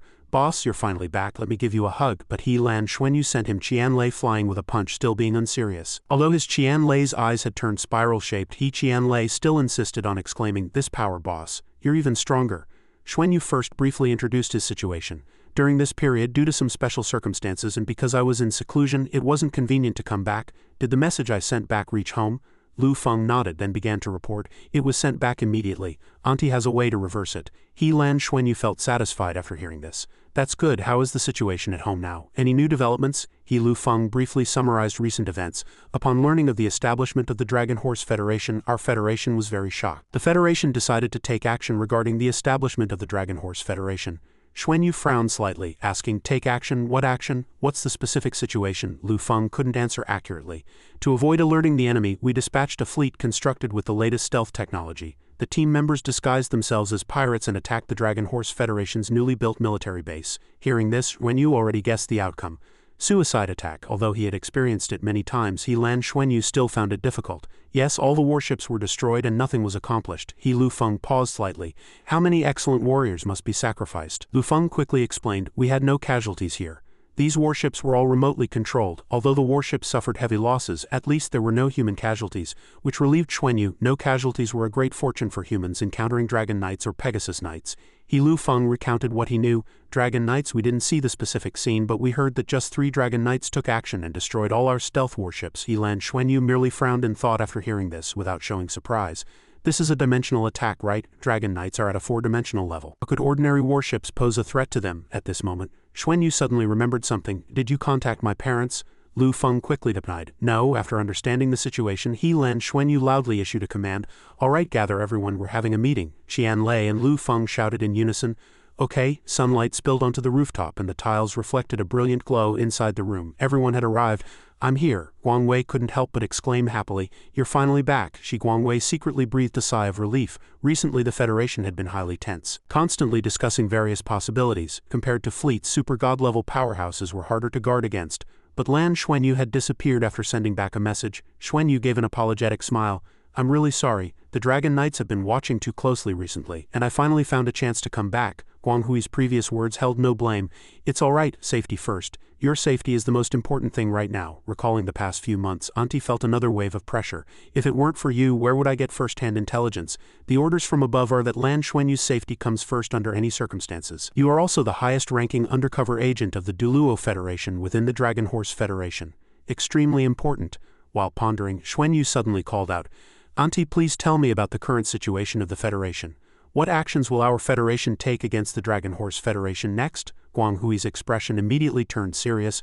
We've already taken one action, a crushing defeat with heavy losses. Auntie began to explain carefully. The Dragon Knights are more powerful than we imagined. They can transform into giant dragons. Shells have no effect on them at all, unable to even hit them, and each of their attacks can easily tear apart our warships. The fleet also hopes we can send back more information, and they also want our opinions to see if we have any solutions. Yuan and Wei Wei interjected. That's a super god-level powerhouse. Even the fleet can't deal with him. Can we still cause internal sabotage? But Guang Wei denied this. Only the highest echelons know of our existence. No one mentioned having us infiltrate and sabotage from within, because that would be a losing proposition, Auntie patiently and meticulously analyzed. Let alone our inability to confront super god-level powerhouses or to sabotage from within. Even if we succeeded, the other party could still rebuild their foundations. But once we are exposed, we cannot infiltrate again. The Federation can distinguish between what is more important. Just then, Xuanyu spoke up. This time I came back with important news, Auntie. Please transmit it back as soon as possible. Guanghui's heart immediately became interested. Important intelligence, don't scare me. My heart can't take it. Fortunately, this can be considered good news. The situation is special now, and I must return to Heavenly Dragon City as soon as possible. I'll tell you the news first. This important news is temporarily beneficial to us. The Dragon Horse Federation is about to face a powerful opponent. It's highly likely a war will break out between them, and it would be better for us to stay out of it for now. What? Auntie could no longer hide her surprise. War? The Dragon Horse Federation is going to war with whom? Xuanyu answered straightforwardly. The Crimson Realm, an extremely high-level plane we know nothing about. Xuanyu briefly described the situation regarding the Crimson Mother.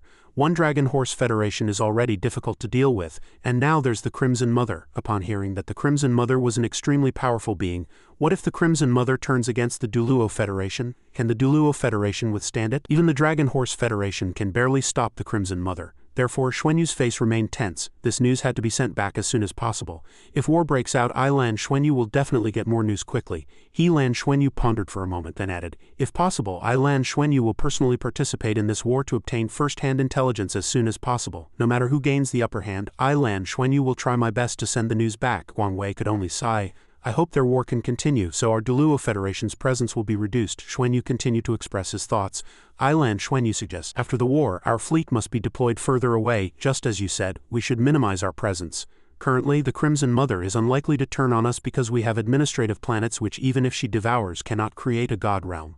But we still need to be careful and ready to adapt at any time. Auntie nodded and brought up another matter. I will pass your opinions back. Oh, and there's another very important thing, did you know? Not long ago, there was a huge change on the Ascension Dragon platform, emitting powerful multicolored light with immense momentum, almost causing the entire platform to collapse. At first, I heard that a Dragon Clan member was undergoing tribulation, but we couldn't see it because we were too far away. But strangely, no images were spread and the news was quickly suppressed if possible. Could you inquire about it? If another super strong individual appears in the Dragon Clan, then we'll truly be in trouble. Xuanyu could only helplessly hold his head. No need to inquire about that. Guang Wei was very puzzled. He shyly pointed to himself. Because the one undergoing tribulation was me. Everyone was stunned, then began to exclaim. Guang Wei pointed ahead, unable to believe it. You, Xuanyu proudly said. Otherwise, why do you think I've been in seclusion for so long, and why was I able to return? It's all because of this tribulation. After the tribulation, my power in the Heavenly Dragon Assembly is much greater than before, and I have more freedom of movement. Watching Qianlei and the other two playfully bickering, did he become a god? Don't get excited, you gay. Auntie couldn't help but sigh in her heart.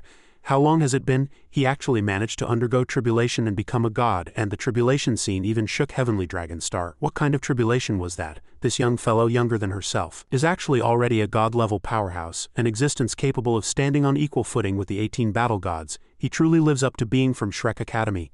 No wonder he can become the leader of the new generation of Shrek's 7 monsters. On the other side, he was looking at the person in front of him with shining eyes. Boss, how did you become a god so quickly? Then I ask you, amidst Qianlei's incessant, awesome brother, awesome, Xuanyu quickly cut to the chase. Let me finish talking. Mengchen stepped forward and pulled away her mischievous monkey. Jian too, stop messing around, he still needs to talk. Take this opportunity to quickly get out what you just said. The important things have been said. Time is a bit tight. Everyone, let's begin meditating. I'll help you temper your bodies and strengthen your physiques. Before starting, Xuanyu didn't forget to remind. However, no matter what level you accumulate to, even if you reach the peak of 9 rings, you must suppress your cultivation. No one is allowed to undergo tribulation, especially not on Heavenly Dragon Star. Guang Wei looked at that young face, a little lost in thought. If at first, whether it was the family or the war god hall, they wanted her to get close to this young man. This guy is so handsome, and his strength is progressing so fast, now he's already a god-level powerhouse. How far he can go in the future is unknown. But he was soon awakened by him. Auntie, what are you waiting for? Meditate. This time she was truly surprised. Do I have a share too? Xuanyu couldn't help but tease. Originally no, but now you do. Sit down. He clearly thought. Yuan and Weiwei has never hindered any of the 33 Sky Wings actions before, and everyone cultivates here. She never complained. Now the situation is complex. Everyone must work hard to improve their strength, and at the same time they must unite to cope with potential changes at any time. Lan Xuanyu sat down. At this moment he was in the center, with multicolored light rising and his divine sense overflowing, monitoring everything around him. Xuanyu calmly surveyed everyone. More than half of them had already broken through to the 9th ring titled Duluo realm. This speed was quite fast after all. Not everyone is exceptionally talented. Heavenly Dragon Star is indeed too suitable for cultivation, and the body tempering art also brought great benefits to everyone. Plus Long Tianyang had been secretly making the life energy here more abundant for the past few hundred days, which greatly helped everyone's cultivation. Not only did their cultivation increase significantly, and their foundation was even more stable, everyone's aura was solid, and their bloodline was more robust. After an unknown period, Xuanyu suddenly shouted, "Try to stabilize your mind and introspect." As soon as his voice fell, Mengchen felt pain, and others also felt uncomfortable. It hurt so much. At this moment, sunlight had already streamed through the window into the room. Xuanyu and the others were still meditating with their eyes closed. Indeed, after reaching god level, he had been reborn, and compared to before, he could transform dragon power into the lightning power of the heaven-earth tribulation according to each teammate's tolerance, stimulating their bodies. Compared to the real heaven-earth tribulation, the intensity was less than 1,000th. Their bodies could just barely withstand it. Among everyone, in terms of cultivation, Tang Yuge was the highest, already reaching around level 97. Moreover, her endurance was also the strongest among all of them. The power of the heaven-earth tribulation circulated within her, possibly already reaching one of its original intensity. This had a great deal to do with her martial soul. The heaven-earth tribulation has 7 attributes, while Tang Yuge has 5 elemental attributes plus the heavenly stems transformation and yin-yang resonance. She has extremely strong control over the interpromoting and interstraining relationships of attributes. She tempered her body with her bloodline from beginning to end. Her progress was thus extremely fast. Thinking of this, Xuanyu's tone suddenly changed. However, despite her highest cultivation, her ability to withstand the heaven-earth tribulation's power is not the strongest. The one who can withstand the most heaven-earth tribulation power is actually this boy Qian Lei. I have already increased the heaven-earth tribulation's power by 20, but I haven't seen any sign of him giving up. This is already a quite astonishing level. It shows how high his physical strength is after being improved by the Golden Beeman bloodline. Next is Mengchen. Although her endurance is not as good as the first two, her recovery ability is astonishing. She continuously generates vast life energy, thereby drawing external life energy into her body to counteract the stimulation from the heaven-earth tribulation.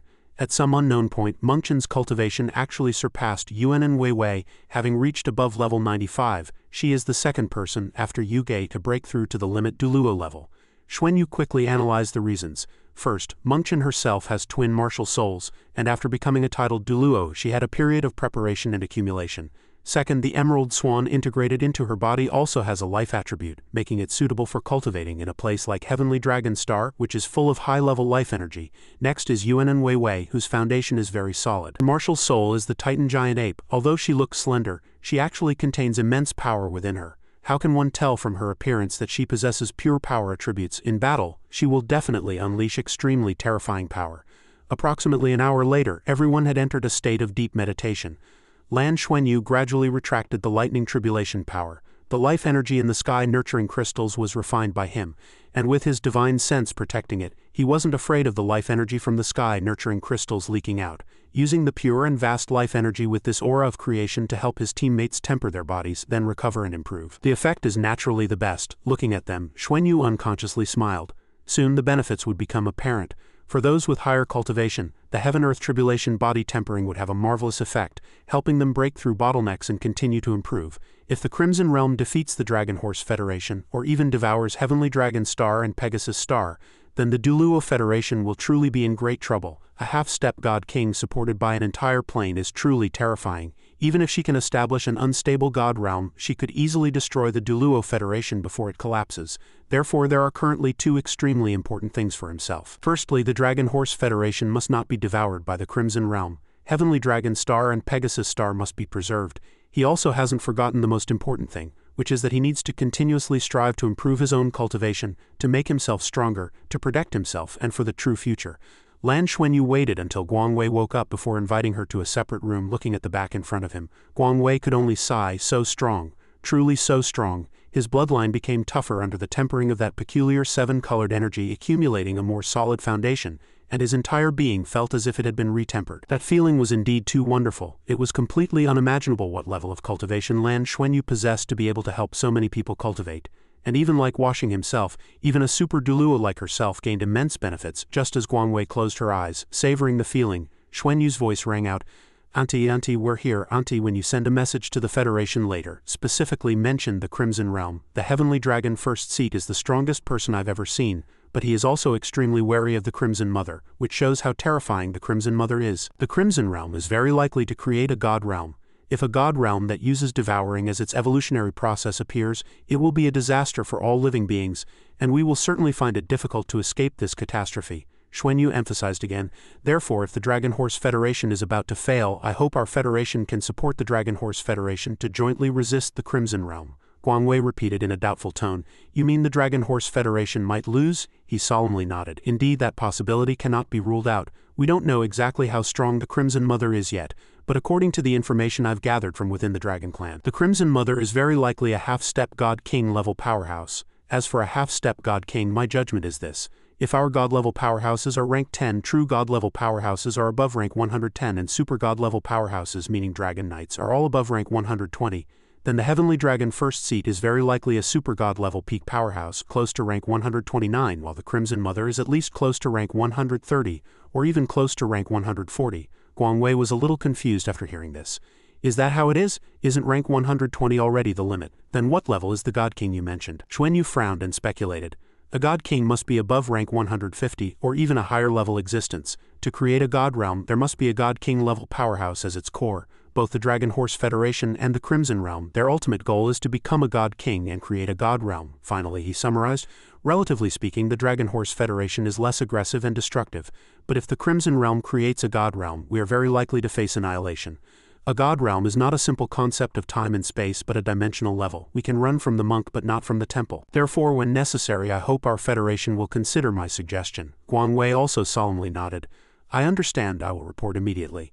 Is it convenient to contact you later? Xuanyu answered without hesitation. If there's important news, I will definitely find a way to transmit it back, but it's probably not possible for everyone to actively contact me. I will try to return at least once every 10 days. If our Federation has any news, Lan Fei, please tell me. We can discuss it together then. If the war truly happens, I will likely participate. Auntie felt a little worried. You want to participate in the war against the Crimson Mother, isn't that too dangerous? He neither nodded nor shook his head, merely stating a fact. Only by participating can I obtain first-hand information on the Crimson Realm and simultaneously grasp the war situation on both sides. This is indispensable for our Federation to formulate corresponding countermeasures. Xuanyu's expression softened slightly.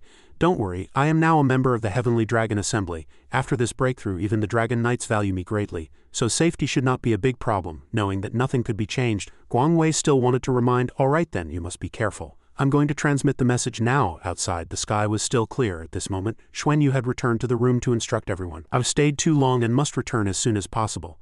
So to make a long story short, the cultivation method I just helped you with used the seven-colored heaven-earth tribulation to temper your bodies. However, I have controlled the intensity of the heaven-earth tribulation to a level you can withstand. When you cultivate next, you should absorb more life energy to consolidate. I will come back regularly to help you cultivate. Once you reach limit Duluo, you must begin to suppress your cultivation and accumulate inner power, especially Yuge. You probably only need another month to reach that level. You cannot expose your identities, so you cannot break through here. Therefore, you must diligently suppress your cultivation. I hope that when you undergo tribulation, you can pass the first baptism of the heaven-earth tribulation, so that you have a chance to reach God level. At this moment, Mengchen finally found an opportunity to inquire, why didn't Shusho come back with you? How is she now? Xuanyu's face showed a hint of a smile. Don't worry, she's fine. She also just broke through to God level and is consolidating her cultivation. Everyone was once again surprised. Shusho also became a god. She has completed her breakthrough. After the joy, Mengchen asked other questions. Xuanyu, some plant-type seniors are almost at their bottleneck. What should we do? Do we need to bring them back to our homeworld first? He pondered for a moment before answering. How about this? You tell them to suppress their cultivation as much as possible. The longer they suppress, the better the effect after breakthrough. Xuanyu continued, when the plant-type soul beast seniors can no longer control themselves, we'll bring them back. We'll also bring back the accumulated life energy here to the eternal tree. She immediately replied loudly, Okay, the scene once again switched back to Heavenly Dragon Star Dwelling. Sensing someone approaching, he slowly opened his eyes. Roland, seeing this, softly said, "You can sense that I'm about to arrive," but Xuanyu innocently admitted. "Lord Roland, it's a good thing I just finished cultivating." He showed a puzzled expression. "With my meager cultivation, how could I sense your arrival? Did you just arrive?" Xuanyu reminded himself inwardly to be more careful in the future to avoid suspicion. He didn't pursue the matter further. "I'm here to inform you and Shusho that if you have reached God level, you can visit the Dragon Realm." Roland's face was beaming with joy. "This is an opportunity for all of our Dragon Clan members who reach God level. How much you gain in the Dragon Realm depends on your fortune." Xuanyu's voice also revealed unconcealed excitement. "Indeed," he eagerly pressed. "Lord Roland, when Shusho wakes up, we will go. Can you tell us about the Dragon Realm?" He was clearly happy to. "You already know that the Dragon Realm is what triggered the Dragon Transformation era." Roland began to explain in detail. "In fact, the Dragon Realm contains immensely vast dragon power. The source of this dragon power comes from the remains of our Dragon Clan ancestors, or rather, they are the true Dragon Clan and we are only influenced by their bloodline to appear in the form of dragons. The Dragon Realm exists because our Heavenly Dragon Star has sufficient internal power. The Dragon Realm relies on the energy of Heavenly Dragon Star to maintain its own aura. It was only by allowing our aura to nourish the planet's surface that we could be born. When you enter the Dragon Realm, there are two main points to note. First, absorb dragon power, and second, seek opportunities within the Dragon Realm. Many of our Dragon Knight's abilities awakened in the Dragon Realm. Xuanyu quickly committed this to memory. "So that's how it is. Thank you, Lord Roland." Roland glanced at Bai Shusho, who was still meditating, and did not disturb her further. "All right, when Shusho finishes cultivating, you two go to the Ascension Dragon platform. At that time, have someone from the Heavenly Dragon Council inform me and I will open the Dragon Realm passage for you." As soon as he left, the treasure hunter eagerly emerged. The little fellow excitedly showed off its new abilities. "Master, next time you don't have to be so tense. I have recovered many abilities now. You can leave one of your phantoms here. You can control the phantom. I guarantee that unless physically attacked, not even a Dragon Knight will be able to detect your phantom." But when Xuanyu heard this, veins popped on his forehead. "Why didn't you say so earlier?" The treasure hunter guiltily turned its face away, but quickly turned back proudly. "I just remembered it too. It's a pity I don't have immortal spirit chi, otherwise my realm would have already reached a new height. Those super god level powerhouses have no divine positions, nor immortal spirit chi. So they are actually much weaker than true god-level powerhouses in the god realm, especially in terms of divine virtue. Without a divine position, it's like not having coordinates. So it's difficult for them to see through my phantom." He once again heard a new concept. A divine position is equivalent to coordinates. The little fellow immediately stood with hands on hips and affirmed, "That's right, an important factor in measuring the strength of a god realm is how many divine positions it has. Why was it so difficult to become a god in the lower realms when the god realm existed? Now it's easy to break through to the god realm. It's precisely because at that time the god realm didn't have enough divine positions to accommodate god-level powerhouses. They would deliberately suppress various planes, making it more difficult to become a god. Oh right, we once saw broken immortal spirit chi on the Spirit Transferring Pagoda's Ascension Dragon platform. If you get a chance, you must acquire some. It will be a very important reference value for you to rebuild the god realm in the future." Xuanyu's mind had already begun to ponder. According to the treasure hunter, a divine position is equivalent to coordinates. It seems it's not simply four-dimensional spatial coordinates, but rather south flow space coordinates. The god realm itself can be said to be a four-dimensional space, and it also masters the abilities of the south flow space. How much of the south flow space's abilities it can master will determine to what extent the god realm can reach. Divine positions are probably coordinates established by the god realm through four-dimensional space in the south flow space, guarded by god-level powerhouses, thereby connecting these spaces. A four-dimensional god realm in the south flow clearly cannot traverse same-level universes. They use this method to control more distant planets, thereby absorbing energy to enhance the god realm. It seems creating a god realm is indeed very easy. So Xuanyu decided to make a trip to the outer space battleship and give these 5 sky nurturing crystals to the eternal tree. I'll leave one for you and Ding Juahan so you can cultivate during this time. You two switch with the 2 who stayed on the battleship before. I'll take them back to Heavenly Dragon Star. You two transfer the information and supplies back. Yu Zhe frowned slightly. "Aren't you going back yourself?" He just glanced at her and left a sentence. "Time is limited. I'm about to enter the Dragon Realm. I have a letter, please hand it to my parents." Immediately after, the scene switched to Heavenly Dragon Star Dwelling. This time, Bai Shusho sat cross-legged in the room, her eyes already open. Upon entering, Xuanyu looked at Bai Shusho and asked, "How are you?" Bai Shusho, both annoyed and complaining, as if a whole new door had opened. Everything was different. "I can now manifest my consciousness and release my divine sense. My bloodline has undergone earth-shattering changes. It's probably due to the influence of your bloodline. With you by my side, I can feel my bloodline being invisibly magnified, and I have a strong sense of dependence on you." Xuanyu chuckled after hearing this, teasing, "It's good that you depend on me." Seeing Xuanyu's insincerity and his adding fuel to the fire, Bai Shusho was exasperated. "You must be doing it on purpose," he gently approached, raised her small chin and whispered, "Yes, I am doing it on purpose to make you unable to leave me." Hearing these sweet words, Bai Shusho wavered, her cheeks flushing. "I never thought I would cultivate to become a god, and that day would come so quickly. After reaching the god level, I truly feel that everything before cannot compare to now, and no matter how much hardship I endured, it was worth it. Absorbing all kinds of energy from the air, gaining a longer life and possessing more powerful abilities, this feeling is truly wonderful." Xuanyu encouraged and comforted her at this moment. "Yes, once everything stabilizes, we will travel through the universe, and each journey will definitely be unique." Soon, Bai Shusho's heavy mood vanished, replaced by joy. "All right, but I wonder when that will be possible." He looked at her and said softly, "It won't be long." "Oh right, I also felt that your breakthrough was different from before. Your original ice and dark attributes seem to have undergone a special fusion, thereby completing a transformation during the process of becoming a god. Even the color of your scales changed." Xuanyu then asked, "What ability have you awakened?" Bai Shusho was still unable to confirm it clearly, so she calmly said, "I haven't thought of a specific name yet. You take a look." She began to exert her power, and a profound blue light permeated the entire room. In her hand she summoned a sparkling crystal. When Xuanyu saw it, he was very surprised and thought to himself, "This crystal contains a suction force. It not only absorbs energy from the air, it seems to want to pull even divine sense into it, creating a feeling of divine sense being frozen. This crystal perfectly combines the Abyssal Demon Dragon Queen's original abilities with Shusho's abilities, and it's no longer even within the control range of the 7 elements. Even the elemental stripping released by the 7 elements cannot break this blue crystal. I can feel its changes, especially its devouring ability is much stronger than before." Xuanyu hadn't said a word from just now until now, which made Bai Shusho worriedly realize, "Is it because I underwent tribulation with Heavenly Demon Devour, and then Heavenly Demon Devour directly worked within my body?" He pondered at this moment and gave his initial judgment. "Whether it's Abyssal Devour or Heavenly Demon Dance, your original abilities belong to the Empress. But now this bloodline power has fused with your original ice attribute, maximizing its control during devouring." Hearing him say this, Bai Shusho felt relieved. She said, "Then you help me name this ability." Xuanyu said without thinking, "Just call it Ice Devour." "Ice Devour Bloodline?" She quickly refused. "That can't be called Ice Devour Dragon either, it doesn't sound good." He then suggested another name. "Then call it Azure Ice Devour Dragon. It's definitely unique," Bai Shusho happily replied. "Azure Ice Devour Dragon is also good. It sounds even better than Deep Blue Ice Demon Dragon." At this moment she turned to Xuanyu and asked, "What about you? What innate abilities did you awaken after becoming a god? Is it Dragon God Bloodline?" Xuanyu did not hide it and affirmed, "That's right, it is Dragon God Bloodline. And some abilities contained within the Dragon God Bloodline have also awakened.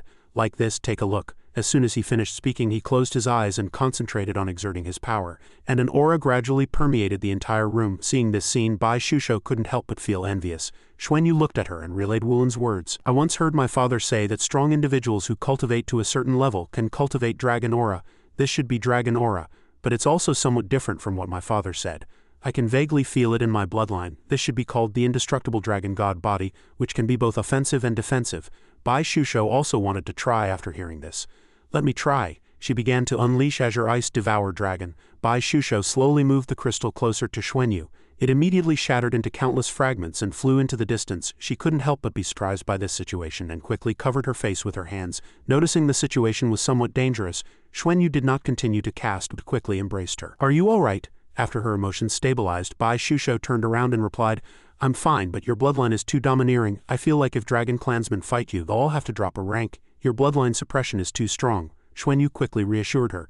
"Dragon God bloodline is not something to be casually mentioned. Suppression is normal. Although I have just broken through to god level, as you said, if I face same level dragon clan powerhouses, I probably have no one who is my match. They must reach true god level to contend with me. Furthermore, the treasure hunter told me that true god level powerhouses, super god level, and god level, compared to true deities, are actually much weaker at the same level because they lack divine positions, but my dragon god bloodline should not be in this category. If I can truly obtain a dragon god divine position, then I can directly establish a coordinate similar to a deity, thereby restoring most of the dragon god's previous abilities." After hearing his analysis, Bai Shusho also felt much more at ease. She gently asked back, "That would be great. How long do you think it will take you to reach that level?" Xuanyu pondered for a moment, then said, "I don't know that. To reach the God King level, the energy required cannot be calculated by numbers. We can only take one step at a time. Each time we advance a realm, our perception of everything will be a bit stronger, allowing us to sense more things." As soon as he finished speaking, he suddenly remembered something he hadn't had time to tell Bai Shusho. "Oh right, Roland came to see me earlier. He told me that the Heavenly Dragon First Seat wants us to go to the Dragon Realm to seek opportunities and also consolidate our cultivation. Hearing about the Dragon Realm, she was a little worried about Xuanyu. Going to the Dragon Realm, will you be exposed? Can your bloodline be hidden there? Xuanyu gently comforted her. It's not a big problem. I can control my bloodline aura, release it when necessary and retract it when not needed. It's not a big problem, and we really need to go to the Dragon Realm. My parents once said that there might be dragon god remains in the Dragon Realm. If I find the remains, it will definitely be of great benefit for me to obtain a divine position in the future. I vaguely feel that to continue improving, the most important way is not comprehension, meditating here, but to bring more intense stimulation to my bloodline, thereby activating more potential, and battle is the best way to stimulate it. This is also one of the reasons I want to participate in the war against the Crimson Mother. At this moment, in the Heavenly Dragon Guild, Bai Shusho and Xuanyu had already arrived early. The receptionist saw him and said, Lord Lan, please give your instructions. Xuanyu then went to look for Roland. Please contact Lord Roland and tell him we are waiting for him at the Ascension Dragon platform. The staff member gently responded, Understood. He turned to Bai Shusho, held her hand and said, Let's go. She nodded gently in agreement. At this moment on the Ascension Dragon platform, Xuanyu and Bai Shusho had already arrived early. As soon as he stepped foot here, he felt an indescribable comfort. Here I feel like I'm home, like fighting on the Ascension Dragon platform. I can perform above my usual level. It's like my absolute home ground. Inadvertently, Roland's voice came from afar. That's right, Shusho is also very powerful. I heard from Yaoyuan that Shusho's tribulation this time was also extremely extraordinary. You two will definitely become the future hope of our dragon race. As soon as he finished speaking, Roland suddenly remembered something and handed out a treasure bead. Lan, this is for you. Xuanyu was curious when he saw it. What is this? Seeing that he didn't know this treasure, Roland began to explain in detail. It records the fusion combat method of Dragon Knights and their Mount Dragons, which is the most fundamental combat method for us Dragon Knights. Now that you two have become gods, you can start trying to cultivate it in the future. The degree of fusion between a Dragon Knight and their Mount Dragon is also a factor in determining the strength of the Dragon Knight. Remember not to neglect it. Your close relationship will surely make you excel in this aspect. Don't suffer losses like I did. Otherwise, Roland's words reminded Xuanyu of the image of his Mount Dragon, the Ink Demon, but he said nothing. Seeing the conversation was getting a bit heavy, he quickly changed the subject.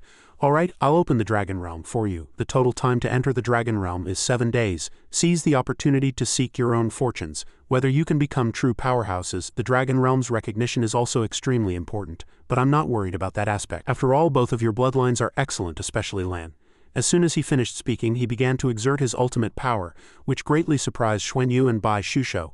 A blue light emanated from the Ascension Dragon platform, as if enveloping the entire sky, and the Ink Demon also flew high into the sky with it. At this moment, the sky seemed to open a parallel passage connecting two worlds. Xuanyu looked into the distance and couldn't help but marvel at Roland's domineering power, feeling as if he was caught in a fixed energy, like being trapped in a spider web, unable to move.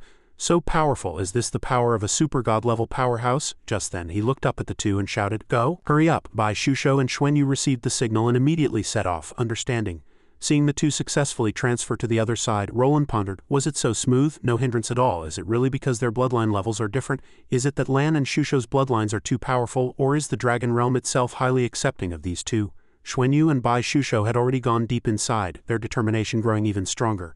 Dragon Realm, here we come. As soon as they stepped foot, the Dragon Realm was like a long-abandoned land, only dust and scattered bones lay on the ground. Xuanyu looked up at the endless void and said, We've arrived. Before them was a desolate scene, where many beings had perished because they couldn't resist. Xuanyu looked at the multicolored light in the sky and explained, Dragon clouds. These dragon clouds are formed by condensed dragon power. Bai Shusho admired them in surprise. These clouds contain surging dragon power. Xuanyu turned at this moment, took her hand and said, Let's go look elsewhere. As soon as he finished speaking, he felt a dizzy spell and fragmented memories appeared in Xuanyu's mind one after another. Seeing his unstable mental state, Bai Shusho asked worriedly, What's wrong? At this moment, Xuanyu didn't know why tears kept flowing. He murmured, I don't know either. He sat down on the ground, reached out to touch the ground. In the silence, a faint divine sense seemed to cover the entire world.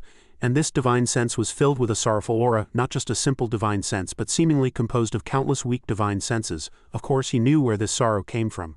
Scenes of the dragon race's destruction flashed through his mind. Giant dragon bodies fell, eventually turning to dust. Massive 10,000-meter figures split in two. Two golden and silver lights emitted and soon disappeared without a trace. The huge body fell, merged into one, broke space, and condensed the world, creating the dragon race cemetery before them. Seeing his silence, she was very worried.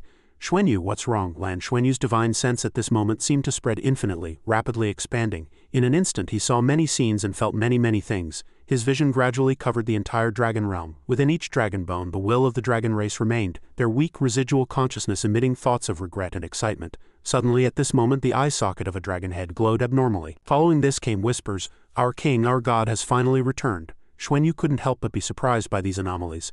10,000 thoughts flashed through his mind, connecting and communicating with Lan Xuanyu's divine sense in the gentlest way. He suddenly realized that this was the dragon god's skeleton. The dragon god's skeleton had lost its soul, origin, life, and everything else. His vision gradually covered the entire dragon realm. What exactly did you do to your clan before? Why did it lead to the extinction of the clan? Seeing a faint ethereal figure, Bai Shusho immediately shouted a warning, "Be careful." Zhu Ri calmly walked over at this moment as if she had been waiting for this day for a long time, her gaze fixed on them, and she said innocently, "This feels so familiar." This sudden appearance inevitably caused confusion. Bai Shusho hastily asked, "You, who are you?" Xuanyu quickly reminded her. "She has a very dangerous aura about her." A smile curved on her lips, then she introduced herself. "They all call me First Seat, right? Heavenly Dragon First Seat." Hearing these words, Bai Shusho felt very confused. "How can it be the First Seat? You? Are you the First Seat's Mount Dragon?" He replied coldly at this moment. "Mount Dragon? What's that? You're not talking about that guy Zhang Weijing, are you? They seem to call him First Seat too. I have a contract with him, a companion contract with that." Zhu Ri stepped forward and leaned towards Xuanyu. "I'm very familiar with her aura. Why do I feel so close?" Seeing her pushing her luck, Bai Shusho quickly stopped her. "You, what do you want to do?" Bai Shusho then unleashed her power and the figure of a Mount Dragon flickered. She looked at Zhu Ri with a wary gaze. "What do you want to do?" Seeing her eager to challenge before even speaking, she remained calm and composed. "Calm down first." Zhu Ri's power was able to easily suppress Bai Shusho. She calmly stated the reason for her approach. "I mean no harm, I just want to confirm something." Bai Shusho gradually lowered her guard at this point, thinking to herself, confirm something. The closer Zhu Ri got to Xuanyu, the clearer she felt it. So strange, the aura is so familiar. Her mood suddenly became heavy at this moment, sadness pervading her heart, making her wonder why do I feel like crying? Zhu Ri abruptly stood up, muttering to herself as she walked, "It's too strange yet so familiar." "Why is it so familiar?" Bai Shusho looked at Zhu Ri blankly, thinking to herself, what is she saying? When she left, the orb of light surrounding Bai Shusho also disappeared, but the confusion in her heart remained. This person who seemed a bit unhinged is the Heavenly Dragon First Seat's Mount Dragon.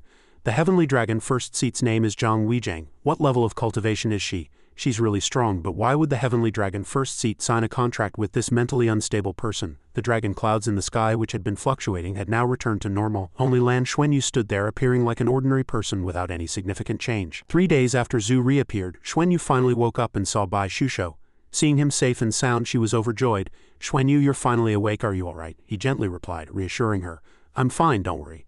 I was just affected by the emotions of the Dragon Realm, or rather the Dragon Clan's cemetery. It's truly a sad place for the Dragon Clan." She then spoke about the person who claimed to be the Heavenly Dragon First Seat, likely Zhang Weijing's Mount Dragon. Xuanyu, now aware of everything that had happened, held Bai Shusho's hand. "Let's go. Follow me." The two walked together to another area, darker than where they first stepped. Along the way, Xuanyu held her hand tightly without letting go. After a while, they stood before a massive dragon skeleton. Bai Shusho had never seen such a colossal skeleton and was somewhat at a loss. "What is that?" In an instant, Bai Shusho felt as if Lan Xuanyu and the dragon skeleton overlapped, as if it were Lan Xuanyu's own skeleton. He then explained what had happened in the past. Back then, the God Realm had a clear hierarchy, much like Heavenly Dragon Star now, where the Dragon Clan reigned supreme. Other races could only humble themselves. The Dragon Clan was the supreme existence, and other races could only be their vassals. In the God Realm, only the Dragon Clan could suddenly become deities below the God King. Perhaps the hierarchy was the reason for the Dragon Clan's demise back then. Other deities, unwilling to be ruled, secretly developed. Eventually, under human guidance, they obtained great opportunities. All races jointly challenged the Dragon Clan rulers. The Dragon God's emotions were unstable, and ultimately he failed. It's unknown how many deities were wiped out in that battle, and even the Beast God lineage was implicated, thereafter unable to obtain a divine position. War has almost no right or wrong. The victor is king. And these events, who knows how long ago they happened? The Dragon God was a loser, now reduced to a skeleton, but the resentment and unwillingness still echoed in the space. Xuanyu then continued, "Who was right and who was wrong no longer matters. The Dragon Clan, with the help of Heavenly Dragon Star and the Dragon Transformation Era, has quietly recovered. Considering the status between Heavenly Dragon Star and humans, isn't there an aura of secret Dragon Clan guidance? If I launched an attack with the Dragon God's previous ideology, the process of becoming the new generation's Dragon God should be much smoother. Even now, all the Dragon Clan powerhouses on Heavenly Dragon Star would more easily become my allies and subordinates. Rebuilding the God Realm is not impossible." Despite the facts, Xuanyu still had many regrets in his heart, thinking to himself, "But that's not what I want. I don't wish to rebuild the God Realm in this way. Must I repeat the same mistake, staining countless people's blood and letting the Dragon Clan fall into its current predicament again, or even be utterly destroyed? No matter how difficult, I will not let that happen. I will become the Dragon God, but absolutely not like the previous Dragon God. I will not repeat the previous Dragon God's mistakes, and the new God Realm cannot have a hierarchy." Suddenly, something flew past Xuanyu and Bai Shusho. Upon seeing it, she immediately cried out, The dragon god is enraged, the entire space is shaking. He remained calm at this moment, his gaze fixed forward. You are wrong, let me correct your past mistakes. I will not deceive the dragon god's lingering will by staying here because I want to become the dragon god myself. It's better to be clear as early as possible. This concerns the future direction of the dragon clan's development, and I cannot back down. The dragon god's will did not compromise with me, nor did it particularly insist. It was a kind of affirmation, not rejection. This is the loneliness of a hero in his twilight, the former dragon god. Once the immortal dragon god, he met such a fate. Xuanyu placed his hand on his chest and solemnly vowed, I will never disappoint you. Let me atone for all your past mistakes and continue your former glory. After a while, the figures of 3 mysterious individuals appeared, approaching Xuanyu and Bai Shusho. She quickly turned back to report, Lord Dragon Knight. Yun Peng also responded, you two are here too. Seeing Xuanyu here, Yun Peng, Dufeng and Bin He were not surprised, thinking Lan coming here is a reward after breaking through to god level. She is here to seek her own opportunity from the fluctuations of the dragon skeleton earlier. Lan must have found something. He then looked at something and called out, Shusho, let's go up ahead and take a look. The dragon god's remains were simply too vast. Before this enormous dragon skeleton, the two of them appeared tiny. Bai Shusho and Xuanyu walked forward step by step, and the closer they got, the more they felt the immense pressure emanating from the remains. That aura was beyond words. He held her hand tightly, never leaving her side. Suddenly her body seemed to lose all strength. This made Xuanyu very worried, and he asked, Shusho, what's wrong? Her face turned pale. Bai Shusho weakly said, I probably can't go on. I feel like if I get any closer, my blood will burn out. The dragon god's aura is too powerful. You go by yourself. Worried about her, he instructed. Then you rest here first. I'll be back soon. Xuanyu ventured deeper into the remains. Yun Peng at this moment admired him greatly and recalled, the first time I came here my cultivation was roughly similar to Lan's, but I couldn't even enter within 500 meters of the dragon god's remains. There was once a powerful individual who tried to forcefully approach, and their blood dried up and they died. Lan Xuanyu actually walked so quickly, but his blood was also boiling, just not as violently as Shusho's. The further he walked, the more Xuanyu pondered. At this moment, I only feel the dragon god's greatness. Yes, greatness. The reason the dragon clan has this pure land, the dragon realm, is due to the power of this dragon god's remains. Without the dragon skeleton's existence, this small world would have long disappeared. The dragon clan on Heavenly Dragon Star being able to use the dragon bones here to craft dragon god armor and dragon spears is probably also with the dragon god's tacit approval. Otherwise they wouldn't be able to use the dragon bones here. The dragon god used his last strength to protect the dragon clan's final hope. He has also been struggling for this hope. Undoubtedly my parents were once also given hope by the dragon god.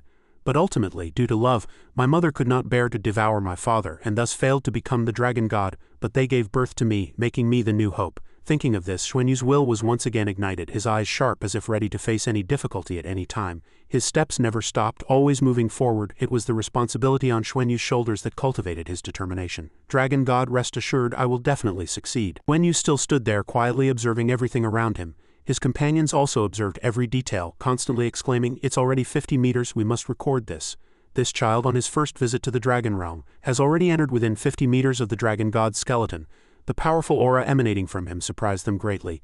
Lan's 10-year agreement with the Heavenly Dragon first seat, by then Lan might even become the leader of the dragon clan. Suddenly the energy emanating from the divine dragon changed somewhat, its light flickering. Yun Peng felt very strange, his face unable to hide his confusion. What's going on? We've cultivated here for many years. Never encountered this situation. Xuanyu observed the phenomenon, his brows tightly furrowed, because he thought the colossal skeleton before him seemed to be awakening. Could it be that the dragon god has not yet departed? The divine dragon's energy gradually became violent and his inner self tried to penetrate it.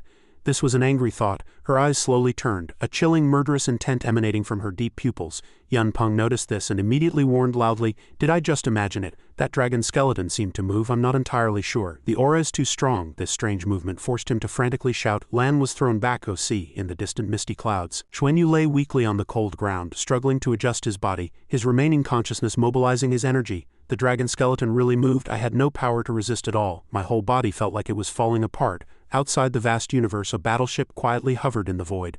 Wulin was intently observing outside, calmly operating the instruments. Suddenly a voice interrupted his attention. Wulin, he looked at Nana, a hint of worry in his tone. What's wrong? The object before him emitted light, a warm, immense glow. Wulin asked in confusion, why did you take out the dragon god core? Nana calmly explained, things are happening, I didn't take it out, it came out on its own. I clearly felt its energy fluctuating violently, then gradually returning to calm. Did something happen to our son? Wulin calmly suppressed his doubts, whispering, no, with our current divine sense, if something happened to our son, we would definitely feel it. It shouldn't be him. Could something have happened in the dragon realm, or is it related to the dragon god twins? Nana still worried incessantly. I'm just too worried, that's why I'm overthinking. That's right. It shouldn't be Xuanyu. As long as it's not Xuanyu, it's fine, he said solemnly, recalling past events. Do you still remember what process is needed to become the dragon god? She pondered for a moment, then expressed her thoughts. I don't know the exact process. I might only know after I have time to break through. Wulin showed a gentle smile, his eyes filled with warmth. As long as you're fine, if the dragon god core's energy fluctuates again, you must tell me immediately. I'm also worried about Xuanyu. Let's hurry back, he made a promise. A good intention to deliver.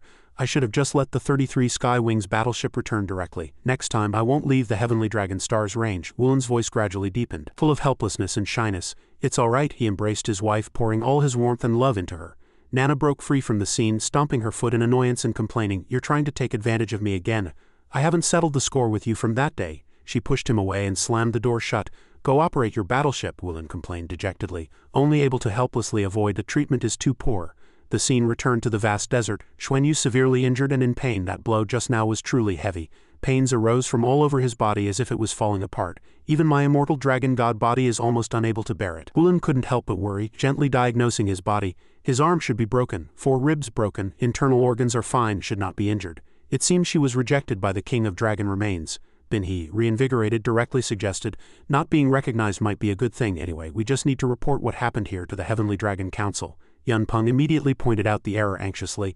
Then what about Lan? With our dragon clan physique, these injuries are nothing. It seems she's just unconscious. Let her stay here and heal herself. Old Hao could only reluctantly stop his current tactics. It's the only way. It seems her gains this time are definitely not as good as Shu's. Yunpeng looked at Bai Shusho, his expression dim. What a pity here. Xuanyu was meditating, his consciousness filled with sadness and complaint. Dragon god, you are too ruthless. After all, I am your descendant. Didn't I say you were wrong? Why treat me like this? With that, he had regained his calm, secretly twisting the situation in his mind. That blow just now, while it doesn't rule out an element of revenge, also transmitted something into my body. The first to change was my broken right arm. The bones of the entire right arm had now turned 9-colored, and even the surrounding muscles, meridians and blood vessels began to show 9-colored changes. Then the 4 broken ribs did not immediately reconnect, but also turned into sparkling colors. He could feel a will existing within the 4 ribs, the will of the dragon god. The dragon god's will was also suppressing a special energy within each bone, an energy that could almost be mobilized with just a guide from divine sense. Xuanyu's eyes gradually deepened as he strategized, immediately grasping, is this a benefit from the dragon god? What kind of energy is stored in these 4 ribs? His strong will seemed to move the dragon god. Xuanyu led himself into the depths of his consciousness. His mind was now filled with vague conjectures. Could this be the voice transmitted to me by the entire plane? But the entire dragon realm only possesses instinct, no true consciousness. So where did this voice come from? And what is accumulated within these 4 ribs? At this moment, Bai Shusho had long entered a state of isolation, absorbing the dragon power surging into her body.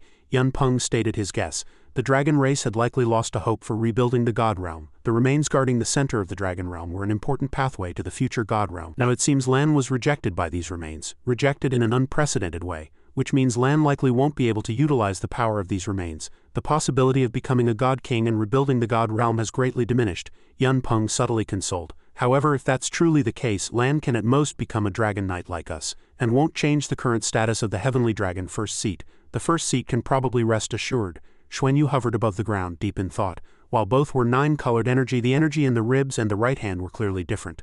The energy in the ribs felt external, merely temporarily stored there, whereas the 9-colored dragon power, surging into his right arm, directly integrated into the arm.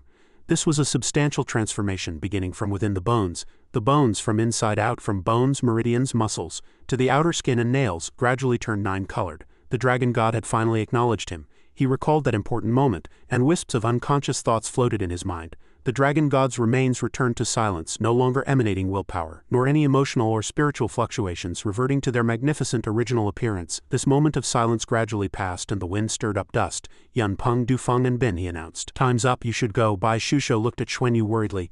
Sister, what's wrong? Are you okay? He gently shook his head with little joy on his face. Zhang Jichang immediately noticed a look of alarm appearing on his face. Did she fail? The clansmen sighed one after another, their hearts heavy. Xuanyu looked behind him, his heart filled with anger. They must have all misunderstood. If so, let them misunderstand. That way, the heavenly dragon first seat will be less wary of me. Yunpeng gravely and objectively announced, we're here to send you off. Turning to the Ascension Dragon platform, its light silently soothed his damaged divine sense. Xuanyu's hand touched the ground, secretly examining this hidden characteristic. His entire right hand became burning hot, and the area beneath the Ascension Dragon platform instantly became scalding. He immersed himself in deep thought, his gaze sharpened by intense focus. In the short time available, I could only extract a tiny bit of the dragon god's dragon marrow energy and store it within my body.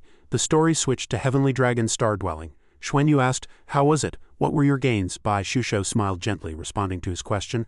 "I feel my bloodline has improved again. My cultivation has definitely increased significantly. The dragon power in the dragon realm is pure and vast, surely having a great nourishing effect on our bloodlines." She softly and caringly asked, "What about you? You look a bit down." He melancholically avoided her gaze, saying, "Nothing, I seem to have been rejected by those remains. But it's okay, it doesn't affect my cultivation." Bai Shusho happily comforted him. "It's fine, you're already very blessed by heaven. I feel your power is growing every moment, it just needs time." Xuanyu boldly urged, "Shusho, hurry up and continue cultivating. Digest and absorb all the dragon power as quickly as possible." Judging by the mood of those dragon knights from the dragon realm this time, the war with the Crimson Realm is probably not far off. She immediately and seriously complied. "Okay." Warm sunlight dappled the area. He intently watched his lover, a hint of inquiry in his eyes. Xuanyu raised his hand, mentally exhausted. He observed his own energy, his heart filled with worry. This could be considered a new trump card, but its exact power is currently unknown. With a flash of light, Lan Xuanyu had already split off a divine sense, sitting before Bai Shusho, adopting a meditating posture when he reappeared. Lan Xuanyu had returned to the 33 Sky Wings residence in Maple Dragon City. He once again helped his teammates cultivate and also obtained corresponding intelligence. Yuan and Wei Wei had already transmitted the message back to the Duluo Federation at the first opportunity. The Federation placed great importance on this message. Following Lan Xuanyu's suggestion, 7 warships gradually retreated and were stationed near the Duluo Federation's administrative planet. All plant-type soul beasts had returned to Duluo planet, and those plant-type soul beasts close to breaking through their bottleneck would remain to break through. Other plant-type soul beasts would return to Heavenly Dragon Star after transporting life energy. News from the Tang sect and Shrek Academy needed to wait for them to transmit it. So this time, Lan Xuanyu received no notifications from the Tang sect or Shrek Academy. After helping his teammates complete this tempering, Lan Xuanyu returned to Heavenly Dragon Star Dwelling. As for why he was in such a hurry to return, another reason was that someone was visiting. Of course it wasn't a dragon knight, otherwise he would be even more nervous. A figure in the distance solemnly reported, "Lord Lan." Dao Ri respectfully and courteously conveyed the message, "I am here to deliver the first seat's notification. The first seat invites you to a meeting. The meeting will be held 3 months from now." Xuanyu gently responded to this sincerity. "Okay, I understand. I have some questions I'd like to ask you." He placed his hand on his chest, indicating, "Please feel free to ask." He calmly inquired, "My dragon god armor and dragon spear are both damaged beyond repair. Is there anywhere I can get replacements?" Dao Ri awkwardly revealed the pressing issue. "Lord Lan, dragon god armor and dragon spear are extremely precious resources of our dragon race, usually requiring self-funded purchase." Xuanyu looked at the money bag in his hand, his heart twisting as if cut by a knife. "I have to buy them myself. Where will I earn this money?" He mentioned the imperial family's offerings, stammering out the details.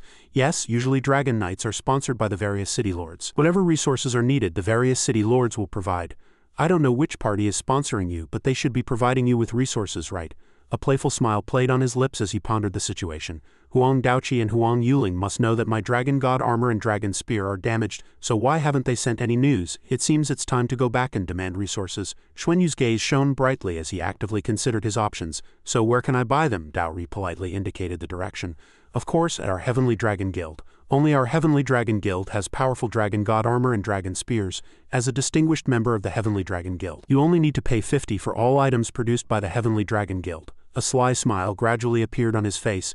"Even Heavenly Dragon Guild members don't get them for free." He became even more awkward. "No, this is a rule set by the first seat from the beginning. No one can get something for nothing. However, the half-price discount is essentially below cost. Prices have been rising recently, and the prices of various precious equipment and weapons produced by the Heavenly Dragon Guild have also increased by 30. Xuanyu could only accept reality. "All right, when I need to buy, I'll just ask the staff at our star dwelling to take me," Dao Ri quickly confirmed. He gave an exception without hesitation, not to be transgressed. "Yes, you can instruct us anytime. As a member of the Heavenly Dragon Guild, you have exclusive access, and apart from the Dragon Horse auction, the Heavenly Dragon Guild has the most good items." He caught the keywords, relentlessly pressing. "What is the Dragon Horse auction?" He gravely recounted everything he knew. "The auction has already started right here in Heavenly Dragon City. About half a month from now, the Dragon Horse auction will feature precious and exotic treasures from various races, and each auction will set new record high prices. If you wish to participate, you can prepare in advance." Xuanyu immediately understood. "All right, I understand, thank you." Shortly after the person left, he fell into deep thought.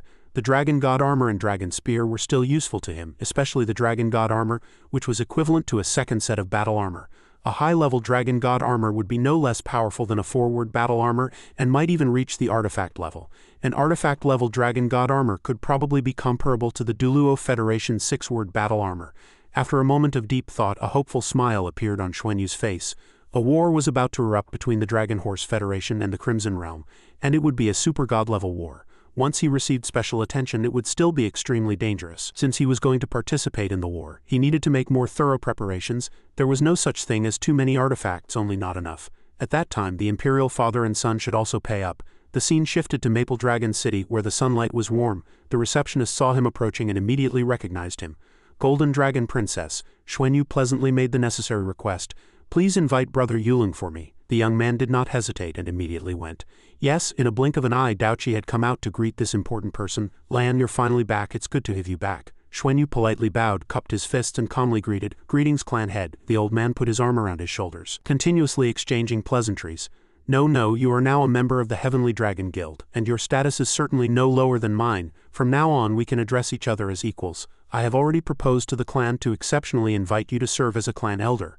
Yuling wiped away bitter tears. I would have to call this position auntie, he joked lightly. It's been so long since we parted that day, I didn't expect it. Lan, you've recently become famous in the Federation, Xuanyu readily replied. I also didn't expect it to take so long for me to return after leaving that day. At that time, I stayed in Heavenly Dragon Star Dwelling to cultivate, then participated in the Federation's founding conference and the future elite youth competition. After returning, I went into seclusion until today when I finally broke through. Daoqi relaxed and explained, It's good that you're back. I heard from Yuling that you were back, so I rushed over to see you. I've already sent someone to prepare food, which will be brought up shortly, and we can have a good chat. This genuine warmth deeply moved him. Thank you for your concern, clan head. A sumptuous meal was laid out before them. Xuanyu sat calmly in his chair discussing. Clan head, this time I returned with another matter I wanted to ask you about. You should know about the Crimson Realm's situation now, right? Daoqi gravely replied, Of course I know. You also expressed your views. I gather from the first seat and vice first seat that this war is probably unavoidable. I also need to participate. You should also start preparing on your side. The old man frowned, intending to persuade him to reconsider. You're going to participate? You've just become a god? Xuanyu was unhindered, directly revealing his thoughts.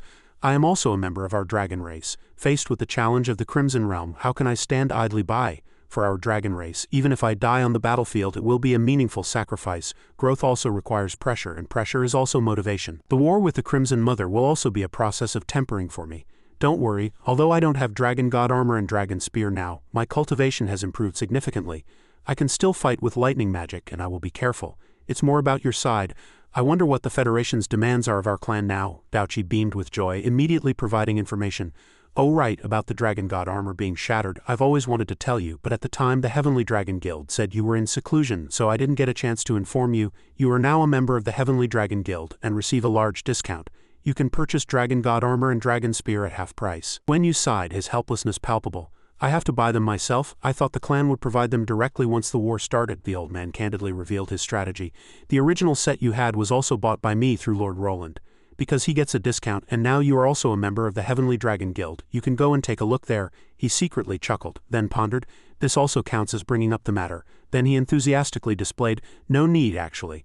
My combat power is sufficient even without Dragon God Armor and Dragon Spear. Xuanyu gazed into the distance, expressing his thoughts. I hope that the weaker ones can use these rare resources, so that they can survive in the war. Yuling logically and immediately dissuaded him, while also offering a unified opinion. How can that be? Dragon God Armor is the most important life-saving item. Your previous Dragon God Armor was damaged, and without Dragon God Armor, you might get injured. Lan, don't worry. Although our Maple Dragon City is not the wealthiest city, it is still one of the 16 major city lords, and we will do our utmost to provide for you. Daoqi's worries surged and his eyes revealed everything. Yes, nothing is more important than personal safety. You are the future hope of our dragon race, and even more so the future hope of our Maple Dragon City. The old man placed his hand on the other's shoulder. Shusho is your Mount Dragon, and also my goddaughter. I will treat you as my daughter too. Lord Roland is the same. You have both you and Shusho. If you need anything, please don't hesitate. Our Maple Dragon City will provide everything. Xuanyu was slightly caught off guard, thinking, it worked just like that, a bit fast. I thought I'd have to argue for a while. His heart was relieved. Excellent free resources. Xuanyu's eyes welled up. Thank you, clan head. Shusho and I grew up depending on each other, and only in Maple Dragon City did we find a home. Daoqi aggressively pointed into the distance. Oh right, if you have time, also go to the Dragon Horse auction. Maybe there's something good for you. If there's anything good, especially defensive items, don't hesitate to spend money. Our Maple Dragon City will support you. Consider it supporting the war. Do you understand what I mean? I am a mountain of gold, a mountain of silver, and my family has money. So spend freely. He couldn't help but be filled with anticipation. I will definitely prioritize safety. Everything is proceeding smoothly as planned. Time unconsciously slipped by. The next morning, Yuling arrived. The room was luxurious yet warm. Yuling walked in enthusiastically, holding important items. Lan, here's a storage ring for you, with 100,000 heavenly dragon coins inside. Xuanyu froze, his mind filled with confusion. One heavenly dragon coin was roughly equivalent to a lower-level dragon race member's monthly income. This 100,000 heavenly dragon coins was an astronomical sum. Maple Dragon City was truly supporting him with all its might. He happily suggested, "You use it for now, don't be afraid to spend money. We will fund a divine-grade dragon god armor for you no matter what." Yuling frankly expressed his feelings. "This is 100,000 heavenly dragon coins. Father is still raising money, trying to get to 1,000,000. Lord Roland probably doesn't lack anything now we are fully supporting both of you." He immediately agreed, his heart filled with joy. If Bai Shusho saw this scene, she'd definitely give me an Oscar for Best Actor, right? Returning to the loving heavenly dragon star dwelling, Xuanyu happily ran in. "I'm back," Bai Shusho couldn't help but worry. "Where did you go?" she complained coquettishly, her eyes seemingly filled with resentment. "I didn't dare to go look for you, and you didn't leave me any message either." He quickly filled in the blanks, happily explaining the whole situation. "Of course I went to earn good things. We still have a 1,000-year agreement with the Imperial family. It shouldn't be excessive for the Imperial family to provide some funding, right? War could break out at any time. Shouldn't we arm ourselves too?" Bai Shusho asked indignantly. "Are you sure it's time to arm ourselves? What kind of dragon god armor are you planning to buy?" Xuanyu stated his thoughts frankly. "I haven't decided yet. I estimate that among all the dragon god armors the dragon race currently has, there might not be one suitable for me. After all, they can't possibly use the dragon god's bones to make dragon god armor. They can only find relatively suitable ones, preferably god level. The purchasing power of heavenly dragon coins must be astonishing. We'll know the specifics during the Heavenly Dragon Guild and Dragon Horse auction." She slowly calmed down and directly stated her needs. "Okay, I don't need to. My dragon god armor and ice demon dragon spear are still usable." He smiled faintly, a hint of slyness on his face. "If there's a suitable one, I'll exchange it for you. We'll try to get an artifact level one. It's always good to be more armed." They left the bustling and magnificent Heavenly Dragon City. The next day in the Heavenly Dragon Guild meeting hall, Xuanyu sat in his seat, his mind constantly pondering. Besides the 18 dragon knights, he was the only one in the meeting hall. This indicated the dragon race's extremely high regard for him. Roland walked over from a distance to greet him. "Lan, you're really early." He immediately responded cheerfully.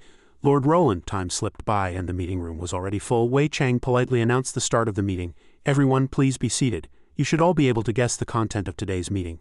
The war with the Crimson Mother is unavoidable. The Crimson Mother's appetite is too vast. Once this greedy Crimson Mother establishes a god realm, it will be a catastrophe for all our races," Wei Chang with a benevolent gesture sincerely requested. "Old G, in terms of spiritual consciousness, you are the strongest, truly worthy of the entire galaxy. Please search for the location of the Crimson Realm. Investigate where they will strike. Finding their first point of attack is crucial." Ji Chang immediately set to work. "What needs to be done must be done. Now we need to wait for their move and then react. Let them make the first move." He then fueled the fire. "The Crimson Mother has been preparing for countless years. Once she acts, it will surely shake the heavens." Wei Chang looked at the powerful individuals around him and directly sought strategies. "Everyone, please voice any opinions you have." He proposed a comprehensive plan. "If the Crimson Mother incites war and gains support from various races, we will be at a great disadvantage. Therefore all clan chiefs should come to Heavenly Dragon Star as hostages. This way, fence-sitters and traitors will not dare to act rashly." Everyone in the meeting room listened in silence with no objections raised. Wei Chang adopted all suggestions and deliberated on countermeasures with everyone. "Isn't the Dragon Horse auction going to be held soon?"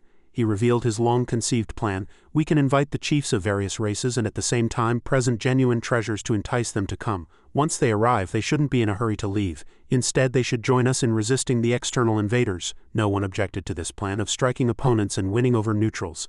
Everyone agreed. Xuanyu broke out in a cold sweat, his thoughts gradually drifting. Too hasty, wasn't it? This was considered a combat plan, and of the highest caliber. Wei Chang suddenly asked, "Lan, do you have any thoughts you'd like to share?" He found it hard to resist internally. He needed to maintain humility now and not show his edge lest the Heavenly Dragon first seat become even more wary. Xuanyu responded lightly, intentionally perfunctory. "In front of you, esteemed sirs, how could it be my turn to speak?" he explained softly and helplessly. "We called you here today to have you participate in the important affairs of our Heavenly Dragon Guild, to lay a foundation for the future. We are all family here. Feel free to speak your mind boldly." He immediately agreed. "Okay." He was filled with determination. Further refusal would be inappropriate. He had to show something. Xuanyu spoke in a calm and steady tone. "Lord First Seat, esteemed Dragon Knights, my thoughts are this. Currently our greatest weakness seems to be the unpredictable whereabouts of the Crimson Realm. We have no idea where they are. The ultimate goal of the Crimson Realm must be Heavenly Dragon Star or Pegasus Star. Only the immense life energy of our Dragon Horse galaxy can enable the Crimson Realm to advance to the level of creating its own God Realm. He continued to put forward sharp arguments. As the first seat previously stated, the best approach for the Crimson Realm is probably to leverage the support of various races, gradually devouring the planets with life energy in our galaxy. The first step is to choose a suitable planet for the Crimson Mother to devour, and then guide her to attack the locations we desire, attracting and guiding her by setting false targets, making her appear in positions favorable to us. Wei Chang pondered for a long time, then agreed.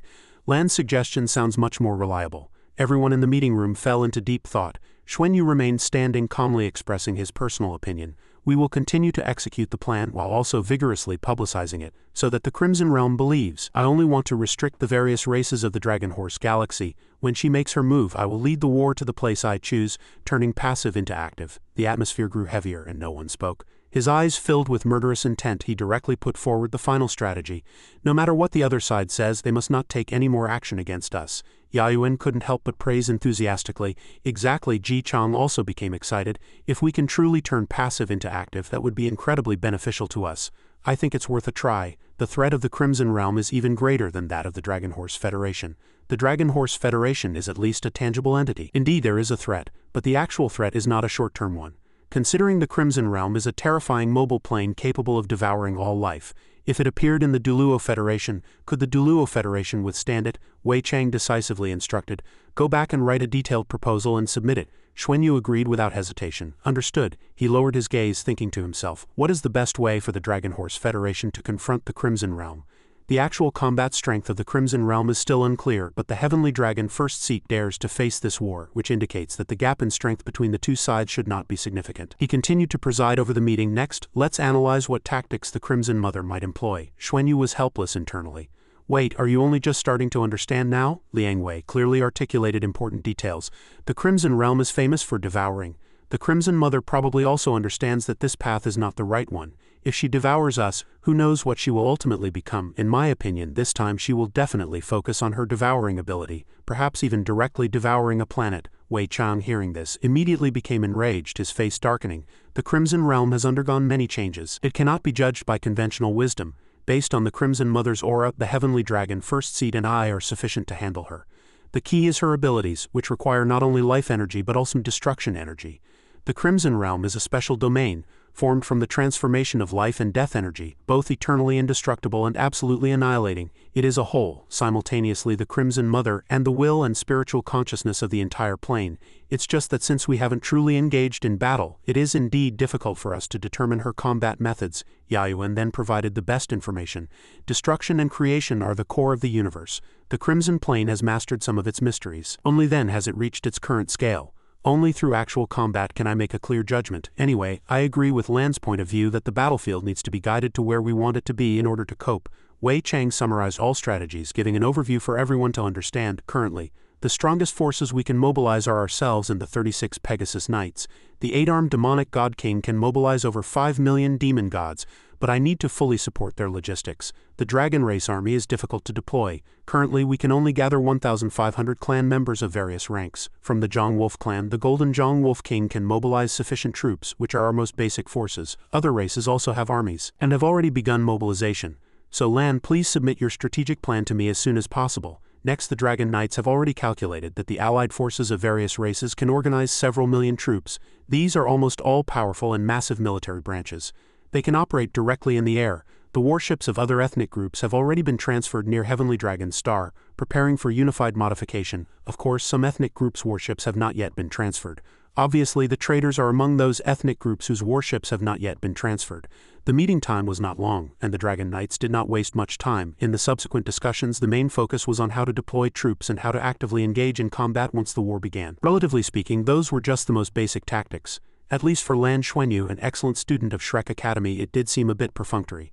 To Lan Xuanyu's surprise, the Heavenly Dragon First Seat even assigned him a clan to mobilize, the Blue Sea Clan. His place of origin, the Blue Sea Clan, was a relatively weak ordinary clan, but this was Heavenly Dragon's star after all, and there were still a few strong individuals within the Blue Sea Clan. The Blue Sea Clan's army was uniformly designated as one battleship, probably a combat vessel, and the Blue Sea Clan's warriors totaled 30,000. Mech-type weapons could engage in aerial combat for a short time, and Lan Xuanyu was the overall commander of the Blue Sea Clan's army this time. He could only smile wryly in embarrassment. not expecting to hold a captain-level position not in the Duluo Federation, but in the Dragon Horse Federation. Lan Xuanyu had the Heavenly Dragon Guild staff prepare a large amount of information. Of course he would make a copy of all this information. Returning to the Duluo Federation, busy arranging combat plans, he didn't even have time to buy weapons and equipment at the Heavenly Dragon Guild. In 3 days a complete combat plan was finally finished. After handing it directly to the Heavenly Dragon First Seat, Lan Xuanyu finally breathed a sigh of relief. He stretched, complaining, "This is even more tiring than cultivating." Bati Shusho couldn't help but ask, "Are you considered the Dragon Race's Chief of Staff for Operations?" Xuanyu's eyes glowed and he answered enthusiastically in detail. "More than just the Dragon Race, probably the Dragon Horse Federation's Chief of Staff for Operations. If it were on our side, wouldn't that be at least a general-level position? Even a Grand General wouldn't be impossible." She gave him a cold look and immediately dashed his hopes. "You're dreaming. Do you think your plan will be adopted by the First Seat?" Xuanyu pondered for a moment, then stated his thoughts. "After that day's study, my only feeling was that the Dragon Race are all muscleheads. Do you think they'd adopt it? The Heavenly Dragon First Seat isn't stupid." He expressed his intentions seriously. "Let's not talk about these for now. Let's go to the Heavenly Dragon Guild and buy some things." Bai Shusho happily agreed.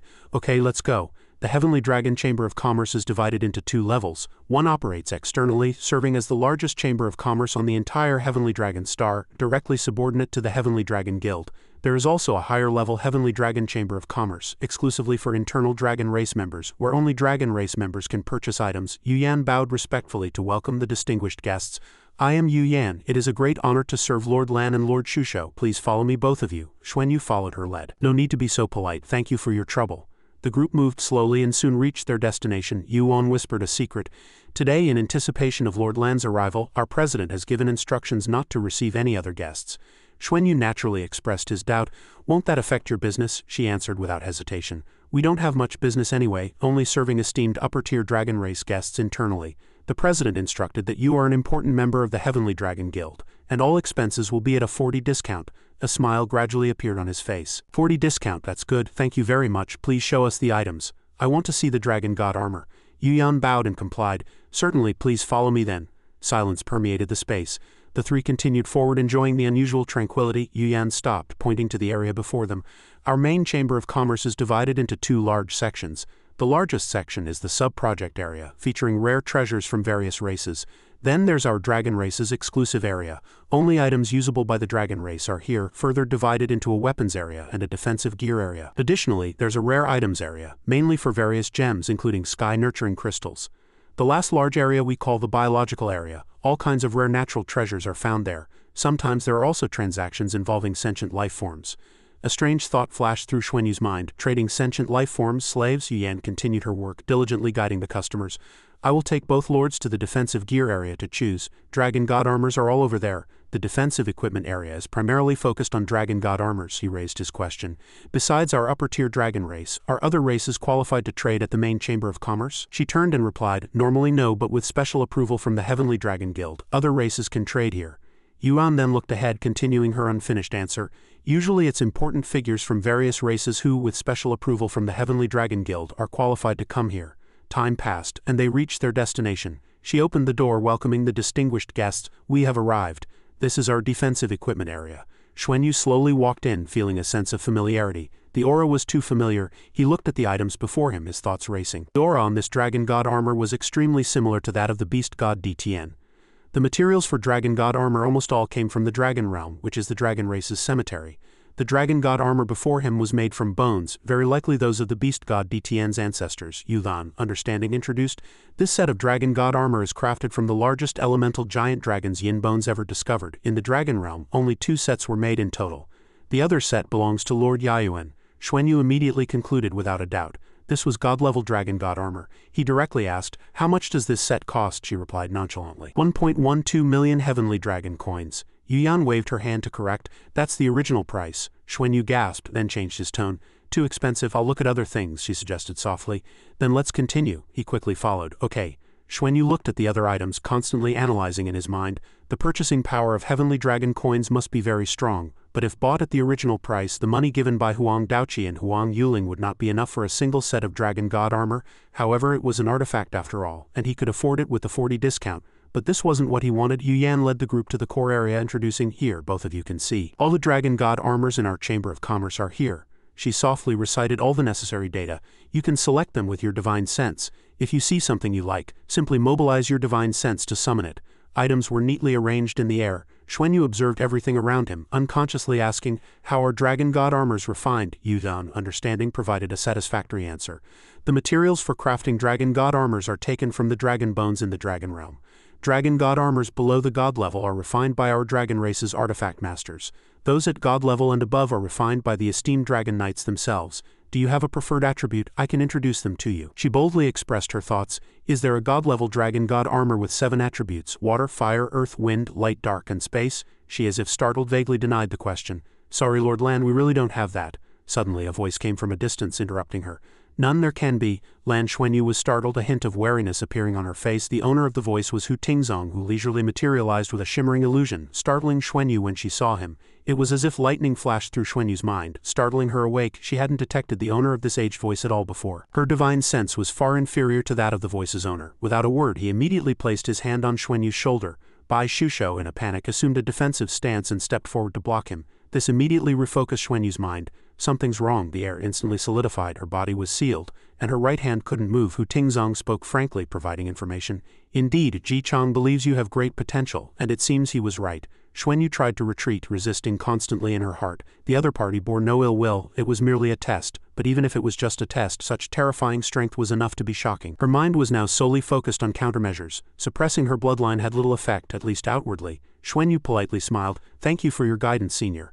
Bai Shusho looked at her blankly. Xuanyu observed the person before her, thinking to herself, the president of the Heavenly Dragon Chamber of Commerce without a doubt. This elder's status among the dragon race must be very high. Otherwise it would be impossible for him to directly address Lightbringer Dragon Knight Zhang Jichang by his given name. Hu Tingzong turned, simultaneously beckoning to the guests behind him. "Follow me." The two remained standing there, watching the elder walk forward. Bai Shusho turned around, her expression guarded. "Let's go, we'll follow." Xuanyu, filled with curiosity, found her thoughts gradually drawn in. There were dozens of artifact-level dragon god armors here in total.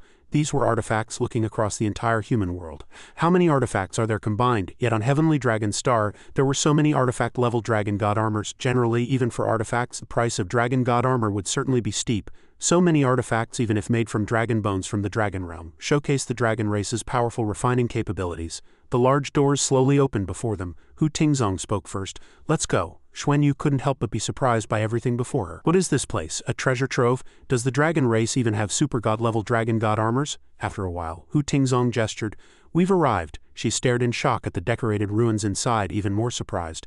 These were clearly dragon bones, definitely from the dragon realm, not from the current dragon race. During the dragon transformation period there would be some aura of the original clans, but the aura emanating from these dragon bones was similar to that in the dragon realm, being the purest energy fluctuation. Only then did Hu Tingzong notice her.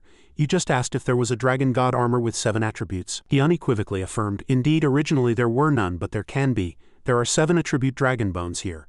I can gather them and custom make a dragon god armor for you." Xuanyu agreed without hesitation. "It can be custom made, however," Hu Tingzong warned seriously. "Do you know that it requires extremely high aptitude? To have a multi-attribute dragon god armor, balance is paramount. You need to be able to withstand it. 7 attributes will integrate into your body to form a dragon god armor, requiring the best parts of the dragon bones and your own assistance to complete." Despite the dissuasion, Xuanyu remained firm. "I have no problem assisting you." "How much will it cost?" Hu Tingzong didn't beat around the bush, stating directly, "The price of 7 artifact-level dragon god armors." Xuanyu seemed to sense the difficulty. "It doesn't require too many materials either." Xuanyu felt helpless. She had over 1,000,000 heavenly dragon coins, but even with a discount, she couldn't afford 7 god-level dragon god armors. Not to mention, she also wanted to buy an artifact-level dragon god armor for Shusho. Hu Tingzong seemed to notice her hesitation and continued to introduce. "Her ice-cold devouring ability is extremely rare, not something just anyone can possess. It requires the combination of multiple elements to complete. Although it's not as good as yours, it's close. It requires at least 2 dragon crystals to complete, and no one but me can do it." Xuanyu's gaze towards Hu Tingzong became more wary.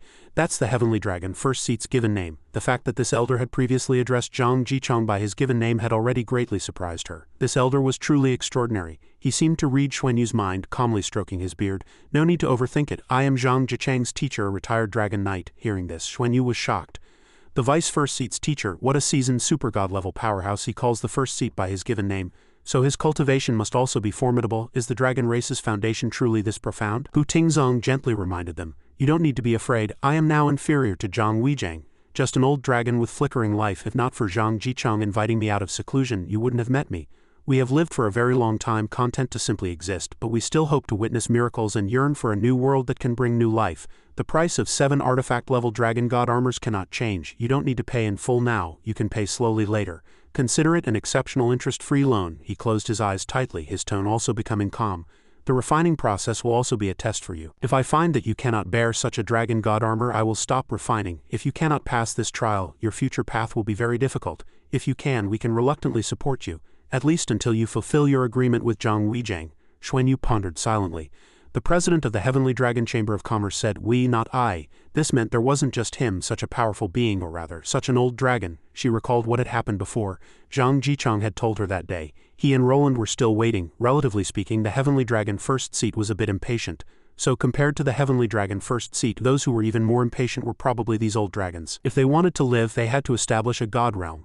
They would support whoever was faster, and the person before her seemed to represent these old dragons here to test her. If she passed, she would gain more support. All of this made Xuanyu feel very helpless. Zhang Jicheng probably wanted to reconfirm whether she was qualified to receive their support. These dragon knights were truly troublesome, but thinking of the bigger picture, she couldn't help but secretly rejoice. This support before her was indispensable. I must demonstrate my worth to gain their support. She spoke excitedly. "May I ask your esteemed name?" The other party remained composed, calmly introducing himself. "I am Hu Tingzong, you can call me Old Hu." Xuanyu readily replied, "All right, Old Hu, then I'll trouble you. I believe I can do it." This made Old Hu couldn't help but praise. "It seems our dragon race is truly about to produce a Valkyrie. Let's begin now." Hu Tingzong didn't forget to look at Bai Shusho and instructed, "Little Mount Dragon, step back a bit and pay attention, it might be your turn later." As soon as he finished speaking, she revealed a resentful expression, roaring inwardly, "Mount Dragon, always calling me Mount Dragon." Even Xuanyu could only offer a wry smile. No choice, it was part of the role. Hu Tingzong calmly released his soul power, pouring his full attention into it. Several surrounding dragon bones were also affected. Xuanyu carefully observed everything. These dragon roars contained various emotional fluctuations. They were the energy or dragon power contained within the dragon bones, which more or less carried the will of the dragon race. There were fluctuations of giant dragon will, filled with grief and despair, almost entirely negative. Old Hu was using his dragon might to suppress these negative wills in order to process these dragon bones during the subsequent refining. He murmured to himself, "Since that's the case," and then without hesitation immediately displayed his own energy. Xuanyu quickly entered another dimensional space, her entire being highly concentrated, and a blazing brilliant light along with her divine sense instantly enveloped the entire space. Amidst the low dragon roars, all negative emotions quietly vanished like melting snow, as if someone had soothed their hearts, and all the dragon bones there emitted light several times stronger than before. Seeing this miraculous sight, Hu Tingzong was even more astonished. The dragon might on him was far inferior to what Xilan Xuanyu emanated, yet in a short time her aura had calmed all the dragon bones here. "What's going on? I've never seen this." Previously, the most crucial process in refining dragon god armor was suppressing and eliminating the residual will within the dragon bones, so that the user could integrate their own will with the dragon god armor and unleash its strongest power. With my cultivation, ordinary dragon bones would naturally be suppressed, but it would still require some effort. He grew increasingly surprised in his heart. The dragon might wasn't immense, yet it calmed all the dragon bones, and there were no more negative emotions. Releasing the purest dragon power is something even I probably can't do, but 3 days of meditation in the dragon realm was not useless. I accomplished a lot. The dragon bones here all came from the dragon realm. Some shared similar origins. The feeling of bloodline power being completely ignited instantly fluctuated violently. Hu Tingzong's eyes were now filled with doubt and surprise. After an unknown period, her power had actually increased again. "She's already so terrifying, yet still improving. This is the transformation of bloodline," he calmly spoke. "Let's begin." He then also entered a state of focused display, and in an instant everything around was affected. Hu Tingzong, while manifesting energy, carefully observed that these flying dragon bones actually emitted positive and joyful auras. But this wasn't directed at him but at Lan. Without a doubt their instincts desired to be with her aura. It was truly exaggerated. He quickly instructed, "I will be responsible for helping you select the dragon bones. You need to maintain the attribute balance between the 7 dragon bones yourself." Xuanyu responded agilely, "Understood." In the infinitely silent space, a dazzling light immediately burst forth fiercely. Xuanyu's body also began to react abnormally to the dragon bones. These dragon bones momentarily solidified in dazzling golden light, but the light itself grew increasingly brilliant. Xuanyu witnessed all of this happening, secretly marveling. This person truly lives up to their reputation, a genuine super god-level powerhouse. Throughout the entire creation process, he relied entirely on divine sense to control it. If her own divine sense was like a fist-sized orb of light, then this person's divine sense was enough to illuminate the entire space. Although what this person just said was profound, it wasn't made up lightly. Artifact-level Dragon God armor requires a certain degree of refinement of the dragon bones. Refining a Dragon God armor with sufficient attributes requires using dragon bones of Dragon King level, and the dragon power consumed during the refining process is astronomical. Her body continuously accumulated soul power from the dragon bones. Hu Tingzong stood below, repeatedly instructing, "Use your divine sense to guide them, so they gain recognition." Xuanyu cautiously and immediately understood the intention, watching Xuanyu's intense focus. He continued his instructions. Normally, refining God-level Dragon God armor indeed requires the user to inject their divine sense into the dragon bones. A halo quickly gathered at her glabella. He assisted while constantly reminding, and dragon bones almost always rejected divine sense, requiring continuous influence and suppression to finally integrate. But for the person before him, was such rapid integration of divine sense necessary? Forget resistance. What on earth was this look of eager welcome? However, no one knew that Hu Tingzong was also panicking inwardly at this moment. Having been persuaded by Ji Chang to personally refine Dragon God armor for land today, he had already prepared for immense consumption. Ji Chang had prepared 10 sky nurturing crystals, but it seemed the consumption wouldn't be that great. Under the shroud of land's 7-colored halo, he clearly felt his own dragon power being tamed, and his bloodline unconsciously showed a tendency to evolve. For him, whose bloodline had long solidified and weakened, it was actually evolving in a better direction.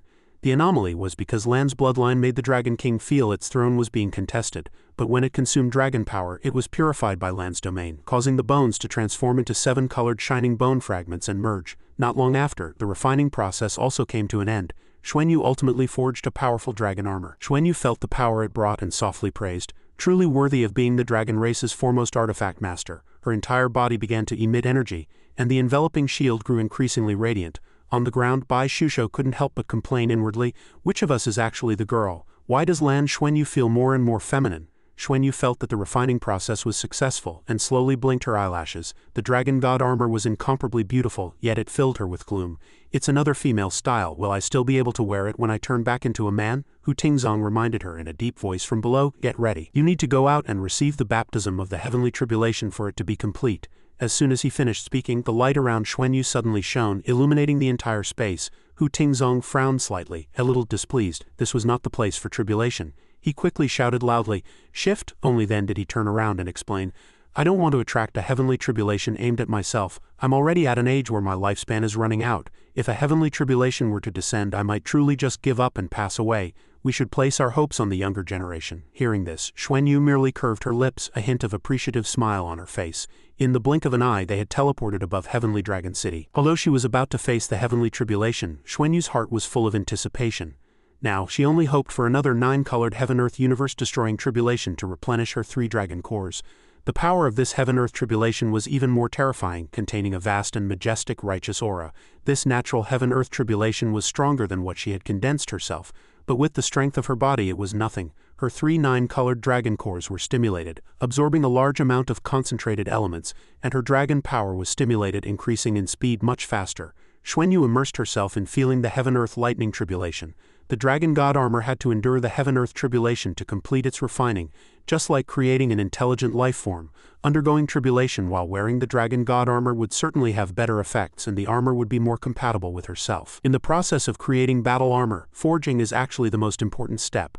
Soul Masters need to personally participate in the creation of their battle armor to better understand it.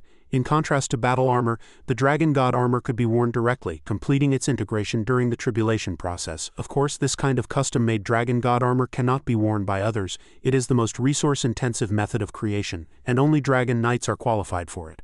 Xuanyu noticed that its power was even more terrifying than what she had endured before. The feeling spread, and the increased dragon power made Xuanyu feel her own strength. This set of Dragon God armor perfectly surpassed the one she had used before. The 7-colored spiritual energy threads wrapped around her body suddenly flew rapidly in one direction. Xuanyu gently integrated them into her body, making Hu Tingzong's eyes widen. She didn't detect any abnormality, merely respectfully saluted Hu Tingzong. "Thank you, old Hu, for fulfilling this." Hu Tingzong nodded, guiding. "This still requires you to have sufficient ability. It's not something just anyone can undertake." Afterwards, the two returned to the underground vault of the Heavenly Dragon Chamber of Commerce. As soon as they saw them, Bai Shusho and Yulan happily ran over. "Lord Lan President, you're both back." Xuanyu smiled and shared the good news. "We're back." The tribulation was very smooth. Bai Shusho turned to Hu Tingzong with relief and asked, "Elder Hu, I assume it's my turn now?" He agreed to a condition. There might be things to do, and the previous halo needs to be used again. The stronger the halo's energy, the better. This way, the process of forging my Dragon God armor will be more stable. Xuanyu unhesitatingly extended his hand to help his beloved, gaining another layer of understanding of his own abilities in the process. This was an upgraded version of the Golden Dragon Rage domain.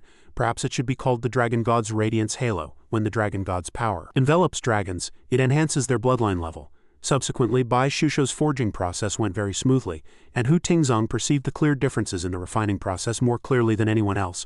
With the assistance of the Dragon God armor Xuanyu had just obtained, the effect of the Dragon God's Radiance domain improved by more than one notch. Bai Shusho also gradually felt the changes flowing within her body. She sensed her bloodline fluctuating. Hu Tingzong stopped his aimless conjectures and fully immersed himself in the refining process. Xuanyu could tell at a glance that this refining was extremely meticulous. Elder Hu was carefully selecting dragon bones, seemingly even more serious than when he was forging Xuanyu's Dragon God armor. If Hu Tingzong heard this thought, he would explain happily. It's actually because I want to stay in this domain a little longer. Cultivating with this domain is truly amazing.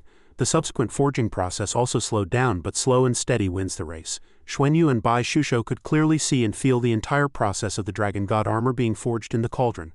3 types of dragon bones were chosen. One was Ice Attribute, one was Dark Attribute, and another was a special dragon bone that Xuanyu and Bai Shusho had never seen before. The refining process gradually reached its end and a light flashed before Bai Shusho.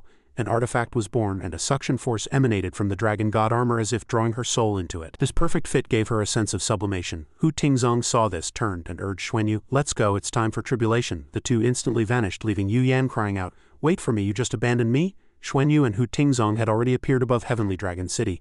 Bai Shusho steadfastly looked at the lightning ahead. "I'm going, everyone." She then resolutely charged into the sky, leaving a long trail of light. Only then did Xuanyu ask, "Elder Hu, you just used 3 types of dragon bones to forge Shusho's Dragon God armor. The purple one was probably Dark Attribute, and the blue one was Ice Attribute." The confusion eventually turned into words from Xuanyu. "What attribute was that gray dragon bone? I've never seen it before." Hu Tingzong slowly spoke with a hint of envy in his tone. When Shusho became a god, her bloodline underwent a transformation, likely influenced by external forces, leading to an extremely rare evolution and sublimation among our dragon race. Though not entirely unprecedented, this sublimation is also a mutation, making her bloodline unique. Hu Tingzong, though questioning, spoke with certainty. "If I'm not mistaken, this change was due to someone assisting, right?" Xuanyu gave an affirmative answer. "That's right." He seemed unsurprised, explaining smoothly. "Her bloodline talent includes not only ice and dark attributes, but after these 2 attributes sublimated, she also gained an extremely powerful devouring attribute. Therefore, when I was forging her Dragon God armor, I incorporated a special attribute which caused the Dragon God armor to undergo a similar evolution to her own. That gray dragon bone is what I call a ghost dragon or an undead dragon. It's unclear whether it betrayed the dragon race or voluntarily became an undead guardian for them. In the entire dragon realm, there is only one such gray dragon bone, making it extremely unique. The fusion of death and darkness combined with the moderating effect of the ice attribute naturally formed Shusho's Dragon God armor." Xuanyu keenly grasped the key point in his words.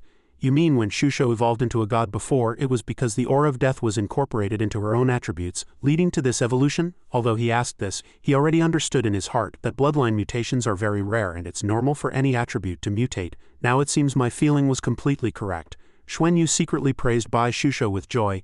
"Excellent, she's certainly a qualified Mount Dragon. After all, your attributes are also unique." At the same time, he expressed his deep gratitude. "Thank you, Elder Hu, for fulfilling this." Hu Tingzong waved his hand, his tone a mix of firmness and negotiation. "You don't need to thank me. How about this? I can decide to waive your debt. However, the assets of the Heavenly Dragon General Chamber of Commerce are the common property of the Heavenly Dragon race, and it's not something I can decide with a single word. Your domain is very good. It has a great stimulating effect on our dragon race's bloodline. I'll find a few clan members later, and you can assist them in cultivating with your bloodline for a period and your debt will be completely cancelled. How does that sound?" Xuanyu immediately beamed with joy. "I'll do whatever Elder Hu arranges. I never thought Dragon God armor was so expensive. If I truly owed you that much money, I wouldn't know how to repay it.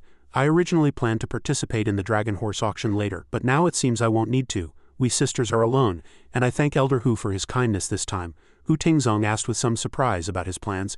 "Do you have any specific purpose for attending the auction?" Xuanyu candidly expressed his thoughts.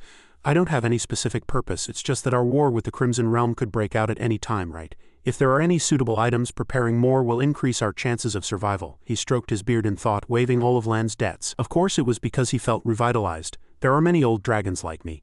If everyone can extend their lifespan, perhaps we can truly wait for the day the God Realm is rebuilt. Most importantly, I am now convinced that Lan's chances are greater than the Heavenly Dragon first seats. If we don't become closer during Lan's growth, then when, even if the God Realm cannot be rebuilt, we will not suffer any additional losses. On the contrary, our lifespans will increase. Hu Tingzong was utterly convinced and tried to make a suggestion. You still need to attend the auction. If there's really something good, it's worth buying. How about this? I'll go with you then. If there's truly something suitable, we'll decide based on the situation. Xuanyu had no reason to refuse this help. Okay, thank you, Elder Hu. At the same time, he was already calculating in his mind. If he could truly gain the support of these old dragons, it would be an extremely huge gain. Moreover, their wealth must be beyond his imagination. Judging from all of Hu Tingzong's actions, I'm a little suspicious as to why the speed of forging the Dragon God armor was so slow. Logically, forging my Dragon God armor should have been more difficult. It must be that my Dragon God's radiance domain benefits these old dragons quite a bit. That's why he was so generous. Another main reason is that he values me even more than Dragon Knight Zhang Jicheng. Xuanyu secretly glanced at the dragon race powerhouse before him. This one's status, even if not equal to the Heavenly Dragon first seat, was certainly no less than the Heavenly Dragon vice first seat. He suggested that I assist clan members, probably referring to a few old dragons who, even if not as powerful as him, were certainly retired dragon knights.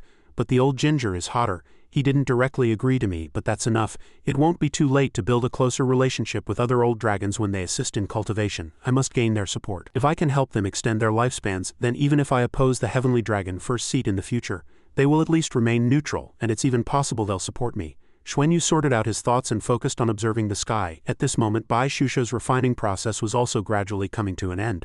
The shimmering Dragon God armor emitted a mysterious blue light around her, making both Xuanyu and Hu Tingzong look up. As soon as Bai Shusho completed the ceremony, she hastily descended to the ground. She joyfully threw herself into Xuanyu's open arms. It was a success, truly wonderful. Hu Tingzong stroked his beard and congratulated them. It seems you are very satisfied. The two respectfully bowed. Thank you, President. He made a pained expression and sighed. All right, at our age, etiquette doesn't matter much. To be honest, I suffered a big loss today.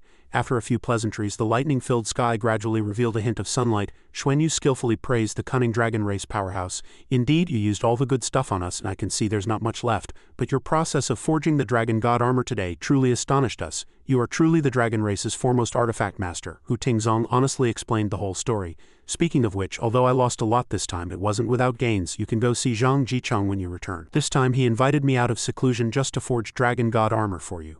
Otherwise, I'd still be in secluded cultivation. To invite me to forge Dragon God armor for you, he gave me quite a few sky nurturing crystals. I came this time, firstly to supervise and help him see if you have the corresponding potential, and secondly to continue contributing. He said he was also interested in your attributes and wanted to see if he could forge a 7-attribute Dragon God armor himself. Unexpectedly, it not only succeeded, but the effect was even better than I imagined. Furthermore, your talent not only satisfied me, but even exceeded my imagination. From this point it can be seen. Zhang Jicheng has quite good judgment. Xuanyu found it hard to imagine the old dragon's bluntness. Was he not afraid that I would realize he gained a lot from me and then hold it against him? Hu Tingzong candidly disclosed the benefits he received. Today's experience was truly magical. If it had been a few years earlier, Lan's benefits to me would have been even greater. My bloodline, which had been stagnant for so many years, actually transformed. Although it can't allow me to advance further, my body's weakening no longer allows me to be reckless. I can still live for another 10 or so years. This is also why I waived your debt. Xuanyu frowned upon hearing this, because this profit was almost free. If this old dragon stated it directly, what other benefits could he gain in the future? Waiving his debt was clearly already compensation for this benefit. Hu Tingzong had obviously lived long enough to understand that you have to give to get. Of course, I cannot monopolize such a benefit, but it's also not appropriate to gain such a benefit without paying a price. Lan, I have a suggestion for you. You can use this domain to assist our clan members in cultivation and at the same time charge an appropriate fee. Xuanyu stammered in surprise. This person is too direct, isn't he? He scratched his head and smiled. This isn't really appropriate, Elder Hu. They're all my clan members, how can I? But Bai Shusho knew him too well, and with a hint of disdain in her eyes, you say it's not appropriate. You're practically itching for it, probably overjoyed in your heart, aren't you? Hu Tingzong immediately dispelled Xuanyu's fleeting hesitation.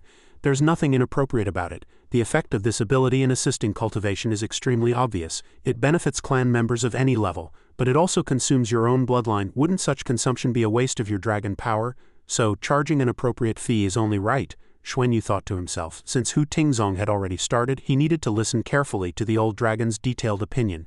Undoubtedly, this person's understanding of the dragon race was certainly deeper than his own, so he eagerly awaited pertinent advice with some trepidation. But I don't know how to do it. Sure enough, this old line dragon's business acumen was truly unique. I can guarantee to allow you to conduct assisted cultivation projects in the General Chamber of Commerce under the name of the Heavenly Dragon General Chamber of Commerce. As for the fees, the higher the level, the higher the fee. Forget about lower-level dragons. With their talent, don't waste your time. Elder Hu, why are the fees higher for higher levels? After a lesson, Hu Tingzong asked for their opinion. Which level of clan members do you think Lan's bloodline has the best effect on? Bai Shusho guessed with some hesitation. Perhaps it's better for lower levels. She even offered irrefutable proof. Before I completed my bloodline evolution, I had already helped a lower-level dragon advance to a mid-level dragon. The unexpected answer made Hu Tingzong's face darken, and he suppressed a laugh. Hu Tingzong tried to salvage a bit of his remaining prestige. Indeed, the lower the level, the greater the bloodline's influence, and the more obvious the benefits. But for which level of clan members is it more important? I tell you, the higher the level, the more important it is. Our true top clan members, like the Dragon Knights, have already developed their bloodlines to the extreme. Advancing further, even a little, is extremely difficult. This limit is determined by our bloodline. The ability Lan possesses can help the dragon race's bloodline continue to evolve after reaching its limit. She doesn't help Dragon Knights break through to new realms, but helps them continue to cultivate and improve their cultivation. For those old dragons whose lifespans are almost exhausted, Lan's ability can even extend their lives, which is an extremely valuable benefit. At this point, Hu Tingzong was full of confidence in its importance. Do you think it's important or not? Should it be charged, and should it be charged more? Xuanyu was completely convinced. Indeed, he had always followed Hu Tingzong's instructions. Then I'll listen to you entirely. I'll do whatever you say. Hu Tingzong accepted the task with satisfaction. All right, you don't need to worry about this. I'll handle it for you. Starting from the top, ensuring you have enough resources when you attend the auction. He gleefully imagined a bright future. Those old fellows, he had to fleece them a bit. All right, you two go back first, just wait for my news. This is a matter for the General Chamber of Commerce. Bai Shusho and Xuanyu helplessly recognized the old dragon's mercenary nature. No profit, no early rising. Hu Tingzong didn't forget to carefully instruct. If any Dragon Knights come to ask you to help them cultivate in the future, you must handle it through me. They definitely won't dare to do anything to you. At this moment, Xuanyu could only close his eyes and obey. Okay, I'll listen to you. Outwardly well-behaved and submissive, Xuanyu was calculating everything in his heart. There was no need to ask about the profit-sharing. The president of the Heavenly Dragon General Chamber of Commerce surely had a black heart. Of course, only a black heart can make money, right? And this person was clearly benevolent towards him, so he definitely wouldn't treat him unfairly. Earning enough profit would allow him to cultivate faster, and thus have a chance to rebuild the God Realm. After the two walked out of the Heavenly Dragon Guild, Bai Shusho asked, "What are you planning to buy at the auction?" He casually repeated something he had said before. "Do you remember when I told you that the Heavenly Dragon Guild had given me command of the Blue Sea Clan army?" As soon as he finished speaking, she immediately thought, "I remember, that seems like a burden to us, right? After all, even heavy battleships here would probably be difficult to use." Xuanyu wiggled his finger, explaining his calculations. "I want to participate in the auction precisely to arm this army of ours. After all, there's a small team in this army called the 33 Skywings." Bai Shusho instinctively backed away hastily, surprised by his audaciousness. Xuanyu crossed his arms and proudly said, "Don't worry, actually I secretly hinted to Roland to give me command of the Blue Sea Clan army. To them it's no big deal. I did this mainly because the Blue Sea Clan is most similar to us. The team members can easily blend in. With her lady's disguise and the treasure hunter's transformation ability, the chances of the team members being discovered are extremely low. Moreover, with my bloodline ability, combined with various weapons, even if there are true god-level powerhouses in the Blue Sea Clan, we wouldn't have much trouble confronting them directly. Since coming to Heavenly Dragon Star, everyone has been diligently cultivating and has made significant improvements. But compared to cultivating at the academy, they lack practical experience." Bai Shusho nodded in agreement. "That's true." Xuanyu soberly analyzed his teammates' cultivation strategy. "War is the best opportunity for tempering, to completely transform everyone. I hope all of the 33 Skywings can advance to God level. Such training is essential. We certainly won't face the strongest powerhouses of the Crimson Realm, so as long as safety is ensured, this is a good opportunity. My aunt has always been cooperative, and letting her participate this time is a form of repayment. Therefore I need to arm myself well through the auction, focusing on equipping my own people and also giving some benefits to the Blue Sea Clan, so that they will naturally recognize us more and follow my command more closely." Bai Shusho was speechless at the other party's careful planning. "You really have everything arranged." Time flew by, and 2 days later it was morning at the Heavenly Dragon General Chamber of Commerce. Xuanyu arrived alone again, and Hu Tingzong was already waiting at the door to greet him. "You're here." He bowed in salutation. "How dare I trouble you to wait here?" Hu Tingzong got straight to the point. "I have something to tell you. Let's talk as we walk." 3 people came today, and I've already made everything clear to them. It'll be up to you later. Their situations are all like mine, some are even 100 years older than me. Truly damned old geezers. I thought he was just waiting to die, but as soon as I said there was a chance to live a few more years, that old man couldn't wait to urge me to call you over quickly. Hu Tingzong revealed. I've settled their prices. You don't need to say anything later, just be respectful. Xuanyu listened carefully to these reminders. Don't worry, I will do my best. He took this opportunity to cautiously make a small request. If you have any sky-nurturing crystals, could you give me some later? The effect would be even better. Hu Tingzong was stunned, as if this wish was incredibly unbelievable. Why didn't you say so earlier last time? Xuanyu explained shamefully. Sky-nurturing crystals are so expensive I was too embarrassed. But Hu Tingzong generously waved his hand. Expensive, there's plenty. Just say what you need in the future. Just make your requests. Xuanyu immediately enthusiastically agreed. All right. Only then did Hu Tingzong glance at Xuanyu and ask for his opinion. It seems I'll have to cultivate with them again this time to see if the effect is better than last time. Is it okay to add one more person? Xuanyu replied casually. It should be fine actually, as long as it's within my domain. The effects are all pretty similar. Not long after, Hu Tingzong led Xuanyu into the main hall of the Heavenly Dragon General Chamber of Commerce. You've been waiting long. Xuanyu, understanding the situation, quickly bowed respectfully to the seniors. Xianxia couldn't help but exclaim, so beautiful. Was I this beautiful when I was young? Zifeng quickly flattered. Weren't you? It's just that you didn't like us back then. You were the goddess in the hearts of all our young dragons. Yibo seized the chance to step on his old rival. Exactly.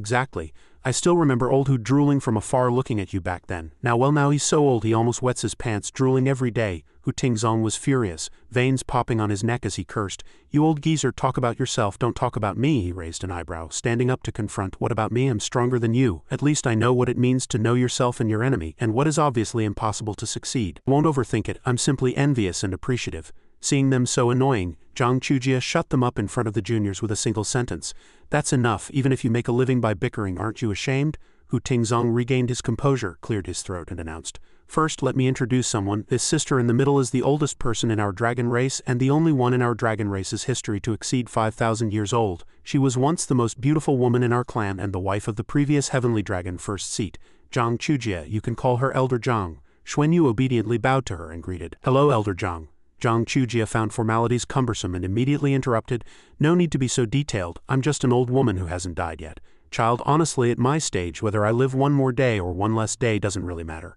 Unless the god realm can truly be established, then perhaps I can regain my former appearance. A hint of sadness permeated Xianxia's smile. Actually, what I desire isn't eternal life but to regain my youth. Perhaps this is a universal wish for women. Xuanyu offered her his best wishes. You will definitely succeed. After you regain your youth, you will still be the most beautiful woman in our dragon race. Xianxia smiled, her eyes crinkling, and praised, Such a glib tongue, then I'll take that as a good omen. Seeing them chatting, Hu Tingzong reluctantly introduced the old dragon next to her. This damned old man is Cao Yibo. We used to call him Cao Yiba because he liked to fight desperately, but was powerless. You can just call him Elder Cao. Zifeng didn't miss any chance to undermine his old rival. By the way, he's especially not durable in battle. He's done in a flash. Yibo is eloquent enough to compete with longevity. You're not a flash because you can't even last a flash, but when it comes to talking he's endless. Hu Tingzong didn't join the fray. He merely continued his duty of introduction plainly. This thick-skinned fellow is Guo Zifeng. Famous for his thick skin, he was the weakest among us back then. Unexpectedly he's old but hasn't died and has persevered until now. His mouth is the foulest, you don't need to pay attention to him. Xuanyu had already met the esteemed figures of the Heavenly Dragon General Chamber of Commerce and paid his respects to the seniors. He now had a general understanding of the relationships between these dragons. These 4 were led by Xianxia. Hu Tingzong's introduction of her clearly carried a hint of reverence. He didn't show this when mentioning the Heavenly Dragon First Seat. Xianxia was also the wife of the former Heavenly Dragon First Seat. Her cultivation level could be imagined. Xuanyu secretly calculated the benefits of this new relationship. Maintaining a close relationship with these 4 old dragons would be his deepest foundation in the dragon race. Moreover, they would not be able to threaten humanity in the future. After all, their lifespans were at their end, and they had no other recourse than to hope for the god realm. Even the Heavenly Dragon Assembly probably had no authority to command them. Xuanyu mentally re-evaluated his thoughts, then turned and asked, Elder Hu, shall we start now? Hu Tingzong no longer procrastinated and went straight to the point. Then let's begin. First, 10 sky-nurturing crystals for you. Add more if it's not enough. Xianxia, fearing the junior might feel pressured, kindly said, Little girl, don't be nervous. We didn't have much hope to begin with. It was this Elder Hu who kept pulling us here that we came out of seclusion. Hu Tingzong also appeared magnanimous. Just go ahead and do it. No one will dare to blame you if anything goes wrong. Although they said this, Xuanyu knew the great responsibility on his shoulders. Yes, Elder Zhang, 3 seniors, the domain will be activated shortly. I will gradually increase the domain's intensity, attempting to stimulate your bloodlines. The three nodded in agreement simultaneously, and then Xuanyu sat cross-legged on the ground, slowly circulating his 7-colored dragon power. The 7-colored domain's light carrying 7 dragon patterns spread out from him, enveloping all 4 old dragons. The dragon god's radiance domain, its halo brimming with dragon god bloodline energy, was immensely beneficial to the dragon race. The 4 old dragons were all shocked, simultaneously feeling the changes in their bloodlines. At this moment, their dragon power was also extremely powerful, mixing with Xuanyu's surging strength. Only then did they truly believe what Hu Tingzong had said before. Before coming here, we all heard Hu Tingzong's explanation, but only by truly experiencing it can one deeply appreciate the benefits this change brings. No matter how concentrated or advanced the life energy, it could not restore even a trace of our aging bodies. For thousands of years we have exhausted all available and applicable methods. Xianxia gazed at the young man before her, her eyes filled with scrutiny. Having lived to this age, she had sorrowfully depleted countless resources many times over. For the past few centuries she had felt her bloodline gradually withering almost daily, irreversible, and they all knew their time was coming. At this moment Lan brought a glimmer of hope. We had long since dared not use our dragon power because once fully activated it would accelerate the consumption of lifespan. But now, stimulated by this domain, the dragon power increased to its extreme, yet we didn't feel our lifespan diminish. The bloodline was also transforming. Xianxia knew without asking that all 4 of them were experiencing similar sensations. We cannot determine if this vitality will allow me to live a few more years, but it's certain that with it I won't die. This moment was too precious. Lan's domain effect was beyond imagination. The bloodline's vitality was continuously operating, and our withered dragon power was emitting a violent glow. This is simply marvelous. At this moment, Xuanyu also recalled Xianxia's authority, and the previous introduction was not exaggerated in the slightest. This was indeed the dragon race's former #1 beauty, and she lived up to her reputation, a goddess unsurpassed. She married the Heavenly Dragon First Seat of that time and later became the Heavenly Dragon Vice First Seat. Not only was she powerful, her charm was also astonishing. It is said that the Heavenly Dragon First Seat and the Pegasus First Seat once fought fiercely over her, nearly damaging the entire planet. In terms of reputation, Xianxia was truly #1. Even the Heavenly Dragon First Seat had to address her as mother. Time passed minute by minute, and the light on these old dragons flickered between bright and dim. Appearing and disappearing, their auras were all different from before, becoming more stable, no longer intermittent. After stabilizing the energy in her body, Xianxia waved her hand and took out a sky-nurturing crystal several times more vibrant than the one Xuanyu had just received. Xuanyu, of course, felt the other party's profound goodwill. Such a vast amount of life energy could not be absorbed all at once, but since they had already given so many benefits, he also needed to show some appreciation. In an instant, the dragon power emanating from Xuanyu's body surged vigorously, and Xianxia and the others were somewhat astonished, immersed in that surging power, vaguely feeling a pressure from Lan. Under the influence of this pressure, the bloodline, on the contrary, became even smoother. Once the oppressive force was applied, it quickly worked with the domain, becoming a helpful force. Hu Tingzong took out another crystal to stimulate Xuanyu's full potential.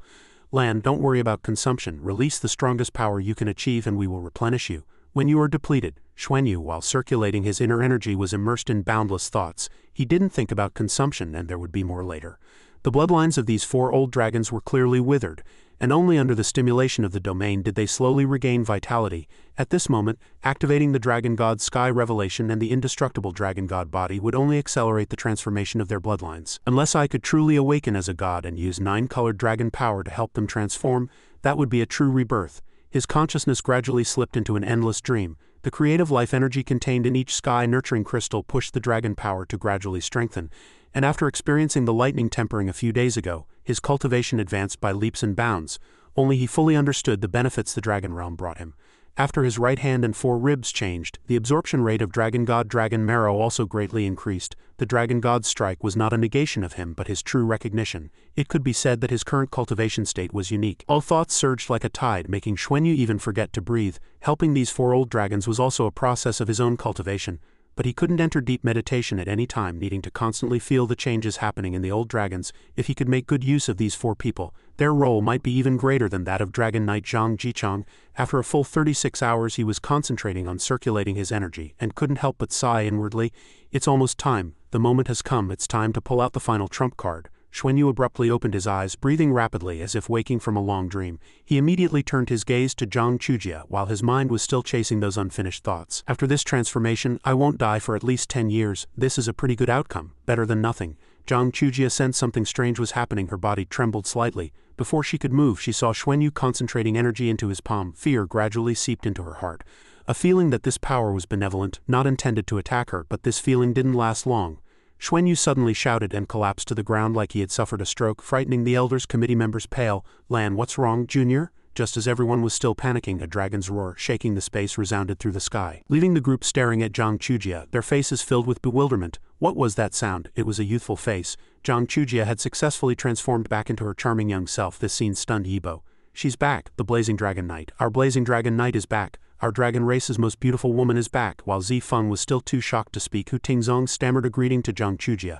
GR greetings, vice first seat. Because she was still immersed in a daze, she completely missed the words. When the shadow of the 9-colored dragon claw fell upon her, she felt as if her body had been doused with oil. Her bloodline instantly erupted, then uncontrollably began to change. It's back, it's all back, I'm young again. A sense of euphoria filled her heart, bringing tears to Zhang Chujia's eyes. Her bloodline was still boiling, what was originally just the recovery of vitality in various organs.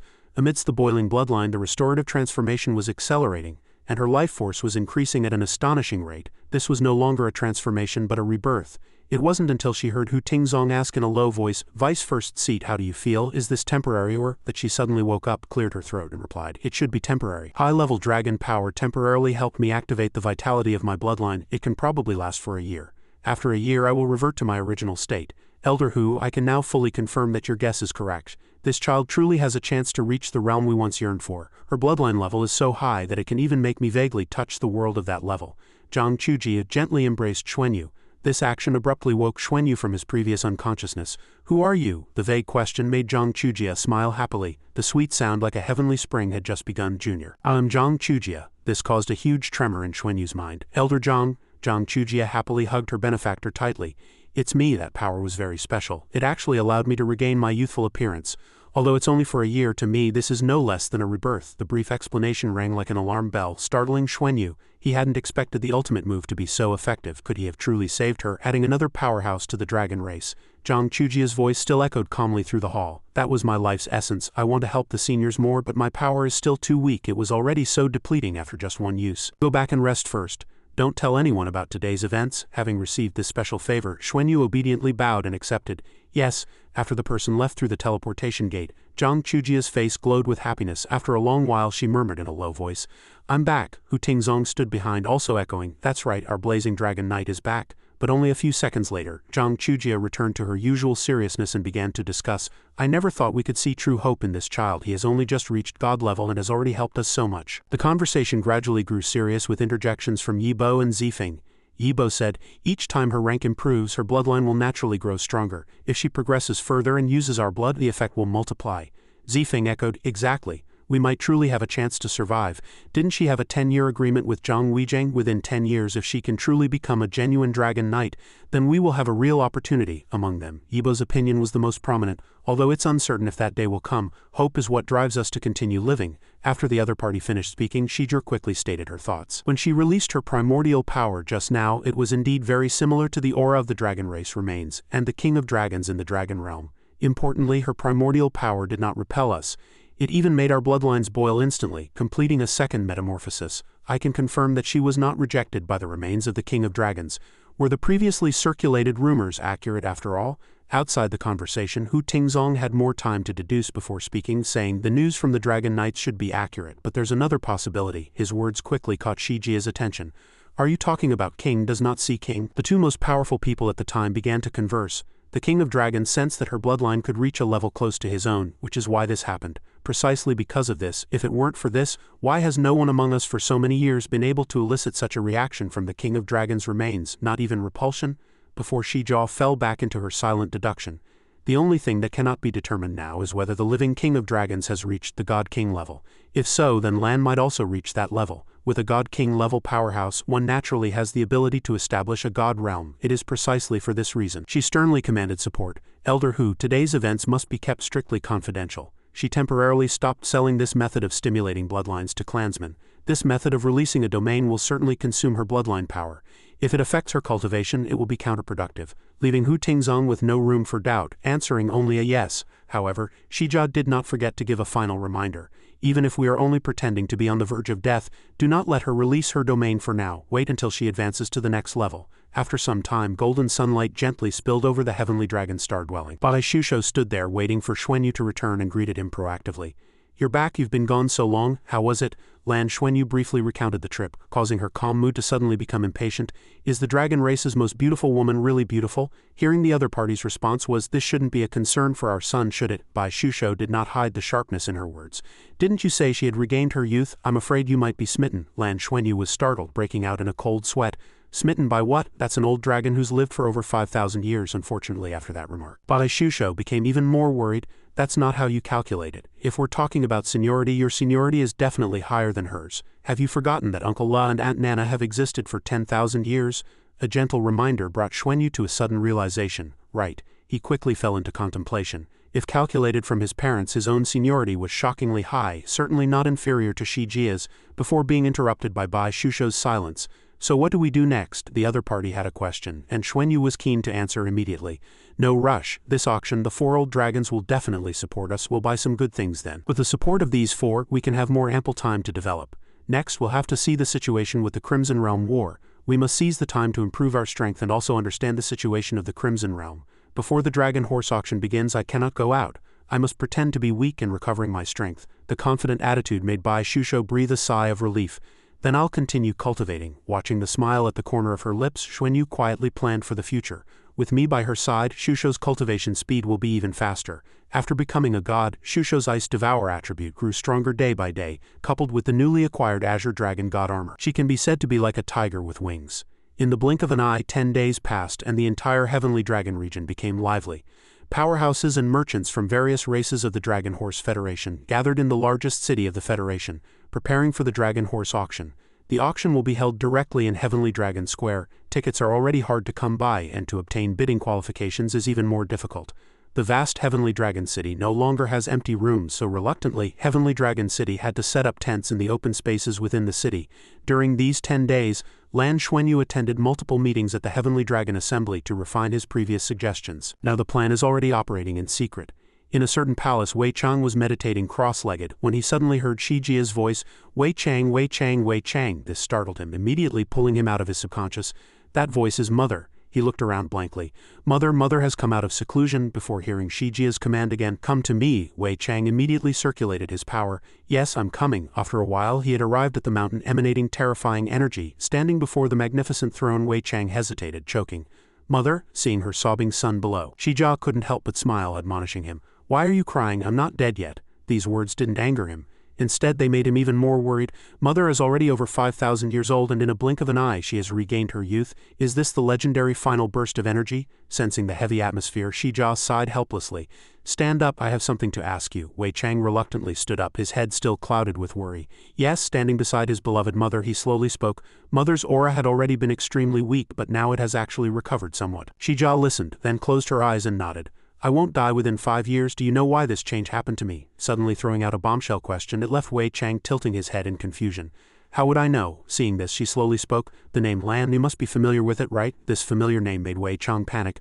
Are you saying she helped you recover your vitality? It must be her bloodline. Her bloodline can be used. Seeing that his son seemed a little smarter, Xiijia slowly explained. That's right, it was her. Elder Hu making the divine dragon armor for her was arranged by Zhang Jicheng. During the creation, this girl released a domain that actually had a bloodline stimulating effect on us old folk with 1 foot in the grave. Elder Hu benefited greatly from it. So he told us to try it too, and the effect was even better than expected. A long explanation did not stump Wei Chang's quick thinking.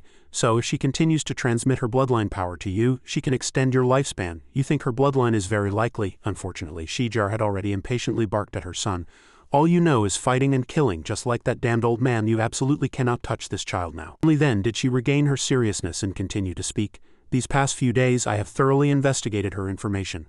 Her bloodline talent itself is very good, most importantly, her evolution on the Ascension Dragon platform. You all have tried to activate the 7-colored dragon power on the Ascension Dragon platform, but the effect was not good. This proves Lan's uniqueness. After she became a god, her bloodline evolved again, surging. Her tribulation was also unprecedented. This means she truly carries great destiny. Now you have stimulated your bloodline to its extreme. I have already sensed it. If that 7-colored dragon power could be absorbed before, it would have a certain stimulating effect on your bloodline. Wei Chang understood and finished his mother's sentence for her.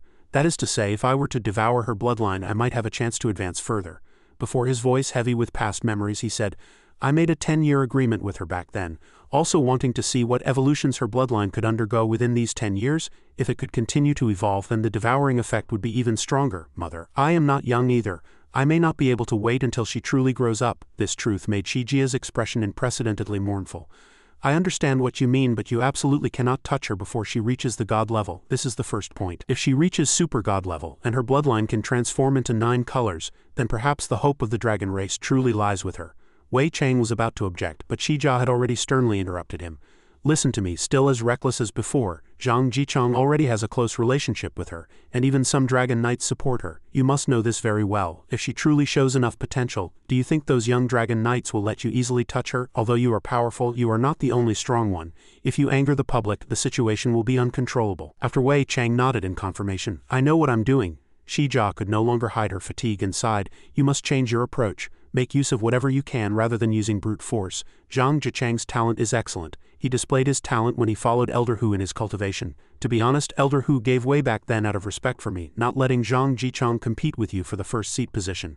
Xijia imparted her blood and tear lessons to her son without reservation.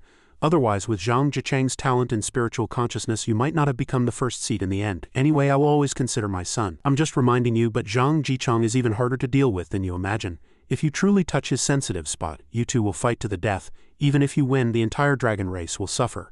This made Wei Chang fall into deep thought, his mind racing. As for Lan, Zhang Jichang is much younger than me and has time to wait. Moreover, the recent Heavenly Dragon Assembly meeting showed that Lan's wisdom has already left a better impression on some neutral dragon knights. If Lan is truly given 10 years, perhaps some things will indeed go beyond my control, until Xijia's next sentence surprised him.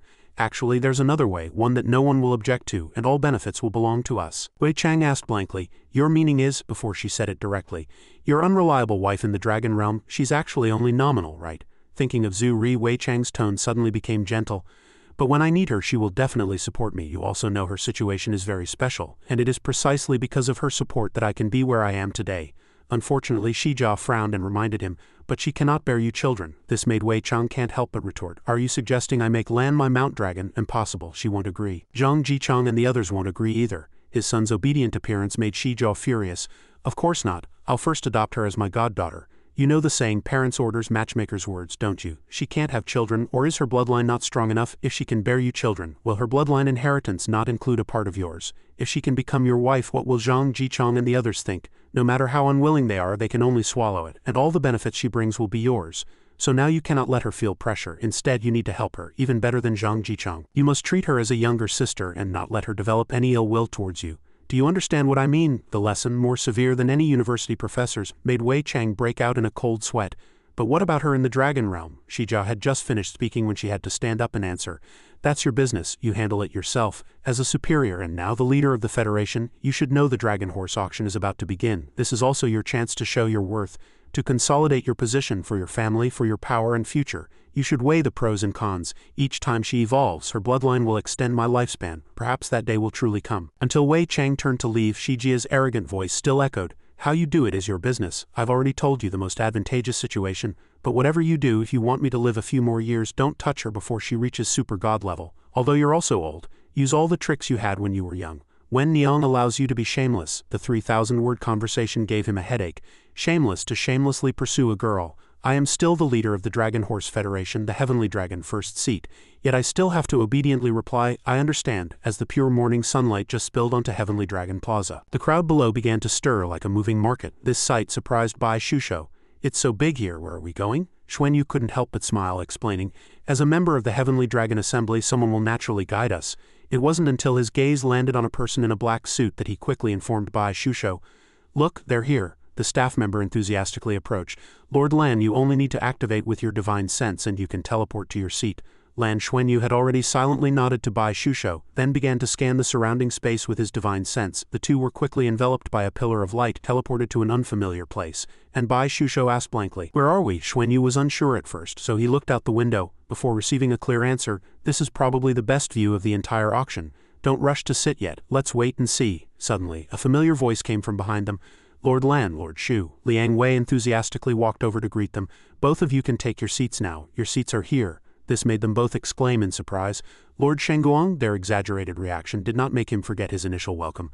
The atmosphere has been very tense every day recently, so this is a chance to relax, and thanks to someone's help with strategic planning, we've been able to relax a lot. Lan, have you ever thought about what your future Dragon Knight title will be? Xuanyu was asked a difficult question, but he didn't need much time to answer. Me, I'm still far from it. These words made Liang Wei laugh heartily. Still far from it, don't we all see it with your current bloodline? Becoming a Dragon Knight in the future is almost a sure thing. You can start considering it now. The title Golden Dragon Princess no longer suits you. But Xuanyu merely secretly scoffed internally. What Dragon Knight? I want to be called Dragon God, how about that? Figures appeared one after another in the VIP room. More than 10 Dragon Knights arrived successively in the VIP room, making the atmosphere even livelier. Xuanyu and Bai Shusho quickly bowed to Jichong and Roland. Greetings, Vice First Seat. Greetings, Lord Roland. He saw the two young talents before him and couldn't hide his surprise. You two are here too. Was it specially approved by the Vice First Seat? Xuanyu dared not tell the truth, so he pretended to be naive and played dumb. We don't know either. The Heavenly Dragon Assembly staff guided us to this teleportation spot and we're already here. It seems we're allowed to sit here. Understanding the deeper meaning of this attitude, Jichong didn't want to prolong the conversation. Then sit down, it's good to attend the auction here too. Xuanyu nodded gently in response, yes. Before his thoughts drifted, the Holy Light Dragon Knight had always taken good care of him. This was also his current backing among the dragon race.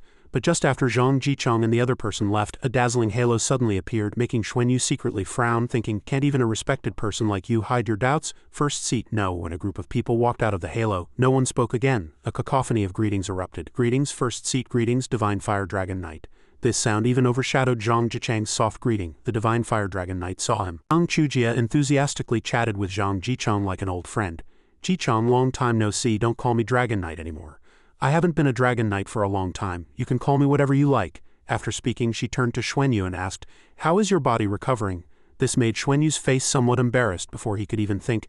Elder, it's nothing serious now, just a little weak. His obedient demeanor quickly made Zhang Chujia smile happily and announce, didn't I tell you Lan is my goddaughter from now on? None of you are allowed to bully her. The respected people behind her also echoed in unison. Not only that, Zhang Chujia did not forget to give a final warning. Otherwise, even though this old body of mine won't live much longer, I won't let any of you off the hook. This immediately made Xuanyu's surprise turn to confusion. At a loss, goddaughter, when did I become her goddaughter? The surrounding elders also tacitly had the same thought.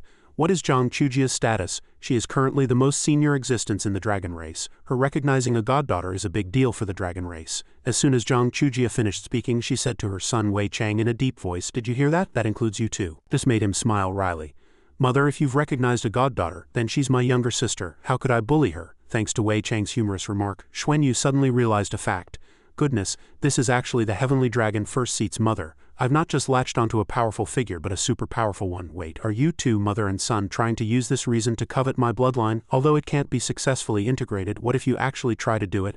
I can't be killed by him. I must find a way to save myself. Before Xuanyu could figure it out, Wei Chang urged, Lan, why aren't you bowing to your godmother? This made Xuanyu instinctively reply quickly, yes.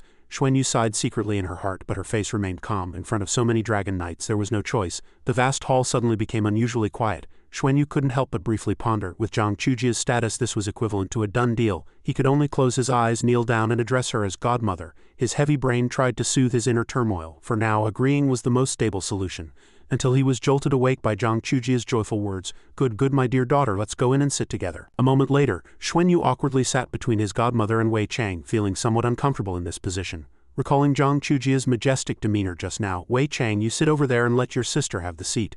Coupled with his bewildered expression, what's going on? Xuanyu's face clearly darkened with discomfort. Meanwhile, Wei Chang was secretly calculating. Lan is merely a wild dragon who just joined the dragon race. No matter how beautiful she is, her status doesn't match. But after mother's reminder, I should indeed try to accept this stepsister.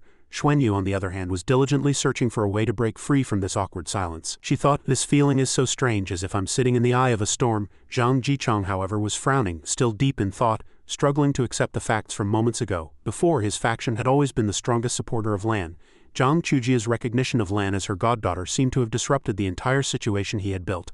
What exactly was going on? Zhang Jichong saw nothing else at this moment, only closing his eyes and shouting inwardly. Compared to the Divine Fire Dragon Knight, the Dragon Knights here were still immature. With just one seemingly simple action, she had solidified Zhang Wei Chang's previously precarious position. The true ruler of the dragon race, who had more than just a reputation before. Compared to her, her son still had a long way to go. This thought also ended just as Wei Chang, on behalf of everyone, announced the start of the auction. The quiet atmosphere emboldened Zhang Chujia to hold Xuanyu's cold hand. Daughter, feel free to bid on anything you like later. My possessions can't be taken with me when I die. Wei Chang doesn't need much, so help me spend it. This sudden offer made Xuanyu's face show embarrassment. Thank you, godmother, but I can't just take your things for free. I've already borrowed a lot from you. But Zhang Chujia not only didn't mind but gently urged, it's alright, just buy whatever you want, can I afford it? This sincerity made Xuanyu smile, communicating with her telepathically. Godmother, I only want to speak with you privately. She was a little confused by the change in communication method but quickly responded, go ahead. Only after receiving permission did Xuanyu boldly express her thoughts. Godmother, no reward without merit. I cannot just take your treasures for free. I don't know how to say this, but I must make some contribution to Godmother. As a result, she inadvertently blurted out, I didn't know the first seat was your son before. I know the first seat has always hoped to evolve his bloodline and reach a higher level. He also tried on the Ascension Dragon platform before, but the effect was not good. Although I don't know why my bloodline can evolve, I am willing to offer a drop of my origin essence blood to the first seat for research, to see if it can help his bloodline evolve. If the first seat succeeds with his cultivation and talent, he will surely be able to help you extend your lifespan. These words made Zhang Chujia secretly praise. This girl is really smart. She has already shown her loyalty. It seems she has found her position. Even if she can reach the God King level in the future, she has inherited my bloodline and controls the dragon race. She will even do better than Wei Chang. What a clever girl. She has some of my youthful demeanor. Good, very good. This made her smile happily. Your intentions, Godmother understands. Let's discuss this later. Just go ahead and bid with confidence. Godmother's accumulated wealth will all be yours in the future, not for that Wei Chang. This finally eased Xuanyu's anxious heart, so Lan respectfully obeyed. Thank you, Godmother. Meanwhile, Wei Chang inadvertently noticed that Zhang Chujia looked at himself and Xuanyu with completely different eyes, and he couldn't help but feel uneasy. From Mother's expression, she seemed more satisfied with Lan. Why does Mother look at me as if I'm worthless? Indeed, divorcing my wife is probably still not an option. What about marrying someone else and staying on Heavenly Dragon Star? Anyway, my wife won't leave the Dragon Realm, so if I do it quietly, there should be no problem. This scene continued until Minzan walked out, attracting everyone's attention. Welcome everyone. I am Zhang Minzan from the Heavenly Dragon Pavilion. I will be hosting today's auction. The items for auction are extremely abundant, so we will be holding a 3-day auction. Bidders, please note that after the auction begins each day, only exiting is allowed, not entering. Once you leave the auction venue, you will automatically lose your bidding qualification for the day. Next, we begin today's first item. The lively scene made Zhang Chujia unable to resist asking her goddaughter, Girl, what do you think the auction prices will be like today? This deeply meaningful question did not stump Xuanyu. The final bid prices will definitely be much higher than before, until she gradually showed curiosity. Why? Xuanyu also kept her facade, explaining that the main reasons were twofold. How successful an auction is depends firstly on the items for sale and secondly on the purchasing power of the bidders. The items appearing in this Dragon Horse auction are undoubtedly the top-tier items in the entire galaxy. It certainly won't be bad. The second reason is that the threat of the Crimson Mother could appear at any time. Everyone needs resources.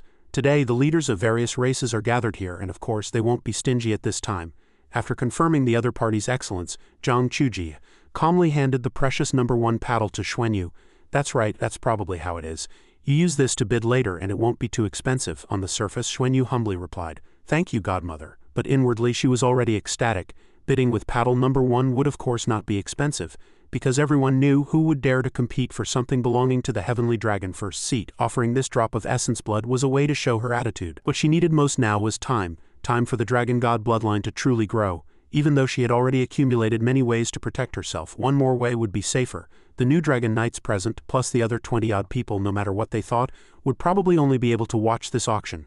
Minzan, completely unaware of the awkward atmosphere, still smiled brightly as she introduced, Today's first item is a token of our dragon race's sincerity. This item, I believe everyone can tell what it is, right? The huge dragon egg astonished everyone present. This is actually a dragon egg. The dragon race's reproduction is extremely difficult, and even lower-level dragons are highly valued. To use a dragon egg as an auction item is absolutely unprecedented. Once hatched, a dragon egg will at least be a lower-level dragon. Whether kept as livestock or as a pet, what could be more extravagant than this? Raising a dragon. Before anyone raised their paddle, Minzan didn't forget to give a final reminder. For fairness, our dragon race will not participate in the bidding. The starting price is 1,000 heavenly dragon coins. This is a wind dragon egg, and its mother is a mid-level dragon. Back inside the venue, Zifeng unreservedly expressed his concern. First seat, auctioning our dragon eggs, isn't that a bit inappropriate? But Wei Chang immediately reassured him. Elder Guo, don't worry. We will of course retrieve this dragon egg. It's mainly to liven up the auction and stimulate consumption. War could break out at any time. This auction is also an opportunity for us in the Pegasus race to accumulate resources. Yibo, sitting nearby, seized the opportunity to quip, "Idiot, if we don't bid, can't the Pegasus race bid? Where's your brain?" These words made Zifeng a little angry, and he retorted, "I just think it's not a good thing that our dragon race is even putting out dragon eggs. If you're so capable, auction off your own descendants." Outside, the auction atmosphere was exceptionally lively. 1,000 heavenly dragon coins, 1,100 heavenly dragon coins, 1,300 heavenly dragon coins. Only Xuanyu carefully evaluated everything. After each bid, Zhang Minzan did not announce the number on the bidding paddle, meaning no one knew which clan was bidding except for her. Of course, bids would not be easily affected by the identity of the bidder. This auction was truly interesting. The numbers kept climbing, showing no signs of stopping. 1,630 heavenly dragon coins, 1,830 heavenly dragon coins, 2,000 heavenly dragon coins. Suddenly, a resonant voice ended the auction. 3,000 heavenly dragon coins. Minzan's face showed a triumphant smile. Following the procedure, she reconfirmed, 3,000 heavenly dragon coins. Are there any higher bids? 3,000 heavenly dragon coins. Below, Lan Lu was puzzled. The first item is already this high. Is this a pre-arranged script between the Pegasus and dragon races? Since no one responded, Minzan announced the result. 3,000 heavenly dragon coins sold. She then continued the program. Special thanks. We continue with the second item. From now on, today's items are mainly resource-based. This should be what the various clan chiefs are most eager to see. The first resource item is a rare metal that everyone is familiar with. It's also one of Heavenly Dragon Star's specialties, Energy Star. As you know, Energy Star is the most important energy source in our Dragon Horse galaxy. The modern technology of all Federation races almost all requires Energy Star. Although Energy Star is being developed everywhere, the Energy Star from our Heavenly Dragon Star is undoubtedly the highest quality among all Energy Stars.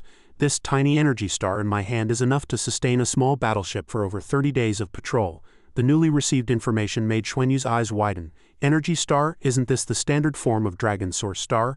The Heavenly Dragon First Seat used this to scheme against the Duluo Federation back then. It almost cost his life and caused his mother to fall into Yellow Spring Star. He had a good impression of the other Dragon Knights, but only for the Heavenly Dragon First Seat. His heart was filled with deep anger, but he had to hide his thoughts for now. Minzan's enthusiastic voice interrupted his thoughts.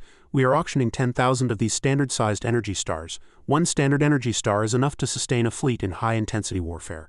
The starting price is 100 Heavenly Dragon coins, and each increment must not be less than 10 Heavenly Dragon coins. Taking advantage of no one starting to bid, Xuanyu turned to discuss with Wei Chang. First Seat, are these energy stars needed for the Blue Sea Clan fleet assigned to me? He gently reminded, you are already Mother's goddaughter, so privately you don't have to call me First Seat, just call me Elder Brother.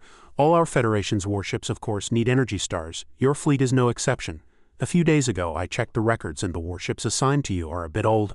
I will send someone to replace 3 smaller but more advanced warships for the Blue Sea Clan. As for energy stars, they will of course be allocated to you in sufficient quantities. Xuanyu expressed gratitude but felt a bit annoyed. It was unbearable to let the enemy take advantage. Soon the previous item was sold and Minzan continued to host the program. Please bring up the next item. Subsequently, a golden metal piece was presented to everyone.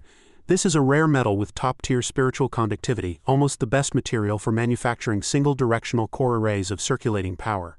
Xuanyu recognized it at a glance. Fine gold. But he was not interested in this item. Fine gold was expensive in the Duluo Federation.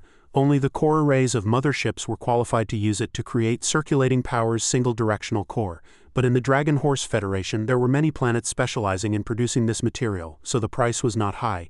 Minzan announced the start of bidding to the audience. 10 tons of fine gold, starting bid 50 Heavenly Dragon coins. As soon as she finished speaking, Liang Wei immediately raised his paddle. 50 Heavenly Dragon coins. Xuanyu's attention was entirely focused on him.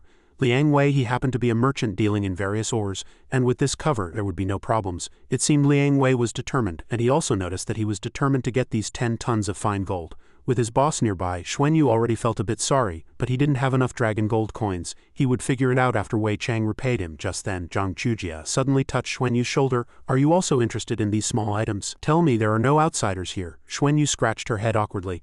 A little interested. She couldn't help but feel helpless. Her telepathic command to Liang Wei had been discovered, and this thought was immediately seen through by her. Although your divine sense fluctuations are very weak, I have, after all, lived for 5,000 years. The weakening of my body has instead caused my divine sense to advance rapidly, which is why I could sense it. Helpless, Xuanyu had to reveal her plan. Mother, I have an ore trading business in Maple Dragon City, supported by City Lord Huang Daoqi. After all, I signed a 1,000-year contract with the imperial family. Zhang Chujia handed her a strange card. You take this for now. Xuanyu seemed a little hesitant, so this person wanted to help him. Since he was attending the auction, he had to buy something to make himself happy, right? Buy it if you find it useful, don't worry about the price. You can spend 5 million heavenly dragon coins. Didn't I tell you, in the future all my property will be yours? Zhang Chujia's generosity made his eyes gleam like stars. It was indeed too much. Even so, he was still a bit polite, feeling a little embarrassed, but she immediately encouraged him. What's there to be embarrassed about among family? If it's not enough, remember to come to your godmother. This time, Xuanyu was deeply grateful. Thank you for your great kindness, godmother. Not long after, Wei Chang teased him. Little sister Lan, I'm a bit jealous of you. Their exchange made Bai Shusho secretly chuckle. Little sister Lan, now you can talk about it for another year. If the teammates knew that the aeroplane race went all out to participate in the Ether Star auction, it would mean they are still extremely dependent on Ether Star. And now the reserves of Ether Star are mostly controlled by the Heavenly Dragon race and Pegasus race. In the end, the aeroplane race bought Ether Star for 5,800 Heavenly Dragon coins. Xuanyu, as an observer, saw the current situation clearly. The aeroplane race only solved the immediate problem without considering the consequences. Anyway, whether it's the Heavenly Dragon race or the Pegasus race, the Ether Star reserves are limited. What happens once they run out? But this has nothing to do with him. He won't return any of the shares that don't belong to them. Days passed and Lan Xuanyu witnessed the power of the auction. The items up for bidding were undoubtedly abundant in resources. Minzan continued to surprise the attendees on stage. Next is today's last item, also a very familiar item known as the most precious resource in our Dragon Horse galaxy, the Sky Nurturing Crystal found only on Heavenly Dragon Star and Pegasus Star. A jade-green crystal emitting a brilliant light was presented before everyone. That's right, you heard correctly. It is indeed Sky Nurturing Crystal. Sky Nurturing Crystals are appearing at the auction, so everyone must seize this opportunity. A total of 30 Sky Nurturing Crystals will be auctioned. We will auction them in 6 batches of 5 crystals each. The starting price for all 6 batches is the same, 10,000 Heavenly Dragon coins. As soon as the introduction of the last item concluded, Minzan brought the atmosphere to a climax. The auction begins. Each bid increment must not be less than 100 Heavenly Dragon coins. We begin the auction for the first batch of Sky Nurturing Crystals. Please place your bids. Because it held immense benefits, it made everyone drool with desire. Therefore every race hoped to acquire it for themselves or their kin. 20,000, 25,000, 55,000, the audience outside also exclaimed in awe. I feel the life aura within Heavenly Dragon Plaza is surging. Is this the power of Sky Nurturing Crystal? Someone even broke out in a cold sweat and concluded. Doesn't that mean if you casually buy a Sky Nurturing Crystal and take it back, you might be able to cultivate a god-level powerhouse? Even more eye-catching was the patriarch of the Tianhe race. This person, seated in the most distinguished position, was continuously raising his paddle, shouting astronomical figures, 100,000, 105,000, 150,000. Based on his multiple past integrations here, Xuanyu recognized the person at a glance. The Tianhe race, one of the 10 great races of the Dragon Horse galaxy. This was a powerful and skilled production-oriented race, known for its strictness. They were rich in resources and had excellent relations with many races. This time, the Tianhe race was strongly opposed to the formation of the Dragon Horse Federation. The Heavenly Dragon Star side did not overly pressure the Tianhe race, planning to first resolve the issues of smaller and medium-sized races before finally negotiating with the Tianhe race. Just as he was lost in thought, Minzan had already entered the final price confirmation stage. 150,000 going once, 150,000 going twice, 150,000 going thrice. Sold. Since the first batch of Sky Nurturing Crystals reached 150,000, the starting price for the second batch was 100,000. Without any hesitation or delay, Hifu directly called out the price that had just successfully won the bid. 150,000. After all, this was an equally important and indispensable item for cultivation. Therefore it was perfectly normal for Liang Fa to jump in and want to compete. 151,000. Thus, a fierce bidding war officially began. Minzan, caught in the middle, could only endure the pressure, listening as the numbers steadily climbed. 170,000, 171,000, 180,000, 200,000, 211,000. When the last number was mentioned, silence filled the air, and Hifu's anger surged. Who is it? The auction's confidentiality wasn't so good. I'd beat up that guy who's going against me. Because Liang Fa stopped bidding, Minzan spoke during the final stage. 211,000 going once, 211,000 going twice, 211,000 going thrice. Sold. Sky Nurturing Crystals were auctioned only 3 times, with the total transaction price exceeding 500,000 Heavenly Dragon coins, equivalent to an artifact. Hifu, who ultimately won the third batch of Sky Nurturing Crystals, became calmer. As the manager of the Tianhe race's daily affairs, he naturally understood their financial situation. With firm belief and resolve, Hifu, as the chief minister of the Tianhe race, no longer hesitated and directly increased his bid. 3 batches of Sky Nurturing Crystals were sold at a high price exceeding 200,000 Sky Nurturing coins. Ultimately, 5 out of the 6 batches of Sky Nurturing Crystals fell into his hands. This was an undisputed foregone conclusion.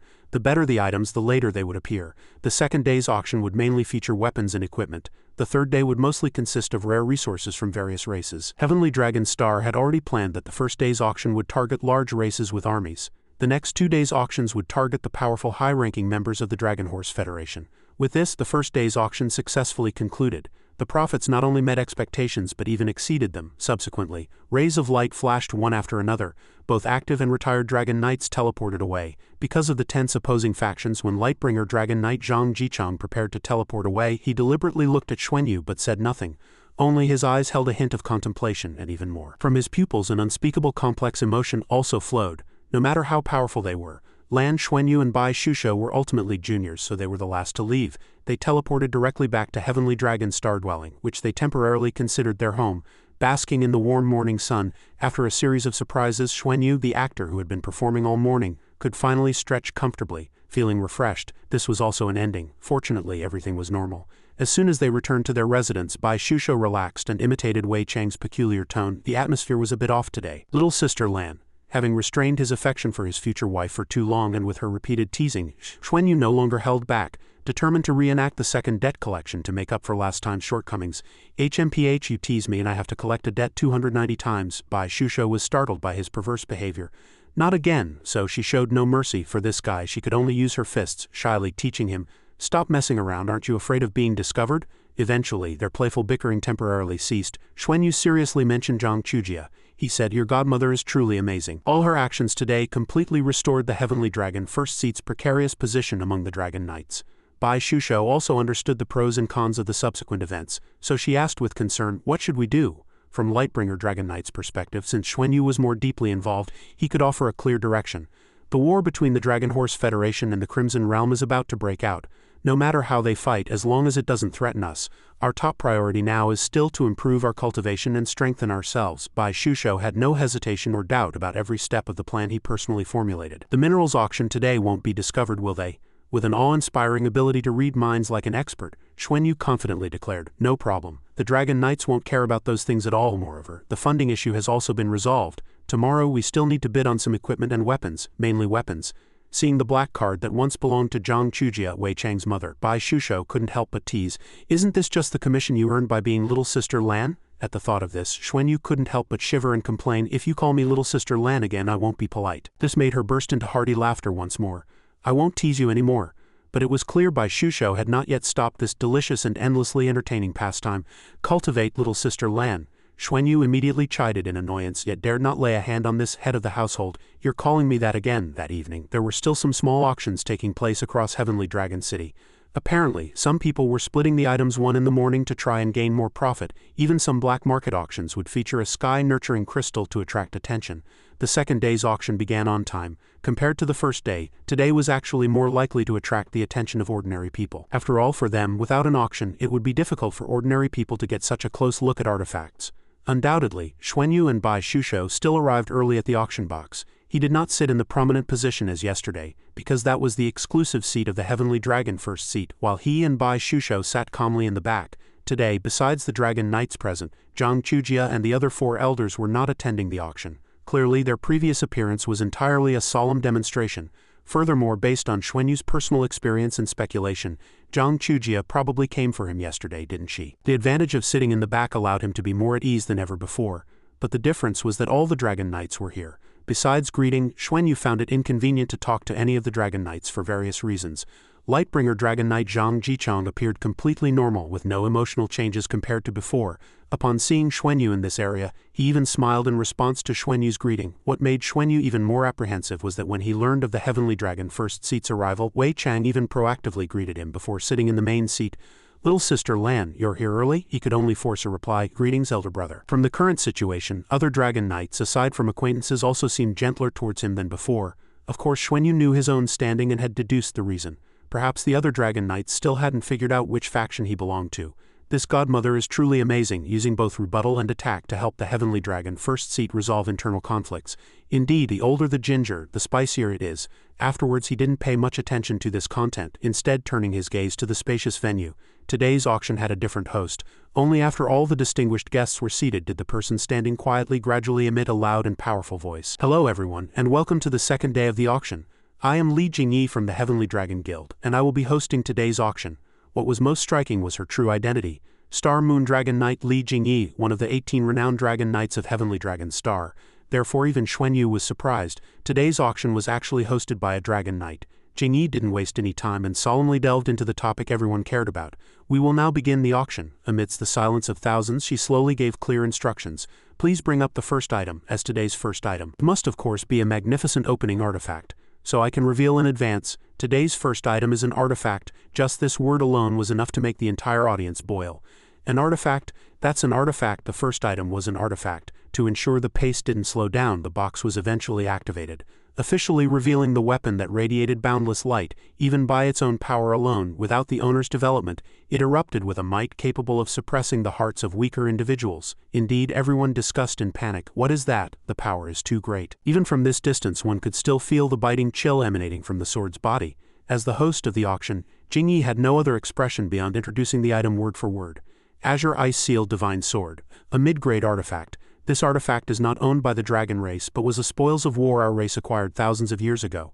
The forging master once considered refining it into a dragon spear suitable for the dragon race, but found it impossible to remelt, as the cold emanating from the sword's body was too intense. At least among known abilities, no ability can melt it. She stated without hesitation or delay the reason why a Dragon Knight was needed to host the second day. Those skilled in ice attribute abilities can use this sword. To accurately showcase the potential of this truly cold weapon also requires a higher level powerhouse to suppress it. Not long after, a compelling and brilliant blue spiritual power erupted here. In just an instant, where Jingyi stood lit up, even overshadowing the soft sunlight, even Red Sun, standing a distance from the platform, quickly broke into a sweat. So powerful, it feels like the temperature of the entire auction hall is dropping rapidly. As an ice ability user, Bai Shusho couldn't help but feel a connection with this sword, and at the same time Jingyi continued.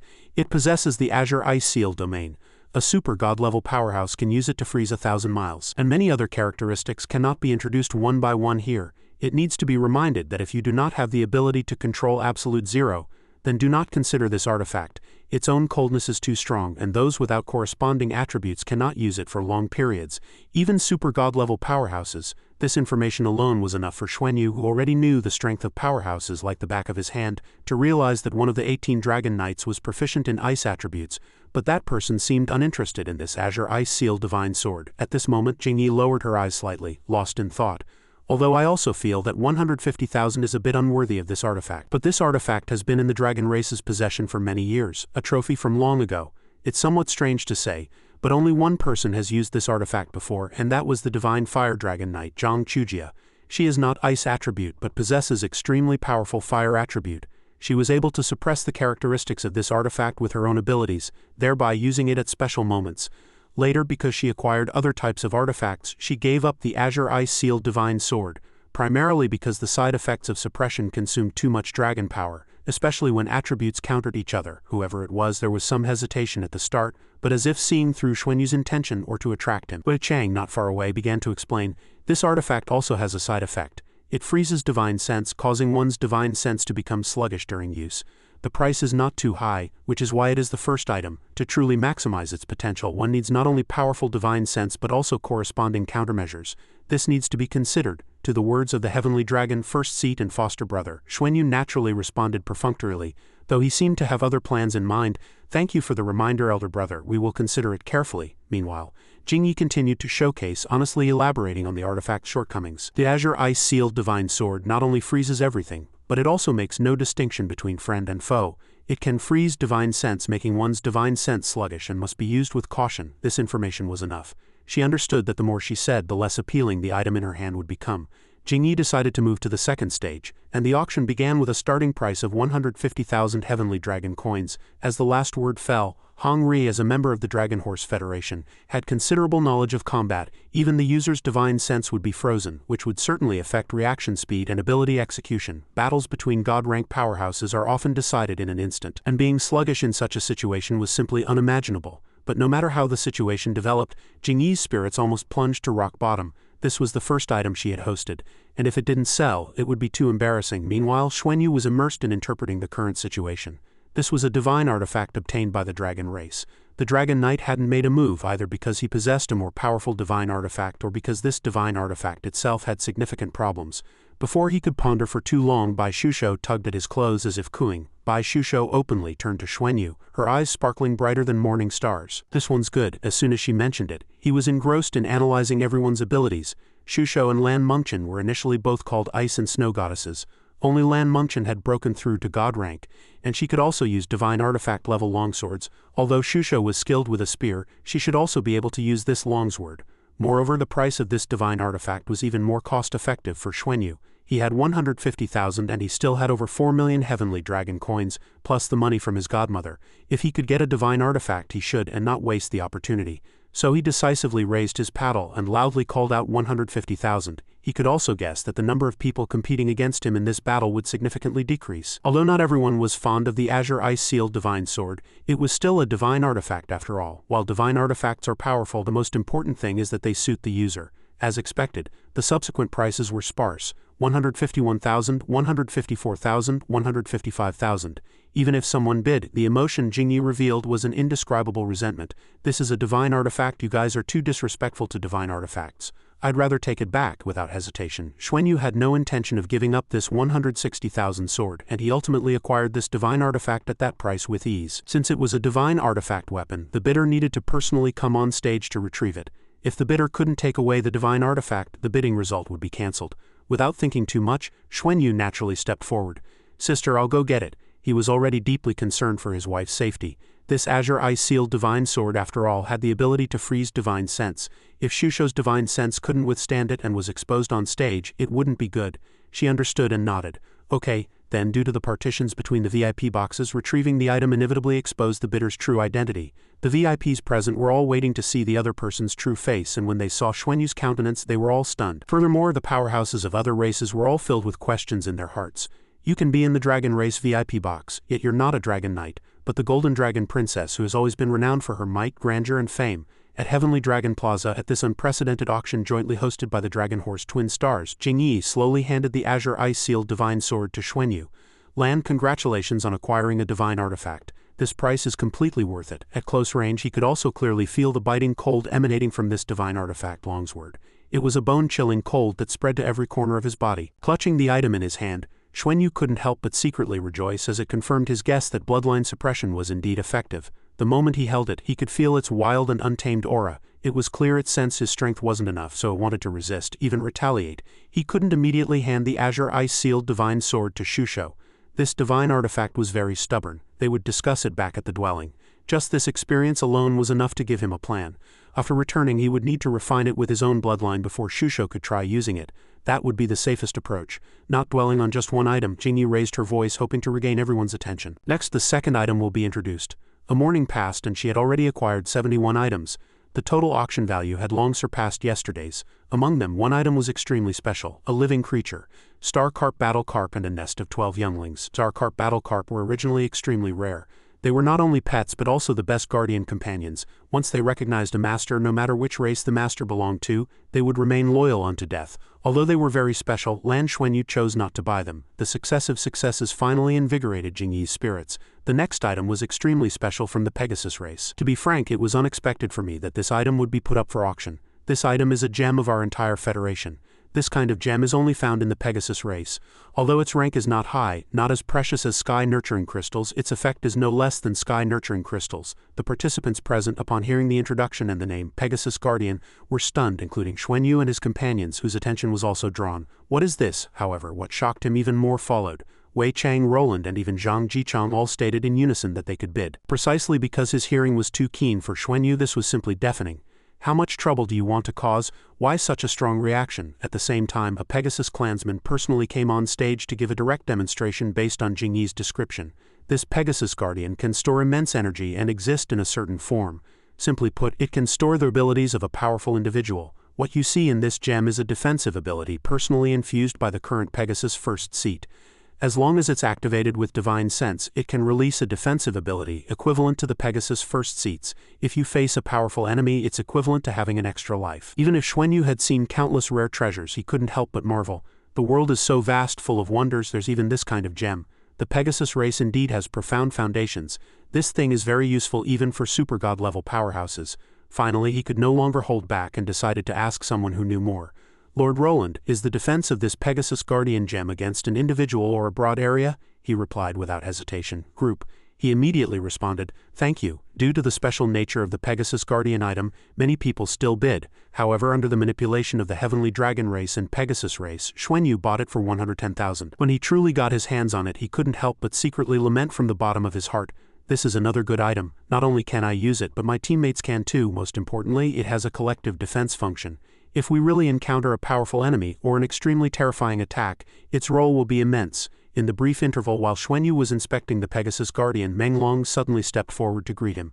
Lan, you've broken through to God rank, haven't you? Seeing that the newcomer had some past connections, he politely responded and informed him. Brother Li, long time no see. Indeed, after returning last time, I cultivated for a period and then broke through. With the mindset of a suitor, he gently conveyed the Pegasus race's sentiment. Congratulations then. Lan, you just acquired that Pegasus Guardian stone, right? My father said this stone is for you. We will explain the cost to the auction house later. You don't need to pay anymore. Yesterday I had to socialize with my father, so I didn't come to greet you earlier. Are you and Miss Shusho free tonight? May I invite you both to dinner? After all, Meng Long's identity and this favor were before him, and Xuanyu found it hard to flatly refuse. All right, then I should also fulfill my host duties. A quick recalculation in his mind left him satisfied. Li Mengling simply gave him 110,000 Heavenly Dragon coins for free this time. This was no small gift. After all, a divine artifact also cost 160,000 to acquire. After reaching God rank, he had officially stepped into the ranks of the powerful and truly begun to enter the center of power. After the auction of the Pegasus Guardian gem, the emotions of the participants present were once again stirred up and good items emerged one after another. After acquiring the Pegasus Guardian, Xuanyu also had his own thoughts. To be even more secure, he didn't purchase weapons or defensive equipment, but instead specifically collected gem items that offered powerful protection. Li Jingyi was indeed a dragon knight. She quickly adapted to coordinating and smoothly running the transactions. The next item for auction is a relatively suitable product for group defense, produced by the Shidi race, who are the most skilled at manufacturing in our Dragon Horse Federation. There are a total of 1,000 sets of finalized battle armor. Luo Dao of the Yukong race immediately entered a state of readiness after her voice fell. A staff member was invited to demonstrate, and in just a moment the seemingly static energy began to boil, making Xuanyu secretly wonder, is this ball the defensive tool? As expected, nothing stopped. The object in Luo Dao's hand floated into the air, and black lightning beams, as if capable of destroying everything, enveloped his body. Soon Luo Dao officially donned the full set of finalized battle armor. According to Jingyi, these finalized battle armors possess excellent defensive capabilities, with their greatest feature being the word finalized, meaning any race can use them. This type of finalized battle armor was made by the Shidi race, combining the characteristics of human mechas from the Duluo Federation with their own racial expertise. It is small, highly flexible, and can be customized to different body types, suitable for all races. Xuanyu was very surprised, unsure of what materials this battle armor was made of, its energy being vague yet extremely profound. It even requires strengthened divine sense to penetrate. Even the face is covered, meaning one cannot see inside from the outside, only judging the suitable race by body shape. The 33 sky wings and the rest can be used by the Blue Sea clan. The price of this thing is probably comparable to purple level mechas, right? And its volume is so small purple level mechas can't compare. I must bid for this item. As he shook off his thoughts, Jingyi confidently announced its value. A total of 10,000 sets. Each set starts at 100 Heavenly Dragon coins. 1,000 sets start at 100,000, and it will be auctioned as a whole, not in individual pieces, just as Lan Xuanyu expected. This batch of finalized battle armor was very popular. The wealthy representatives of various races, as soon as she finished her announcement, furiously bid, and of course there were also those with considerable assets like him, 200,000. Clearly He Fu, the most eye-catching wealthy individual in 2 consecutive auctions, the patriarch of the Tianhe race, would not miss this. 201,000, so Xuanyu and his battle began. 205,000, 206,000. Although he didn't know who it was, He Fu could guess the other party's race, so he was even more puzzled by their resolve. What does this dragon race want to do? Could it be that they didn't approve the auction of this batch of battle armor? But no matter what he thought, the most important thing before him was still to raise his paddle high and shout 211,000. Xuanyu, of course, was not to be outdone. 215,000. Ultimately, He Fu, the patriarch of the Tianhe race, was pushed to his limit. Just like yesterday, he wanted to see who this person was. After learning that his bidding opponent was Lan He Fu, the patriarch of the Tianhe race, in order to get this batch of battle armor, asked Lan to give him face and let him buy it. But unfortunately Lan did not agree, and at the same time quickly contacted internal staff to purchase the goods. This unyielding attitude made He Fu lose face, but on Heavenly Dragon Star he was indeed powerless. Ultimately he could only swallow that anger. Meanwhile, Xuanyu's mood was in disarray, because the price of this item was even more expensive than a divine artifact. If he could acquire a divine artifact, it would naturally be a joyous occasion. but unfortunately such items appeared too rarely today. He wanted to bid but couldn't. Amidst the lively atmosphere of the auction, Wei Chang suddenly turned his side, looking at Xuanyu meaningfully. "Lan, well done." This sentence came unexpectedly, causing him to pause slightly, only confusion surfacing in his mind. "Well done, what did I do?" Roland at the side explained in due course. "This Tianhe race patriarch often despises us, relying on the resources we desperately need, and the Tianhe race's own heritage. This time he was thoroughly humiliated by you." Seeing his contribution, Xuanyu didn't forget to seize the opportunity to claim his credit. "You see, this time I've gotten everyone so much satisfaction, shouldn't you reimburse me?" But Roland pretended to be ignorant. What did you say? I can't hear you clearly." This fickle attitude, quicker than flipping a book, left Xuanyu speechless, a feeling of disbelief rising in his heart. "You're at least the 7th-ranked Dragon Knight, how can you be like this?" Just as the atmosphere grew awkward, Wei Chang suddenly interrupted. "Find me." He reached up to smooth his hair, an outward display of dashing charm with a hint of flirtatiousness, then declared in a resonant voice, "I'll pay for it." At this sight, Xuanyu immediately felt a violent nausea, a wave of disgust rising in his heart. "Oh, that's disgusting, stop pretending, brother." However, he then suddenly froze as he noticed a strange detail. "What's with that gentle smile? Shouldn't he be wary of me?" Zhang Chujia recognized me as her goddaughter. "He really sees me as a younger sister, and he's accepted it so quickly. For now let's assume it's because of that." Thinking this, Xuanyu could only reluctantly accept. "Thank you, elder brother." Hearing this, Wei Chang felt a hint of satisfaction with the appearance and aura he exuded. She had accepted his goodwill. Just as the auction ended, Jingyi took the stage again. "The various races have made considerable preparations for the Dragon Horse auction. Today we have introduced 8 divine artifacts. The first divine artifact, the Azure Ice-Sealed Divine Sword, has already been acquired by our Golden Dragon Princess. Next we will consecutively auction the remaining 7 divine artifacts to conclude today's auction." As soon as this number was announced, Bai Shusho and Xuanyu were stunned. There were actually 7 more divine artifacts. At that moment, Xuanyu suddenly recalled his experiences from when he first entered the academy years ago. Back then, merely acquiring a silver dragon spear at the Shrek auction had shocked the entire Duluo Federation. Thinking of the black VIP card full of zeros that Chujia had given him, a surge of excitement and calculation welled up in his heart. 7 divine artifacts, nearly 7 million heavenly dragon coins. How many can I buy? Whispers arose all around, everyone excited by the prospect. Are all divine artifacts being auctioned today? Even though I can't afford them, it doesn't stop my love for divine artifacts. Facing this scene, Jingyi also felt a surge of emotion. The blood of bidders and spectators was boiling. Today's divine artifact auction will likely set a new record. She didn't keep everyone waiting, signaling for staff to bring the next item to the stage. "Please present the first divine artifact." This divine artifact once belonged to a Dragon Knight. It was left behind after that Dragon Knight's demise. She loudly announced and simultaneously activated its name, Eye of the Heavens. The moment this sound resonated throughout the entire venue, the item immediately emitted light and a sacred energy permeated, enveloping the entire room.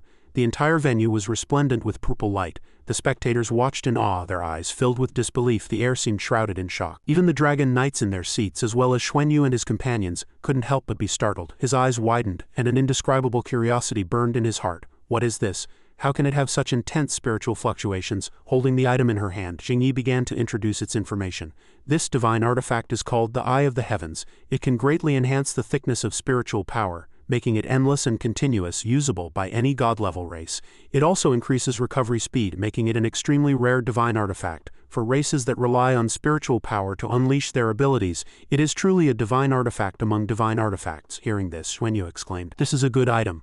Who wouldn't want to enhance their spiritual power?" Enhanced spiritual power can do many things, bringing great benefits to both combat and cultivation. This item should be suitable for all powerhouses, not just those skilled in spiritual power. However, as his gaze swept over the people beside him, he slightly narrowed his sharp and peculiar eyes. The Dragon Knights, far from being affected, appeared unusually calm, not stirred in the slightest by this divine artifact. The Eye of the Heavens has extraordinary effects, but it comes with some side effects. The divine artifact will immediately recognize its master and integrate into their spiritual sea, becoming permanently inseparable, detachable only by death. Even more terrifying, it sometimes awakens, causing the user to unconsciously blurt out their inner thoughts, creating trouble in interactions, revealing secrets, and even leading to mental derangement. From this information, Xuanyu concluded, no wonder the Dragon race and Pegasus race put so many divine artifacts up for auction. It's likely that these auctioned divine artifacts all have some issues, more or less. At the same time, Liang Wei suddenly interjected a reminder. To use these divine artifacts, one must have a good mindset, constantly pay attention to one's words and actions, and possess sufficiently powerful spiritual power control. As he spoke, he couldn't help but glance sideways, adding, even more importantly, one must be thick-skinned enough to use it. Zhang Jichang, hearing this, seemed to catch the deeper meaning in his gaze and asked, "What do you mean?" Liang Wei hastily defended himself. "No, vice first seat, I didn't mean that. Look, you can't use it either, can you?"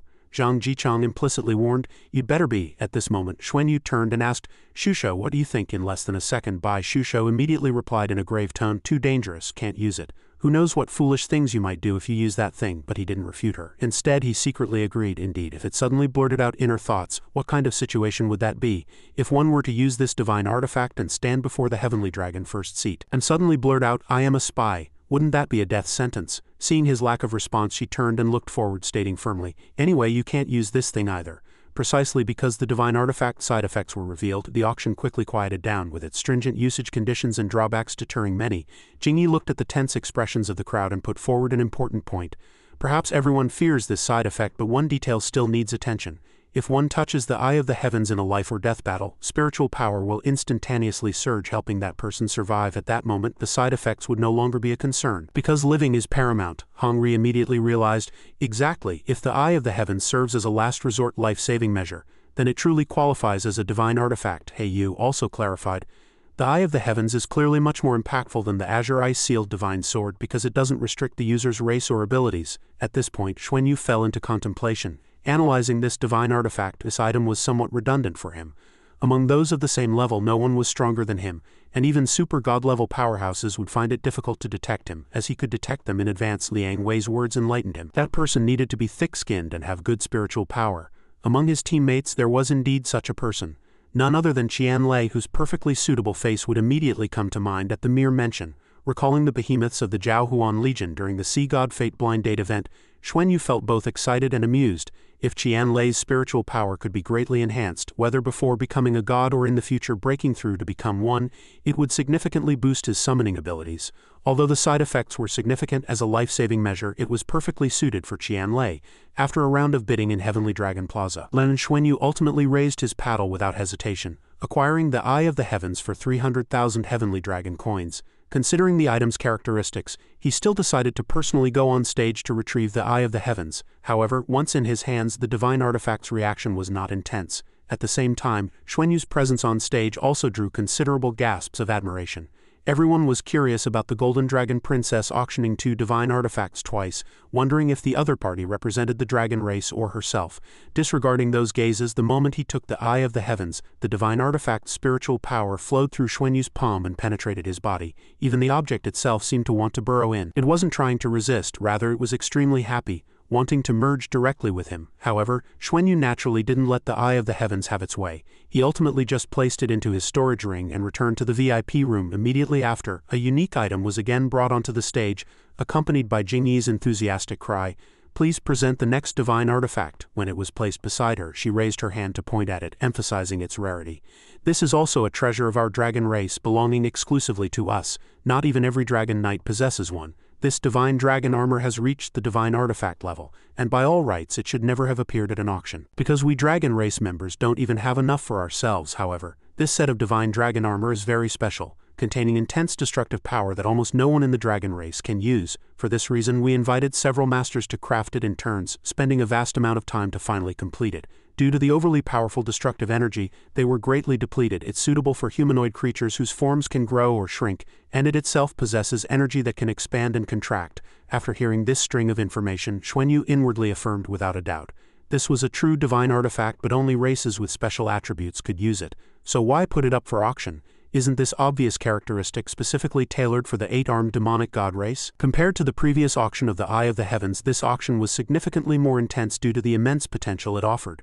But in the end, only the 8-armed demonic god race and the Tianhe race patriarch were bidding. Both sides were equally resolute, neither willing to yield. This made Xuanyu feel a sense of doubt. The Tianhe race patriarch actually made a bid. Can their Tianhe race also use this battle armor? Seeing him lost in thought, Wei Chang spoke up from the side.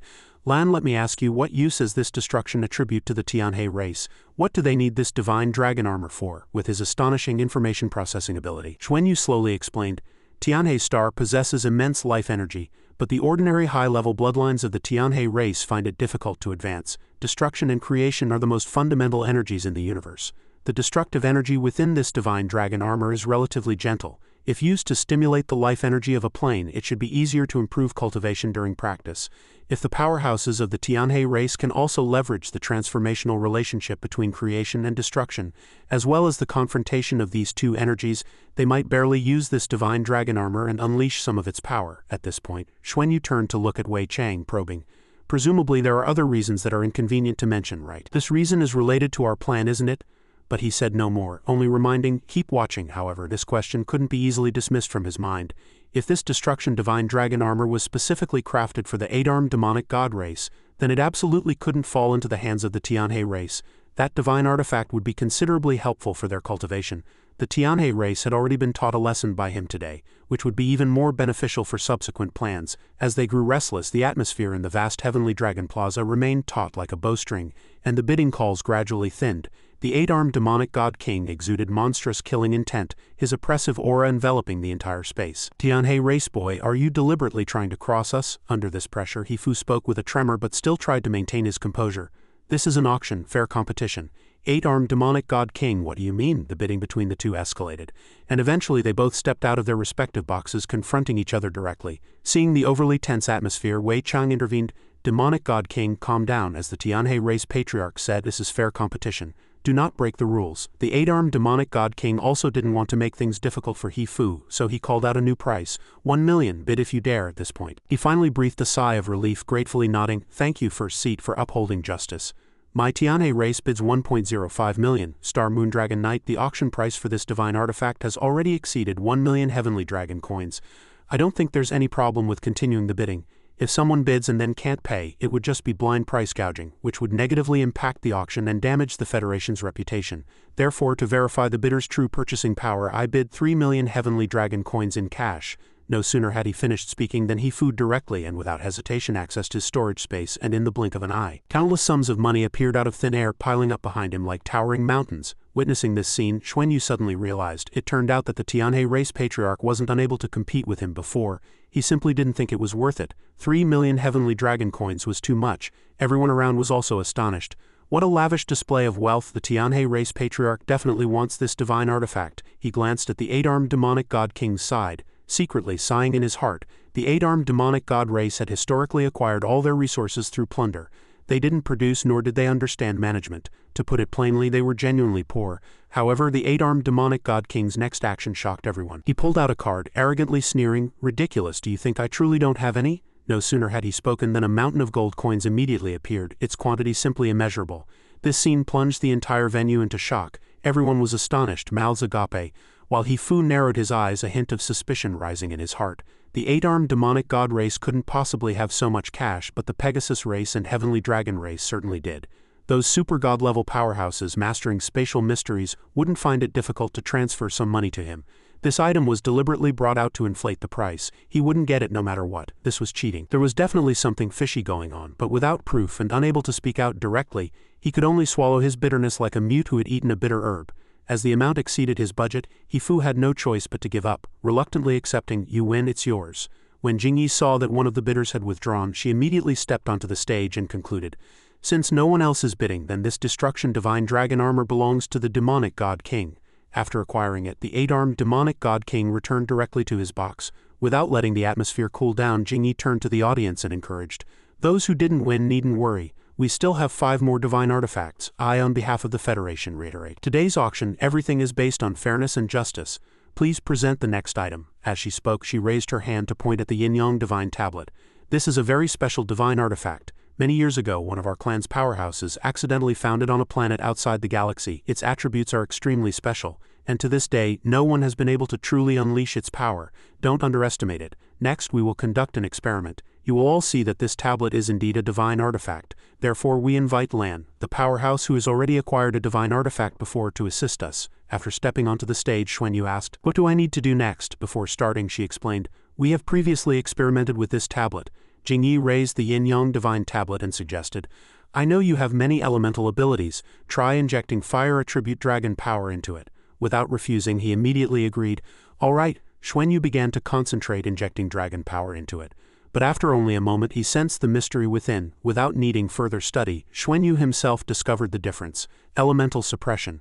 When Xuanyu injected spiritual power into the yin-yang divine tablet, a scorching energy immediately surged, emanating a powerful, suffocating pressure. From the center of his palm, ancient characters emerged, condensing into a shimmering circular shield that enveloped it. Instantly, that intense aura erupted, soaring into the sky, astonishing all who witnessed it and leaving them unable to believe what was happening before their eyes. Even he himself was startled by the yin-yang divine tablet's performance. This tablet was more powerful than imagined. It felt cold to the touch, giving no indication of the immense energy it contained.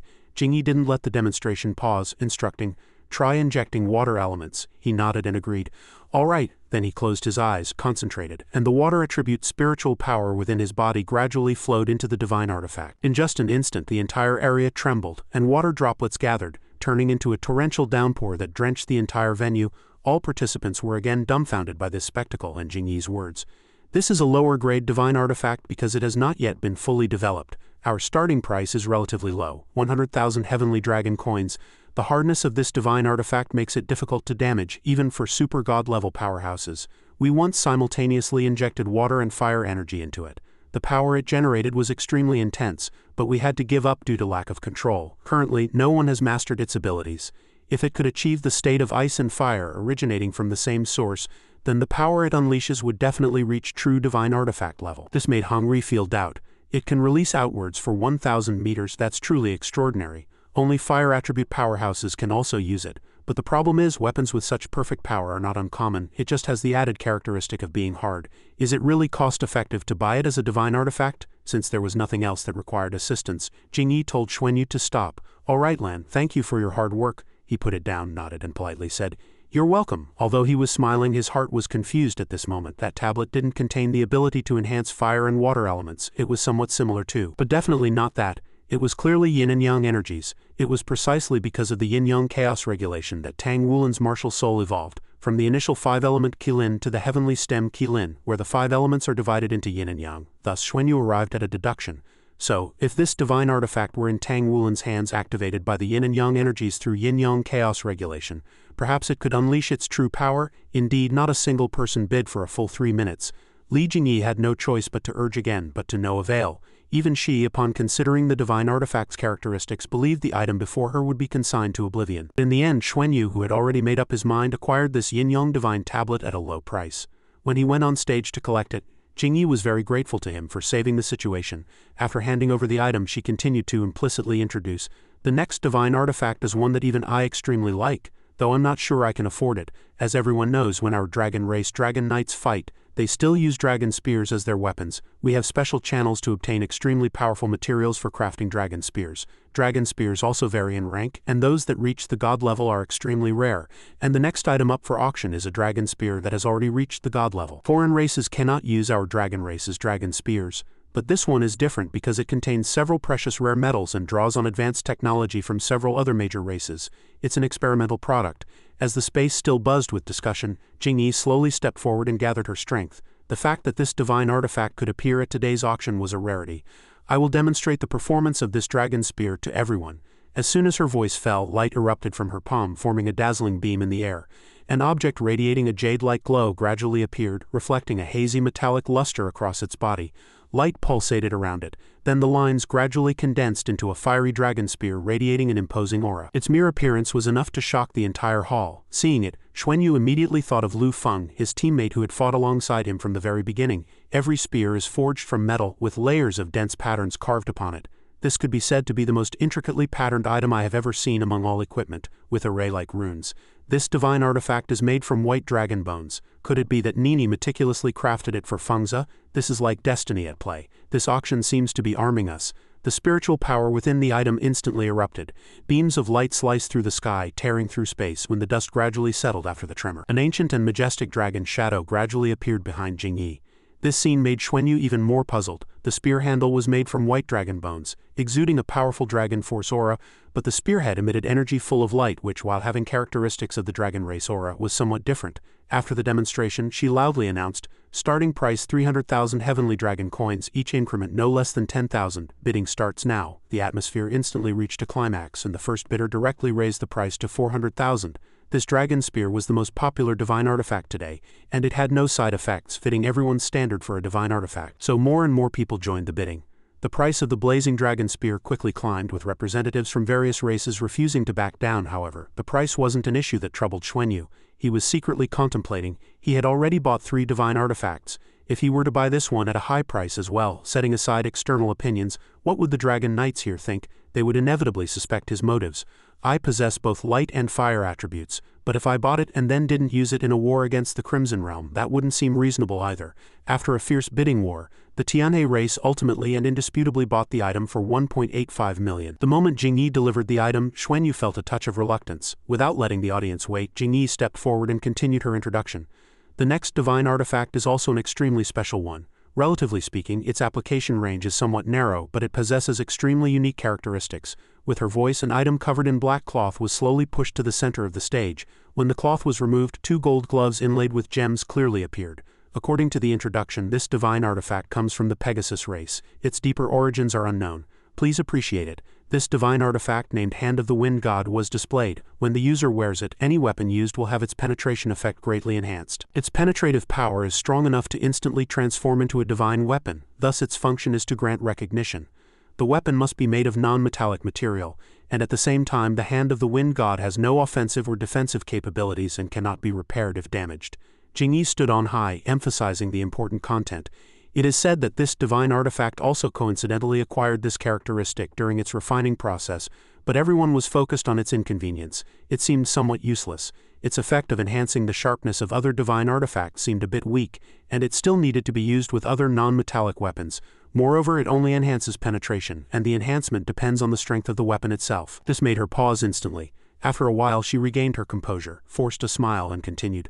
Let's start the auction. Starting price 200,000 heavenly dragon coins, each increment no less than 10,000 heavenly dragon coins. Xuanyu secretly mused. The current auction price was indeed as low as expected. In reality, this Hand of the Wind God has an excellent effect, effective for any god-level powerhouse. It's just that the dragon race doesn't need close-quarters combat, and their weapons are all energy-enhanced types, but I didn't expect their enthusiasm to be so low. At this price I can make a move. Thinking this, he decided to raise his paddle and participate in the bidding. 380,000. Jingyi looked at the person who had just shouted and couldn't help but be surprised. It was her again.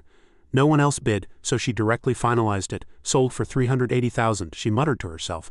Is this girl specialized in divine artifacts? 6 divine artifacts have been auctioned today, and she's already acquired more than 4.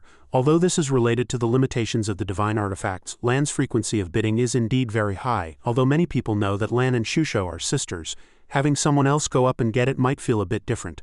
And it could also make the Dragon Knights think that this divine artifact was bought for Bai Shusho to enhance her combat power. When she stepped onto the stage and picked up the pair of dark golden gloves, it was soft, emitting no special aura, just a subtle heaviness and an incomprehensible energy fluctuation.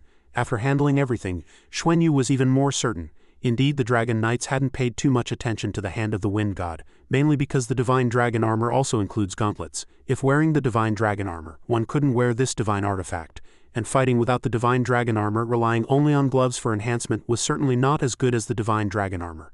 The Hand of the Wind God wasn't bought for Shusho. She has the ice-devouring dragon god armor. She doesn't need this at all. It can enhance the sharpness and penetration of any weapon, and bows and arrows of course are included. If the Hand of the Wind God can enhance the sharpness of weapons, it can certainly enhance the Spirit King bow. In the future, the arrows shot by Yuan and Wei Wei will possess super penetrative effects. This is maximizing benefits.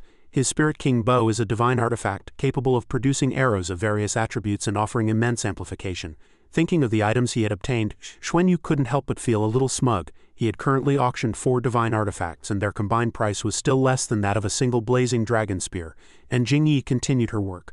The next divine artifact is the second to last item of today's auction, and also a key item. These are the 2 most expensive divine artifacts in today's auction. Before deciding to auction these 2 divine artifacts, we also held multiple internal discussions.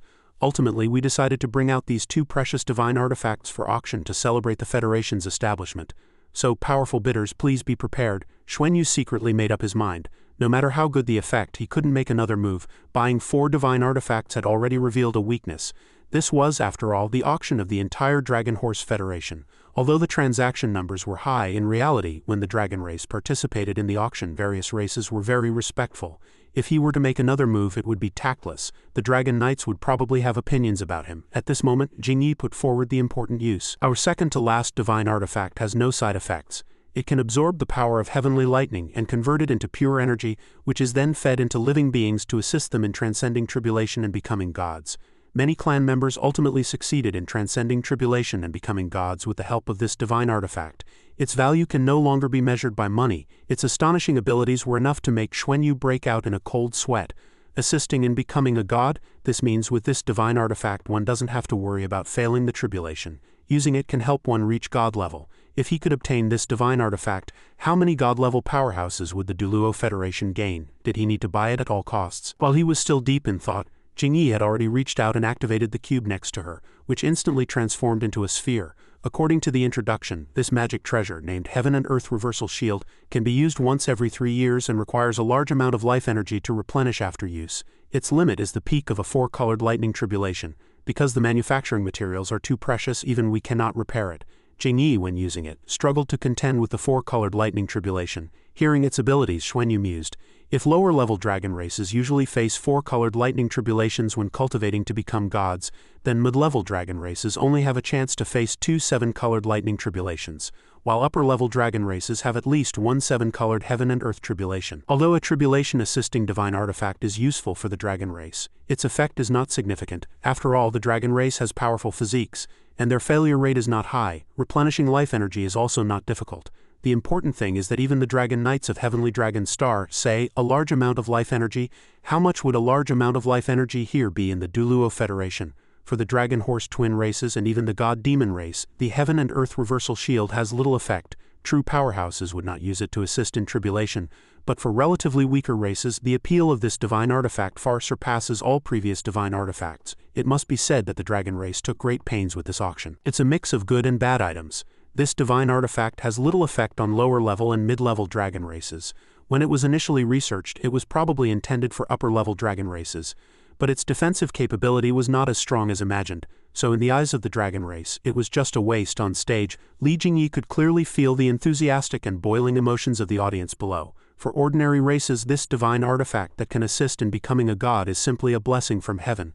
Noticing this interest, she seized the opportunity to get straight to the point. Next, we will begin the auction for the Heaven and Earth Reversal Shield. The starting price is, she blinked, confidently quoting an enticing figure firmly controlling the flow. 2 million Heavenly Dragon coins, with each increment no less than 100,000 Heavenly Dragon coins.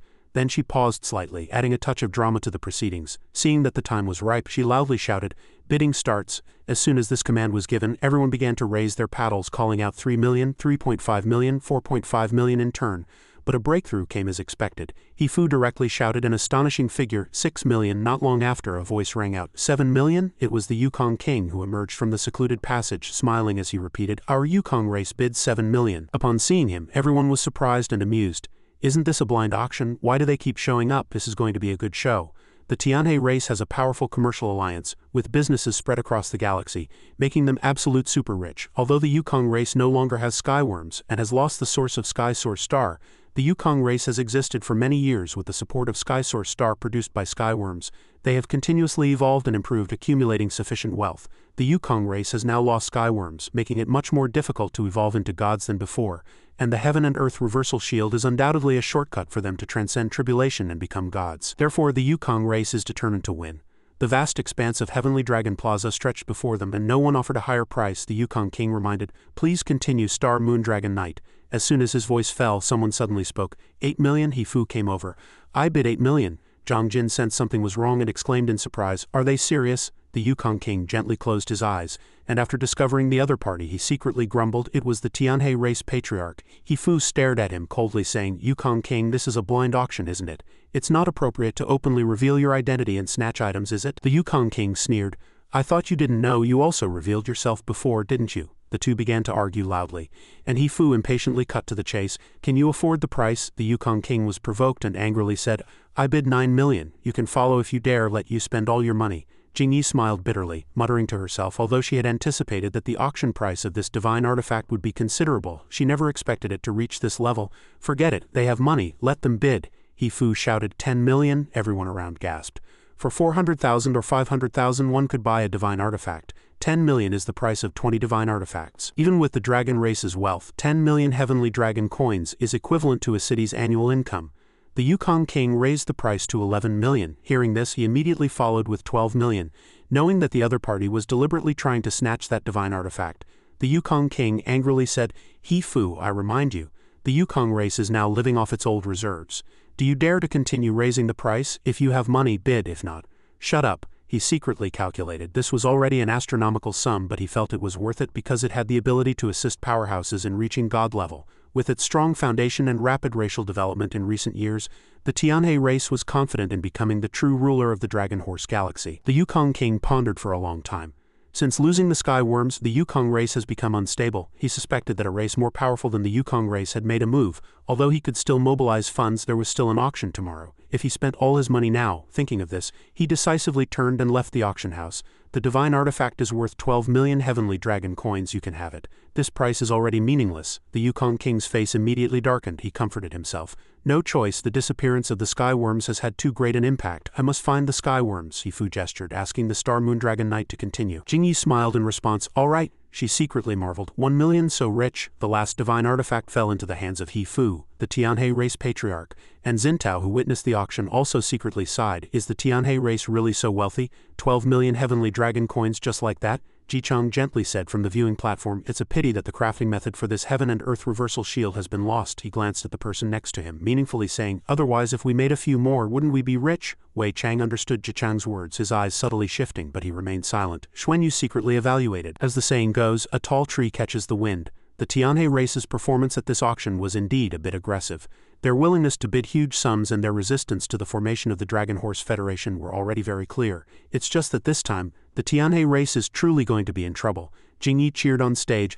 I never thought I'd witness a miracle. Thanks to the generosity of the Tianhe race patriarch, she cheerfully guided the program. So now we will begin the auction for today's last item, and also the most important item. Previously we have auctioned 7 divine artifacts, but they were all lower grade and mid-grade divine artifacts. The Heaven and Earth Reversal Shield just auctioned also belongs to a mid-grade divine artifact, and today's most important item is the only true high-grade divine artifact. The crowd below immediately boiled over. A high-grade divine artifact? They are actually auctioning a high-grade divine artifact. Fu was also instantly shocked. Auctioning a high-grade divine artifact? The dragon race is really going all out this time. He mused. After the formation of the Dragon Horse Federation, they would need money for more things. Even a high-grade divine artifact is being put up for auction. Even the Heavenly Dragon first seat probably only has 1 or 2 high-grade divine artifacts. Jingyi said, our high-grade divine artifact today is for offense, so it's an offensive divine artifact. This high-grade divine artifact can absolutely be described as destroying heaven and earth. Its power is so immense that even dragon knights would find it difficult to resist head-on. Please present today's most important item. As soon as he saw the item, Xiao Bao exclaimed, Master, isn't that the Heavenly Flame Divine Envoy? How is it here? Xuanyu asked in surprise. You know this thing, what is the Heavenly Flame Divine Envoy? Xiao Bao quickly explained. This is a true divine artifact. The previous ones were nothing compared to it. This is a first-grade divine weapon originally belonging to the Fire God. The Fire God is one of the 7 elemental gods, and in the God realm, all 7 elemental gods are first-grade divine artifacts. Xuanyu was curious. How strong is it? Xiao Bao said the Heavenly Flame Divine Envoy's quality was no less than Master's Golden Dragon Spear. Back then, the Heavenly Flame Divine Envoy in the Fire God's hands could unleash heavenly fire. At that time, our dragon race and the human gods were at war, and the Fire God's destructive power was truly abominable. Xiao Bao suggested to Master, if you can get the Heavenly Flame Divine Envoy, you should still strive for it. In your hands, the Heavenly Flame Divine Envoy can still unleash immense power. Xuanyu gave a wry smile. You've been with me for so long, don't you know how much money I have in my pocket? He pondered carefully why the dragon race would be willing to auction such a precious divine artifact. The value of this divine artifact might even be higher than his own 7-colored dragon god armor. At least it's not far off. This Heavenly Flame Divine Envoy was once the personal weapon of a fire attribute dragon knight of the dragon race. Putting it up for auction today, she hoped to find someone to inherit its glory. This powerful high-grade divine artifact ranked 4th among all divine artifacts of the dragon race. Why didn't Zhang Chujia pass the weapon to her son, but instead put it up for auction? What was Zhang Chujia's goal? Xuanyu secretly pondered from his seat in the audience. The auction began with a starting price of 5 million heavenly dragon coins, with each increment no less than 100,000 heavenly dragon coins. Someone below loudly bid 6 million heavenly dragon coins, and Pegasus calmly raised his paddle, driving up the price. 8 million. Xuanyu was surprised. The Pegasus first seat. He immediately understood. If the dragon race put out a divine artifact and then took it back themselves, it would look bad. But if the Pegasus race won the bid, it would be different. There were 2 possibilities. 1, the Heavenly Flame Divine Envoy was just a gimmick. 2. The Pegasus race must have already paid some price to acquire this god-level weapon. From everything that had just happened, Xuanyu clearly saw part of the situation. The appearance of the heavenly flame divine envoy meant its role was not just as an item at the auction. This divine artifact was definitely prepared for the Pegasus race, and the Pegasus race would acquire it no matter what. The Pegasus first seat had already released his divine sense, intending to make other bidders show him respect, and also to indicate that the Pegasus race was determined to win. Ifu clenched his hands, carefully weighing the pros and cons. Acquiring this divine artifact at this price was not a problem, but the threat from the Pegasus first seat made him hesitate. Opposing the formation of the Dragon Horse Federation and standing against the Pegasus race was another matter entirely. Already at odds with the Dragon race, while the Heavenly Flame Divine Envoy was immensely powerful, it wasn't worth making an enemy of the Pegasus first seat for the sake of a mere divine artifact. The patriarchs of other races, hearing the Pegasus first seat's voice, also fell silent and did not continue bidding.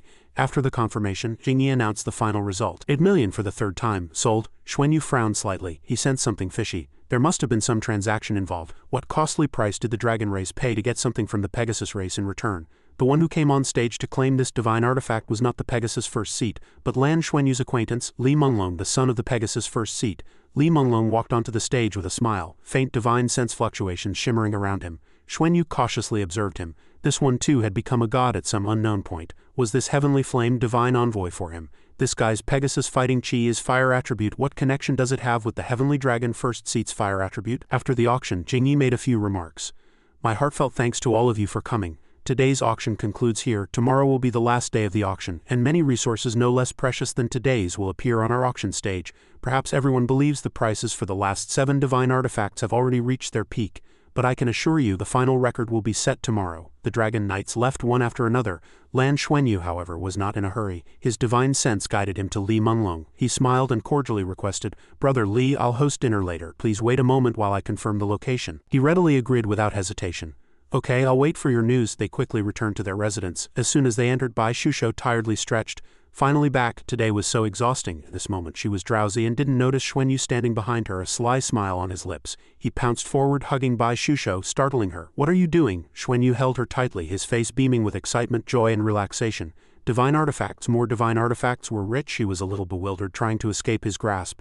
"Happy is happy, but let me go first." Xuanyu deliberately turned a deaf ear. Continuing to calculate. Today we have 4 divine artifacts that can all be distributed to our teammates. The Yin-Yang divine tablet should contain yin and yang energies. Perhaps Tang Wulin's Yin-Yang chaos body can activate it, so let's keep it for him. The Eye of the Heavens goes to Qian Lei. He's thick-skinned, so blurting out his inner thoughts won't be a big problem. The Azure Ice Sealed divine sword for Mengchen. Don't you think the Hand of the Wind God is especially suitable for Wei Wei? His Spirit King bow combined with the Hand of the Wind God is simply a match made in heaven. Bai Shusho sighed gloomily. It's a pity about that blazing dragon spear. Fengzi should be able to try it. If we could get it, then each of us would have a divine artifact. That would give us the ability to protect ourselves. Hearing this, Xuanyu teased with a blush.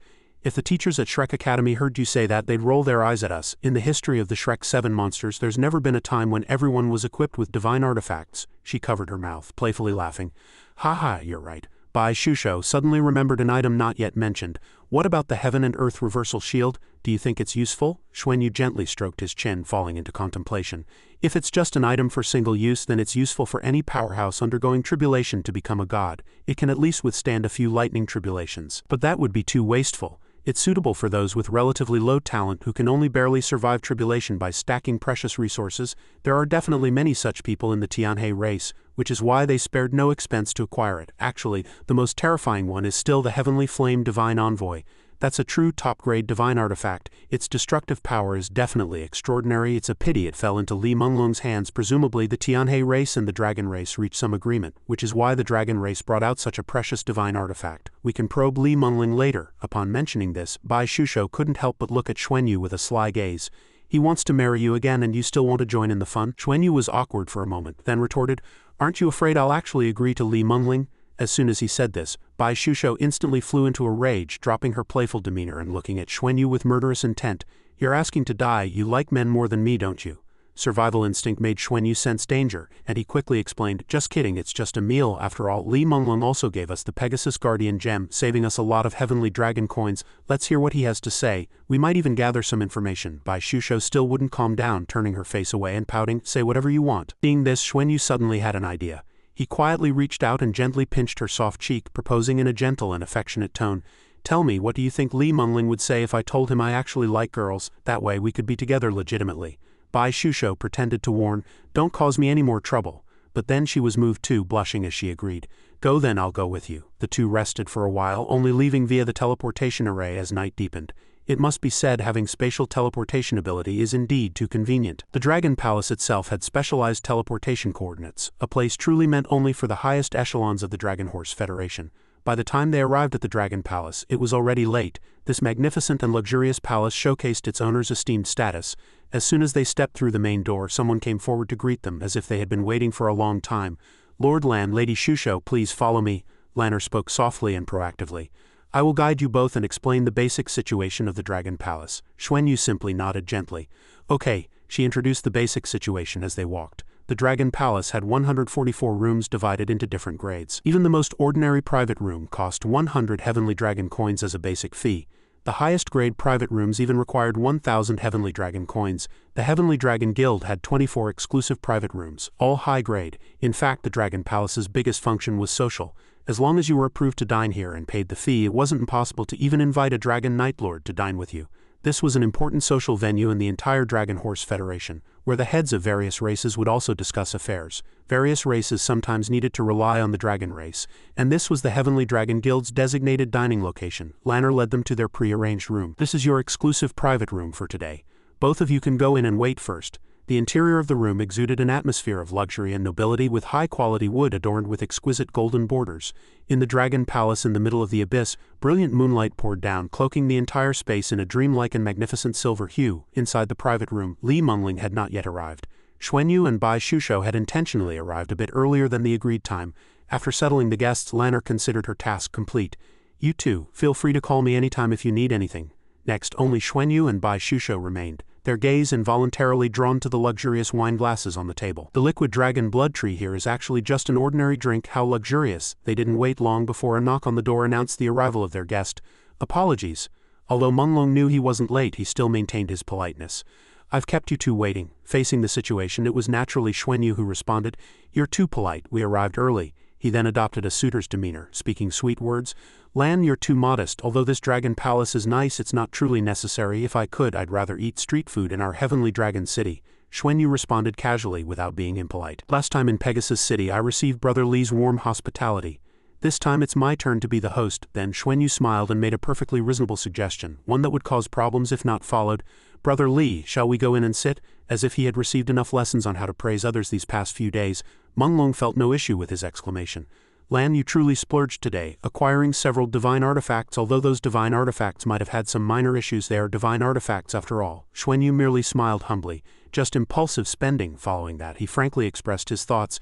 Even now I still can't believe that the Heavenly Flame Divine Envoy was actually the signature divine artifact of the Fire God Dragon Knight. It's truly my honor to acquire a true divine artifact.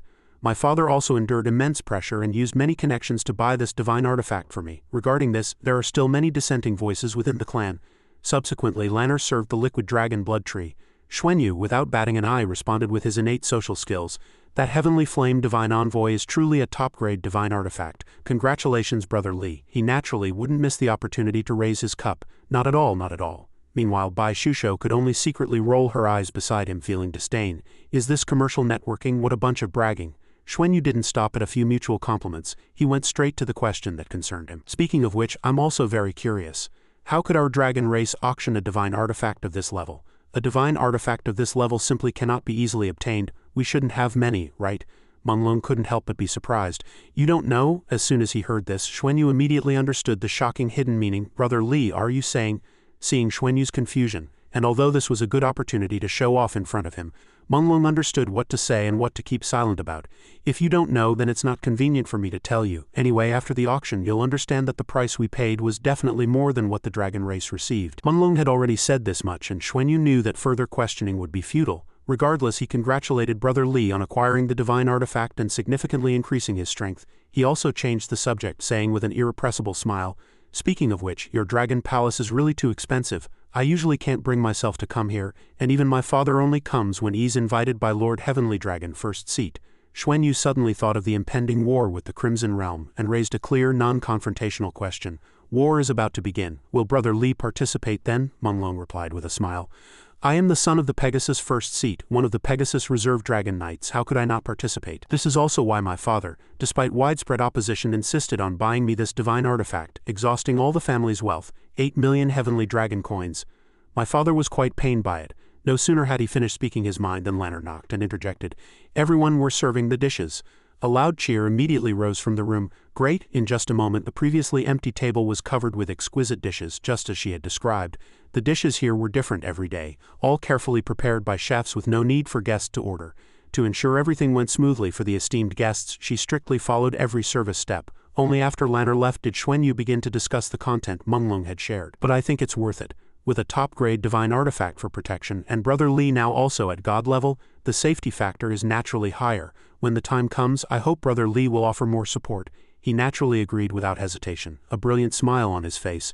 If you call, I will definitely rush to your aid immediately. He then brought up the widely discussed marriage alliance.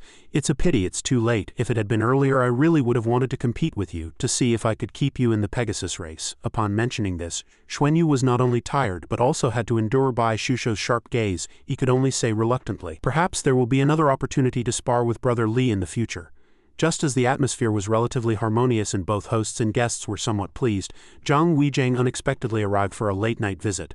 His uninvited appearance naturally made Bai Shusho and Menglong both turn their gaze towards Xuanyu, while he once again transformed into a peacock fanning its tail.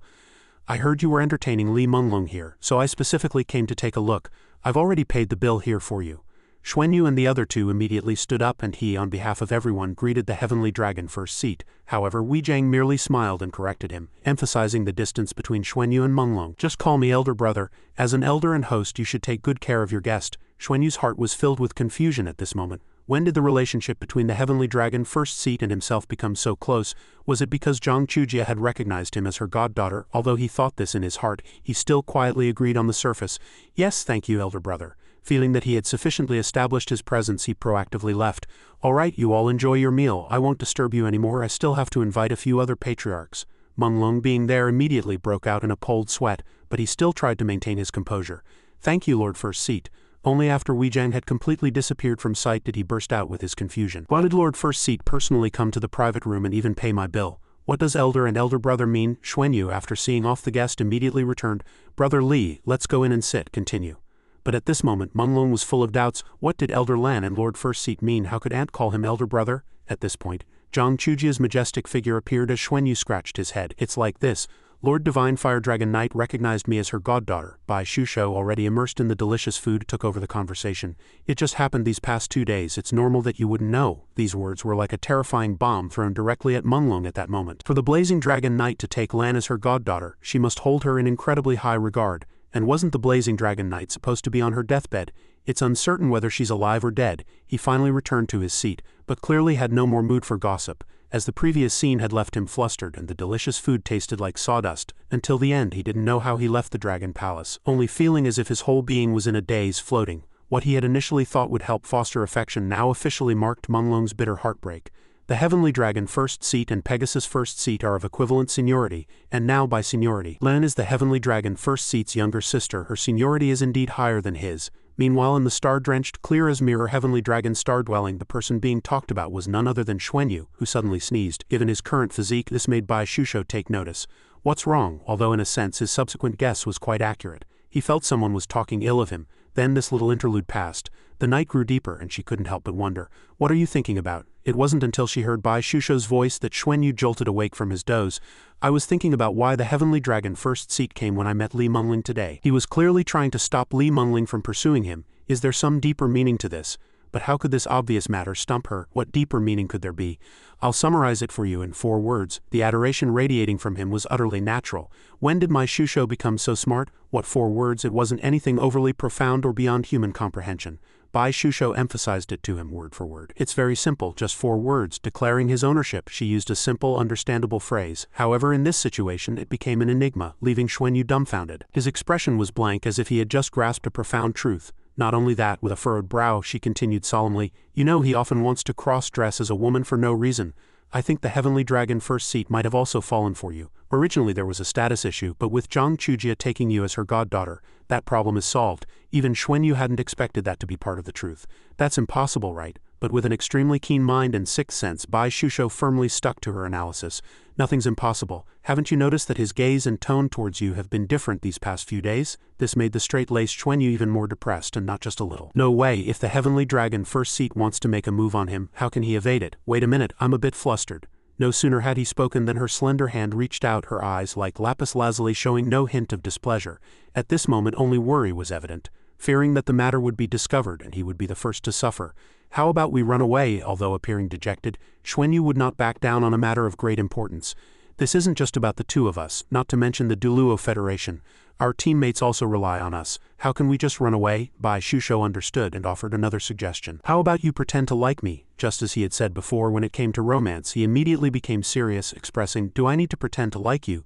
That's from the heart. Even after they officially became lovers at the Sea God Fate blind date, this was enough to make her blush. Let's be serious. Xuanyu smiled gently, his eyes sparkling like labradorite. Isn't me liking you serious? After a brief moment of tenderness between them, Bai Shusho brought the conversation back on track. I'm telling you something serious and you're being so perfunctory. What should we do? Xuanyu clearly expressed his determination. It's fine. Don't worry, we don't need to rush. Even if the heavenly dragon first seat has some ideas about him, he'll have to wait until he grows to a certain extent.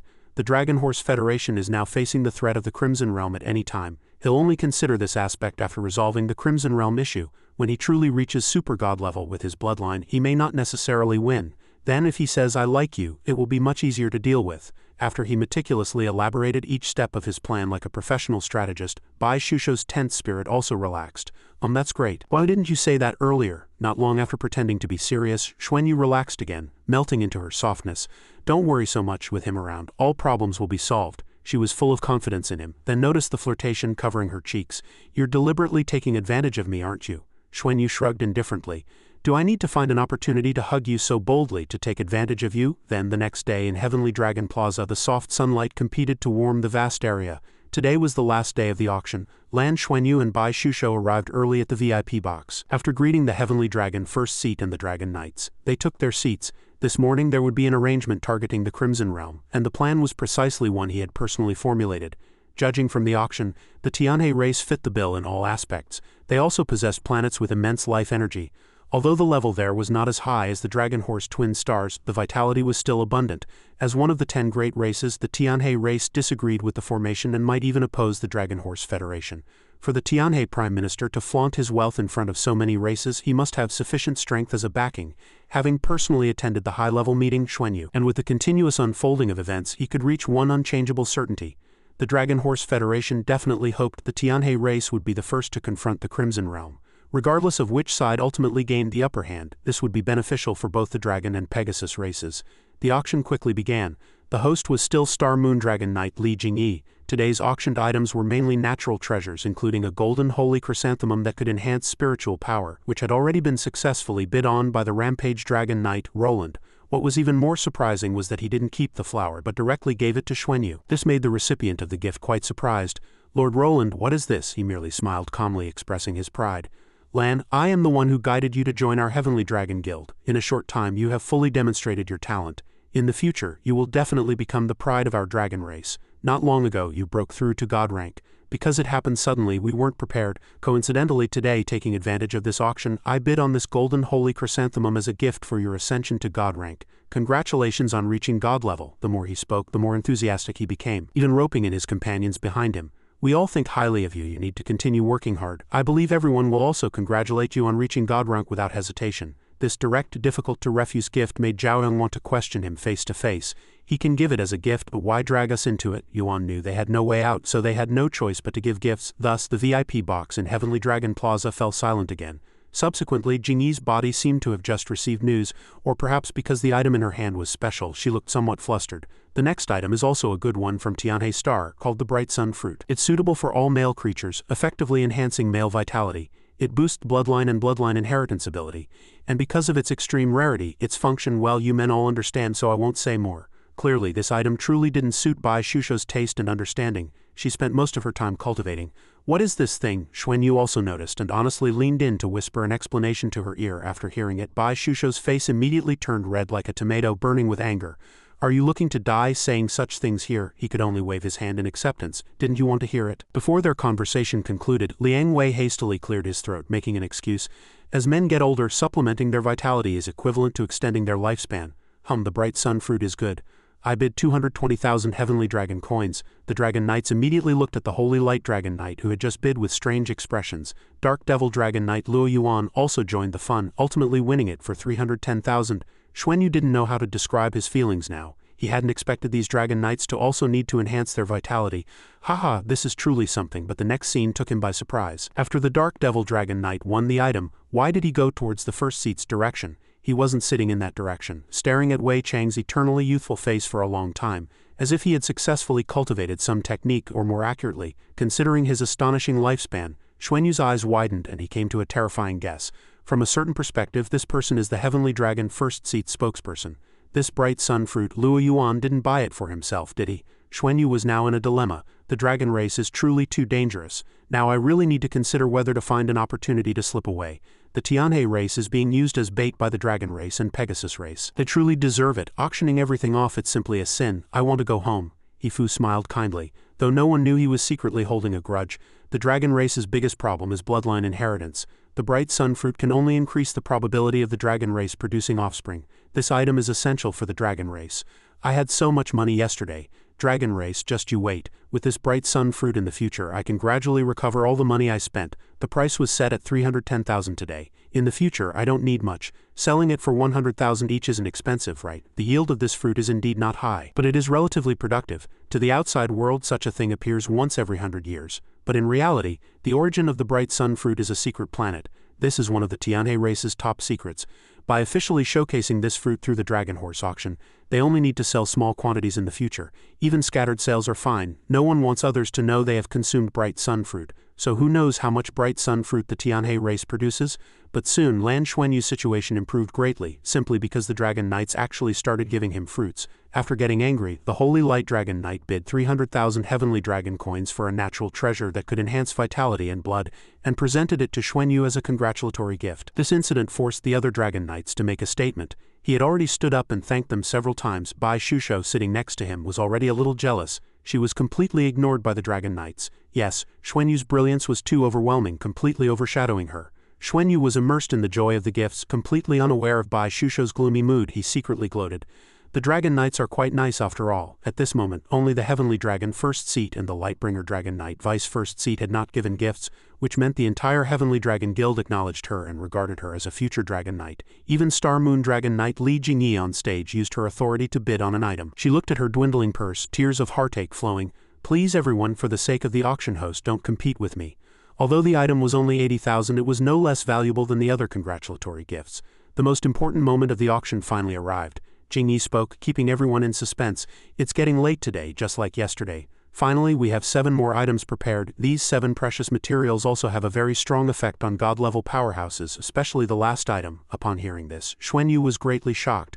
Useful even for super god-level powerhouses. Seeing him suddenly clasp his chest and his face darken, Bai Shusho sitting next to him couldn't help but worry. What's wrong? Xuanyu was just waiting for this question. His eyes immediately sparkled, expressing excitement and anticipation. The thought of the 7 natural treasures the first seat and vice first seat would soon give him made him feel a thrill. She felt her good intentions were truly wasted. I asked too much. His gaze, like a laser, locked onto Jicheng and Wei Chang. These two haven't given gifts yet, haven't given gifts yet, haven't given gifts yet. Jicheng suddenly shivered, feeling something ominous staring at him. Wei Chang, thick-skinned, didn't think much of it. Assuming he wanted to say hello and winked in response, he sidestepped the surging starlight. Wiping the cold sweat from his forehead, let the war start quickly. Otherwise I feel I'm in danger. At this moment, Jingyi also got to the point. Next, please welcome the first of our 7 top-tier natural treasures. In that instant, the sky suddenly turned gray, and a bone-chilling wind blew into the venue. Dark clouds rolled in, engulfing the natural light, and the space was rapidly shrouded in an eerie gloom. Everyone was stunned, staring at the sky in surprise, wondering why it had suddenly turned dark. With a keen intuition, Jingyi immediately looked at the item on the auction block, covered in deep red silk. Strong premonition told her that all the anomalies originated from it. She didn't hesitate to reach out and pull back the silk. The moment it was revealed, a huge blue-violet lightning bolt descended from the sky with a deafening roar, making eardrums buzz. Witnessing this majestic and rare sight, everyone's mouths hung open, forgetting to even breathe. The item was a gem with a smooth, perfect surface, radiating a soft blue-green light, intertwined and encased in a thin golden barrier that rotated, protecting it from external forces. Even Xianxia, a person who had seen and possessed countless rare and natural treasures, couldn't suppress his inner shock. "What is this thing? It can cause such an unusual phenomenon," Jingyi explained based on her knowledge. "The first item ranks at least third among the 7 great treasures. It comes from a special, rarely visited planet at the edge of our Dragon Horse galaxy, where a unique magnetic field is formed. The planet's surface is densely covered with lightning, and any technological equipment entering will completely malfunction. Even battleships with shields active, besides super-god-level powerhouses." Someone recognized the familiar features. "Thunderbolt Star, could it be that dead planet, Thunderbolt Star?" Xianxia had also heard of it. Thunderbolt Star, a planet full of lightning. So how would the lightning there compare to the heaven and earth tribulation? Jingyi nodded affirmingly. "That's right, everyone has already guessed correctly. This fruit comes from Thunderbolt Star. To be honest, even we Dragon Knights can only stay on Thunderbolt Star for a short time before we have to leave. Otherwise we would be forever stuck there. Over the years we have explored Thunderbolt Star many times and discovered 2 types of creatures there. This fruit before you is one of them, and we call it the Thunderbolt fruit. When we obtained this Thunderbolt fruit, it caused a cataclysmic situation. The lightning energy contained in this Thunderbolt fruit surpasses the 7-colored heaven and earth tribulation. After obtaining this Thunderbolt fruit, we also conducted long-term research and found that the lightning energy it contains is extremely overbearing and probably cannot be used normally. Even our dragon race's physical bodies cannot withstand it. At the same time, the lightning energy it contains is extremely pure, with super destructive and annihilating power. How to use it and what benefits it offers, we are currently unclear." Xianxia remained uneasy. He wasn't sure if it was safe. "Can the first seat really use this Thunderbolt fruit?" Wei Chang calmly expressed his personal opinion. "Whether it can be used, I cannot be certain. But based on what we've investigated, the lightning energy it contains is indeed a natural treasure. Incredibly vast, it's just that the lightning's power is truly too strong, extremely destructive, and possesses life-annihilating properties. If you can cultivate to super-god level, you might be able to try it. After all, you've already experienced the baptism of the 9-colored heaven and earth tribulation of universal destruction, and your resistance to lightning is also very high," he politely responded. "I understand, thank you, first seat." Xianxia was a little troubled, fearing that this item was not meant for him, as even the heavenly dragon first seat said the energy contained in the Thunderbolt fruit was extremely terrifying. Could he still try it? Trying is the truth, therefore Li Jingyi was right. Only super-god-level powerhouses could attempt to use this item. After the auction began, no one dared to bid. This level of natural treasure was like the problematic divine artifacts from yesterday. Everyone could tell it was definitely a good thing, but they had no idea what it was for. After giving everyone some time to evaluate the item, Jingyi continued, "According to our experiments, the energy contained in the Thunderbolt fruit has already surpassed that of divine artifacts. Only legendary super-divine artifacts can compare to it. This is also why its starting price is so high." Suddenly, a resonant voice rang out. "Star Moon Dragon Knight, I have a question." He Fu directly cut to the chase, which was also a concern for many. "I want to ask if only super-god-level powerhouses can attempt to use this Thunderbolt fruit. Will it endanger their lives?" She answered vaguely. "I cannot be certain, but there is definitely a risk." He deliberated, analyzing the pros and cons. Super-god-level powerhouses are the geniuses and rulers of their respective races. Attempting to use such a natural treasure for potential gains could cause immense harm. This possibility is already very small, and this Thunderbolt fruit will likely be difficult to consume. Jingyi also understood everyone's cautious thoughts. Keeping this item was also troublesome. Without its protective shield, the Thunderbolt fruit's destructive power was extremely terrifying, subjecting everything around it to the baptism of destructive lightning, so it was normal for no one to pay attention to it. Just then, Xiao Bao's excited tone rang in Xuanyu's ear. "Master, buy it, this is the source of thunder." He raised his eyebrows curiously. What is the source of thunder?" Xiao Bao immediately listed a series of relevant information. "Master, the so-called source of thunder is a fountain formed by the condensation of lightning essence which simultaneously developed its own consciousness. It has a name, which is the mother of elements. This means the source of thunder is the root of all lightning elements. To put it simply, the mother of elements with spatial attributes of the sky worm and this source of thunder are of the same kind. It's just that this source of thunder itself is too domineering. They simply don't know how to use it. This isn't a fruit, it's just lightning condensed to its extreme, ultimately transforming into a living entity with consciousness." Xuanyu questioned. "How do I communicate with it? This thing also belonged to the dragon race before, right?" Xiao Bao shook his head repeatedly, reminding him. "No, the source of thunder is far more domineering than the skyworm. It didn't belong to our previous god realm, but you once said that if the source of thunder could be found, it would be good for punishment in the god realm. The true way to use this thing isn't to eat it. Even if a god king ate it, let alone a super god level powerhouse, they would either die or be left with half a life." A hint of anger mixed with disdain flashed across Xiao Bao's face. Using it to forge weapons is the best method. Later, if you can recover to super god level, you can consider trying to refine it. This thing is priceless even in the god realm. These idiots can't even tell. Xuanyu found Xiao Bao to be knowledgeable, and immediately shrewdly suggested, Xiao Bao, don't sleep anymore. The rest of the auction items are high-end goods. Help me see what's worth buying. Xiao Bao readily agreed, happily quoting a figure 500,000. He unhesitatingly raised his paddle. Leave it to me. Seeing this, Roland teased, Lan, you want what others don't? You're becoming a junk collector. This drew Zhang Jichang's displeasure. What are you saying? This is our dragon race's treasure, not junk. Lan, taking it back is also to preserve our dignity. He looked at Xuanyu and kindly instructed. If you don't need it later, you can return this item to the clan. Just consider it you recovering it for the clan. Xuanyu nodded. Thank you, Vice First Seat. Li Jingyi had already called the countdown 3 times and there were indeed no competitors. The source of thunder, the thunderbolt fruit, was easily acquired by Lan Xuanyu. When handing him the source of thunder, she thoughtfully reminded him of a few precautions. Be careful when you put it away. This shield can be adjusted into a sealing mode. Don't open it easily once you get back. Xuanyu politely responded, Yes, thank you for the reminder. This is clearly a shield similar to humanity's composite energy devices. This thing relies on energy stones to maintain itself. Using it long-term comes at a considerable cost. The auction was more than halfway through. Xuanyu secretly anticipated the benefits it contained. A single skyworm could create a top 10 race in the Dragon Horse Galaxy and accumulate countless wealth for that race. What could a source of thunder bring? If properly exploited, could this thing potentially be used to create super divine artifacts? Jingyi announced the continuation of the auction. She skillfully set the mood. The second item. If anyone regrets the first item, it's not too late, because this item also came from Thunderbolt Star. It coexisted with the Thunderbolt fruit from before. Please bring it up. The moment Li Jingyi lifted the shield, an even more dazzling light flashed madly than before. Inside the shield, a golden flame burned fiercely. Silver lightning danced around the flame, and at the edge of the lightning was a pure purple hue, filled with a sense of destruction. She announced the price and simultaneously explained why it was so expensive. We call this the purple lightning fruit. The starting price is also 500,000 with each increment no less than 10,000.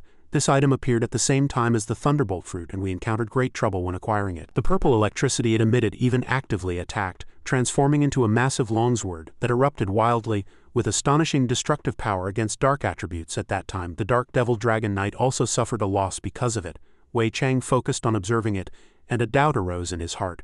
This is a supernatural treasure with destructive attributes. No, it doesn't quite seem like it, it just carries a hint of destruction. Only Xiao Bao immediately knew its identity. The purple lightning fruit is the mother of electricity. I never thought the source of thunder and the mother of electricity would actually be together. Our god realm once speculated about this possibility. Never thought it would be true. With lightning intertwined, if these two fuse, they will definitely attain the form of a super divine artifact. Master, buy it, you must get it. If you establish the god realm in the future, this will be your divine treasure throughout the entire universe. This kind of mother of elements is extremely rare. How many years did the previous god realm exist, and it only found the skyworm? Xuanyu naturally believed Xiao Bao. Understood, I hope to buy it at a low price. Today is truly an unexpected gain for me. The source of thunder, the mother of electricity, these things can no longer be measured by natural treasures. They are beings that can help him establish the god realm in the future. He never expected so many good items to appear at the auction, and even had a chance to pick up a bargain. This was an unheard of situation. Fortunately, he had the treasure hunter beast.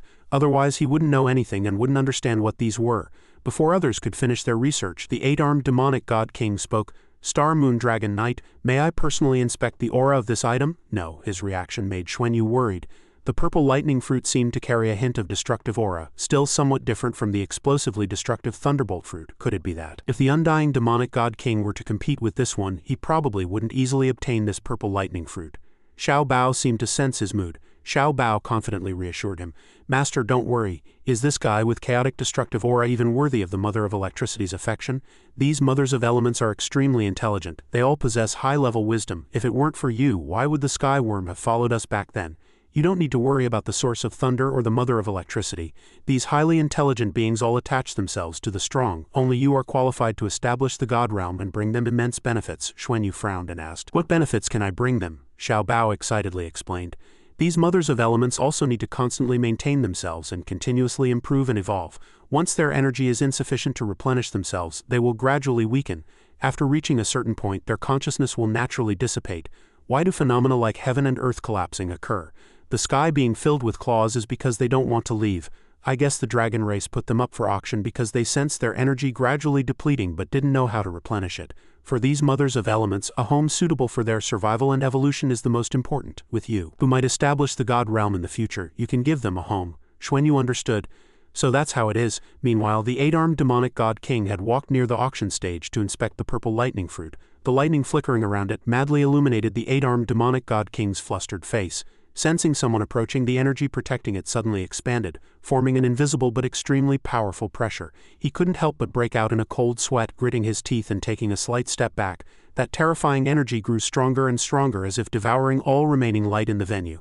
Knowing that everyone had witnessed the deterrent power of the purple lightning fruit, Jingyi raised her hand to create a pure barrier of light, trapping it. Instantly, that terrifying energy was suppressed, completely receding into the barrier, leaving only its initial soft glow. She smiled and asked the 8-armed demonic god king, "Demonic god king, how does it feel?" He raised his hand to his chest, his rapid heartbeat still not calm. "Good, no, too domineering, completely unusable. I can't suppress this thing, and yet you managed to bring it back." The 8-armed demonic god king forcibly restrained himself from cursing, turned and left, unwilling to stay a moment longer. Ultimately, the purple lightning fruit fell into Xuanyu's hands. The scene shifted. Xuanyu secretly calculated his gains after the auction. Yesterday he had acquired 4 divine artifacts, and today he obtained many rare materials, all gifted by dragon knights, and finally 2 priceless treasures. The source of thunder and the mother of electricity. He must study these well in the future. They are rare and good items existing at the divine artifact level. The dragon knights were also very satisfied with him, not letting the dragon race lose face.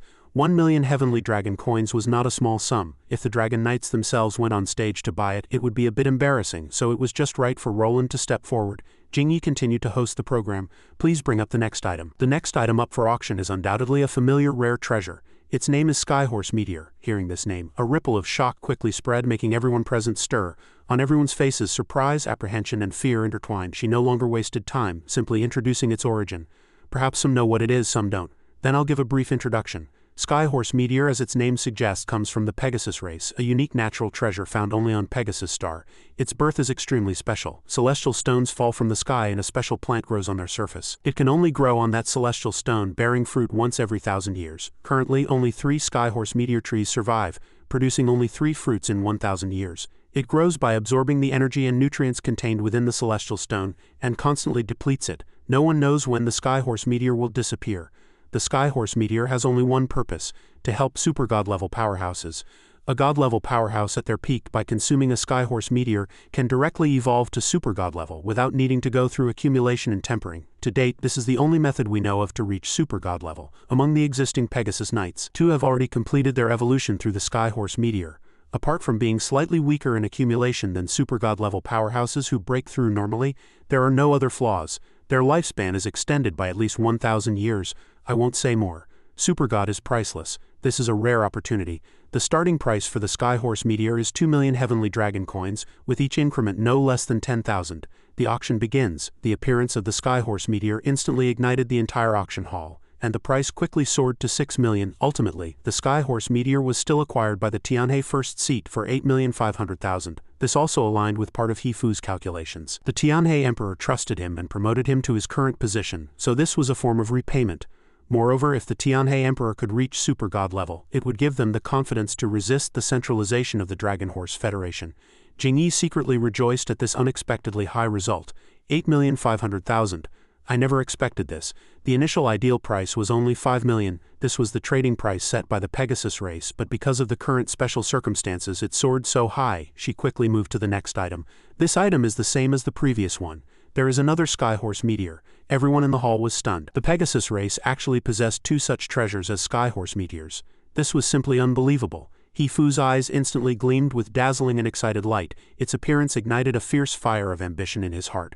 Another one, there's actually another one. This is divine favor. Thank you Pegasus race, thank you Dragon Horse auction. If I only relied on cultivation, I would have long reached my limit, but now the ultimate opportunity has appeared, so even if I lose everything, I must obtain this Skyhorse Meteor. Super god level, living another 1,000 years. No need for further introduction, the auction begins directly. This time the competition was even more intense than before.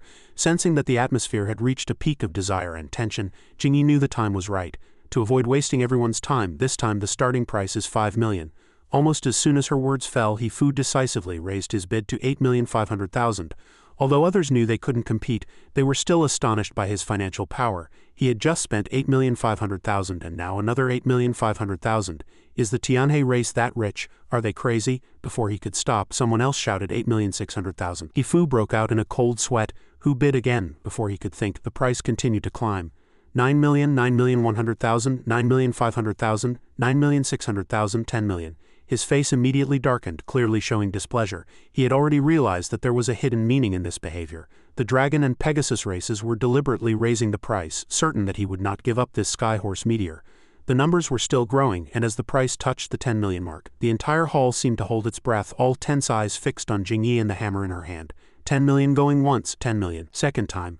10 million, sold for the third time. The powerful sound of the gavel declared the end of last night's price war. Jingyi's face showed a professional and brilliant smile. She looked at the winner and said, "Congratulations to Tianhe First Seat for acquiring 2 Skyhorse meteors." He Fu Hai Long received the item, showing no regret for the high price paid. After all, getting this Skyhorse meteor was nothing compared to extending one's life by 1,000 years and reaching super god level strength.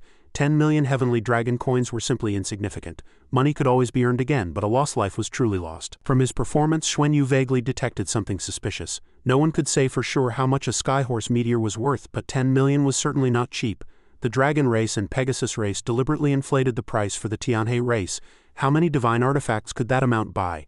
But this was hardly a ploy to attract the Crimson Realm. It was simply a huge attraction for the Tianhe race. This meant that at least one of the next 3 auctioned items would be specifically aimed at the Crimson Realm. What could it be?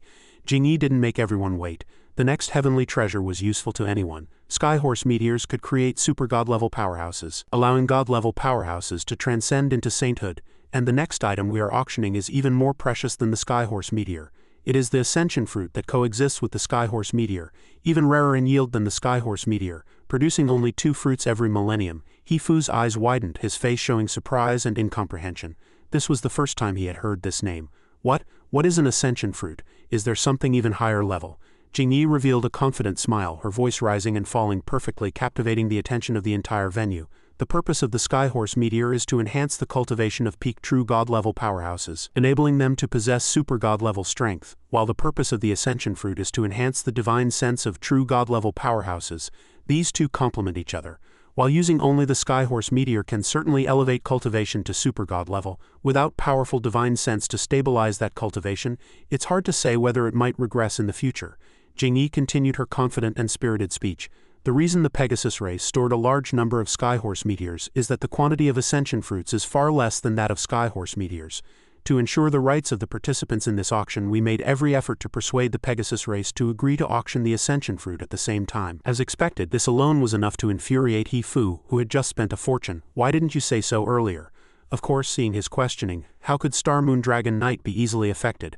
An Ascension fruit is an Ascension fruit, and a Skyhorse meteor is a Skyhorse meteor. Is there anything wrong with my introduction? Due to the unfairness of this matter, He Fu could no longer control his temper. You never said that Skyhorse meteors needed to be used in conjunction with Ascension fruits to be effective. In response, Jingyi gave a nonchalant shrug.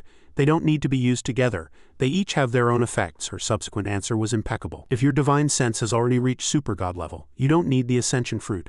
It's possible for us god-level powerhouses to either enhance divine sense first or cultivation first. Is the Skyhorse meteor not effective? He was furious, his anger soaring to the sky. Oh, her identity was after all there. Patience and sympathy were also running out. If you say one more word, you can leave the auction house. Only then did He Fu have to shut his mouth, because he clearly understood that he had been trapped by the Dragon race and Pegasus race. The Dragon race and Pegasus race had set their sights on our wealth, conveniently using this auction to present items we couldn't refuse, gradually stripping away our wealth. Thus, silence returned to the venue, and Jingyi with an emotional tone moved to the next stage. The auction begins. Starting price 5 million heavenly dragon coins, each increment no less than 100,000 heavenly dragon coins. I can very certainly tell everyone that there is only one Ascension fruit. The anger that He Fu had suppressed in his heart now surged to his throat again. What does that mean? Only one? His heart was incredibly furious. This meant that of the 2 Skyhorse meteors he had acquired, only one could be paired with the Ascension fruit. Was there even a need to ask who it would be for? If he couldn't get this Ascension fruit, then Emperor Tianhe would definitely not let him off. Without hesitation, his loud bidding instantly made the atmosphere in Heavenly Dragon Plaza tense. 6 million. Other participants recognized the bidder's identity. Not only the Tianhe race wanted the Ascension fruit, but the Mantis race also urgently needed it. The Mantis race had only the Golden Mantis King as a super god-level powerhouse because their physical cultivation could advance extremely quickly, but their spiritual cultivation was extremely slow. It was said that the Golden Mantis King had a younger brother whose cultivation had already reached super god level, but his divine sense couldn't keep up, not only unable to progress further but even regressing. This Ascension fruit was simply a godsend for them. At this moment, Zhang Jin, with an unyielding demeanor and the information he possessed, convinced everyone. The Mantis King, who had shown no signs before, finally couldn't help but make a move. No matter how poor the Mantis race was, they could still bid for this one item. Moreover, many clans in the Dragon Horse Federation had similar situations to the Mantis race. As expected, the battle for the Ascension Fruit quickly entered a fierce stage, with astonishing numbers constantly being called out: 6.1 million, 6.3 million, 6.4 million. But only He Fu, with great attention, yet hesitated. What to do? Bid or not to bid? It looked like it would take 8 or 9 million heavenly dragon coins to win. If he didn't bid, Emperor Tianhe would surely be displeased with him upon his return. Voices rose and fell, continuously increasing the bids: 7 million, 7.5 million. Xuanyu, as an outsider, analyzed with a serious expression. This was clearly a trap set for the Tianhe race, and he had no choice but to fall into it. Everyone knew that the Tianhe race was a staunch opponent of the Dragon Horse Federation's establishment, and they were targeted by the Dragon race and Pegasus race, yet the two powerful races did not violate any rules. Until this moment he couldn't help but sigh, sweat soaking his face, and had to give a thumbs up to these two races. They were indeed worthy of being the long-standing overlords of the Dragon Horse Galaxy. They certainly had brilliant strategists. Ha ha ha. The battle for the Ascension Fruit finally drew to a close between He Fu and Zhang Jin. 8 million, 8.1 million. The tense and thrilling atmosphere reached its peak when the opponent firmly bid 8.2 million.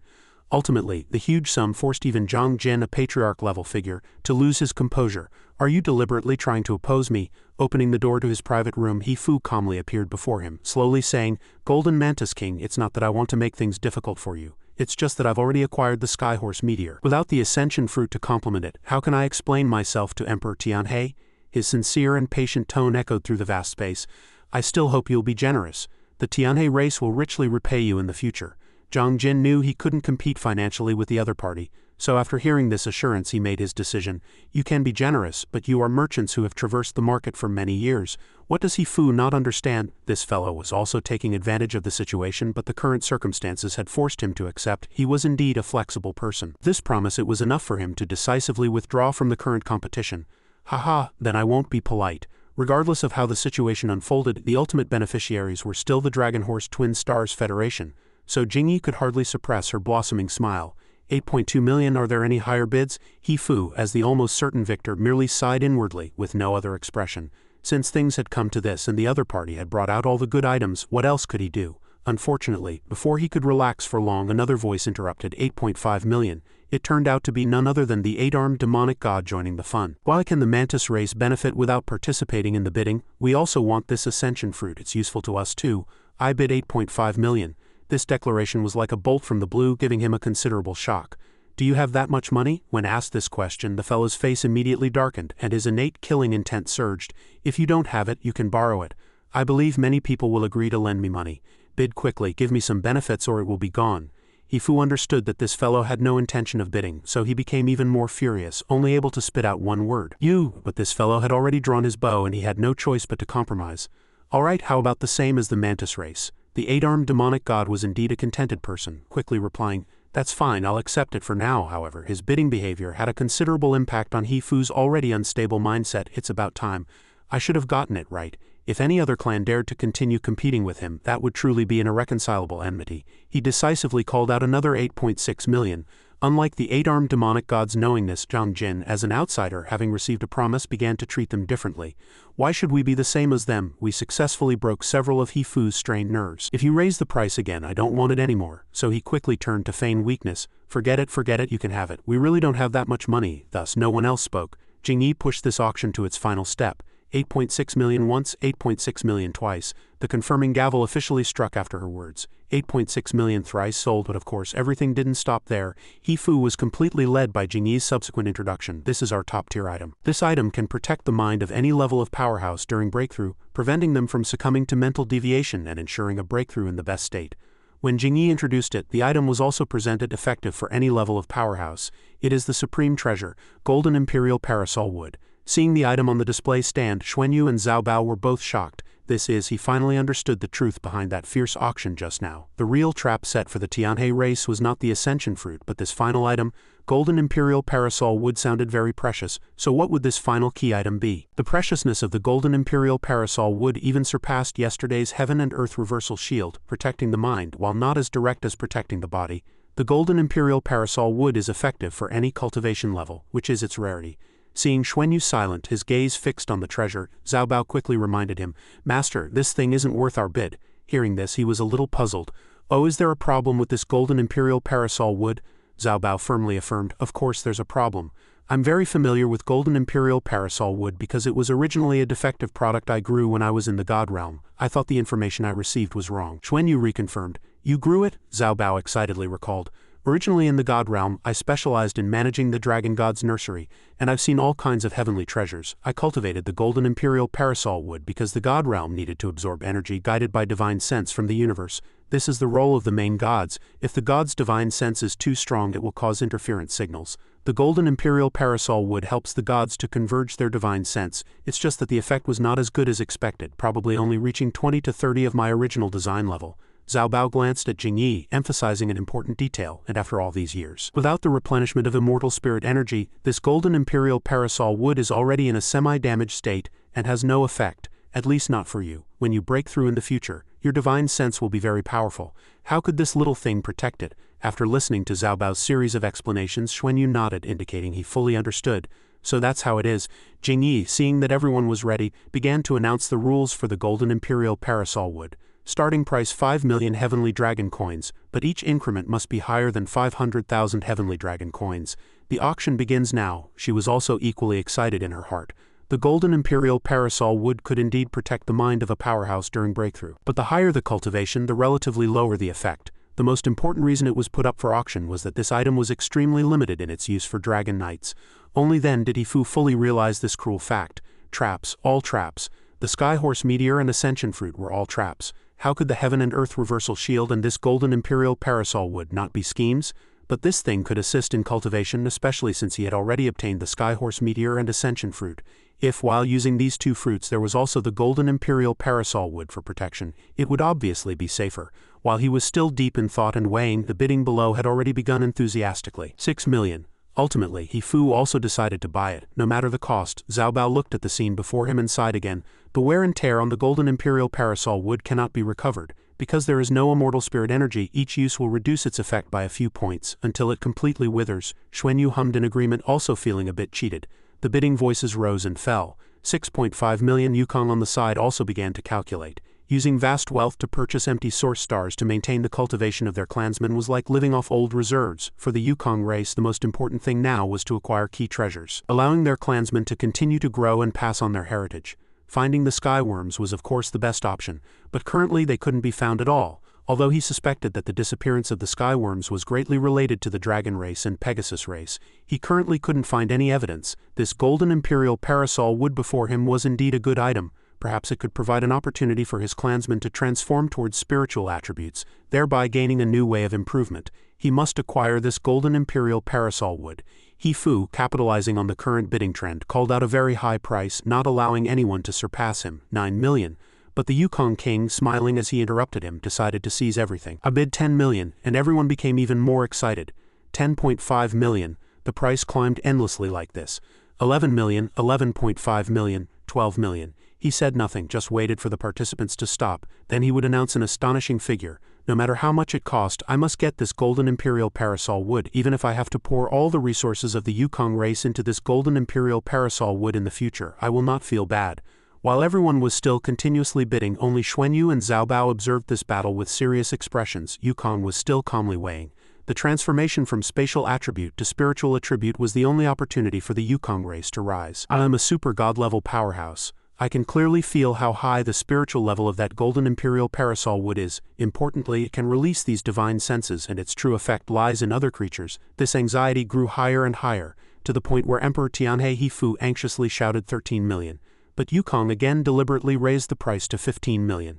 Seeing his desperate appearance, He Fu was momentarily confused. Crazy, this guy is crazy. 15 million heavenly dragon coins was an astronomical figure even for the Yukong race. If he continued to raise the price, the Tianhe race's cash flow would be in trouble. No other voices were heard. Jingyi turned to He Fu, scrutinizing him. "Tianhe Prime Minister, do you still wish to continue bidding?" He Fu, unwilling to gamble further, stormed off in a huff. Forget it, forget it." Seeing no one else intervene, she loudly announced the final stage. 15 million once, 15 million twice. Jingyi's voice rang out, but no one else bid. 15 million thrice, and with that she handed the winning bid to the wealthy individual from the Yukong race. Witnessing the outcome of this bidding war, Xuanyu secretly mused, "These people are truly rich. 15 million heavenly dragon coins are enough to arm a considerable fleet." After handing over the item, Jingyi looked around and spoke meaningfully. "The next item to be auctioned will be the highlight of this auction, and also the final item of the dragon horse auction." He Fu was startled by the important information she delivered. "It is the mother of all creation. It is the envoy of creation, blessing all things." Even the people around gaped with every word Jingyi uttered. "Before auctioning this item, I will announce its starting price," she smiled, emphasizing with excitement, "Our last highlight item. The starting price is 100 million. Hearing this colossal figure, which eclipsed all previous items, both Zhao Bao and Xuanyu were stunned. 100 million.